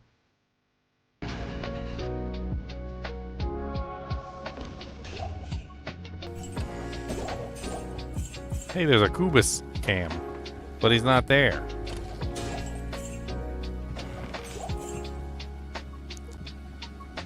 Look at my face. Look at my. Oh, boys! Found a freaking low rune. Got a freaking low rune. Found a freaking low rune. Gonna make a freaking low screw. Low screw? What the hell's a low screw? I'm gonna save that for later, so I can. I'm gonna turn it into a clip because I don't know. I thought I had turned that into a clip, but I guess not. I guess not. Alright, back to Crystalline Passage. How long did it take me to get used to hearing my own voice? I don't know what you mean. What do you mean? Do I got a horrible voice? Am I a horrible... Are you saying my voice is horrible? Kevin No Skills? Is that what you're saying? You're saying I'm a horrible voice? I don't know. I've been playing around with my voice ever since I was young. I can do all sorts of voices. I really like that one guy on Full House. I can't remember his name. Not Joey. Joey was the other one. What was his name?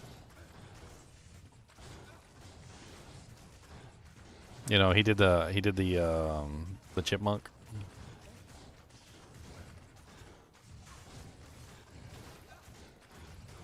He did lots of voices, actually.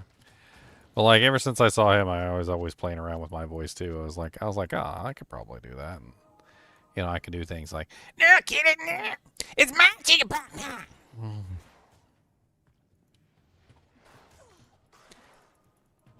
Mom, kid is being a dildo. Well, I know a certain little kitty who's gonna be sleeping with mommy tonight. I meant his name in the show, but...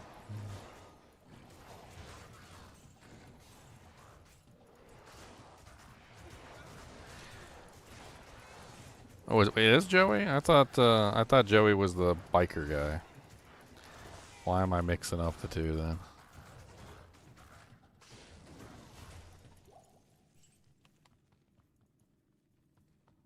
Jesse. That's right, Jesse and Joey. They both start with a J. That's probably why I mixed it up. Yeah, Joey.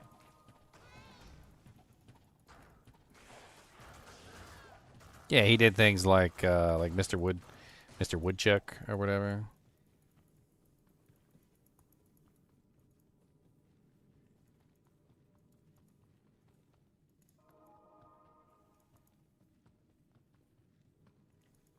And so I used to play around with my voice, you know, like I could do like, in a world completely underwater, one dolphin will make a difference.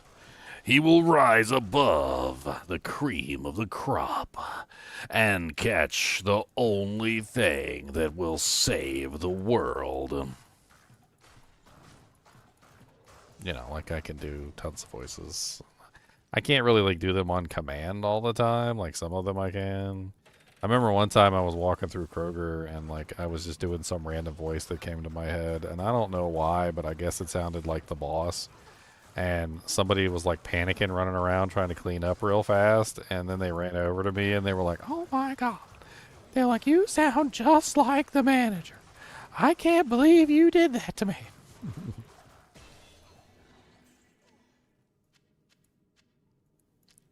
Oh my god, Becky, look at her butt. It's so round and rotundous.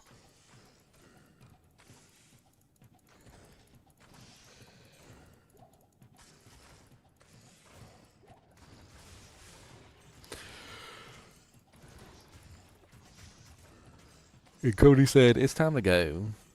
He said, you said it was time to go. You paid me off with peanut butter porkum twist, but that's not enough, and I just need to go now, and you don't listen to me, and I just don't bite you. Everybody thinks they sound weird. That's because of... well, welcome to Ginger's Weird Facts. That's because of bone conduction. What is bone conduction, you ask? Well... Bone conduction is the process by which sound travels through solid matter faster than it travels through air.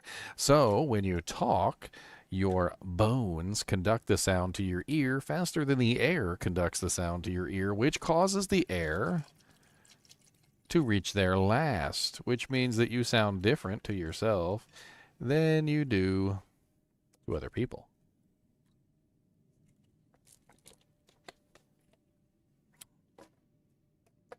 Bone conduction. Conduction of the bones. A lot of people don't know that sound travels faster in solid matter. It's actually a whole thing. So sound is literally just a compression wave that goes across, like a solid object or air or whatever. And it basically just forces the air to compress and undulate according to the sound, right? Well, when it's traveling through solid matter is closer together than air, which is further apart. So the sound wave propagates faster through the solid matter than it does through air. You can test this easily by taking a really long pipe, and you can tap on the pipe, and then you can shout through the pipe, and you'll hear the humming of the pipe before you actually hear the shout that comes through the pipe. It's like a fun little science experiment. Cody, what are you doing? You've got his horn? That's his horn? Cody, he's got his horn. Cody's got his buffalo horn. Cody said, that's my buffalo horn, Daniel. That's got my buffalo horn. Where'd he go? Where's his buffalo horn? He's got his buffalo horn?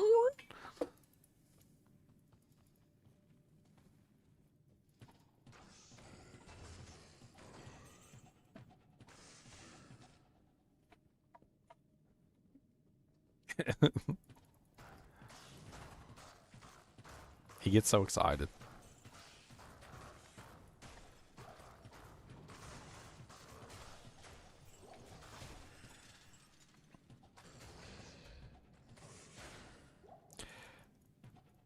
There's actually I can't remember what it's called. It's like some sort of singer's device that kind of tries to cancel out bone conduction so that you can hear yourself better, so that it's easier to what's the term I'm looking for? It's easier to hear your true voice. I can't remember what they're called right off the top of my head. I remember that high-end, like professional singers will use them. They get them customized specifically for themselves so that they can more accurately hear what they sound like.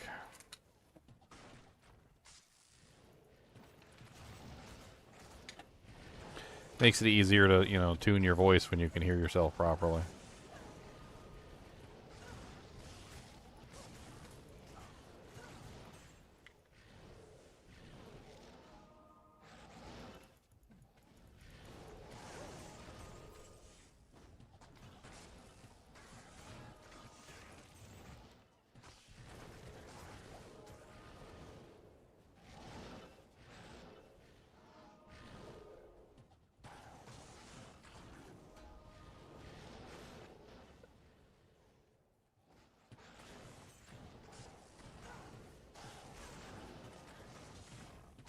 Hi, Crush Beast. We like you.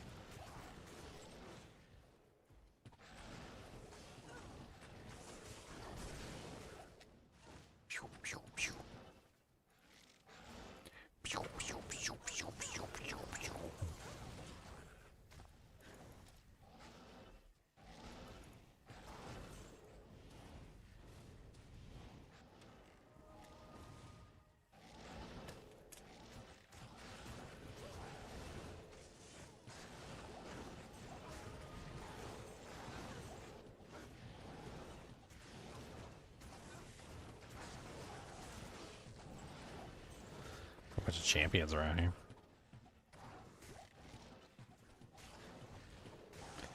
Alright. Ancient's Way. We're here. Let's go.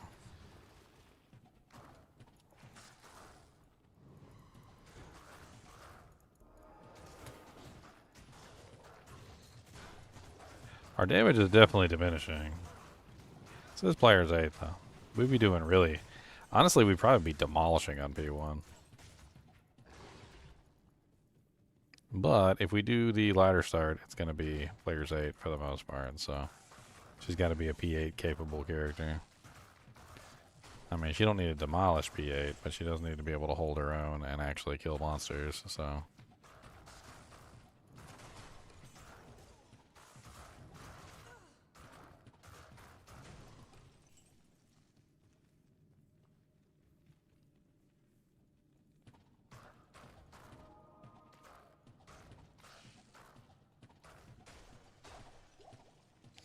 You won 2 Axis and Allies games? Well, grats.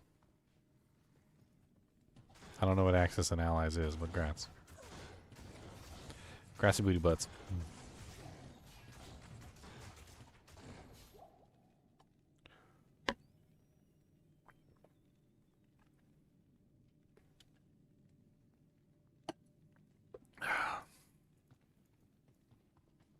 Grassy booty butts.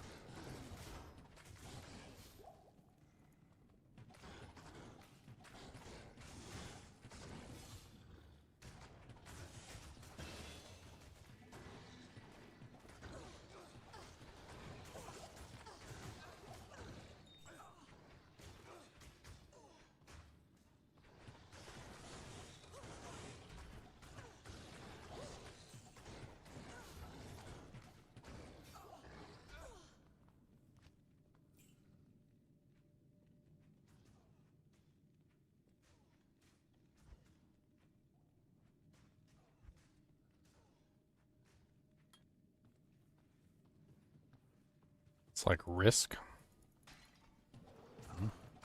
Really that complicated? What's up, Jarsky?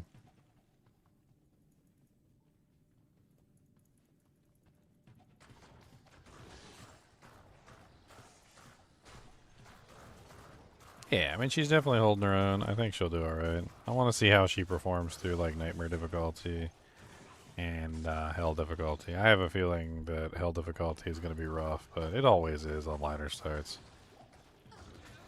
I mean, Hell difficulty usually comes down to a combination of everybody's ability. Not necessarily any specific person's ability, but like the whole group usually functioning as a whole is usually what makes the Hell runs work. Check my North Star Paladin, and that looks cool. Yeah, North Star Paladin is like one of the most overpowered builds I've ever created. Capable of dishing out massive amounts of single target damage, massive amounts of AoE damage, and super duper duper tanky too.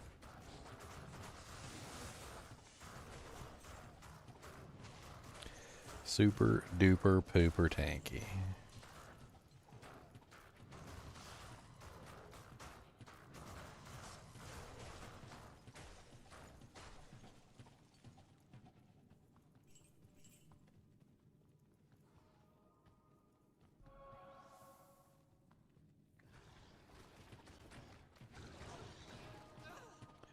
It's hard to get a build that's like really, really good at AoE and really, really good at single target and really, really tanky all at the same time. It's one of the first characters I ever made that literally did it all. Like, Coyote, you got his horn? Cody, if you bring your horn here, I'll put some peanut butters in it. You want me to put some peanut butters in your horn? You gotta bring me your horn. I'll put some peanut butters in there. You want some peanut butters in your horn? You guys bring me your horn. Bring me your horn. Give me your horn.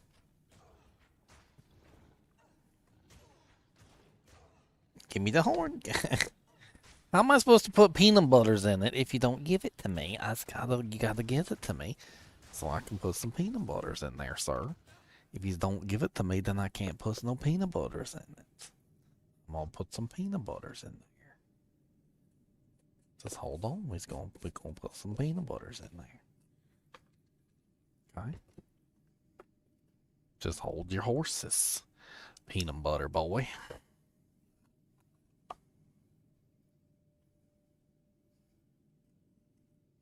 Peanut butters, peanut butters. Gotta put in some peanut butters. Peanut butters, peanut butters. Gotta put in some peanut butters. We gotta put some peanut butters in there. Use horn. So you can have a chewy horn. You want to chew on your chewy horn? We're gonna put some peanut butters in there. Got some nice crunchy peanut butter too. Got some extra crunchy. But this is hurry up and finish already. It's taking forever or something. I want to lick it. Alright, we gotta make sure it's down in there deep. Okay, peanut butter horn, boys. There you go. That's the peanut butter in there. He's very excited. Him is very excited.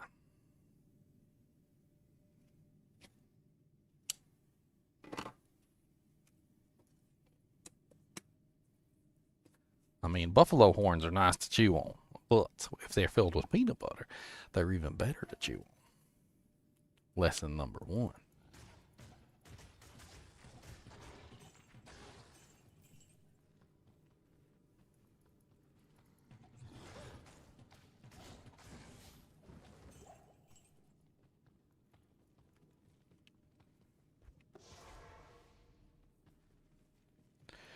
When new season starts and you want to find tons of items fast, what class, what spec would you pick? Anything, it really doesn't matter. As long as you can kill stuff quickly, that's pretty much the only requirement. Kill speed is a priority over anything else, including player count kill speed. The higher the player count you can kill in, the better things will drop for you.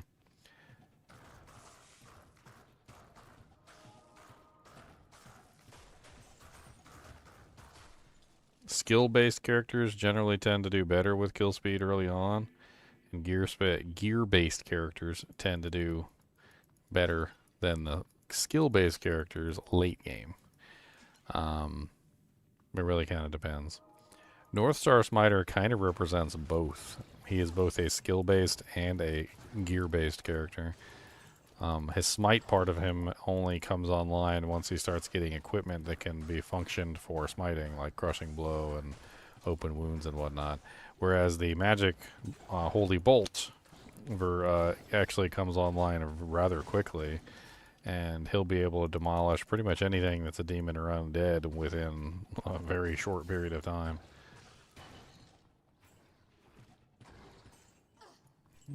Teleport's not required for magic finding. If Enigma was required for magic finding, I mean, just think about it. Then where did all the Enigmas come in the first place?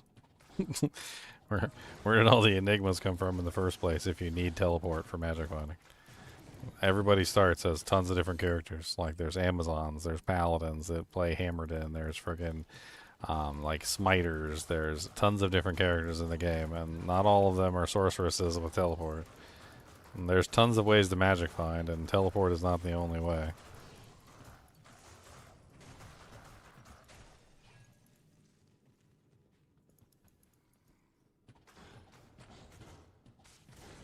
Besides, you don't need teleport to farm monsters that are super easy to get to.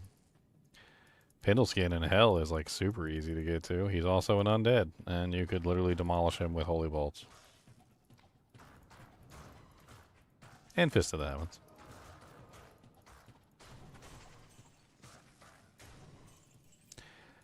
Paladin also has charge, which used liberally can make, speeding around the map really easy.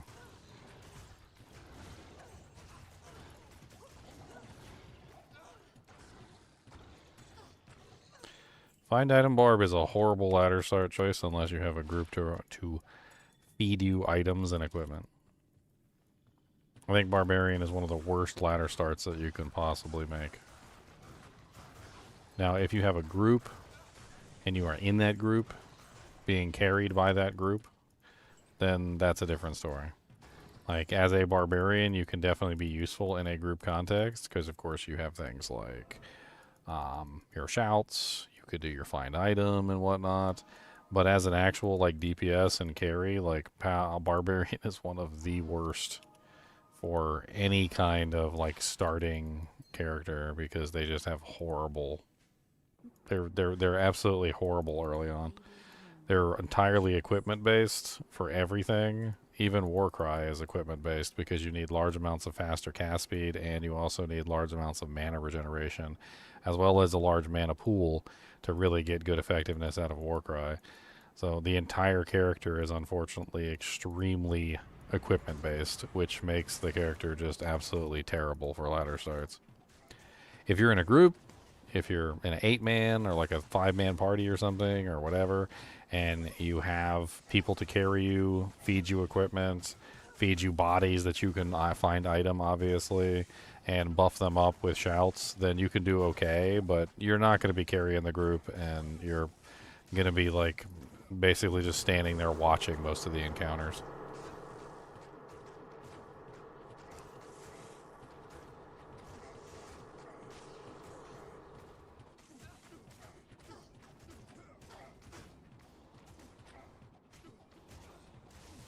I mean, there's a couple roles in group play, right? There's DPS. You won't be DPSing. There is tanking. You won't be tanking because Barbarian doesn't make a very good tank early on either without good equipment. There's support, which is basically all you can do. And then there's Magic Find. The problem with Magic Find is that you have to kill stuff for Magic Find to work. So you can't Magic Find. So take that away. The only thing you can do is item find corpses, which have to be killed by somebody else. So we just did a full barbarian, like 8-man solo self-found playthrough, which would have simulated a ladder. If you really want to see what it's like to play a barbarian, like coming through the start of the game, that's probably a good place to start.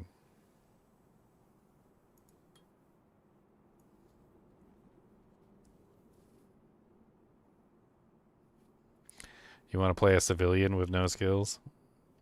So you're going to be Farnham. You want to be Farnham the drunk? You can be Farnham. So that's a thing. You can be Farnham. You got to give like cryptic advice to the adventurers in town, though. That's like part of your whole shtick. Is you got to be like, "Rrr, I was down there a while, and there's like a cave with shiny gold in it or something. I don't remember. It was near the rock with the cross on it." And then, like, you fall asleep. That's your job, James Burgess. Can you handle it?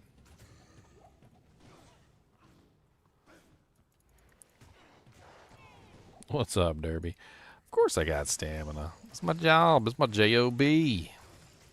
This my J-B, J-O-B, B-O-B-O-B-O-J, J-O-B, B-O-J.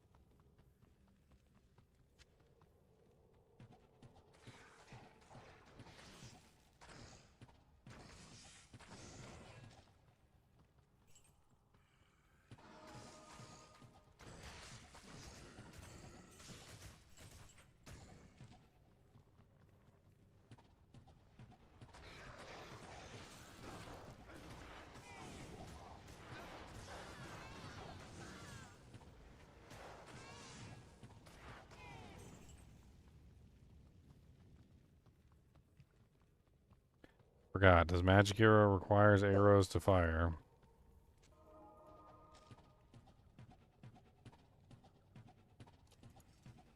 Does that answer your question?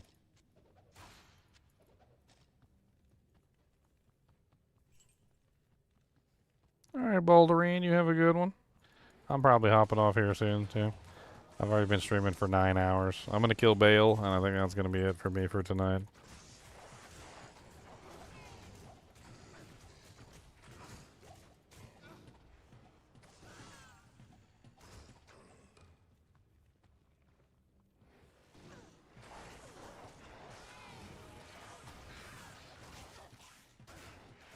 Marius.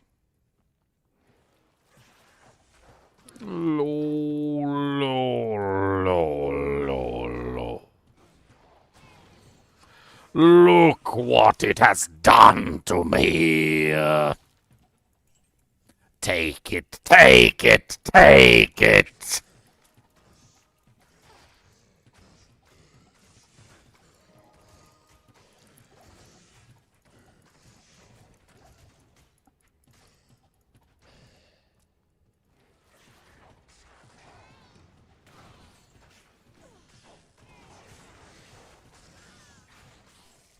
I love that scene.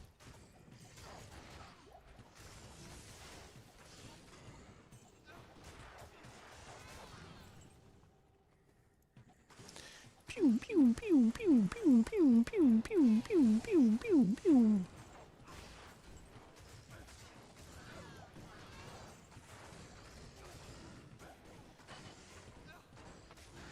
What am I using as a main skill on my bows on?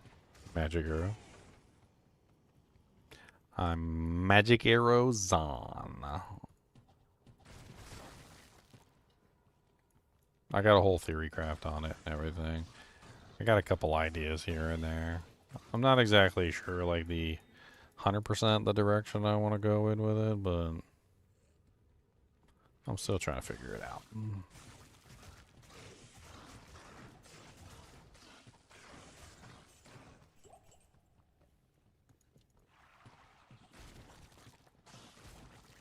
Oh yeah, definitely. You got 100% pierce if you're going to do this setup. I think my final bow is probably going to be Mist. I'm not sure. It's either Mist or Faith. I mean, Mist is cheaper and much easier to get my hands on, so I mean, there's that.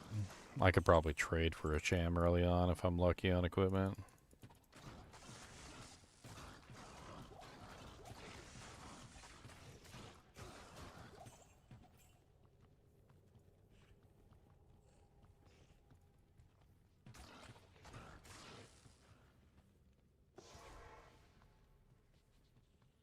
Guided arrow is physical damage, yes.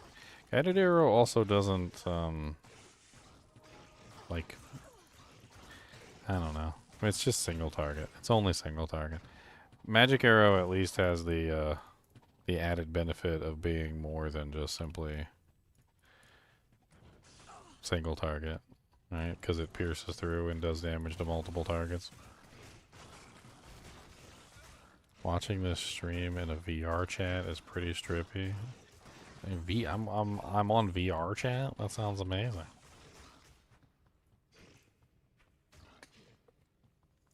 I like it. I should have Kubus the monster dog like jump at the screen. Woo.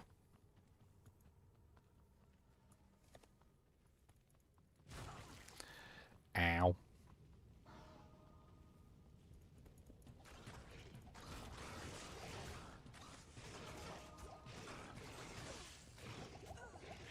I used to do stuff like that in Minecraft.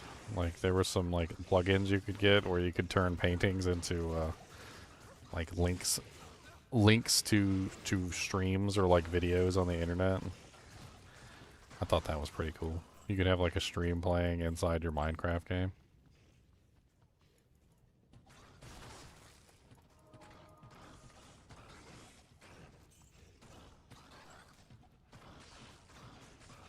You just walk around your Minecraft house and you just see like a stream playing on the right hand side on like one of your paintings.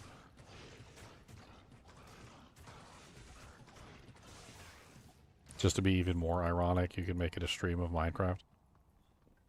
Inside a Minecraft house.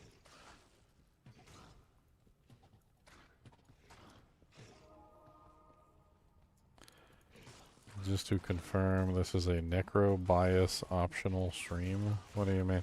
I have no idea what that means. I love Necromancer. Does that tell you anything? I've got some pretty solid Necromancer builds.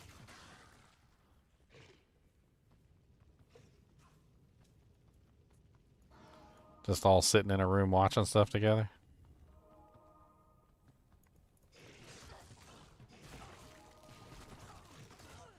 Because you like being Tom Brady with a huge offensive line? I see.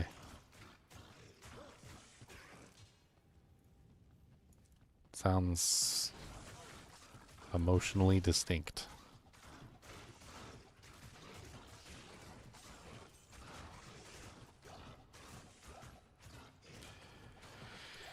I mean, you could. Yeah, you could. I've been focusing primarily on Magic Arrow. I want to see how Magic Arrow performs itself before I go diving into anything else.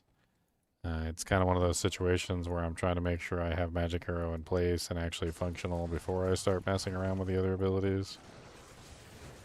Magic Arrow is primarily physical damage that converts into magic at the end of the equation.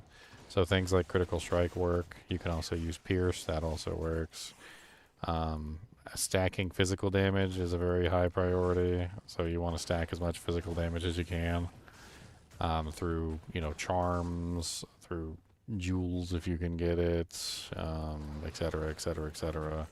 Enhanced damage also works, but the enhanced damage has to be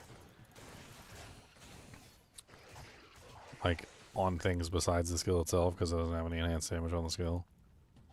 Maxing it out to 20 gets you a really nice conversion rate to begin with of 43%, but you really want more than that because you're missing out on a large amount of magic damage otherwise.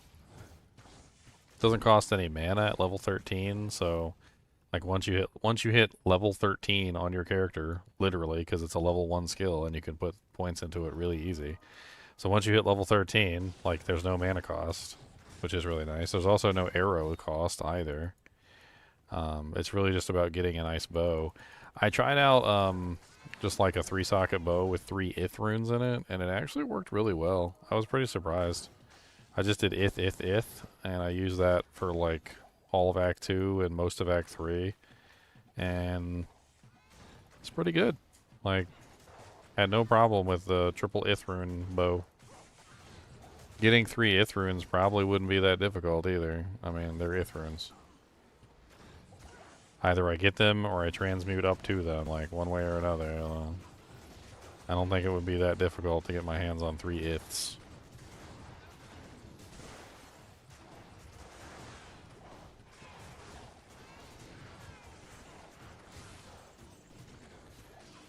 I mean, you wouldn't use Magic Arrow on Magic Immunes. You would use something else. Like Guided Arrow or something. I mean, there's a lot of different options.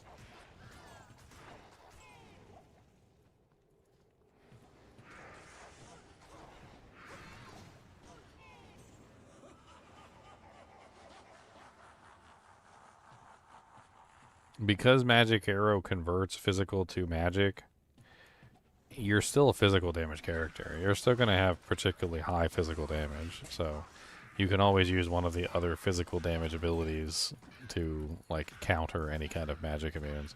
There are very few magic immunes in the game, though. Very few. Like, so few that it's not even worth mentioning. It's like an afterthought. It's something that will occur so infrequently that when it does happen, you'll swap over to like multi-shot or something for like 2 seconds, kill the monster, and then move on.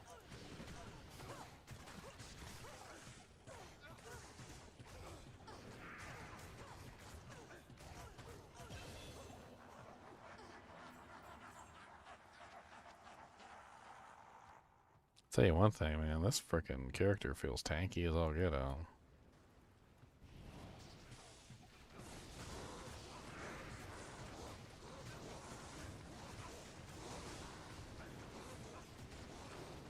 I mean, all I gotta do is just put my freaking golem, my Valkyrie down and just sit in the back and plank away.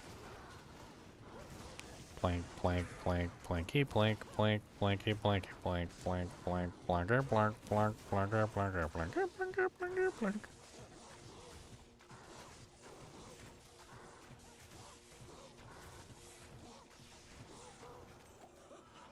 Goodbye, Valkyrie. Hello, Valkyrie. Unravelers are sometimes magic immune. You're worrying about like actually not even 1%, like 0.01% of the entire game. And even then, it doesn't matter because it's not like I'm a magic damage character.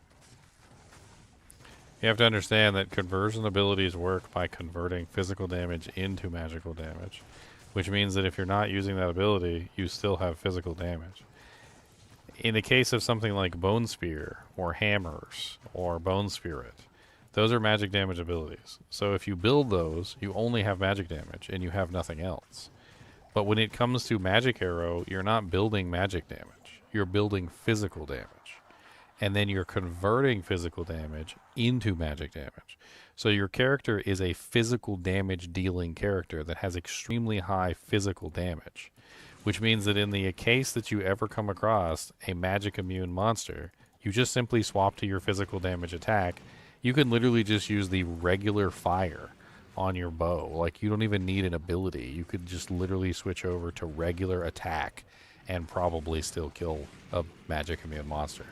Because the chances of the magic immune monster that is very rare ever being immune to physical is so low that, again, it's not even worth talking about.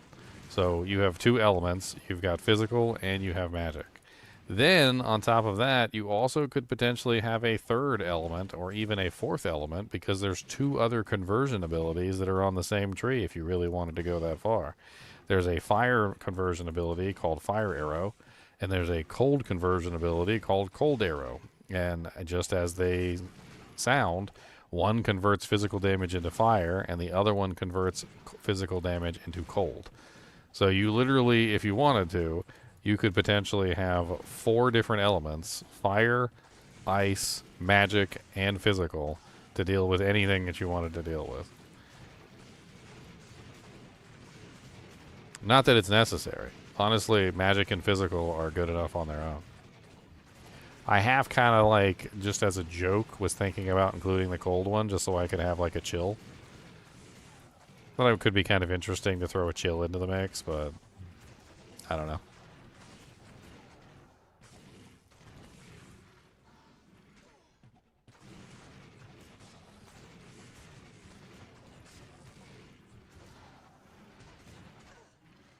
So many minions of destruction.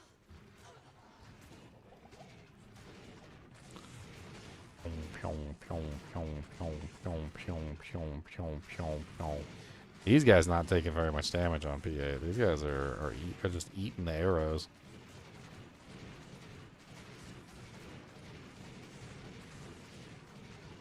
Which is part of the whole reason why I wanted to check it, because I wanted to see like how I was doing and whatnot.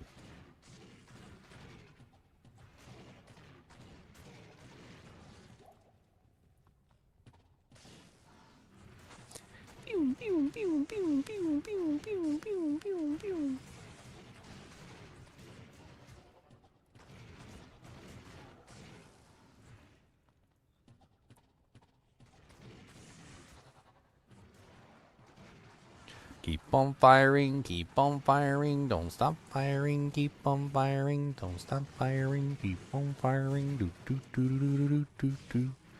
If I had waited 1 level, I would have had my Lycander's flank. Lycander's aim.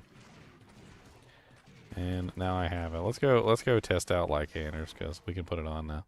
But while we got these tough monsters here to actually have fun with.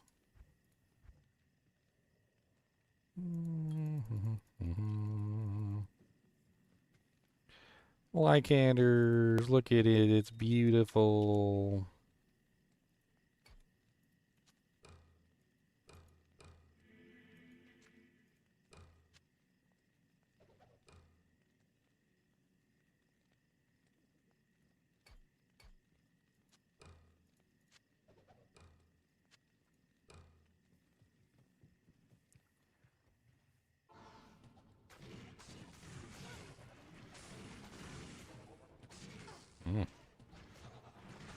Can already see a big difference. Look at them big chonky boy hits now.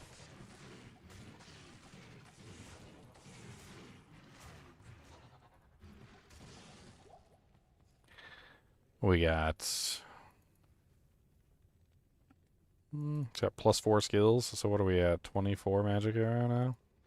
That brings us up to 51% conversion rate. So we're doing 49% physical and 51% magical at the moment.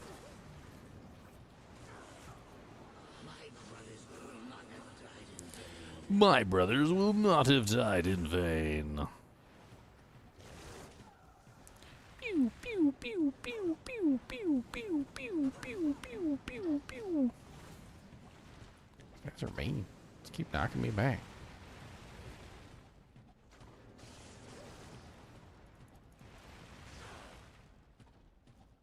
I wonder how fast I can kill the clone. P8 Bale has a lot of HP, so he is a little bit of a pain in the butt.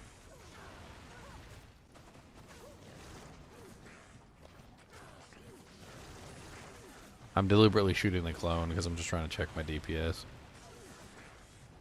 I mean, as far as the clone goes, the clone's getting demolished. It won't take that long to kill the clone.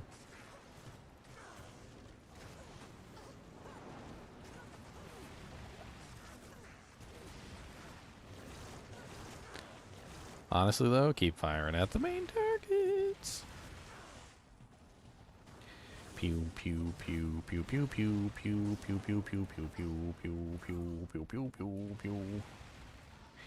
Pew pew pew pew pew pew pew pew pew pew pew. I don't care you stealing my mana bale. Your mana stealing ability is absolutely useless to me. I do not care.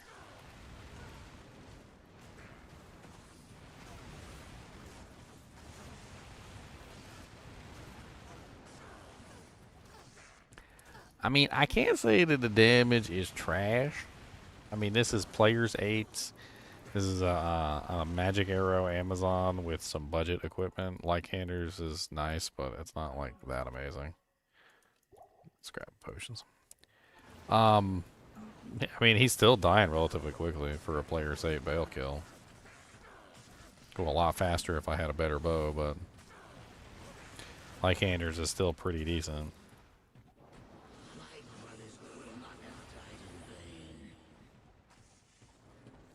Barrel. Oh, that's right, he blocks. I forgot, he blocks 50% of attacks. That's why I'm seeing a bunch of X's on him.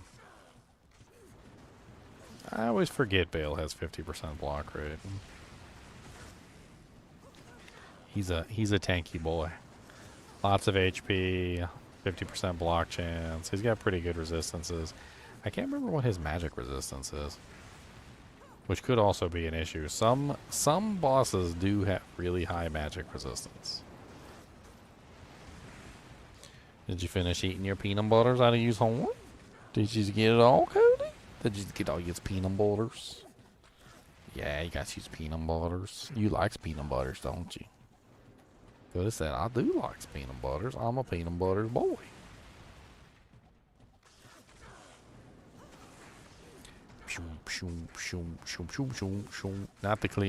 Not the fastest kill on Bale that ever was recorded, but certainly not horrible. I've had slower kills. It's kind of sad to say, but I have had slower kills on Bale. Freezing Arrows on comes to mind.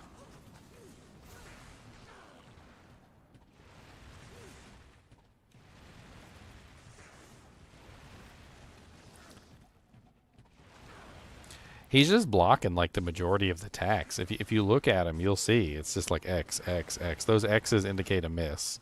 And every single time then X happens, I'm either missing him or he's blocking the attack. Now, I don't think it's misses because I do have 7,629 attack rating. But it does say I only have a 79% chance to hit him, so I don't know. It's usually half of whatever the percentage says there. So we're probably looking at what, 79 divided by 2 is what is that, like 35, 34, so like 39% chance. So I was looking at like a 39% chance to actually hit him. It's an interesting bow. It doesn't really have the damage output, but it is only level 21 and it has multi-shot charges on it. Strange.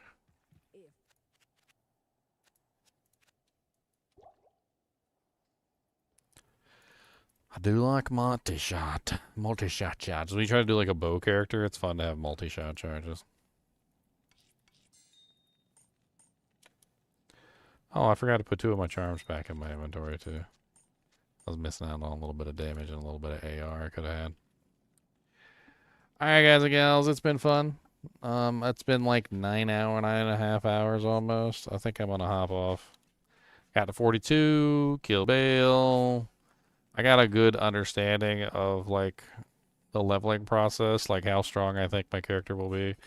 Honestly, it seems to me like this character is going to be pretty easy to level up with the group. I'm going to have solid damage for the whole first part of the game.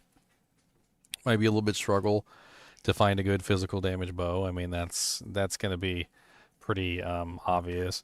But it looks to me like an if short warbow will be pretty solid early on if I can get my hands on that. And then I could very easily transition into an insight if we can manage to find a soul rune. And then a 4-socket bow, obviously, which might have to wait until we get to cows. But I feel like if I do get an insight, it'll probably be better than this one. And then, you know, like if we got like a Lycander's Aim or something, or like a... trying to think here, there's a couple different options, like Gold Strike Arch, Eagle Horn. There's a couple different potential options that could fall and could make for decent options to just like continue with.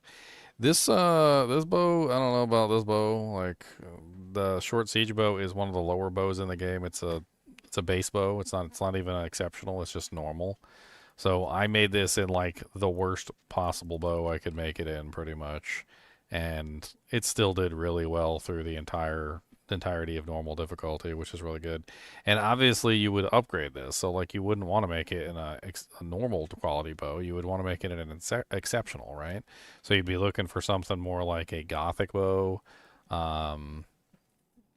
Crusader's bow, Hydra bow, like Grand Matron bow, etc. Eventually you'd come across something that you could make a really good version out of, and you'd honestly, an insight, pretty solid physical bow for pretty much the entirety of the game until you get into hell difficulty, and then you're going to have to find something a little meatier. But I don't know. We'll continue with Nightmare tomorrow if I have some time. As always, I do appreciate you guys and gals joining me. Be sure to hit that like button and the subscribe button if you enjoy the content. I appreciate all the donations and the Prime subs and everything today. You guys are amazing. And as always,